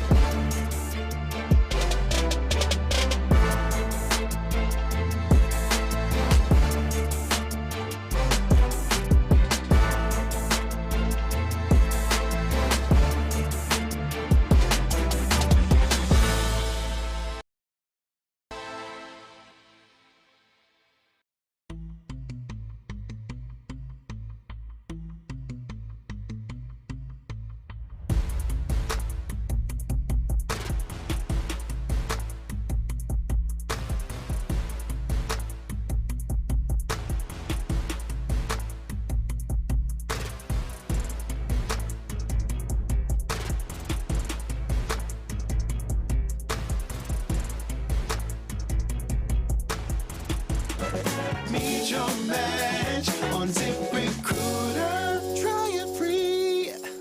It's an Academy Sports and Outdoors Football Friday on Sports Radio 610. Live from Twin Peaks at Kirby and 59, here's The Drive with Stoerner and Hughley. Twin Peaks, Kirby, and 59. Come check us out. We are at the Twin Peaks 59 Kirby location. Again, we'll be giving away Academy Sports and Outdoors gift cards, Tom Ball Ford oil change, and 2 Texans Colts tickets, courtesy of our Houston area Ford dealers. Come on out. Also, want to remind everybody, Twin Peaks late night, open till 1 a.m. So whether you're sliding through for lunch and maybe hitting that happy hour, keep in mind, you can have a late night at the Peaks as well. I mean, it's I've heard fabulous things about it, so everybody seems to enjoy it. So come on through. If you can't get to this lodge, there's 5 lodges around the city. So slide through one and hang out for a while. Again, grab you one drink, don't matter. Have you a good time and enjoy the views. The Rockets. They played a game out in L.A. last night, Sean. And they did not look like they had 10 drinks before they played the Lakers. The Lakers looked like they might have had 10 drinks. Whatever the hell they had, do it again. 119, Lakers 96. Rockets 119, Lakers 96. And I'm going to tell you, that was an ass whooping from jump. I mean, it was I watched it pretty – I mean, maybe I slipped away for 10 or 15 minutes at a time. Sometimes when one of my little girls was acting a fool, I had to go handle – had to go be the disciplinarian. But, yeah.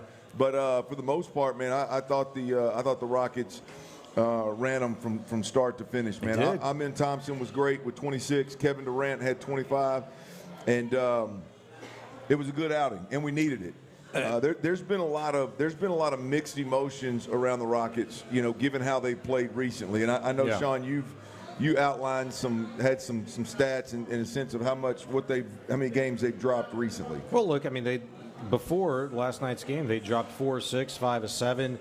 And even deeper in the context, I mean, people know that they've been watching this team. They've lost to some really bad teams. Yeah.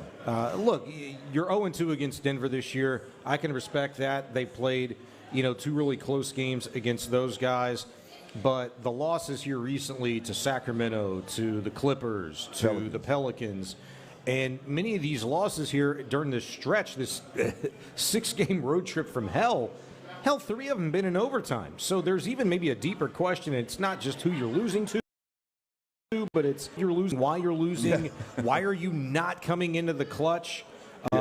This is part of the reason why you got Durant. There were some bad teams, right? And you got lucky and you got warned in regulation, and you still didn't have enough to pull it out in overtime. Right. I know it's infuriated fans to a degree, and look, literally since day one, the same question's been asked. Okay, are the Rockets going to end up trading for a point guard, and what's this whole thing going to really look like? And all the while, up until the 6-game stretch, Clint, Rockets have played some damn good offensive basketball, and they've continued to dominate teams on the glass, which they did.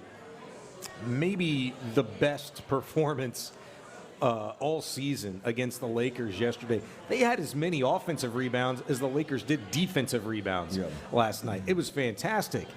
And that's a team that's a pretty good squad. That's at home. It's Christmas Day. You showed up. They did not. You made their coach basically tell the world on Christmas Day, I don't like my team. I think my team is not a good team. I think they're terrible, actually, today. And I don't think they care. On Christmas Day. And when you can do that to the opposition, it is a great day. And that's what the Rockets did. They needed to play with that chip on their shoulder like they did last night.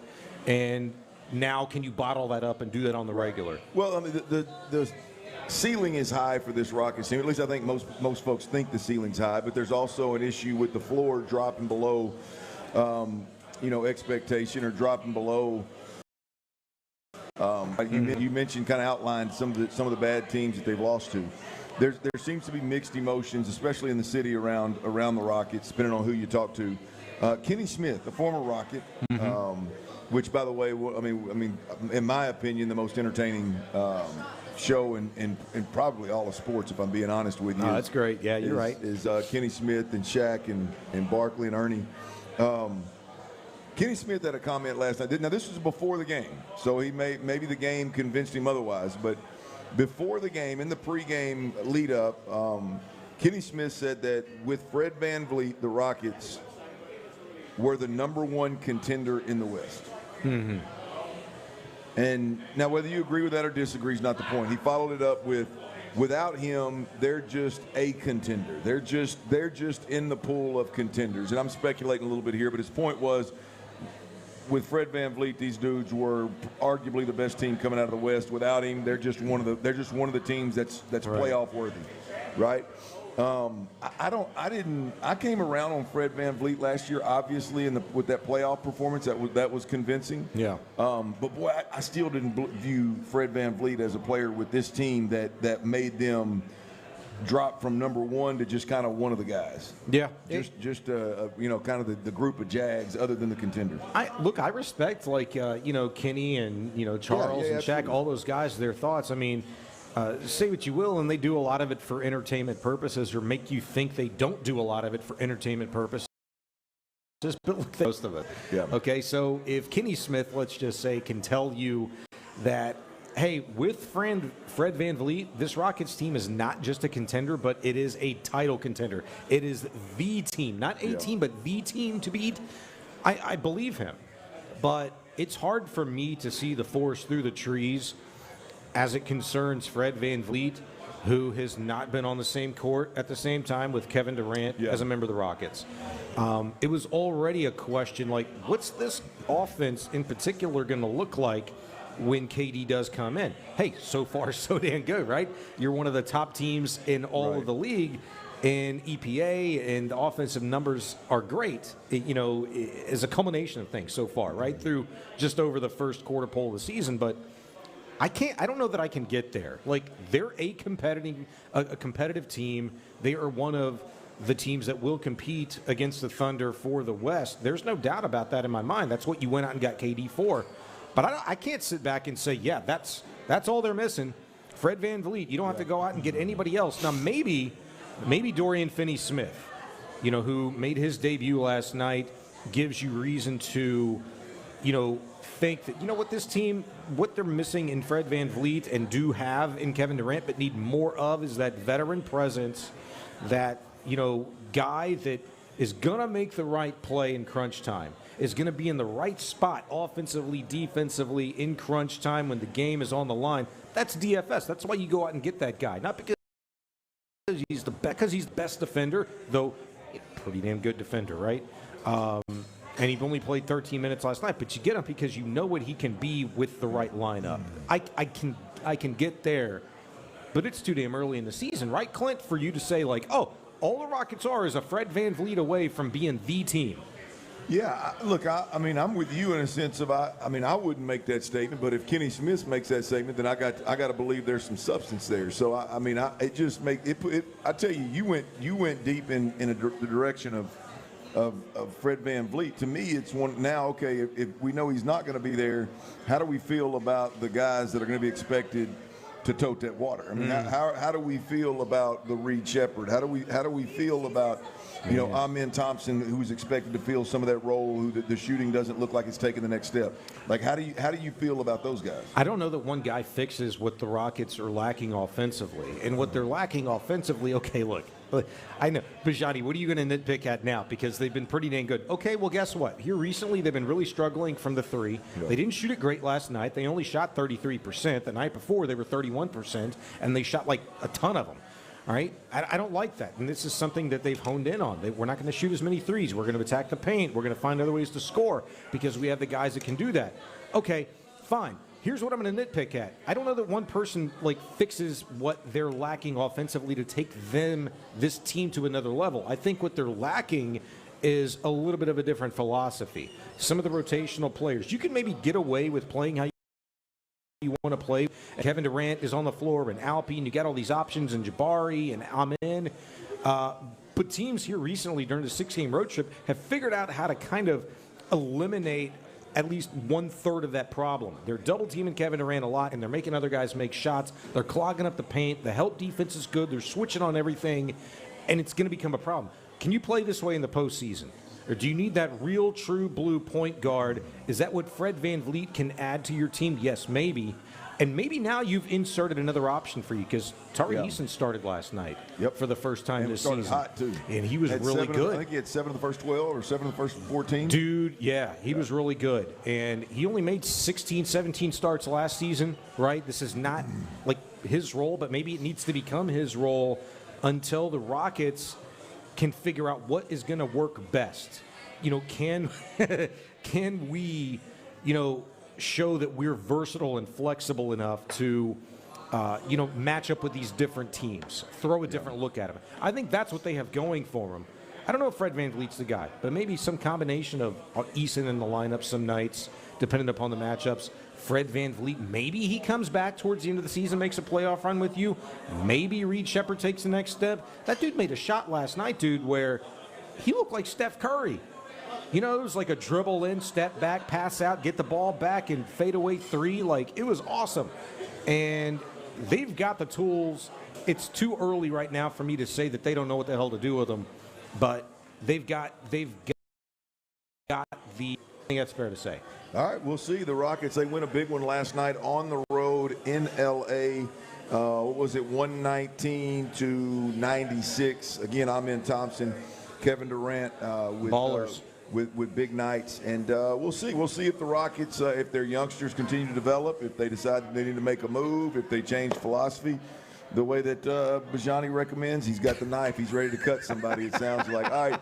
Hey, it looks like big news in the college football ranks. It looks like Michigan's next head coach just fell in their lap. Michigan's next head coach just fell in their lap. I love this hire for the Michigan Wolverines. We'll tell you who that is. We'll discuss next right here on Sports Radio 610. Ready? The Texans closed down their Christmas week with a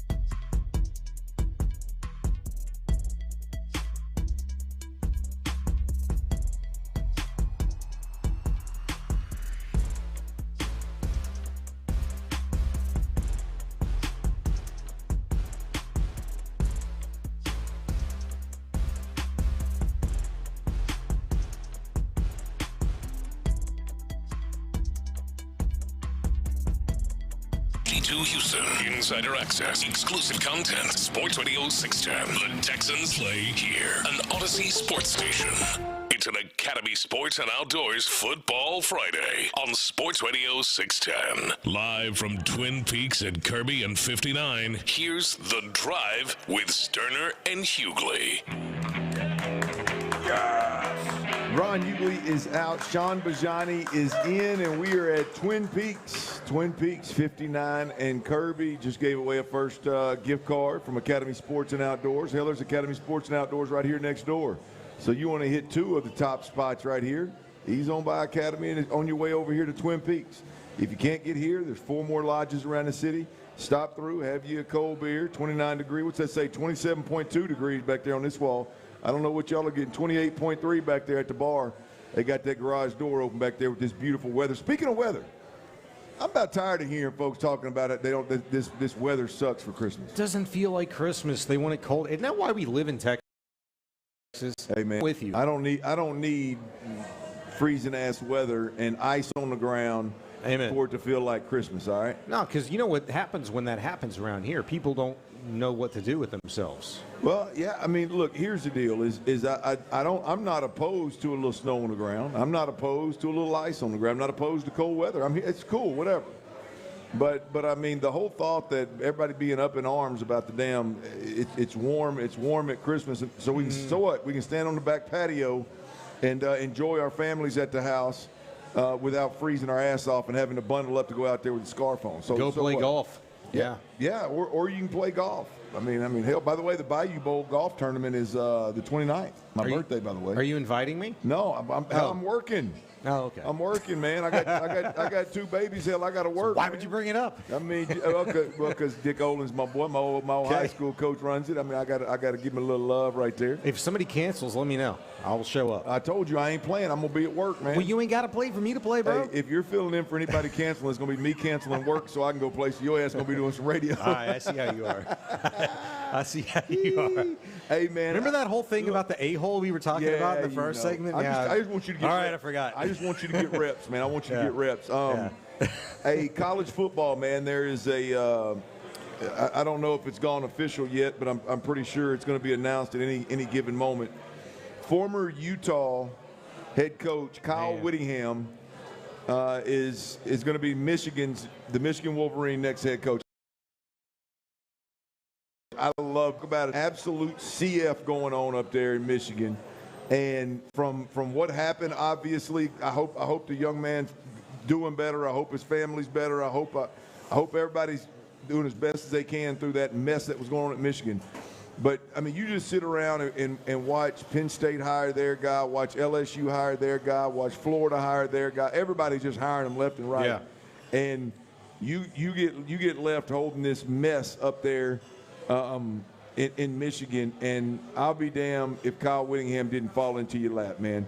One thing, I think he is a tremendous fit for many reasons. But number one, I've already checked his social media. The only women he follows have his same last name. His wife and his daughters.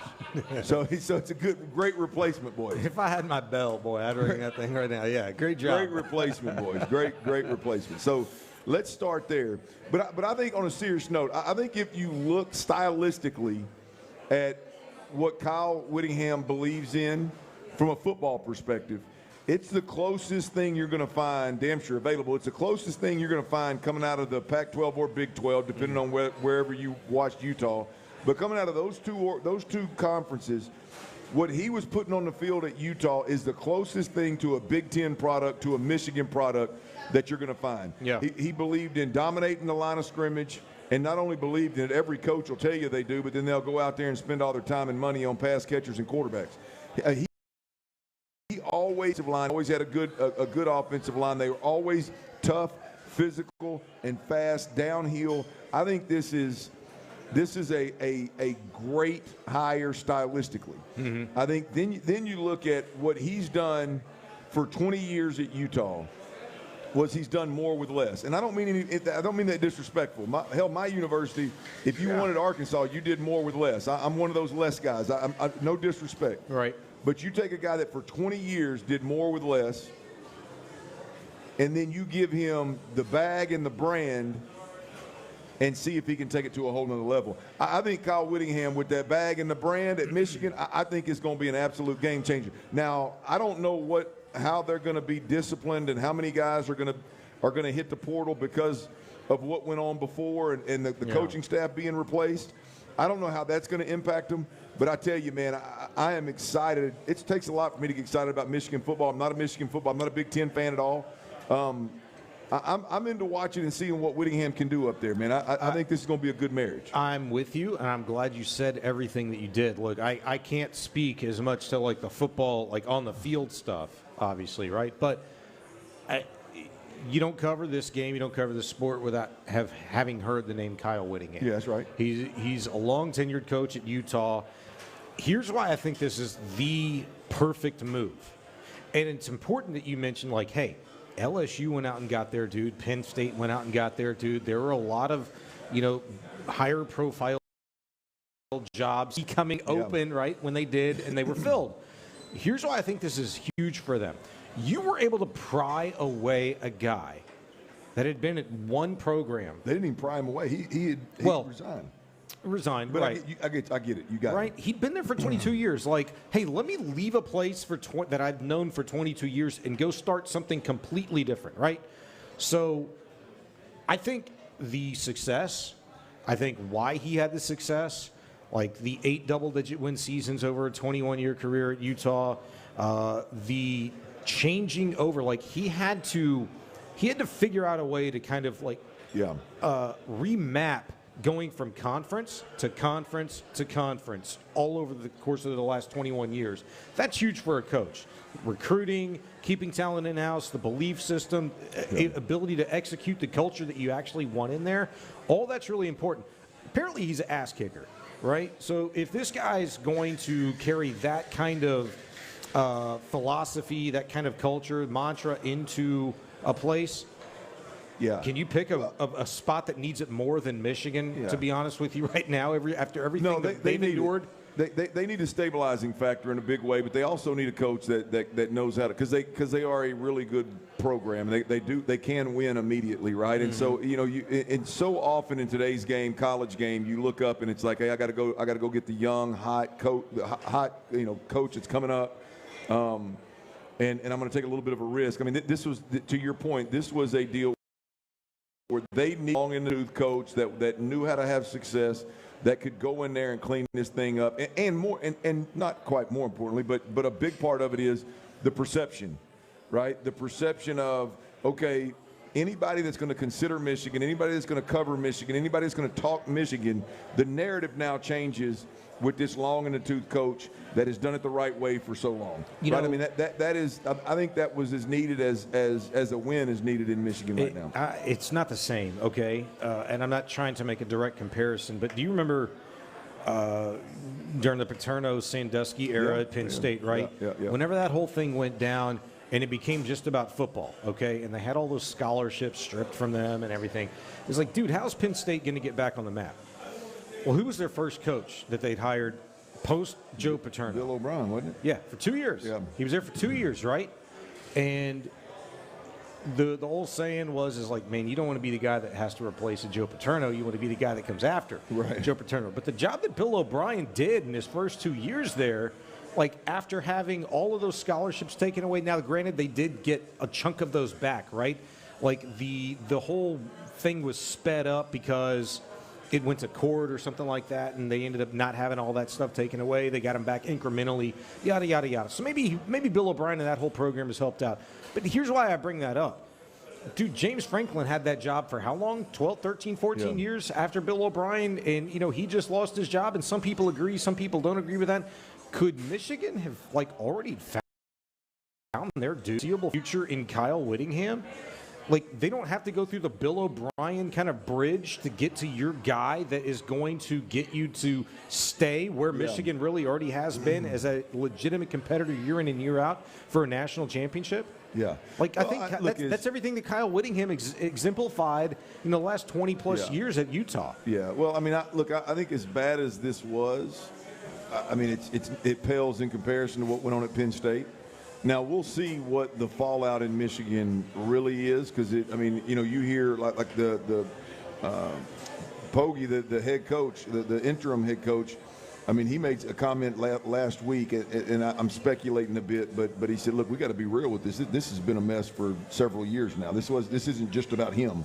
That's just a big about admission, though. Yeah, I mean, and I'm paraphrasing a bit. So I mean, but it's one of those where it was like, boy, this is deep, much deeper than just a coach going off the deep end, right? Yeah. So we'll see exactly how they handle it, how the NCAA handles it. I would imagine the NCAA is going to fumble it just like they always do. I mean, they had a documentary made about the cheating scandal in Michigan, right? Like, they know, like, the problem, the perception, the narrative that's been written about them. I don't know. How does Harbaugh escape all this? That's the wild part. Is like I've heard analysts and talking heads talk about this Michigan situation and how deep of an issue it is and how deep-rooted it is and how many people it involves. And nobody ever goes, Harbaugh must be a real sleazebag. You're saying, how does he escape, like, not being perceived as a sleaze? I think people already felt like he was. In this moment right now, and maybe they do, I just don't pay close enough attention, but in this moment right now, like the dude that you handed the bag to, I mean, has clearly gone off the deep end, and for years it's being shown that was doing all kind of crap that was, hell, you don't even want your players getting that involved, right? I mean, so I mean, it's like clearly, and now they're saying it's multiple people in the program. I don't have all the details. I just don't know how Jim Harbaugh walks away and goes. I mean, I don't know how everybody doesn't start with, boy, Jim Harbaugh. I mean, he put this crew together. Well, right. Look, when you talk about Jim Harbaugh, in some light, okay. Like, we're in a vacuum. You talk about this guy. Boy, you can't be that successful unless you hire really good people. Yeah. What is really good people? Really good people that know how to do their football job? Because really good people that know how to do their football job doesn't always mean they're really good people that know how to do their life job as like a husband and as a friend and as a human being, right? There's a difference between a really good coach and a good person. Yeah. Exactly, but there's a lot.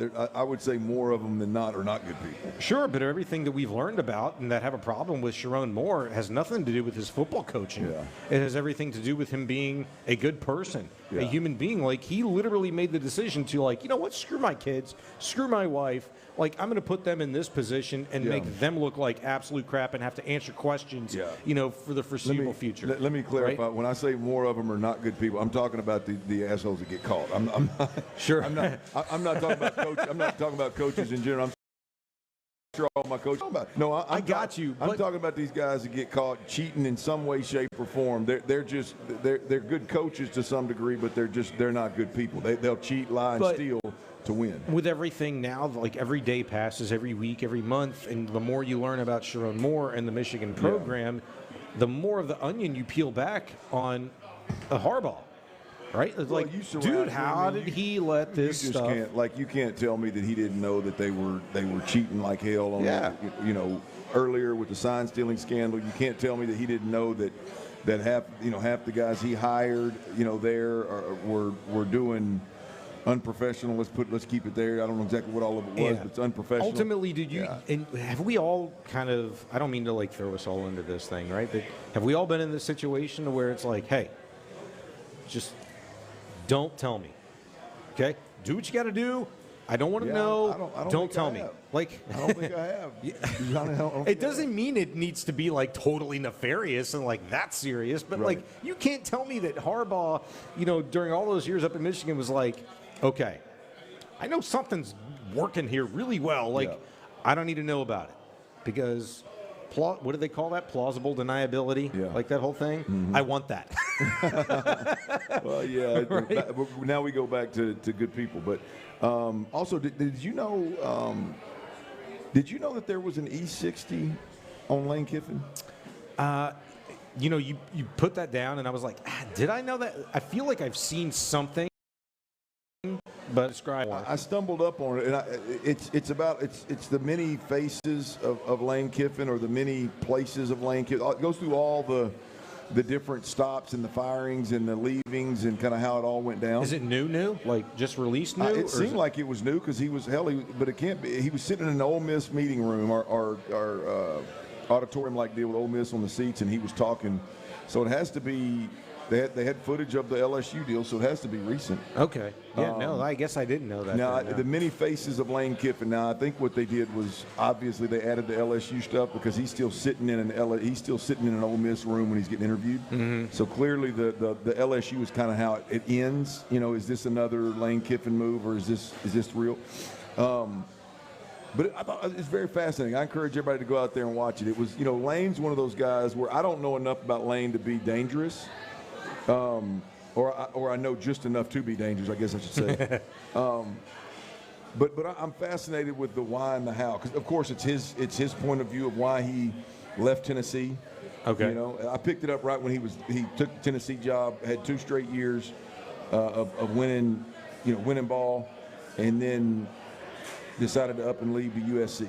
Mm-hmm. Or I can't remember if he had 1 year. No, he had 1 year at Tennessee. He had 1 year, and then shortly after left, and went to USC. Well, when he got to USC, he thought everything was fine, and that was right as the Reggie Bush thing popped. Oh, wow. So he was guaranteed that they weren't going to take a bunch of scholarships from him, maybe a couple. They ended up taking 30.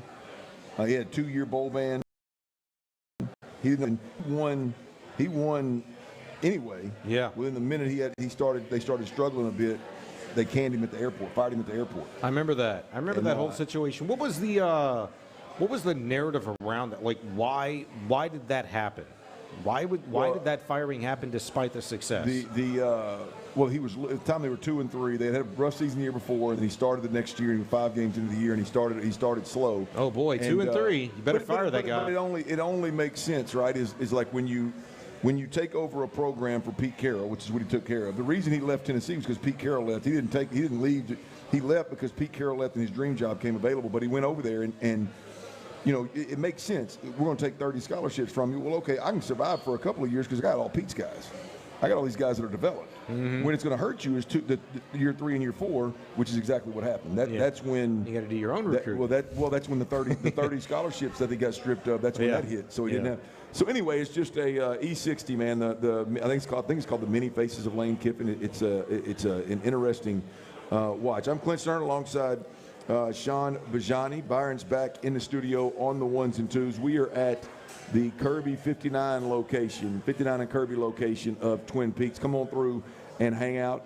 Cold beer right now, 26.5 degrees on one wall, 28.7 degree on another wall. So, yep, they're living up to it, baby. 29-degree man-sized drafts all over the bar right now as we're speaking. Come on through. There are a couple of bowl games that are being played. Right now, it looks like, what is that, Central Northwestern? That's final. They just went final. Yeah. Northwestern kicked the dog out of Central Michigan. Looks like 34-7. I know tonight there's FIU, Florida International versus little in-state action here versus UTSA in the Serve Pro First Responder Bowl. So put that on your radar, man. Support the one of the college teams that's kind of coming up out of Texas. Like legit, the next competitive, as in i.e. competitive, ranked teams playing each other. Isn't that the Pop-Tart Bowl tomorrow? Oh, well, I mean, you got some interesting ones. Saturday. I know tomorrow night you got UH and LSU. Like, go Cougs. Yeah. I'm ready for that one. Yeah, I like that. That's good. No, we got Penn State, Clemson tomorrow in the Bad Boy Mowers Pinstripe Bowl. You got Georgia Tech, BYU. That's probably the one you're talking. Yeah, that's the one you're talking about.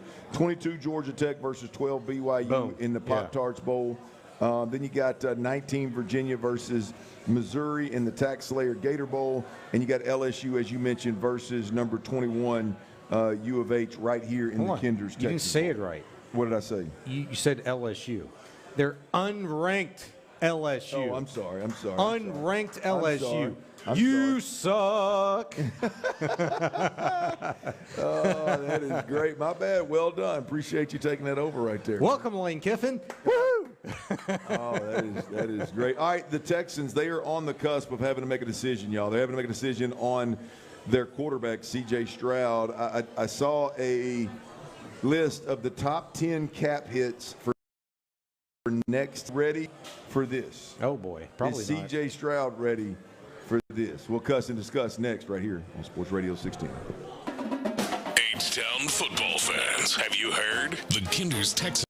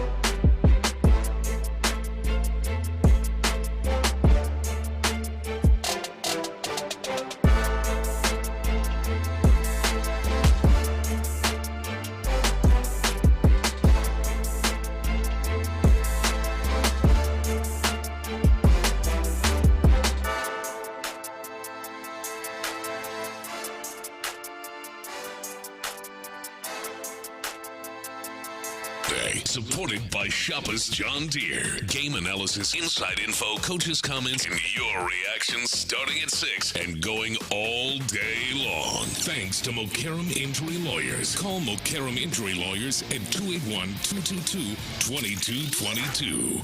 It's an Academy Sports and Outdoors Football Friday on Sports Radio 610. Live from Twin Peaks at Kirby and 59, here's The Drive with Stoerner and Hughley. Ron Hughley is out. Sean Bijani is in, and you heard the man. We are at Twin Peaks, 59 and Kirby location. Come on through, hang out. Got a few more Academy Sports and Outdoors gift cards to give away. We've got 2 tickets to the Texans-Colts game next weekend. Now, I believe that game is either a Saturday or Sunday. I think it's still up for potential flex. Correct. If this weekend's games fall as a certain way, then it would make that Texans-Colts game must-see TV for everybody AFC next week. There's a formula right this weekend where, like, going into Week 18, all AFC playoff teams could have already been determined. Like, it could be done, so Week 18 could be a giant popcorn fart, but, we'll see. Yeah, I hope that's the case as long as the Texans are in. We didn't cover that a little earlier. I had it in, but we didn't cover it. We didn't get to it. We got excited talking about the gifts that we got and that we gave, but we will get to that probably in the next segment. But let's when you look at the Texans, man, this is not about the game this weekend, obviously, but it's about C.J. Stroud. It's about our quarterback, right? The Texans organization is on the cusp of having to make a decision. Having to make that decision of, do you pay C.J. Stroud after year 3 going into year 4 when you've got him under contract through year 5? 5th-year option, you've got him under contract through 5 years. Do you feel the need to re-up and extend C.J. Stroud after year 3? Do you wait?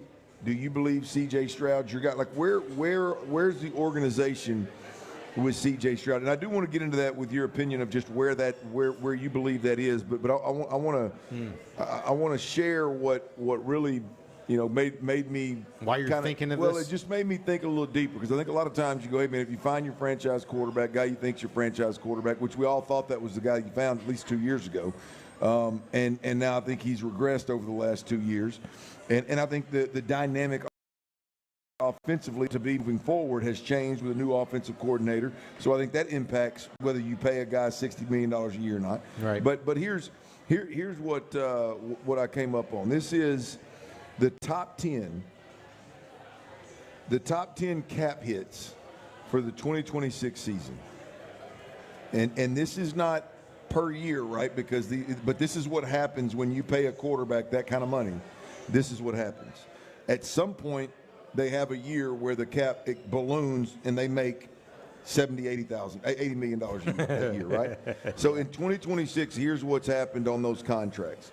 Deshaun Watson is the number 1 paid quarterback next year. Oh, my God. $80+ million next year. I'm sorry, what?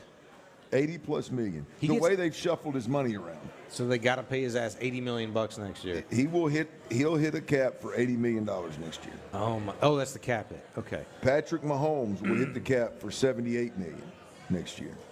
Lamar Jackson, $74.5 million. Dak Prescott, a little over 74. Jared Goff, $69.5 million. Kirk Cousins, back up, $57.5 million. How about this? Tua, $56 million. That's just next year, by the way. Oh my gosh. Josh Allen, $56 million. Kyler Murray, $53 million. Baker Mayfield, $51 million. That's your top 10. And I only share that because look, that's not when you look at what a quarterback's going to make. It's going to be 60 million a year, is it 55 million a year? Kind of, does he set the market at 61 or 62? Dak set it at 60, whatever it was.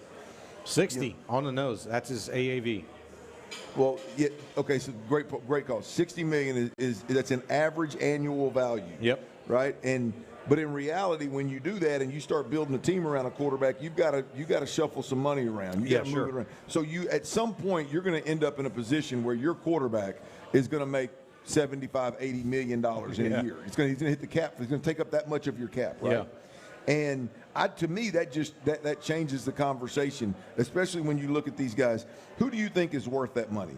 The money that they're going to make on that list, who do you think is worth putting your cap in a place where you got to pay somebody potentially $80 million a year? Deshaun's not.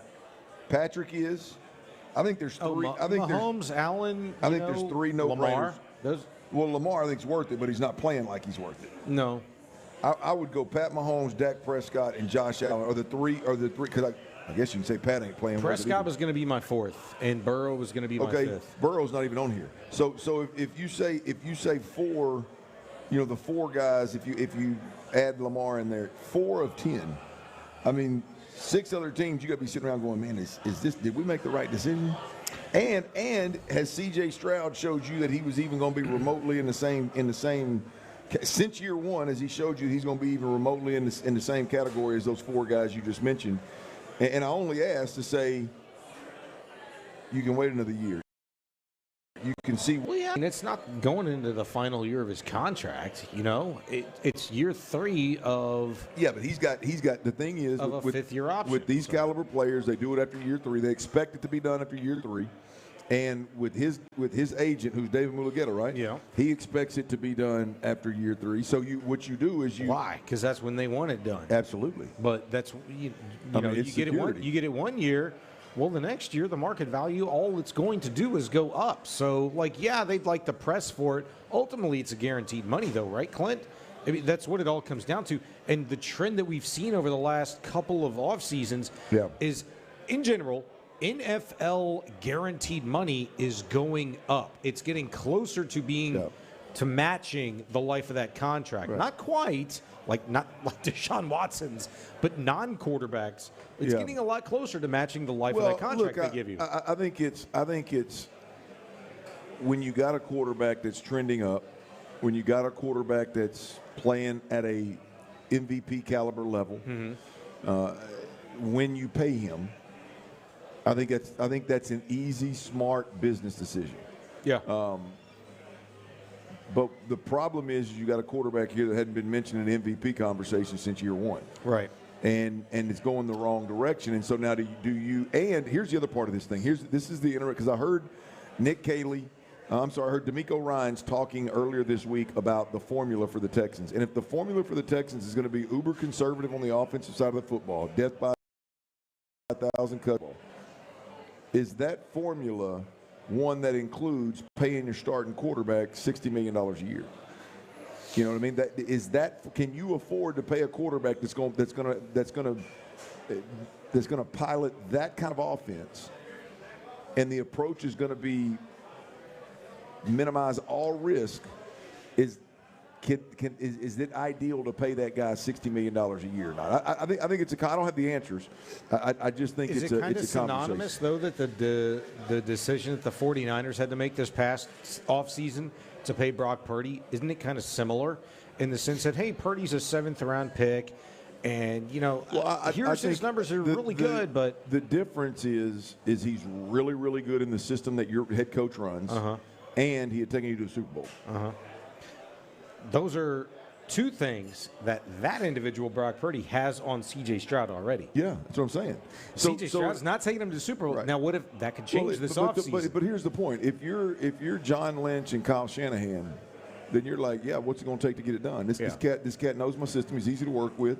He's bought into the system, and he's already taken us to a Super Bowl in this system. And if I get fired, I don't care. But people were still like this offseason before it was done. We're like, damn, ain't no way he's getting $60 million. Ain't no way. That's Brock Purdy. That's Mr. Irrelevant. Well, look, your cerebral quarterbacks that aren't super athletic in 2025 are going to get minimized consistently.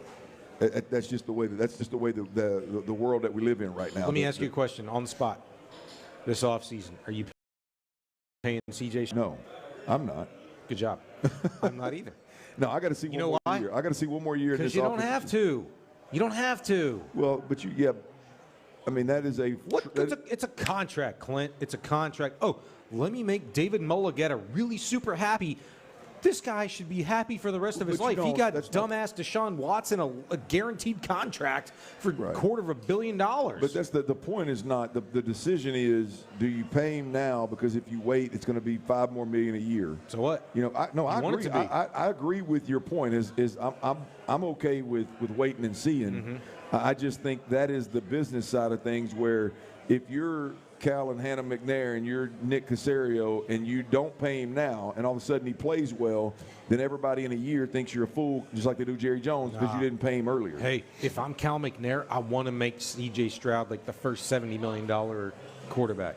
I want to. Because look how far he would have come. Are you kidding me? I wanted it to be legit. Like, remember when it was legit when the Chiefs made Mahomes that quarterback? Yeah. If I'm Cal, I want that for CJ. Yeah, ideally you want him to play well and you're okay paying him. The key is you're in a spot where it's. I don't think it's as an easy decision today as it was. It's easy when it ain't your money. A year and a half ago. It ain't your money. All right, we've got. There's 2 pieces of audio from earlier in the week that I heard, and it makes me feel really good about this game this week. Okay. This is a big game, Texans at Chargers, big game on the road against a playoff contender. There's 2 pieces of audio, one from Nick Caley, one from that really have me feeling pretty good about this one right here. I'll have that audio, and we'll discuss next right here on Sports Radio 610. H-Town football fans, have you heard? The Kinder's Texas Bowl.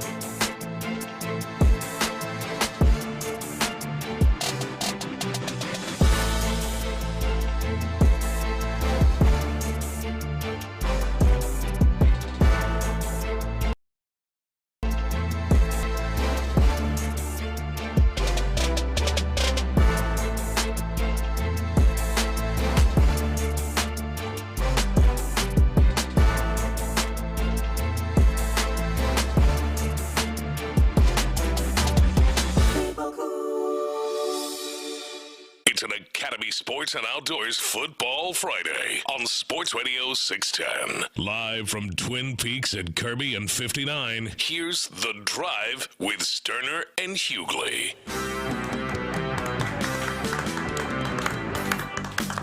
Ron Hughley is out. Sean Bijani is in. Byron is on the ones and twos back in the studio, keeping us on air and doing a hell of a job back there, if I might add. And we've got Academy Sports and Outdoors gift cards, as well as a Tomball Ford oil change, and the big one, Colts Texans tickets. We'll be giving those away in the 5 o'clock hour. Every hour that you are here, you can get a raffle ticket.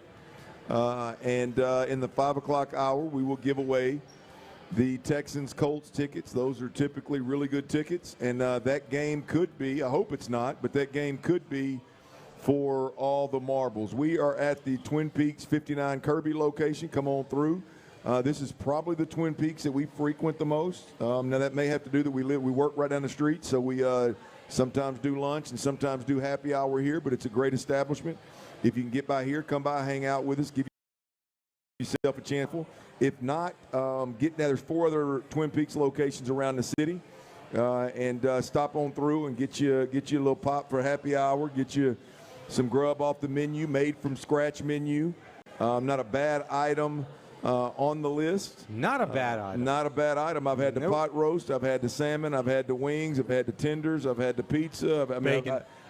You've had 2 helpings of the bacon today. There's not a bad item on the menu, so come on through. And there's also Twin Peaks late nights going on. It's open till 1 a.m., man. You don't have to leave until 1 a.m. I mean, that's sounds like that could get a little dangerous, wouldn't it? That's pretty good. I mean, it should be 1. They might as well push it to 2, to be honest with you. No. Bijani, 1 o'clock's plenty, man. Let them do his thing. Earlier you said whenever you talked about late nights. Oh, hell, did I slip? There was a girl pouring a beer for a gentleman at the bar, and she, her neck snapped around. She was like, "What? Am I working to 1 tonight?" She probably thought she was getting off at 11. You told her 1. That's great. We got a big matchup tomorrow. We'll be covering that game. Obviously throughout the second half of the show, as well as tomorrow on Sports Radio 610. But the Texans, they go to L.A. To play the Chargers tomorrow. That game's been flexed. Obviously a big game. It's a win and get in game for the Texans. And I'm going to tell you, there's one thing that I heard from both your head coach as well as your offensive coordinator earlier in the week that's got me pretty excited and pretty comfortable with in this game. Here's DeMeco Ryans when he was asked about the Chargers defense, just in general, kind of their approach and their style defensively.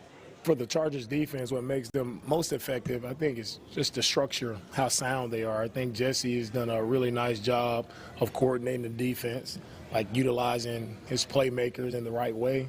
He uses Derwin James in a lot of different areas to get him down to blitz. They put him in coverage. Everybody knows Derwin is a dynamic player.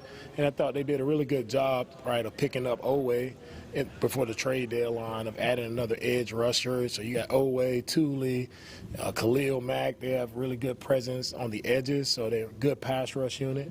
But the biggest thing with this team is they make you earn it. They're going to make sure they're playing deep zone coverage. They're going to make you earn every single yard that you get, and they're going to make it tough. So they're a really good unit, fast, they fly around, but they're going to be sound, and that's the thing that stands out to me the most. They're sound. Those guys play well together. Let me put a bow on that. They're sound. They use Derwin James as to move around and cause a lot of the chaos. So you know who that is. They make you earn it. They play deep zones. That's from your head coach on the Chargers defense. Here's Nick Caley, your offensive coordinator, on the Chargers defense. Yeah, well, I think they do a really good job of, eliminating and reducing the amount of explosive plays. They play good football. They tackle well. They play hard. They set edges up front level. Linebackers pursue the football with great speed and violence, and I think they're well coordinated. I mean, I think he's done a really good job. I don't know if y'all are hearing what I'm hearing, and I don't know if y'all believe what I believe or not. But both of those two pieces of audio, when he said it last week, I think it was Wednesday. What is today? Today's Friday. Yeah. So I think it was Tuesday when D'Amico, Kaylee, and CJ, they all spoke. And I'm going to tell you, man, there's stylistically, this is a style conversation, right? This is a scheme conversation. I know we got to get into some personnel. They got some dudes over there, but stylistically, schematically, what the Chargers want to do is deep zones, keep everything in front of you, make you earn it. And when they do play games, they're going to play games with Derwin James, right? I didn't mean to make that rhyme, but that was really good. They're going to limit your explosives, right? Which means they're going to keep everything in front of them. Right. This is exactly what the Texans' offense has had success against. This is exactly what this Texans' offense is built to do. This is exactly what C.J. Stroud is being asked to commit to offensively. Are you talking about MOF? What does that mean? Middle of the field? Well, no. Well, I mean, Okay. yeah, I mean, you can. They'll damn sure attack the middle of the field. But I'm just talking in general, taking what the defense gives you. If they're gonna play soft corners, they're gonna play deeper zones, throw the ball underneath. There's no reason to hold the football. This defense, again, schematically, is going to allow the football out of his hands early and often, which we've talked about. It's gonna. That protects your offensive line, which is even more so in need of protection this week because you're going to have a couple of guys that haven't been playing. You're going to have them in there. Mm-hmm. It's going to allow them to sustain drives. It's going to allow them to stay ahead of the chains, which I've never heard a coaching staff talk more about getting behind the chains. Just clearly, you cannot play football if you get behind the chains in Houston. So it's going to allow them to stay ahead of the chains. This, to me, stylistically, this is a great matchup for Houston and what they want their offense to look like. I hope so. Yeah. Now, I don't trust. Am I going to shock you with this? No, probably not. I don't trust Nick Caley to be able to get them into those looks to do that. I just don't. Yeah. Well, Paul hit it on the head. I was driving early and I heard the most important line of the 10 to 2 show. For what week is this? 17. Mm-hmm. For 17 freaking weeks, we've been having the same conversation. Do we trust Nick Caley to get the Texans offense into the right look at the right time? And I don't. I don't care. Please educate me. I don't trust him. I don't trust him. Well, look, I think to me you're not wrong. But to me the wait and see or what needs to happen with Nick Caley is an aggressive team that's going to pressure you with all-out pressures. That's where he has left a lot to be desired. Mm-hmm. Where Nick Caley, to me, needs to either get better players or come up with better scheme is when your quarterback's getting pressured, you're playing man, and you've got to have right now answers. They're going to take away Nico Collins, and your other guys are going to have to win, and those other guys right now haven't proven to be able to win consistently. So I think those are two things that Nick Caley has struggled with, or let's just say I think he's left a lot to be desired. Yeah. But this doesn't – now they may be able to press man. They may be able to get physical at the line of scrimmage, whether it's man or zone, and cause some major problems. But I'm just talking about the bend, don't break defense, keep everything in front of you, play deep coverages. Man, that is where CJ can light you up. But when does a team start to, I don't know. Look, here's what the Chargers have done the last month. They've held every team they've played to 19 points or fewer. They've had a lot of success. They've won all those games ever since they got their ass kicked by the Jags 35-6. Yep. Maybe that was a wake-up call for him. I don't know. But I know this. Harbaugh is a badass coach, and he can kick you in the ass when he feels like he needs to kick you in the ass. And the Chargers, do you think, we're talking about this revenge kind of a thing for the Chargers, right? Hey, Texans knocked them out in the wild card game last year. Cool. They must be pissed off. Herbert said what he said this week, which is you know what? Nobody felt worse in the game or after the game than I did.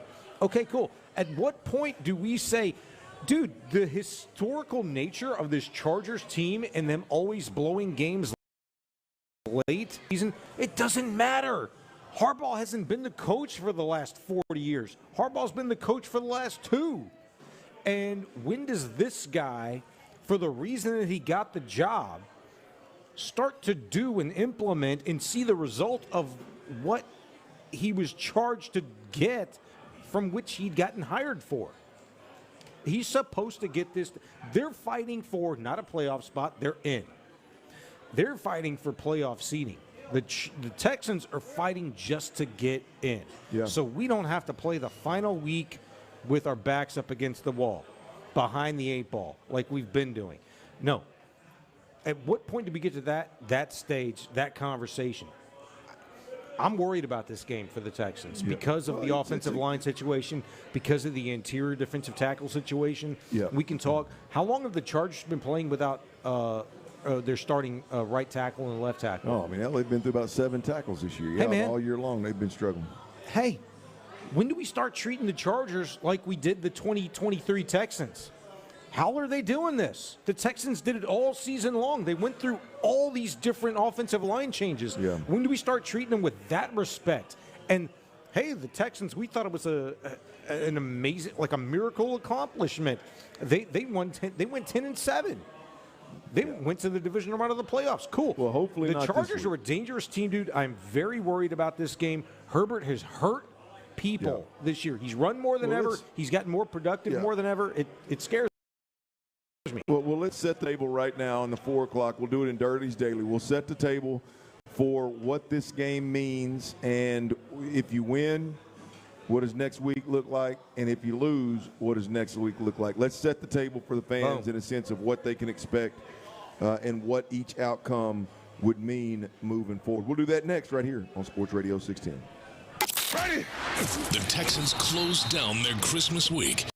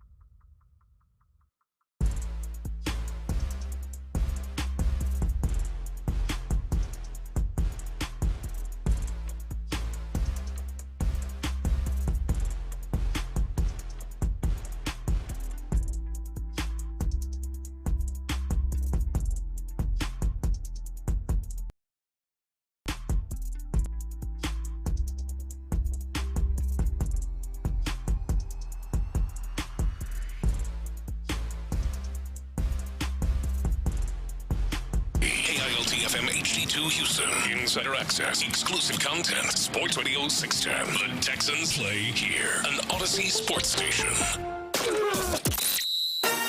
Dive into the mind of former NFL quarterback Clint Stoerner. I was thinking about coming out of the chute here and telling y'all about my new boots that I got on, but y'all want to talk about puppy chow? What is that, ostrich? Hell no, that's python. It's Sturdy's Daily. Before we get to that boner. On The Drive with Stoerner and Hughley. Ron Hughley is out, Sean Bijani is in, and Dirty's Daily is powered by Academy Sports and Outdoors. That is not official. I just went ahead and gave him a little bonus run right there. But if Academy Sports and Outdoors wants to jump on to Dirty's Daily, the segment here, then I would love to have them. No question about it. Also, me too. Yeah, I'm with you. I'd like to also encourage everybody out there to download the Odyssey app, AUDACY. You can obviously listen to the shows, the Texans and everything on the AM dial. That's Sports Radio 610. The FM dial at 100.3 HD. What are we, 2 or 3? We're 2. Don't confuse me. Every crosstalk we say that. And here, we were talking earlier about the difference between the A and the B chair. There you go. It is HD2. You can listen on and YouTube. You don't have to say it. Yeah, because Reggie usually says that's it. That's what I'm telling you. It's a different seat, man. It's a different seat. Yeah. But yeah, I mean, download that Odyssey app, AUDACY. You can take us everywhere that you go. Last year, we gave away $20,000+ in a round trip, all expense paid trip to Vegas. And so the Odyssey app, AUDACY. Stay plugged in, and there's some cool features on there, man. There's rewind features. There's all kind of stuff where you can go back. Everything's podcasted right there on that Odyssey app. And so whether you listen every day or you're just a breaking news kind of guy or gal, the Odyssey app is one that you need to keep on your hip, no doubt about it. So also, as the big voice guy said, we are at Twin Peaks. We are at the 59 Kirby location, and we'd love to see you. We'll be here till 6 o'clock. This is a great place to catch up on all the live sports. Bowl season is tremendous. You can stop by anytime and grab a cold beer or 2 or 3. Come by, say hi, and I'll buy you a beer. There you go. Wow, hey, that was Merry Bijani. Christmas. That was Bijani's doing right there. I didn't say that right there. That's me. He's gonna run my tab up. Bijani's one with them deep pockets, man. He's gonna buy everybody a cold beer. So. They're deep. So come on say how deep, but they're deep. Come on through and hang out. Texans got a big game this week against the Chargers. The plane has left the building, if you will, and they're heading to L.A. And while the Texans got about am I reading that right? 98, 99% chance. I know the Athletic had about a 99%, depending on what publication you 99% chance of making the playoffs. It's the polar opposite of what chance they had when they were 0-3. Ain't that the damn truth? Ain't that the damn truth? So, just the odds are that they're going to get in a 98, 99% chance. Now, with that said, the playoff picture is about as clear as mud. All right? I mean, the boys got a lot to play for on Saturday in L.A. If the Texans win, they're in. Correct me if I'm wrong, Bijani. I know you're up on this. You're Texans win, and they're in. If they beat the Chargers, they secure a wild card spot. They clinch a wild card spot, and we can all plan on watching the Texans in Week 19. Yes, sir. Now, if Indy loses, no matter what happens in the Chargers game, if the Indianapolis Colts lose, the Texans clinch a playoff spot. So a little bit bittersweet, right? Absolutely. Win, you're in, but if Jacksonville beats Indy, you're in anyway. Okay, so we're big Jacksonville fans to beat Indy, and you're in, or are we? Because here's the deal: if Indy beats the Jacksonville Jaguars, right, we can still win the division. But that also means the Colts are a game closer, and we could potentially be out. So it gets real interesting on who you root for. But let's stay plugged in. Just win. When you're in, Indy loses, you're in. If you lose to the Chargers, is Indy. Could be for all the marbles. Could be, depending on how the games go. Could be for all the marbles. You control your own destiny. and you need to handle business. If not, then that next week game against Indianapolis could be one that means something. You know who does a great job at this? What's that? Sean Pendergast. Okay. Breaking down like all of the playoff scenarios without making you want to have your head explode and scoop your eyeballs out. However, if you were just like, damn it, Clint, Sean, just tell us all of the ways. No. We're not really going to go through like all of the million scenarios because there's a lot of scenarios. Yeah. I would refer to you to your favorite playoff page if you would like to just go to the playoff standings and play amongst yourselves. It'll be fun. It'll be great. All that you need to know, look, Texans are going to this game on a 7-game win streak. You should feel at least just as good about this Charger game as you did the Chief game 3 weeks ago. Just win. Win. If you believe in this team to do anything in extra football, week 19 and beyond, then just win. That you think this team's defense is going to be the catalyst for doing whatever you need to accomplish going forward, just win, because they should. Well, I think you put it best here. 5 of the AFC playoff teams will be. They already are. Broncos, Patriots, Jaguars, Chargers, and Bills. Yeah. All right, spots will go to either the Steelers or the Ravens, whoever wins that division. Mm-hmm. The other team is out. Mm-hmm. And the other spot, the other wild card spot, will go to the Texans or the Colts. Yeah. Now, hey, I'm here for a good story. I know you like a good story. I know you like drama and stuff like that, so long as it does not concern your team, right? Sure. Our team being the Texans. Have you been like me and been in a weird situation the last couple of weeks where you've been like rooting for Phillip Rivers but rooting against the Indianapolis Colts? I want him to play really well, but I want them to lose at the same time, and it's worked out, thankfully, the last couple of weeks. I'm in the same boat this week. I want Phillip Rivers to play really well, but I do not want the Colts to win, I don't think, right? Unless it makes mathematical sense for the Texans' benefit. Correct me if I'm wrong once again. If Jacksonville loses their 2 remaining games and the Texans win both games and we win the division. Yeah. Right? So if you're looking for the top prize that's available right now, then I believe you want the Colts to beat Jacksonville. Now, I don't expect that. I don't expect it either. Now, the flip side of that is if the Colts beat Jacksonville, then the Colts can catch you for the wild card spot if you're not careful. So that there's come on, you got to trust Will Hunter and Will Hunter, you know what I mean, Will Anderson and Danielle Hunter to break Phillip Rivers in Week 18. Right, I'm with you. You know I would rather the game just win this weekend, get in. The game doesn't mean anything. Let's keep it moving. Yes. There you go. You want a Texans win, you want a Jacksonville win this weekend, and you're in, or a Texans win and you're in. The only way that this thing rolls over into Week 18 is if Indianapolis wins. That's ultimately what this boils down to. Absolutely. Look, we've been kind of hoping against hope all season long, right? And we've been needing things to break the Texans' way week in and week out. And if we're being honest, more times than not, Clint, they haven't. What's been the overriding factor? For almost 2 months, the Texans have just won. They've taken care of business. And as we get closer to the end of the regular season, the question that we've been asking ourselves and really hoping for to get the answer that we want is the offense finally going to turn the table? Or is the offense actually going to finally consistently be able to show that they can be a complement consistently to the Texans' defense? And 85% of the time this season to the special teams unit, right? And it hasn't always worked out that way. I think as we've gotten this season, this portion of the season's gotten here a lot faster than I think we all anticipated, right? We've been through some stuff with the Texans. Do you trust the defense, even with a depleted interior defensive line, to continue to impose its will on teams that you should feel confident in doing that against? Going up against tackle. Can I remind everybody that the Texans went up against a backup like a third-string left tackle 3 weeks ago against Pat Mahomes and the Kansas City Chiefs. How much success did Daniil Hunter see against Pat Mahomes that night?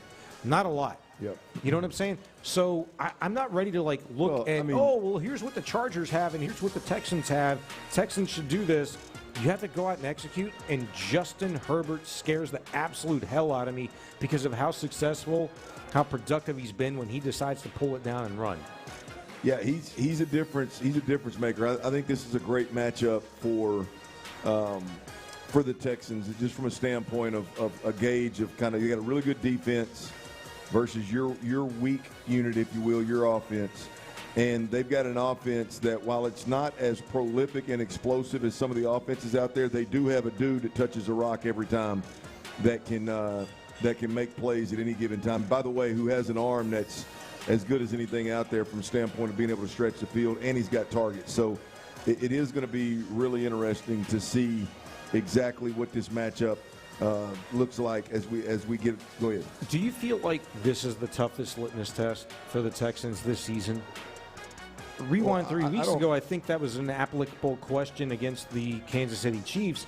Is this the toughest team that the Texans will have faced this season, in your mind? I don't know if it's the toughest as much as it is the timing where we're at right now. Kind of, we've been through it with the Texans. I would say Rams are the toughest opponent that they played, in my opinion. Week one, but that wasn't the same Rams team that is today, right? I mean, not the same Texans team, right? Yeah, fair. But if we're talking about opponents, I would go Rams. But you know, this will be, to your point, in terms of a test and a good test, litmus test, a good test at this point in the season. I think the answer is absolutely yes. We'll hit that as we go along here in the back half of the show. One thing, did you get to catch any football yesterday? Yeah, I did. Christmas. I had it on all day. You had it on all day. All day. I'm gonna be honest with you. I'm not a big fan of the folks out here that have the nobody asked for football on Christmas argument going on right now. Now I think it's a lot of NBA fans that are felt like Christmas was exclusively an NBA holiday. It's the people that say, "Oh, the NBA season doesn't begin until Christmas." I don't know what that's all about. I mean, whatever. what really should be going on is that NBA crowd should be thanking the fact that the several of the teams that were on the list yesterday absolutely messed the bed. I mean, because you look at this thing, Bijani, Cowboys at Commanders, which the Cowboys won that game. That's typically a must-see TV, appointment television type moment for most NFL fans. Whether you hate watching or you're a Cowboy fan, that's typically one of the more viewed games. Vikings Lions, unbelievable matchup in that division. And the thought was early season that this would be for something. Oh yeah, must-see TV. Don't miss it. I don't think the Vikings had the. I don't think the NFL had the Vikings starting quarter. Don't miss part was the halftime show. Fair. We're going to get there. Broncos Chiefs should have been a huge matchup as well. The Broncos sneak by the Chiefs. I watched that one in totality. Yeah, and I did not. That was the best game of the day, in my opinion. I mean, it literally came down to the last 2 minutes, right? And the Broncos they drove down the field, put themselves in the field goal position, and got it done. I mean, they imposed their will. They won the physicality battle against Kansas City. Well, the other thing in game, I'm not a big. I know there's a lot of people that aren't big fans of the in-game Zoom interviews. Right. Yeah, I wasn't. Look, either. I'll be honest with you. It didn't really bother me, but I do think I like the concept. I think they could be on to something. They got to figure it out, though. You got to send a camera crew to these guys if they're going to be interviewed. Let me ask you a question. If every single one of those games meant jockeying for playoff seeds yesterday, which they should have, and if it meant in or out, right? Which, for a 5% chance, okay, for the Lions, that's what it meant. But come on, let's get real here. You need a billion different things to go correct for you this week 17. So it didn't mean that. But if it all had that on the line, would those interviews have taken away from the game? Or would they have added to the game? Or would it have felt like an annoying attempt to infuse the Manning cast crap onto the public? I believe that it's up to whoever's doing the interview. Like if I'm interviewing Emmitt Smith and the Cowboys are a playoff contending team, I can when the fan base is that excited about their football team. I mean, I don't know what Clinton Portis does in Washington. Like Chris Carter in Minnesota would be another one. Like, good. The interview is like you whoever's doing the interviewing, whoever's asking the questions. Is the fact that their teams have messed the bed, is that a little bit of a buzzkill? Absolutely. Absolutely, it's a buzzkill. You need one. You need one. You need one what? You need one interview, one giant of a shark, right? And the giant of a shark, it's not Clinton Portis. Well, get him out of here. Sorry, Clinton, but you need Emmitt Smith in that game. And in the other game, if it would have been like it was Chris Carter. Chris Carter, cool. It could have been Barry Sanders, cool. Yeah. That would have been. Find the weakest point in a game. Like, where do your analytics say, like, hey, here's where the audience dips, and you find that's the keep them. We're going to have them at that point. Yeah, I didn't think that deep into it. I just do you like it? Do you not like it? And I think the concept is good. I just don't like. I think they missed the boat. I know in 2025 everybody does this. Hey, I'm videoing myself my own phone or my own iPad or whatever. Yeah. I think there's a lot of times that works a lot of the times, but I think Netflix missed the boat. I'm with you on that. I'm 100% with you on that. You need better quality. But the concept I'm here for. And I'm going to tell you, I know there's a lot of conversation about the Super Bowl halftime show. Pitbull, I know Turning Point USA, I think is doing their own show or whatever. Snoop Dogg. I mean, he put on a clinic of how you put together a halftime. That was great. Yeah. Apparently, him and Martha Stewart are a package deal, but cool. If you give Martha like 0.7 seconds of camera time, that's enough. I wonder how much she made. Probably, if she made the same amount as Emmitt Smith did for like a 10-minute interview, like he had to do during that game. I'm sorry. Oh I got stuck on Lainey Wilson. You over here talking about Martha Stewart. I was Lainey Wilson. She was good. That white outfit. Lainey Wilson had. She was good. What the hell are you talking about? She was good. Can I tell you my favorite part of that whole thing? And what? I like the ending. I like the White Christmas where everybody came together on the stage with Andrea Bocelli, his son, Snoop. Did you notice, by the way, Snoop did not sing any verse in White Christmas because he knows his voice really sucks? Well, no, he knows when to sit it out. I'm telling you, man. When you talk about different genres, I mean, just different generations, different eras of music listeners. I mean, I thought it was tremendous. I thought and the way he put it together with a banger from the late 90s, early 2000 to the Christmas. You could have done without K-pop. K-pop lip sync. They were terrible. I mean, what it's like I'm doing a show with Ron the Show Hughley, man. You just over here picking everything. I mean, you can't give K-pop a little. No, they didn't do anything. They wore really tight pants and furry coats. They look like good. they lip sync. It was we don't need them. Like, give me somebody that's gonna let them drop and sing, whether you're good or bad. Like, we'll decide. I would argue they brought a whole different genre fan into the mix. I would Courtesy argue, clap. I'm not familiar with K-pop. Is that their name? You shouldn't be Kate. I don't even know their name.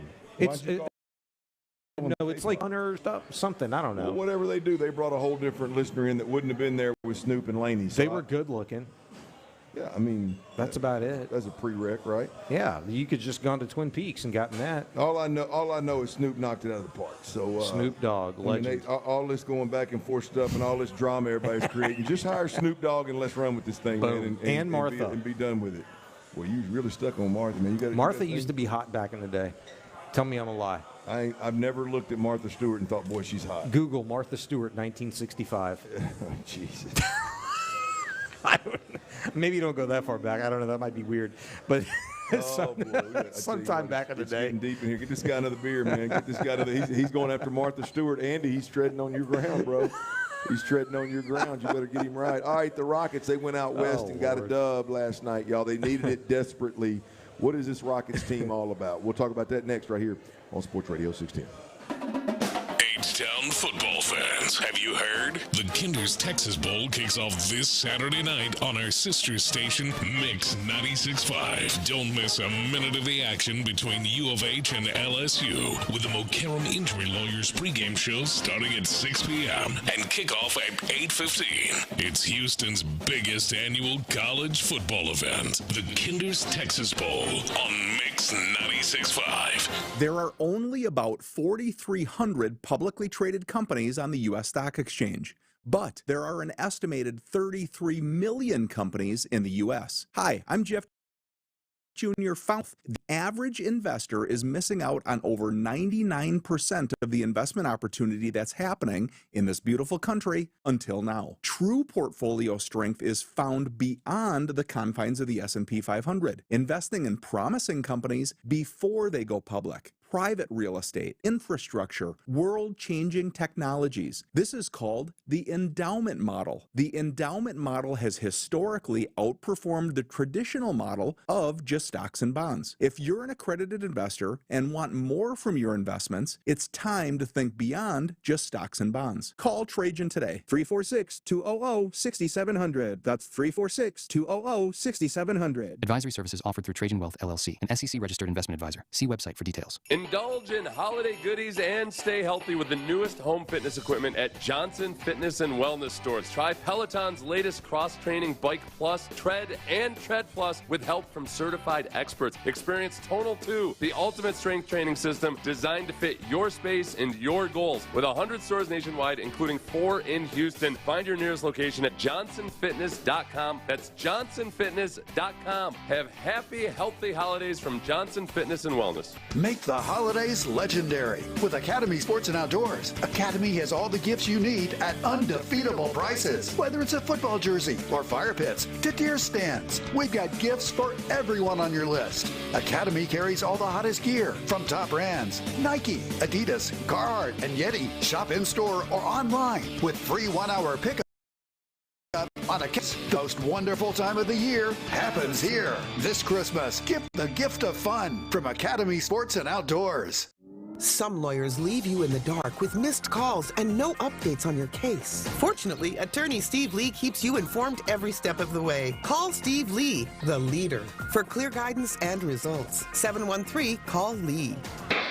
When something breaks, you gotta ask yourself, who you gonna call? What's it gonna cost you? Where you gonna find them? And? Will you trust them to do the job right? Start with Tom Tynan on Home Show Radio. Tom's been giving advice on home improvements longer than there's been internet and has a list of trusted Home Show pros to help you. Saturdays 9 to noon and Sunday mornings 8 to 11. And anytime you want. And HomeshowRadio.com. Football season is in full swing, and however you like to get in on the action, you can do it on Underdog right now in Texas. This season, you can make team picks and player picks. Just download the app, sign up, and you'll get $75 in bonus entries when you make your first $5 fantasy entry. Using Underdog is easy. Just pick whether your favorite team will win or if your favorite player will go higher or lower on stats like touchdowns, receiving yards, interceptions, and more. Plus, with Underdog's ultra-fast payouts, you can get your profits in a snap. So download the app today and use promo code OG610 to score $75 in bonus entries when you make your first $5 fantasy entry. Player picks, team picks, all on Underdog. Crypto.com predictions powered by Underdog predict. Trading derivatives involve risk and may not be appropriate for all. For more information, visit https://www.nadex.com/rules and https://underdogfantasy.com/rules. For Crypto.com predictions, the term on CDA. Must be 18 and over and present in Texas. Terms apply. See assets.underdogfantasy.com/web/play and get terms _DFS_.html for details. Concerned with your play? Call 1-800-GAMBLER or visit ncpgambling.org. Guys, thanks for helping me carry my Christmas tree. Zoe, this thing weighs a ton. Drewski, lift with your legs, man. Santa! Did you get my letter? He's talking to you, Bridges. I'm not that. Of course he did. Right, Santa? You know, my elf Drewski here, he handles the nice list. An elf? I'm 6'3". What everyone wants is iPhone 17. And at T-Mobile, you can get it on them. That center stage front camera is amazing for group selfies. Right, Mrs. Claus? I'm Mrs. Claus's much younger sister. And at T-Mobile, there's no trade-in needed when you switch. So you can keep your old phone. Or give it as a gift. And the best part, you can make the switch to T-Mobile from your phone in just 15 minutes. Guys, my side of the tree is slipping. Timber! The holidays are better at T-Mobile. Switch in just 15 minutes and get iPhone 17 on us with no trade-in needed.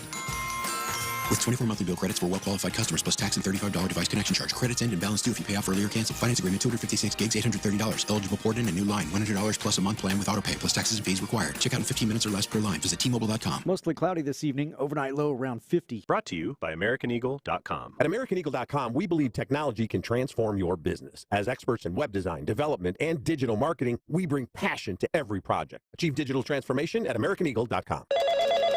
Another app for inventory, one for CRM. Oh, don't forget accounting. Wait, which login was that? Or you could use Odoo, one fully integrated system that does it all without the hassle. Ditch the app overload. Get everything your business needs on one platform. Try Odoo free today at odoo.com. That's ODOO.com. Oh, how's that flu, babe? Did you take Dayquil Intense Flu yet? Nah, I got this. Ugh, okay, I don't got this. You stay on the couch, and I'll grab the Dayquil. Undo your flu symptoms with Dayquil Intense Flu. Dayquil Intense Flu provides powerful relief of your flu symptoms. I'm ready for that to-do list. Wow, you do got this. Dayquil Intense Flu. The daytime coughing, aching, fever, under your flu medicine. Use as directed. Keep out of reach of children. H-Town football fans, have you heard? The Kinder's Texas Bowl kicks off this Saturday night on our sister station, Mix 96.5. Don't miss a minute of the action between U of H and LSU, with the McCarran Injury Lawyers pregame show starting at 6 p.m. and kickoff at 8:15. It's Houston's biggest annual college football event, the Kinder's Texas Bowl on Mix 96.5. It's an Academy Sports and Outdoors Football Friday on Sports Radio 610. Live from Twin Peaks at Kirby and 59, here's The Drive with Stoerner and Hughley. Ryan Hughley is out. Sean Bijani is in. You're listening to Houston Sports Leader, Sports Radio 610. We are at Twin Peaks. You heard the big voice man, 59 and Kirby. Come on through, hang out with us. There's 4 other lodges around the city. Get to them, stop through one, have you a cold beer. They're 29 degrees on that back wall and 28 degrees on this other one, this bar wall. So stop on through. The myth is true, baby. There is those man-sized, 29-degree man-sized drafts. They really are that cold. If you like one of them top-shelf spirits, they got them as well. Top-shelf tequilas, top-shelf bourbons, whatever you need, you can find at Twin Peaks. Made-from-scratch menu is off the charts. I've never had a bad item, and boy, I have ventured out. It's not only wings for me. I've ventured out. I just had the salmon. If you eat on that healthier side, that's a tremendous option. Pot roast is really, really good. I'm telling you, man, they got pizza's good. Tenders. Pot roast? Oh, yeah, man. Them smoked wings you went the other direction on a little earlier? I did. I started to butt in, but it's none of my business. I'm telling you, the smoked wings are tremendous here at Twin Peaks as well. Not a bad item on the menu. Not a bad drink at the bar, not a bad view in the house, if you're picking up what I'm putting down. Come on through, hang out. The Rockets, you could have watched the Rockets last night at Twin Peaks. I did as well. They win 119-96 over the L.A. Lakers. I think they've had a rough run here of games, losing several in the last 6 or 7 games. I think 5 of 7, you said? 5 of 7. 4 of 6. They needed that one in a bad way last night. Man. They needed it in a bad way. They needed not only a win, they needed a win versus a really good opponent. They needed a win in a convincing manner, and they got that. And Kenny Smith said something in that pregame that I wanted to cover with you this time around. But Kenny Smith, he said he felt like the Rockets. Now, this is before that game. It may have changed with the game, but Kenny Smith felt like the Rockets with Fred VanVleet were the number 1 contender in the West. And without Fred VanVleet, obviously he's injured, he's done for the year. Without him, they're just a contender, just a guy, just a good team out there that could contend for an NBA title here. Mm-hmm. And what your thoughts on just the Fred VanVleet being that valuable? Now, last year in the playoffs, obviously he was their best player. He was the most valuable player, and clearly has taken a step up in most folks' eyes. But this team, as it's built right now, how do you feel about the importance of the Fred VanVleet role that he would have played had he been here? It's hard for me to see so convincingly, as it is for Kenny Smith, right? Well, you're talking about a champion. You're talking about clearly an alpha. You're talking about the guy that handles the ball the majority of the time. Right. Clearly there are some elite intangibles there with Fred VanVleet that you don't have with some of the other guys, especially when Dylan Brooks is out of the building. You don't have that maybe hold guys accountable, calling folks out kind of mentality on the team. Mm-hmm. And so I could see where it's not just about the player Fred VanVleet. There's a little bit more to the total package of Fred VanVleet than just what we saw on the floor. It's kind of funny, for Fred VanVleet, if you look at his numbers in his career, the last 4 years or so, they've almost been like a renaissance. He's gotten better in terms of ball distribution. He's gotten better in terms of perimeter, more durable as a player himself, right? And so you infuse Kevin Durant, and maybe Kenny Smith is looking at it like this, and like, hey, he's before Durant, he's the general on the floor, right? You know, he's trying to get all these young guys, you know, where they need to be, learn how to play team basketball. Here comes Kevin Durant. Kevin Durant's kind of, because of the Van Vliet injury, kind of had to take that over. Can Fred Van Vliet be the complement to that drink that is what the Rockets kind of ordered, right? Like the magic elixir? Maybe.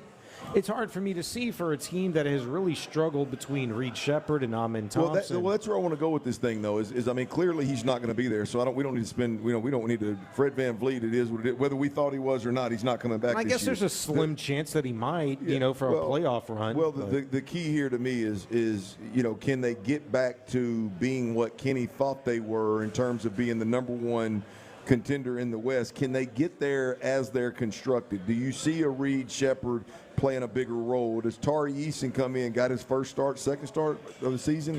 First start of the season last night, and was hot early. Yeah. I mean, obviously there's some pieces there. Amen Thompson, can he take that next step kind of deal?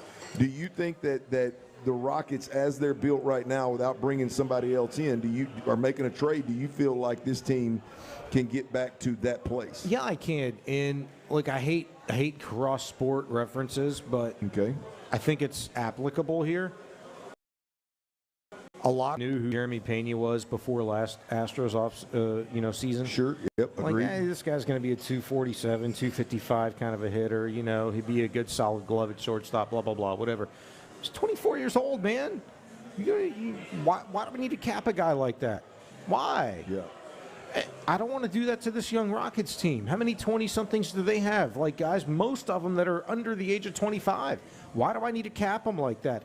And you infuse a Kevin Durant at the right time in an off season where he can take on that role as a leader, as a mentor, and show guys where he wants to be, where he needs them to be on the court, and make this thing work. I don't want to cap them. We're just past the quarter pole mark. And for a young guy like Reed Sheppard, who, do you remember all the stuff that Ime Udoka was saying during the offseason? Like, it wasn't, boy, we'd like Reed to do this. Reed needs to do this. Yeah, we need him to do that. Like, he had a lot of pressure on himself. And you know who's taken a lot of that pressure off? Who? Alperen Sengun, Kevin Durant, Amen Thompson, Jabari Smith, especially with his accuracy from three-point range and the dominance that they've been on the boards and defense. It's all really kind of worked. And Reed's kind of coming to his own. Didn't have to be the starter to do it. He found his footing off the bench. Reed off the bench in his 20 to 23 minutes, he's almost been an automatic 15, 16 points, really efficient from the field.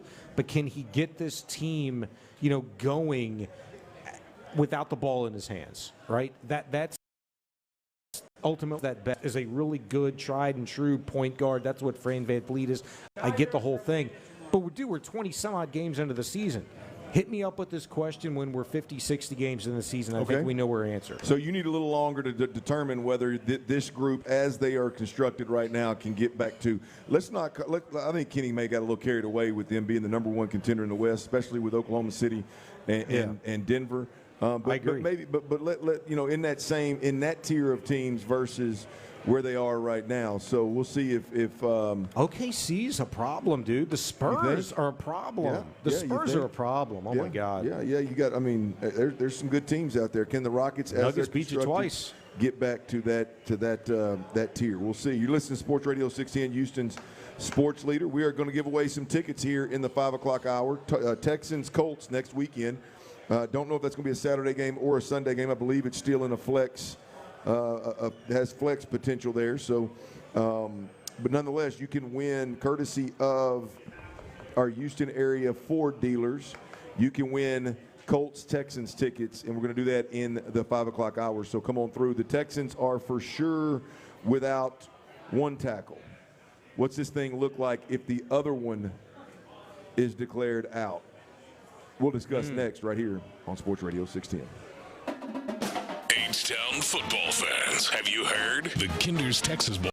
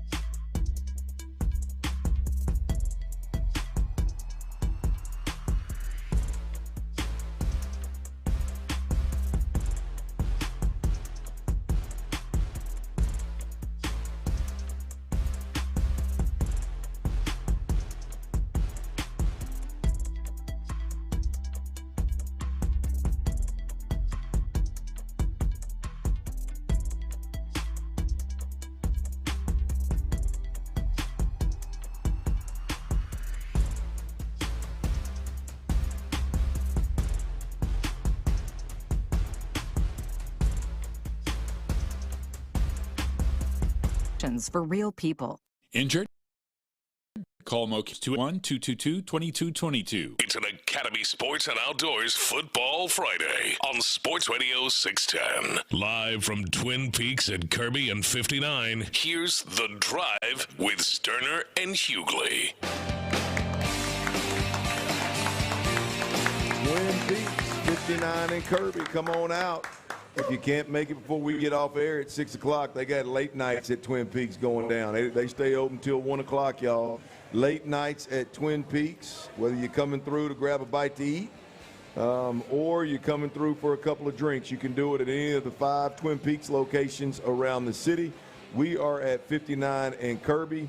Come on through and hang out with us. We'll be here for another hour and a half, and we'll be giving away Texans tickets here in the next hour, right? In the 5 o'clock hour, we will be giving away Texans tickets. You got to be in the building to win those tickets. If you are here in the building, make sure you've got a raffle ticket in this box right here to my right, your left. As you look at us, right here, get a raffle ticket in there. We're gonna give away. I think I got 2 more Academy Sports and Outdoor gift cards, as well as those Texans tickets. It is a football Friday. Big shout out to Academy Sports and Outdoors for making this thing happen. We greatly appreciate it. So come on out and hang out and see if you ain't living right. Maybe you can win these Colts Texans tickets. Now, I'm gonna be honest with you. I hope like hell them tickets don't mean that the game doesn't mean anything.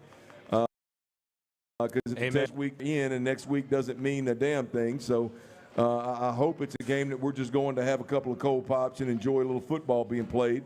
But it very well may be for a playoff spot if this week's games fall a certain direction. So we shall see. One thing that makes Texans fans nervous as hell, makes them panic, makes us panic, to be honest with you. I'm one that falls in this category. I don't typically panic, but I do here, is when you start talking about O-line problems. All right? And we got them, folks. We've got them. We've had a nice little run here of, 4 or 5 games with the same starting lineup at the offensive line position. And we've had about 6 now, huh? Is it 6? Okay, well, you tell me. We've had 6 games of the same starting offensive line, and it's been improved. I think Trent Brown is the tip of that spear, if you ask me. I think Trent Brown getting in there at right tackle, not only is his mentality and his approach to the game exactly what D'Amico Ryans has been asking for from a physicality standpoint. Yeah. Not only that, he knows the offense like the back of his hand. And also, he gives you the freedom to have Titus Howard move down and fill that void at the guard position, which has been a real problem for the Texans. So Trent Brown has been a godsend for this team at the offensive line position in more than one way. I mean, a much bigger way than anybody could have ever expected. And unfortunately, he is the one Houston Texans offensive line that has been declared as out. Right. He is not going to play this week. The hand injury on top of the I believe it was a knee injury. Is that correct? Yes. Is going to sideline him at least for a week here. We've got that news already. The designation for this game has already come out. He is out. Now your other tackle, your left tackle, Ariante Ursary, rookie out of Minnesota, has played really well, has played above board, above expectations. And one might say that his physicality that he brings to the table with the finish that he brings to the table is contagious and a big part of what D'Amico Ryans wants to see his offensive line look like as well. His status is questionable. Mm-hmm. It's up in the air whether he's going to be able to play. Apparently had surgery on his hand. It's going to have to be in a cast. We've seen tackles play with clubs on their hand before. I don't know if this is going to happen because the surgery, I believe, was Monday or Tuesday. And here we sit with a short week and a Saturday game. So we will see. I'm sure they'll announce whether he's active or inactive come game time. But we've got problems on the offensive line. And, I prefer, and I know it doesn't always work like this. It's not always this clean. But I prefer when a right guard goes down, a guard replaces him. Right? If a center goes down, a center replaces him. If a tackle goes down, let's throw a tackle in there. Sure. But that's clearly not always the plan of attack with these Houston Texans. Here's your offensive coordinator, Nick Caley, talking about the plan with the injured tackles that we're dealing with. And certainly, does it help having some experience? Sure. You look at a guy like, we talked about Titus before, but like Titus has outside the inside flex, but you want to be able to get a guy that obviously has confidence, comfortable out there, and if they played the position, obviously it helps, but we're going to try to get the 5 best out there however we can that communicate, that are cohesive with each other, and I think that's what we're in the process of doing right now, is getting all that, trying to figure that out and solidify everything. Well, one thing that we hope the Texans weren't dealing with in the most critical game of the season was O-line problems. We've been here before as fans, and we've got PTSD. When you hear the offensive coordinator talking about, man, we just going to get the best 5 available. When you talk about him, when he starts talking about position flex and one guy can play guard and center and one guy can play tackle and guard, when you start talking about, well, we'd like for that guy to have some experience at tackle, but that's not always the case. Right. Boy, it puts me as a Texans fan in a tough spot because I start thinking, what in the hell is this offensive line going to look like? And another part to at least consider as you think about what move the Texans make is if they play Blake Fisher at tackle, then you lose your jumbo package, your 6 offensive line package, which the Texans have ran at a higher clip than anybody in the NFL. And so there's a lot of moving pieces here, Sean. There's a lot of moving pieces here. And again, I hope it's as simple as, hey, man, we're just going to plug Blake Fisher in at right tackle. Yeah, but I mean, how good is Ariante Ursary going to be playing with a club on his hand at left tackle? That's the question, and maybe it's the best but that question, right? I'm anticipating Ariante Ursary being out. And therefore, I'm anticipating Blake Fisher being your left tackle, Titus Howard being your right tackle, and Jared Patterson being your left guard. Could you roll with that for a week? Sure. Could you roll with that for a week against maybe the toughest team that you'll have faced this season? Right. And I really think there is a case, and it's not too hard to make one, that the Chargers are maybe the best team that you're going to face all season long, not just because they won 4 games in a row, but because the way that they've done it. Their defense has held every team that they played to 19 points or fewer. They've spread the ball around, whether it be McConkey or Allen or that rookie tight end that they've got, Gadsden, or Quentin Johnson, who Clayton's his dad, by the way. Dude, I'm going to tell you this, and we haven't spent any time on this today, but Derek Stingley, we've spent the better part of the last, couple of months talking about how, teams aren't even thrown to this guy. And shout out to Derek Stingley. Hey, Pro Bowler, awesome, deserved nod. But I'll tell you what, for a quarterback that spreads the ball around as much as Justin Herbert has and is a threat in and of itself with his legs, I wonder if this is maybe, too, not just the toughest opponent, but maybe the toughest quarterback with receiving cord that the Texans have faced all season long just because of the way that they play, and they can hurt you. Yeah, look, I mean, we can get into that. Yeah, I didn't mean to take it there, but that's just a concern at the top of my mind. But look, I mean, if we're talking about O-line play, though, there's option here. And what? Because I want to hear them. Well, no, I mean, leave Titus Howard inside, and all you got to do is play Blake Fisher at tackle. Now, if Ariante Ursary's out, you move Titus out. Jarrett Patterson goes inside. I don't know where Juice Scruggs has been. I don't know what the hell's going on with him. I don't know how he factors into this thing. And so there's a couple of different moves they can make, and if you make one of them, really both of them, that you lose your, Ariante Ursary plays, and you choose to move Titus Howard to tackle and play Jarrett Patterson inside, so you don't lose your ability to play the 6th offensive lineman. I think there's a ton of options being considered here, and it's unfortunate that we got to deal with this in a game when it's the biggest game of the year. So we'll see exactly what they end up doing. I don't think anybody has a beat on it. If it were me, personally, and Ariante Ursary can't go, it's Blake Fisher, Titus Howard at your tackles, Jarrett Patterson inside.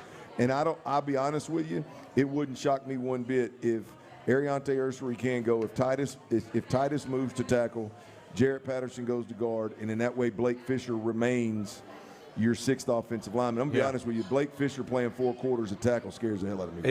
It should. I mean, there's no reason that you should feel great about it, right? Like you said earlier, you don't even feel great about him being that 6th offensive lineman. You wish they'd been going away from that for a month. I'm telling you right now, I don't think they're going to be able to go to it this week because I think Blake's going to be your left tackle. And if that's the case, Do you think the Texans can actually benefit from that? Benefit from it in what way? Him being the left tackle and sixth tackle. How does this change the offense in which you would like to see the Texans execute? I've been hoping that they would flush the 6 offensive linemen months ago. I'm literally in the months range, month and a half. I'm not a big fan. Once and you were done with it. Look, I don't. Well, Blake Fisher is just not. I mean, he has not been good. If we're being honest, he's not been good at all. Even in training camp, rough training camp. He was a guy that you hoped would factor into your 3 deep at the tackle position, and out of the gate, he wasn't in your 4 deep. Right. You traded Cam Robinson, so obviously now he factors into the 4 deep. But this is a guy that had a hard time getting in. So he's been a disappointment. So I don't know why you got to find ways to get him on the field. So I don't like him in protection. I don't think that you hear them talk about this 6th offensive lineman can really help you get the edge and those kind of things. I watch the film. I don't think he consistently does that. He doesn't consistently dominate a smaller player. So I just don't know what you're getting at. And the Texans, from a production standpoint, it's not like they are better in that personnel. So right. Do you see them passing to set up the run more if in fact they have to go, status quo, like we can't go with that 6th offensive lineman? If they do, I don't know who the hell it would be. I see them. I think they're going to force the issue, man. I think they're going to force the issue. Status quo, square peg to round hole. Well, the reality of it is this is a defensive-led football team. They are going approach this thing to minimize any mistakes, any disasters early, which means run the football, get the ball out quick, play great defense, and then let the game dictate what you do on the offensive side of the football. And I think as they are structured right now, as they are constructed right now, I think that's the best thing for them. Can they play dominant defense with their questions or lack of depth now in the interior? Yeah, they can. I think he's done a really good job of when you're rotating so many guys through there. It's hard to beat in on one guy that just can't hold his ground. You know what I mean? Like I think they'll be fine. I think D'Amico's got all the options in the world defensively to change scheme, to go from pressure to zones to whatever he wants to do. I think he can overcome. I actually agree with you because Azeez is back this week. I think they missed Azeez in the middle last weekend, and EJ was fine, but he's not the instinctual finisher thumper that Azeez is. Well, they're better when they've got all 3 of those guys, Azeez, Henry, and EJ. So there's no doubt about it. When you lose him, you take a step back. Physically, much less talking about the intangible part of it, the communicator. So that's a killer. So we'll see. Luckily, he's back this week, like you said. All right, the injury report. I'll get you guys updated on the Texans and the Colts injury report leading up to this game, as well as Michigan, University of Michigan. They have landed on a head coach, and boy, did a great head coach not fall in their lap. We'll talk about that next right here at Sports Radio 610. Texans closed down their Christmas week with a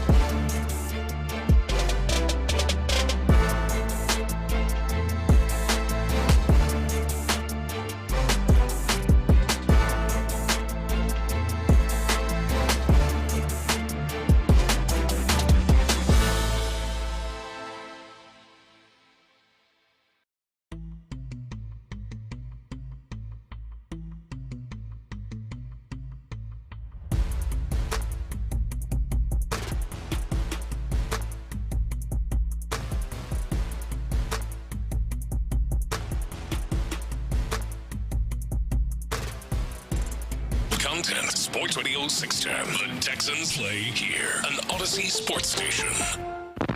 Sports Radio 610 presents with Stoerner and Hughley. It's the 5 o'clock fire.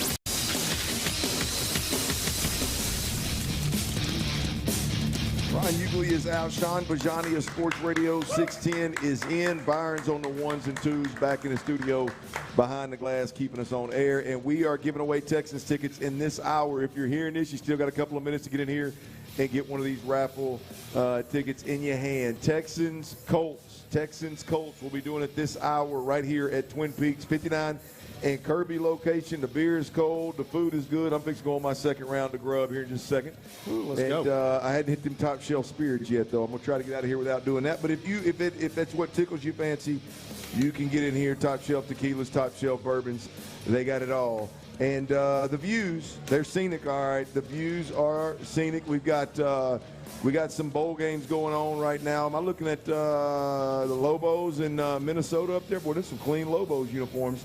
I'm not sure what bowl game that is right there, but the bowl games are rocking and rolling. You even got a night bowl game that includes UTSA, University of Texas San Antonio. That'll be a good watch tonight for if you're into supporting these Texas schools. The Rate Bowl. Who? The Rate? I didn't see it. Well, I'm blind. Really? I can't see over there. What are we doing with these bowl names? But get to your nearest Twin Peaks and check those games out. Tonight, tomorrow, full slate of bowl games tomorrow. Right, we've got about 5 or 6 games, including LSU, U of H. Go Cougs. There you go. And Kinder's Texas Bowl. You got that. I can't think of a better place to catch them than Twin Peaks. The Texans, they've got the Chargers tomorrow, and we've got an updated, or the most recent, not updated, but the most recent injury report. As we've been discussing, the tackles are a little bit of a problem. Trent Brown is officially out in this game. This is a Saturday game, so everything's been moved up. This is the report as of yesterday, which was the last practice that they had. Trent Brown, your starting right tackle, is out, and Jamal Hill is out, linebacker, reserve linebacker, special teams. He is out as well. Your guys that are questionable that you would know are Ariante Ursery. That's really the main one here that's questionable. Ariante Ursery, as we discussed in the last segment, those 2 tackles, one of them is out, one of them is still on the bubble. Will he play or not? Now, I do think with the Texans, there are a couple of names worth mentioning of guys that are back. Azeez Al-Shaair, your starting middle linebacker, is back. He was full practice on Thursday. No designation. He is good to go. Kamari Lassiter with that foot and his knee. He did not practice Tuesday. He practiced limited Wednesday, and he was a full participant Thursday. Good to go. Derek Stingley Jr., full practice yesterday. He is good to go. The running back. Boy, this is a long list here. Yeah, it is. Woody Marks. He was a full participant all week. So Woody Marks is good to go. For all our fantasy football players out there, Woody Marks being full all week long and him not being on the shelf, at least, in a limited capacity, could probably mean he's going to be a little bit more durable in this game. It is a win. It is a win and you're in scenario, so I would imagine that they are going to play. A couple of other guys that are on this list that are worth mentioning. Dalton Schultz did not practice Tuesday. He was limited Wednesday. He was a full participant. He was limited Tuesday, full participant the last 2 practices. Dalton Schultz is good to go. Sheldon Rankins, good to go. He was a full participant Thursday. And then Danico Autry, he was limited on Thursday, but no designation. He's good to go. All of those defensive linemen are important, not individually, but as a whole, because they're so thin at that interior defensive line position. So I think it's worth mentioning those guys. We checked in on the Chargers injury report, and I don't want to step on your toes, Sean, but I don't think there's anybody of note on the Chargers injury report that's out this week. Nobody that's out, which is Darius Davis, R.J. Mickens, Jermaine Salyer, and Benjamin St. Just. But there are a couple of questionable guys that, you need to keep an eye on. We'll see tomorrow. Their guard, Mekhi Becton, a lot of people wanted the Texans to be in on this past offseason to help bolster their offensive line. He's questionable with a knee injury. He's trended in the right direction, though, this week. He's gone from DNP to limited to a full participant, so I would anticipate he'd be good to go. Former Texan interior lineman Tier Tart, he's been limited the last 2 days. I would say, while his questionable designation is just that, maybe be a game-time decision tomorrow, but doesn't really factor in. There is a guy, though, that adds depth to their run game, Kami Vidal, who he's got 3 games this season of 95-plus yards rushing, just ran for 126 against the Raiders 3 weeks ago. He's questionable going into this game. For as much as the Chargers, can throw at you, for as multiple of a look as they can give you with the ball, Herbert spreads the ball around, does things with his legs as well, and has the last few weeks especially. You take an equation away, or a piece of the equation away from their run game. That's good news for the Texans. All right, Texans-Chargers injury report. There you have it. I think the big one here for the Texans, it's simple, man. Does Ariante Ursary, who is questionable, does he play on Saturday? And does it limit the shuffling around of the Texans' offensive line?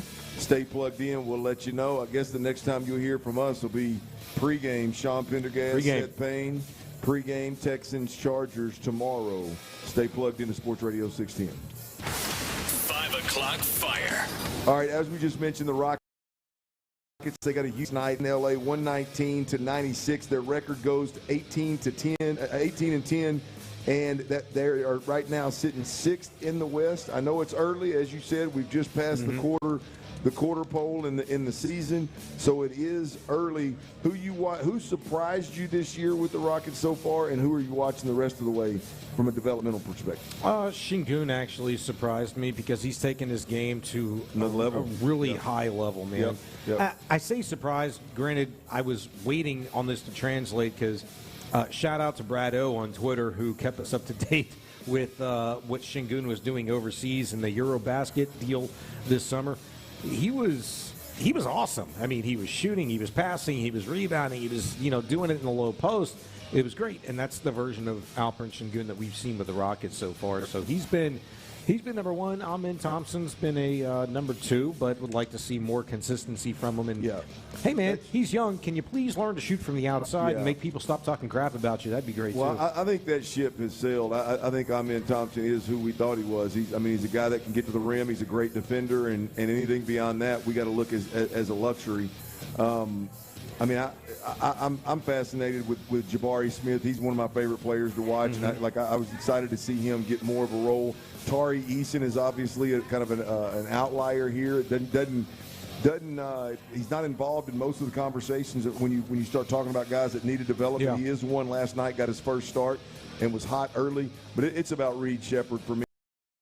I mean, we know taking advantage of in certain scenarios. I don't think that's going to change. But, on the offensive end of the floor, and I know he's not a true point, but on the offensive end of the floor, how much can he help Durant and Amin Thompson and company take away the void of that Fred VanVleet left? We'll see. That's just where I'm at. I'm fascinated with a couple of guys. I'm really zeroed in on Reed Sheppard, who, by the way, would be my surprise of the year. I was really high on him before the year. I watched a couple of preseason games, and I went, ooh, boy, this does not look good. This has got a real Jake Myers feel to it. Yeah. And then all of a sudden, you wait till the season starts, and he starts, he's doing well. So enjoyed. Don't count him totally out yet, though. I'm back. No. I said all that. I'm back on the Reed Sheppard wagon, man. I mean, he looks awfully comfortable. I don't know how good or bad. I don't know how good he's going to be and how much he's going to contribute. And where he's going to land eventually in the league, but I was wrong on him. I had a bad feeling, and I was dead ass wrong. He's already approved that. I think 5 o'clock fire. I think you're going to be pleasantly surprised. By the way, yeah. I'm getting there. Now, in the college football world, we've got a big time hire. The University of Michigan has landed on Kyle Whittingham, former University of Utah head coach. And look, I'm going to be honest with you. I think they got luckier than hell. They got lucky. When you look at the whole scenario and take everything into account, this might end up being the best hire of this cycle. I know there's some guys with some high expectations. I like Lane Kiffin at LSU. Look, I love the Penn State hire. My man from Iowa State. My mind just went blank. What was his name? The Iowa State guy. You got him? You know where I'm going with it. He's Matt Campbell. Matt Campbell. He's I love that. Why hire, you do that to me? But I'm gonna tell you, man, Kyle Whittingham is this is a good one. Look, as I said earlier, I did some research on his social media. He doesn't. The only females he follows on social media is his daughters and his wife, and I think he hadn't posted in 10 months or something. They said. So I think this is a great fit. But no, look, I think Utah stylistically are as close to a Big Ten Michigan type build as you're going to find. Big, tough, physical, discipline, great culture. And I think the bigger piece of this is for 20 years, Kyle Whittingham, you can argue, has done more with less. And that's I'm not disrespecting Utah or minimizing Utah. I just believe he's done more with less up there. That's one of those schools. And, boy, now he's going to get the Michigan brand and the Michigan bag behind what he can do from a coaching perspective. I think this is a grand slam hire for Michigan. I'm not a big Michigan fan. I'm not a big Big Ten fan at all. But I think this is a grand slam hire for Michigan. 5-year deal, as reported by Pete Thamel and Dan Wetzel of ESPN, that Kyle Whittingham got.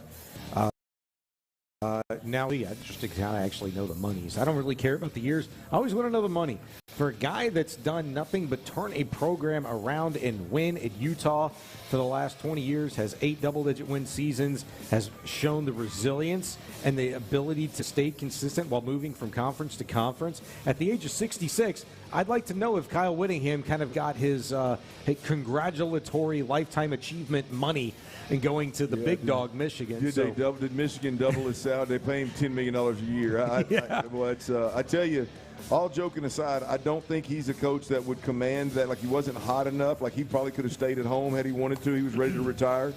But I do wonder if the fit that he is for the issue that is Michigan right now, if he didn't get paid more of a premium. Nobody in the country needed a veteran coach that believes in culture, that has been off the radar relative to off-the-field issues, relative to his personal issues. Yeah. Nobody needed that combination of coach more than Michigan right now. Here's my question. So I do wonder if they paid him handsomely. I know they paid him handsomely, but if they paid him big money to do it. I hope they did. But here's my question. And I think it's a great hire. Maybe not the only hire, but it's a great hire in Kyle Whittingham for Michigan. Who would they have gone to if not him?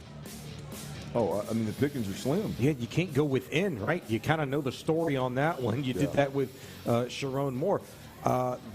What would this have meant for Michigan going forward if, in fact, Kyle Whittingham wouldn't have been there for them? He is seemingly the perfect guy. Track record, culture, all that stuff. If he's not available, where do you go? Oh, yeah. Look, I think the right coach fell in their lap in a major way. The one interesting thing here is going to be this. I mean, he left Utah. I believe he left Utah with the intentions of retiring. He moved on. Utah hired from within. It was a guy that had coached there damn near as long as he had. So you wonder, hey man, did he just kind of hand that Utah job off and handed it off on a good note? He's gonna ride off into the sunset kind of deal. And now you get the Michigan deal in the NIL transfer portal days. The interesting thing here is, does he poach players from Utah?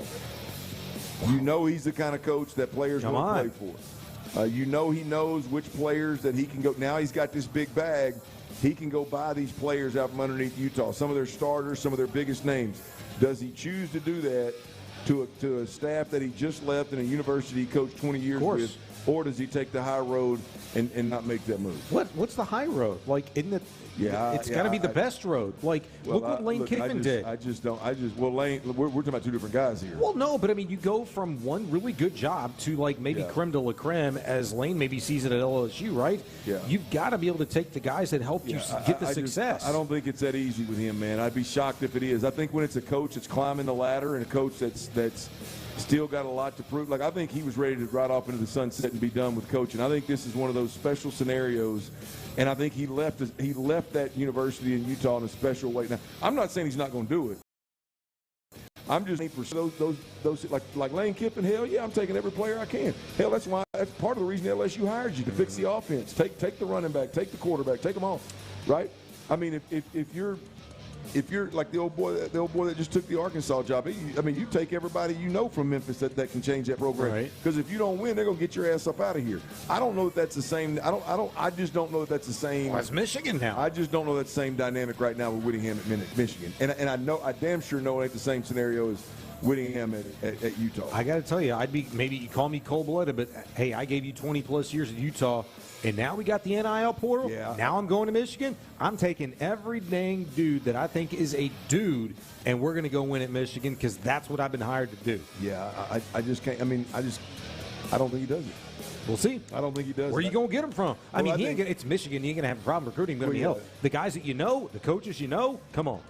Well, the reality of it is, you hit the nail on the head. I mean, how many guys at Utah can go in and be a starter at Michigan right now? I know there's probably 2 or 3 guys that are need positions that you could lock up, but I don't know. I think change the culture. I think he stays. I think he stays away from. We'll see.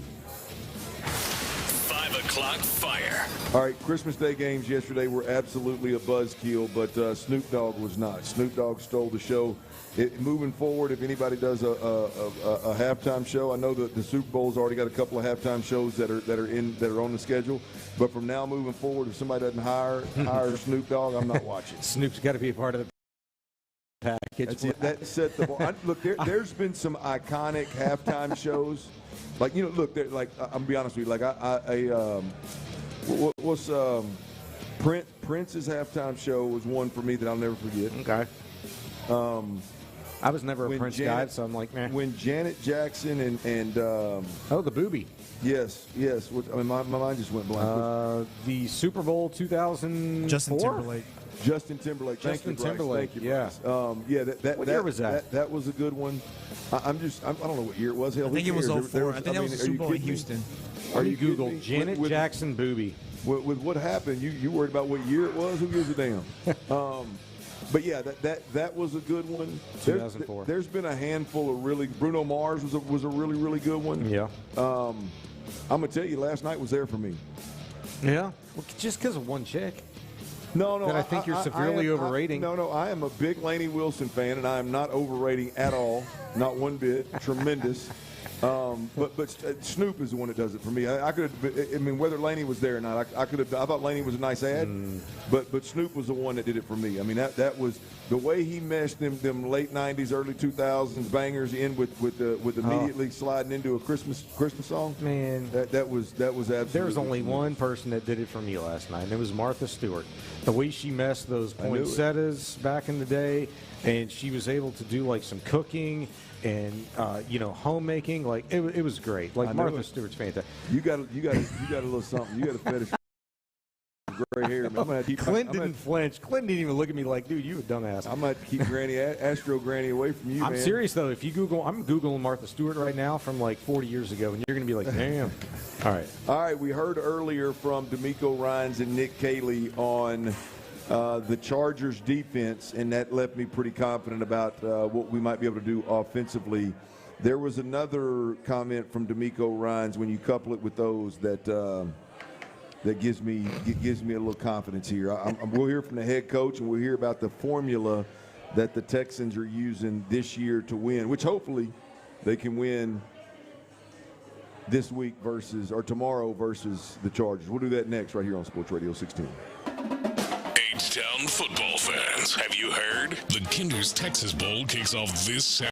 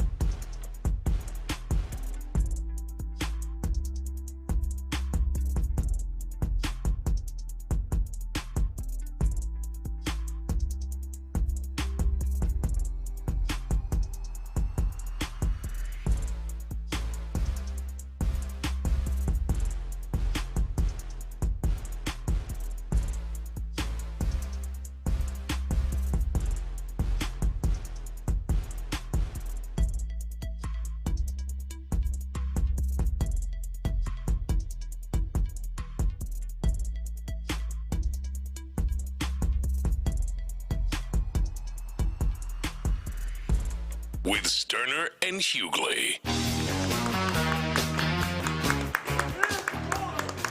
Ron Hughley is out. Sean Bijani is in. We are at the 59 and Kirby location of Twin Peaks. Come on through, hang out. Don't forget, Twin Peaks, late night.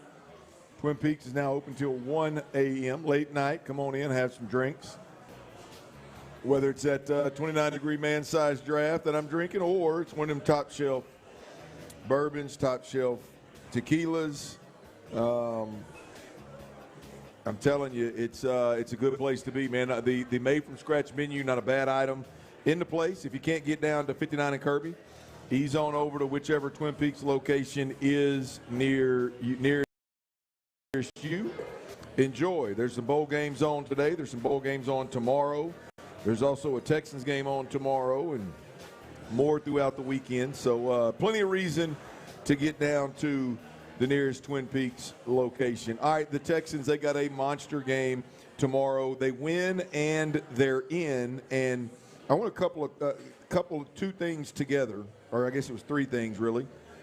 We listened to Nick Caley and D'Amico Ryans talk a couple of segments ago about the Chargers defense, and it's basically deep zones, eliminate the explosive plays, and talked about how that kind of, to me, that is going to be a matchup.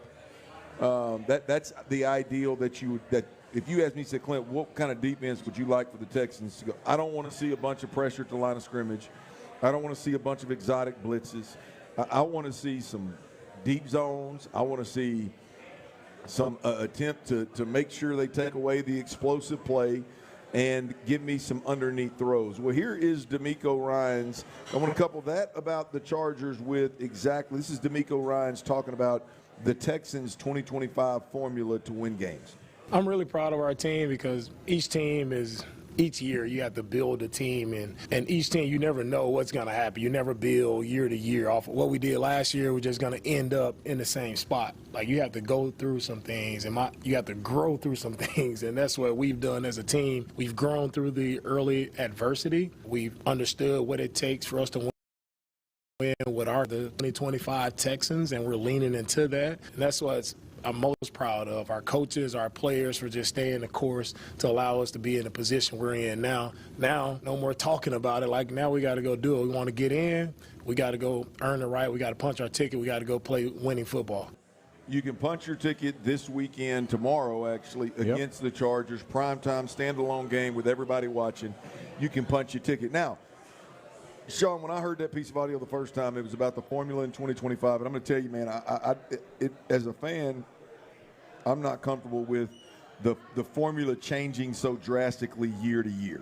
Right. Like I think the formula needs to stay remotely the same, and then you just kind of add a couple of pieces here or there that may change it. But man, this drastic change from year to year is something that's going to be hard to win with. Yeah, but the problem is, right, the last 2 years, a big portion of the formula has changed. Your offensive coordinator and your offensive line. Well, yeah, but I mean, if you look at it, the whole thing is turned over. Last year it was about aggressive shots down the field, stretch the field. You got this five-headed monster, and this year it's about cuts, death by 1,000 cuts. And it's just, and I get it, you change coordinators, but you still got the same head coach.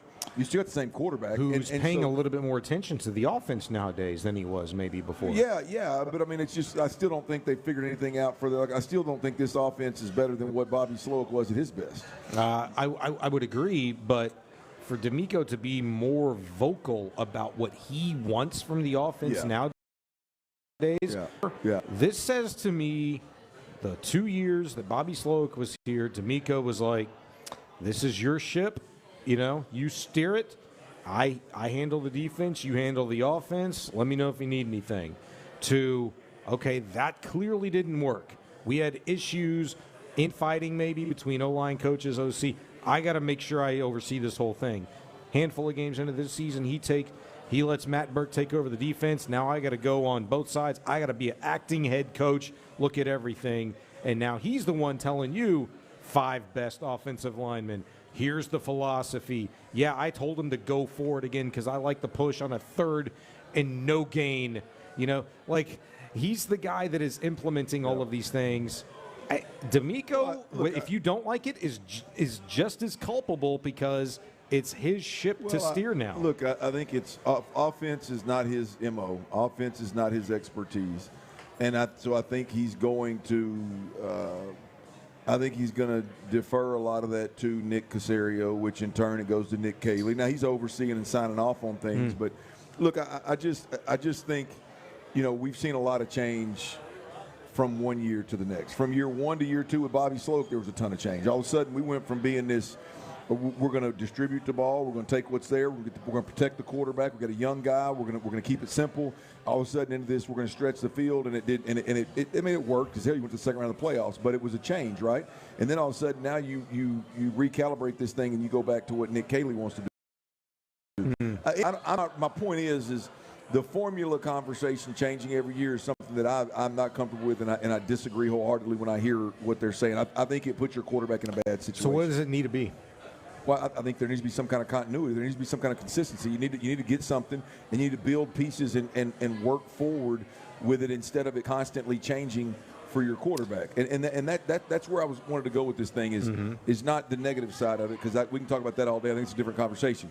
For me, this week, the formula equals exactly what the Chargers are going to offer you to do. The point is the formula for this team, if we're talking about the offense, is get the ball out quick, take the less risky throw, minimize the risk as much as you can, don't turn the football over, and they're going to allow you to do some of those things, I believe. Now if they just start kicking our ass up front, then that's a different deal. If they've got corners that can get physical at the line of scrimmage opposite Nico Collins, then I think we're going to struggle a little bit with that. But I think schematically, you talk about formula. Their formula on defense is more of a bend, don't break approach. Our formula on offense is if you give us all this underneath stuff, we'll take it. Right? And I think that formula that D'Amico speaks of, again, I'm not a big fan year over year, but the formula he speaks of right here today for a game tomorrow that is for a playoff to win and get in, I think it's actually a good thing. Oh yeah, really? Yeah. Okay. Yeah, I mean, the formula we're talking about, it's a good matchup against these guys. I'm not talking about how often it changes. I'm talking about what they're asking their quarterback to do, their play caller to do. I think it's going to bode well against the Chargers. I don't know that. I mean, it's interesting. You think it's a good thing, but I think it's very intentional by D'Amico to sort of deke the opponent throughout the course of a week. Say that, this is kind of what they're looking at, how they would maybe attack. I don't think he gives an inch. And the reason why I say that, and maybe I feel as strongly about that now as ever before, is the way that this team came out against the Raiders last weekend. I thought that they came out purposefully conservative, purposefully vanilla. As in, they targeted Christian Kirk in the early going. For as much as people complain about Nick Caley and C.J. Stroud, trying to get the ball and force the ball to Nico Collins, hell, I didn't think they did that enough to start the game. I thought they got to a point within the game because they're not that good to be able to come out and play vanilla, and we're going to take this game kind of lightly because the Raiders and you suck. They're not that good offensively. They had to end up going to Nico, and they had to kind of force some stuff to him along the way. I don't know that you can read between the lines on anything D'Amico says during the course of a week and anticipate that being the case on the upcoming game. I feel like we're hoping against hope, and I feel like Caley, he thinks he's got a bag, and at some point in time, i.e. tomorrow, he better get in. Well, we'll see. We'll see. It's a big matchup tomorrow. We'll see if that. I think it's going to be a good matchup for the Texans. That doesn't mean long term that I think that much has changed, but I think it's a good matchup for the Texans. Predict time, and it's time to give away some tickets. We'll do all that next right here on Sports Radio 610.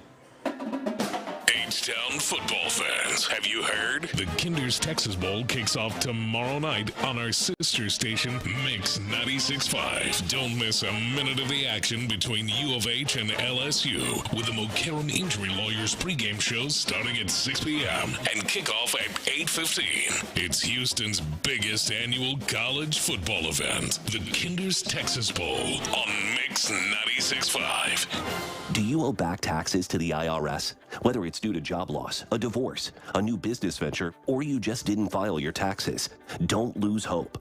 Powerful relief programs are now available that can help you and may reduce or even eliminate what you owe the IRS. With the cost of living affecting millions across the country, Tax Relief Advocates is urgently notifying anyone with $5, $50, or even $500,000 in back taxes to the IRS to call to get relief options. With over 1,000 5-star Google reviews and an A+ rating from the Better Business Bureau, TRA is America's trusted choice for real tax relief. Relief options are now available that can give you a fresh start and peace of mind. End your tax nightmare today by calling our tax relief hotline. Dial 800-390-8432. 800-390-8432. That's 800-390-8432. Or visit TRA.com. Tax Relief Advocates. Real solutions for real people. Kohl's clearance deals are so good, you might want to brace yourself before you shop. Because up to 7 do things to you. Sudden goosebumps, racing pulse, involuntary gasping at prices. You may even feel the uncontrollable urge to brag to someone, anyone, even Deb, the checkout lady who's seen it all day. Don't worry, that's just the thrill of Kohl's clearance. Shop it now in-store and online. Select styles, some exclusions apply. See store or Kohls.com for details. 'Tis the season of joy and giving. Seth Payne here asking you, what's the most awesome gift you can give to yourself? Good health. So start having fun and getting healthy. Find your perfect fitness equipment and you'll love your in-home workout. Johnson Fitness and Wellness Stores just expanded their lineup with Peloton. They've also added Tonal 2, the ultimate strength training system, plus new massage chairs from leading brands like Osaki and Panasonic. Those massage chairs provide awesome recovery and relaxation. Johnson Fitness and Wellness is the largest specialty retailer in the U.S. Treadmills, ellipticals, rowers, bikes, strength equipment, and the biggest selection of massage chairs in Texas. Their expert staff will help guide you to find the right equipment for your goals, your space, and your budget. So drink that eggnog, eat the goodies, and gift yourself the best gift of all, a healthier you. Find your nearest store at johnsonfitness.com. That's johnsonfitness.com. Some lawyers drop the ball, cause delays, and leave you waiting for answers. Fortunately, attorney Steve Lee is different. At Steve Lee's office, we're efficient, focused, and deliver real results. Don't settle for less. Call the leader. Steve Lee, 713-CALL-LEE. My name is Whitney Allen. I'm a Ryan. I never thought in a million years we'd have to use life insurance. The unexpected happened. With Ethos, it is so fast and easy. It's 100% online. You can get a quote in seconds, apply in minutes, and get same-day coverage. No medical exams, and you can get up to $3 million worth of coverage through Ethos. Get your free quote at ethos.com/radio. That's ethos.com/radio. Time spent on application may vary. Online health questions required. Welcome back to Winter Hack Radio, the place for clever hacks to survive the season. Icy driveway? Well, try spreading sand or birdseed to help with traction. Snowy puppy paws? Well, grab a whisk, brush it off, done. Catch COVID-19? Well, just get... Actually, there's no hack for COVID-19. But if you test positive, prescription medications for COVID exist. Ask your doctor if they're right for you. Visit PfizerForAll.com to learn more. Sponsored by Pfizer. Injured? Call Mokaram Injury Lawyers, 281-222-2222. It's an Academy Sports and Outdoors Football Friday on Sports Radio 610. Live from Twin Peaks at Kirby and 59, here's The Drive with Stoerner and Hughley.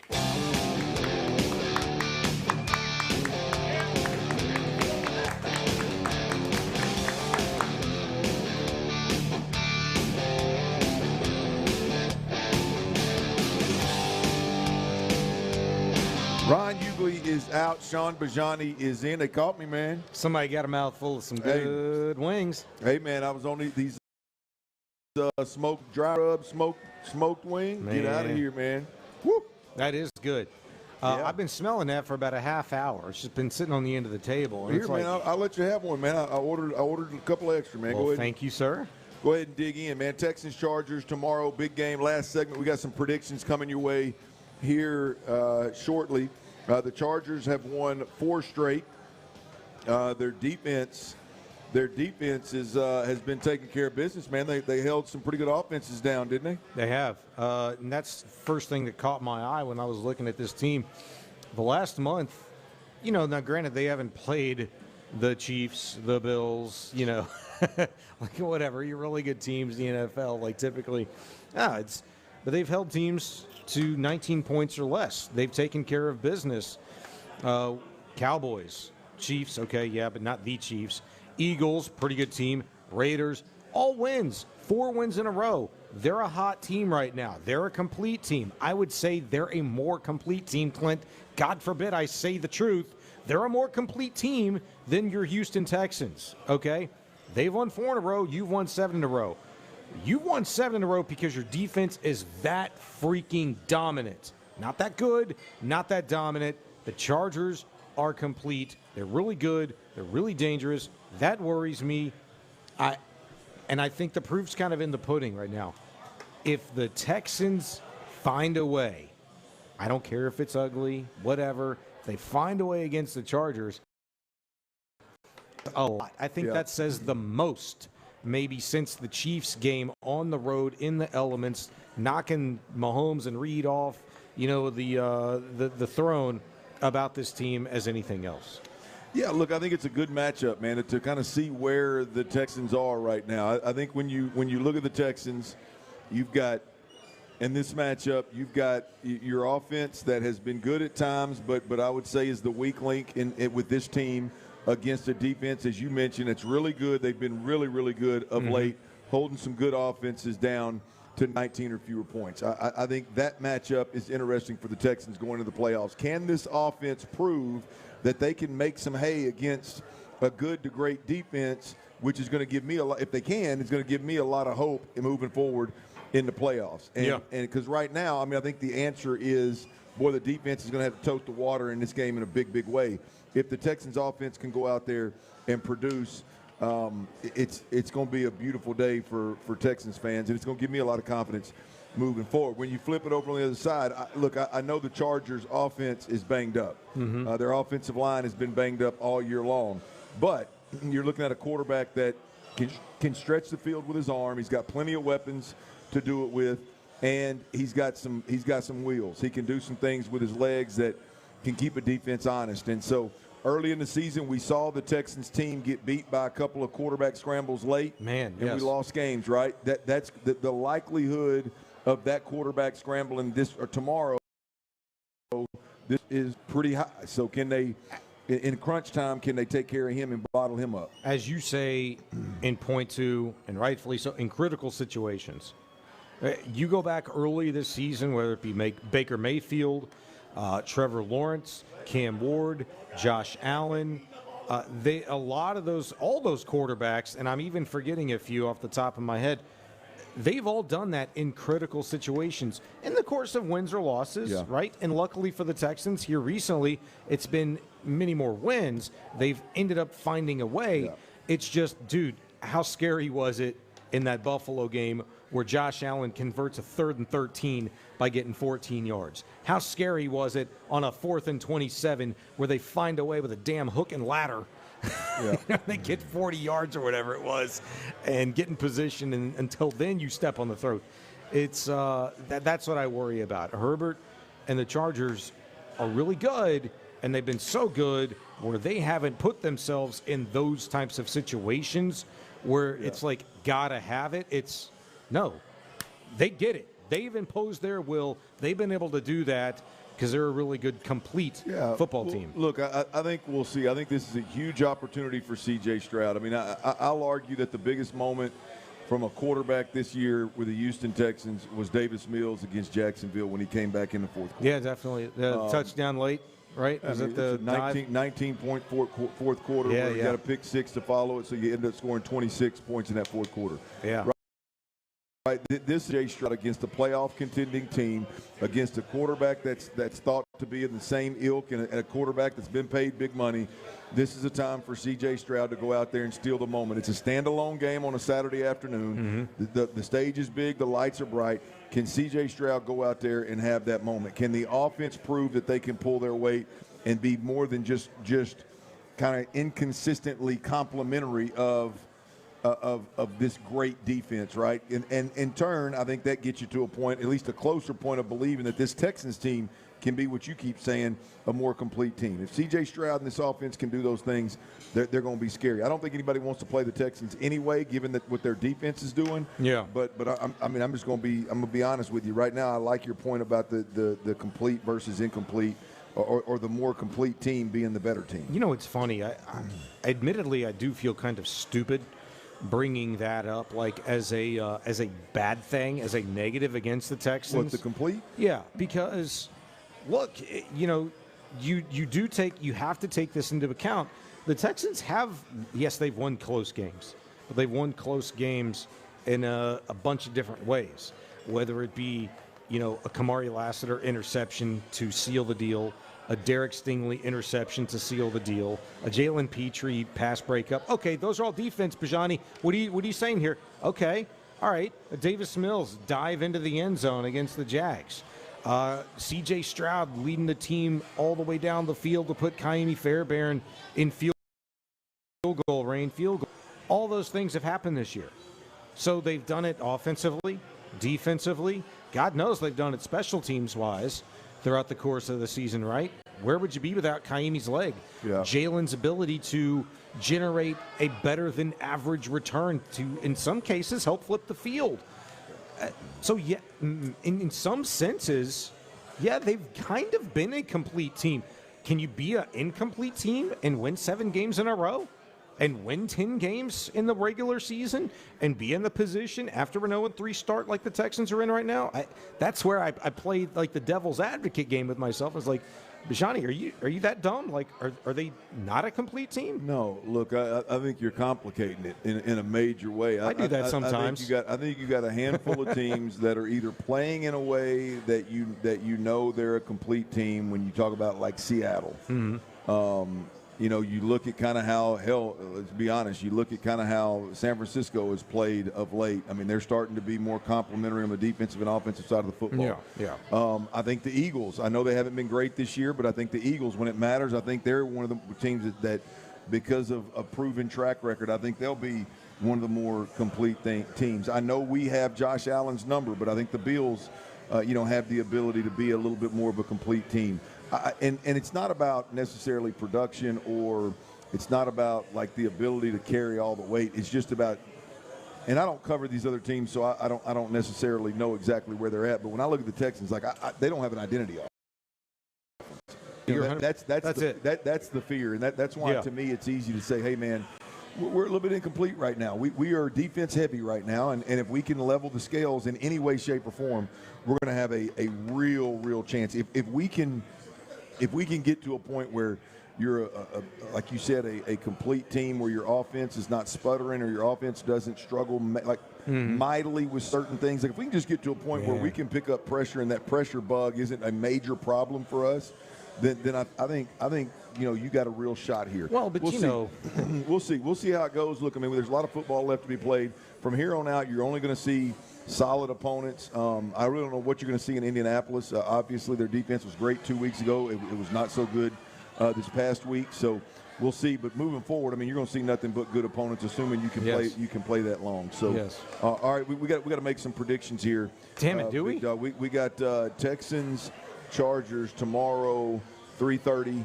Kickoff. Me and Sean Pendergast will be on the post game. We'll be the first voices that you hear after that game, win, lose, or draw. And you can tune in tomorrow to the pregame show with Sean Pendergast and Seth Payne, former Houston Texan Seth Payne, and catch everything leading up to and immediately following the game. I'm going to make if the Texans win prediction here. I'm going to roll with, I need 70+ completion percentage from C.J. Stroud. I think this is a deep zone defense. They're going to limit the explosive plays. I think this is a time where C.J. Stroud can go out there and complete balls at a high percentage.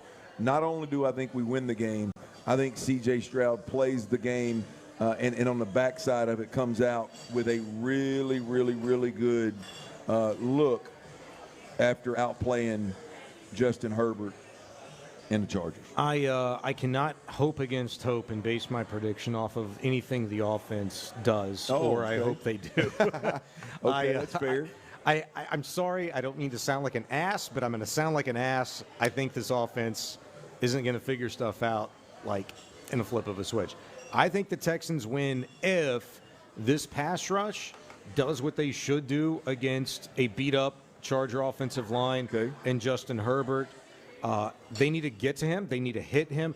Texans got 2 quarterback hits against the freaking Raiders this last week. They've been quiet the last 2 weeks. Cardinals and Raiders back. I'll tell you what, Daniil Hunter, was he a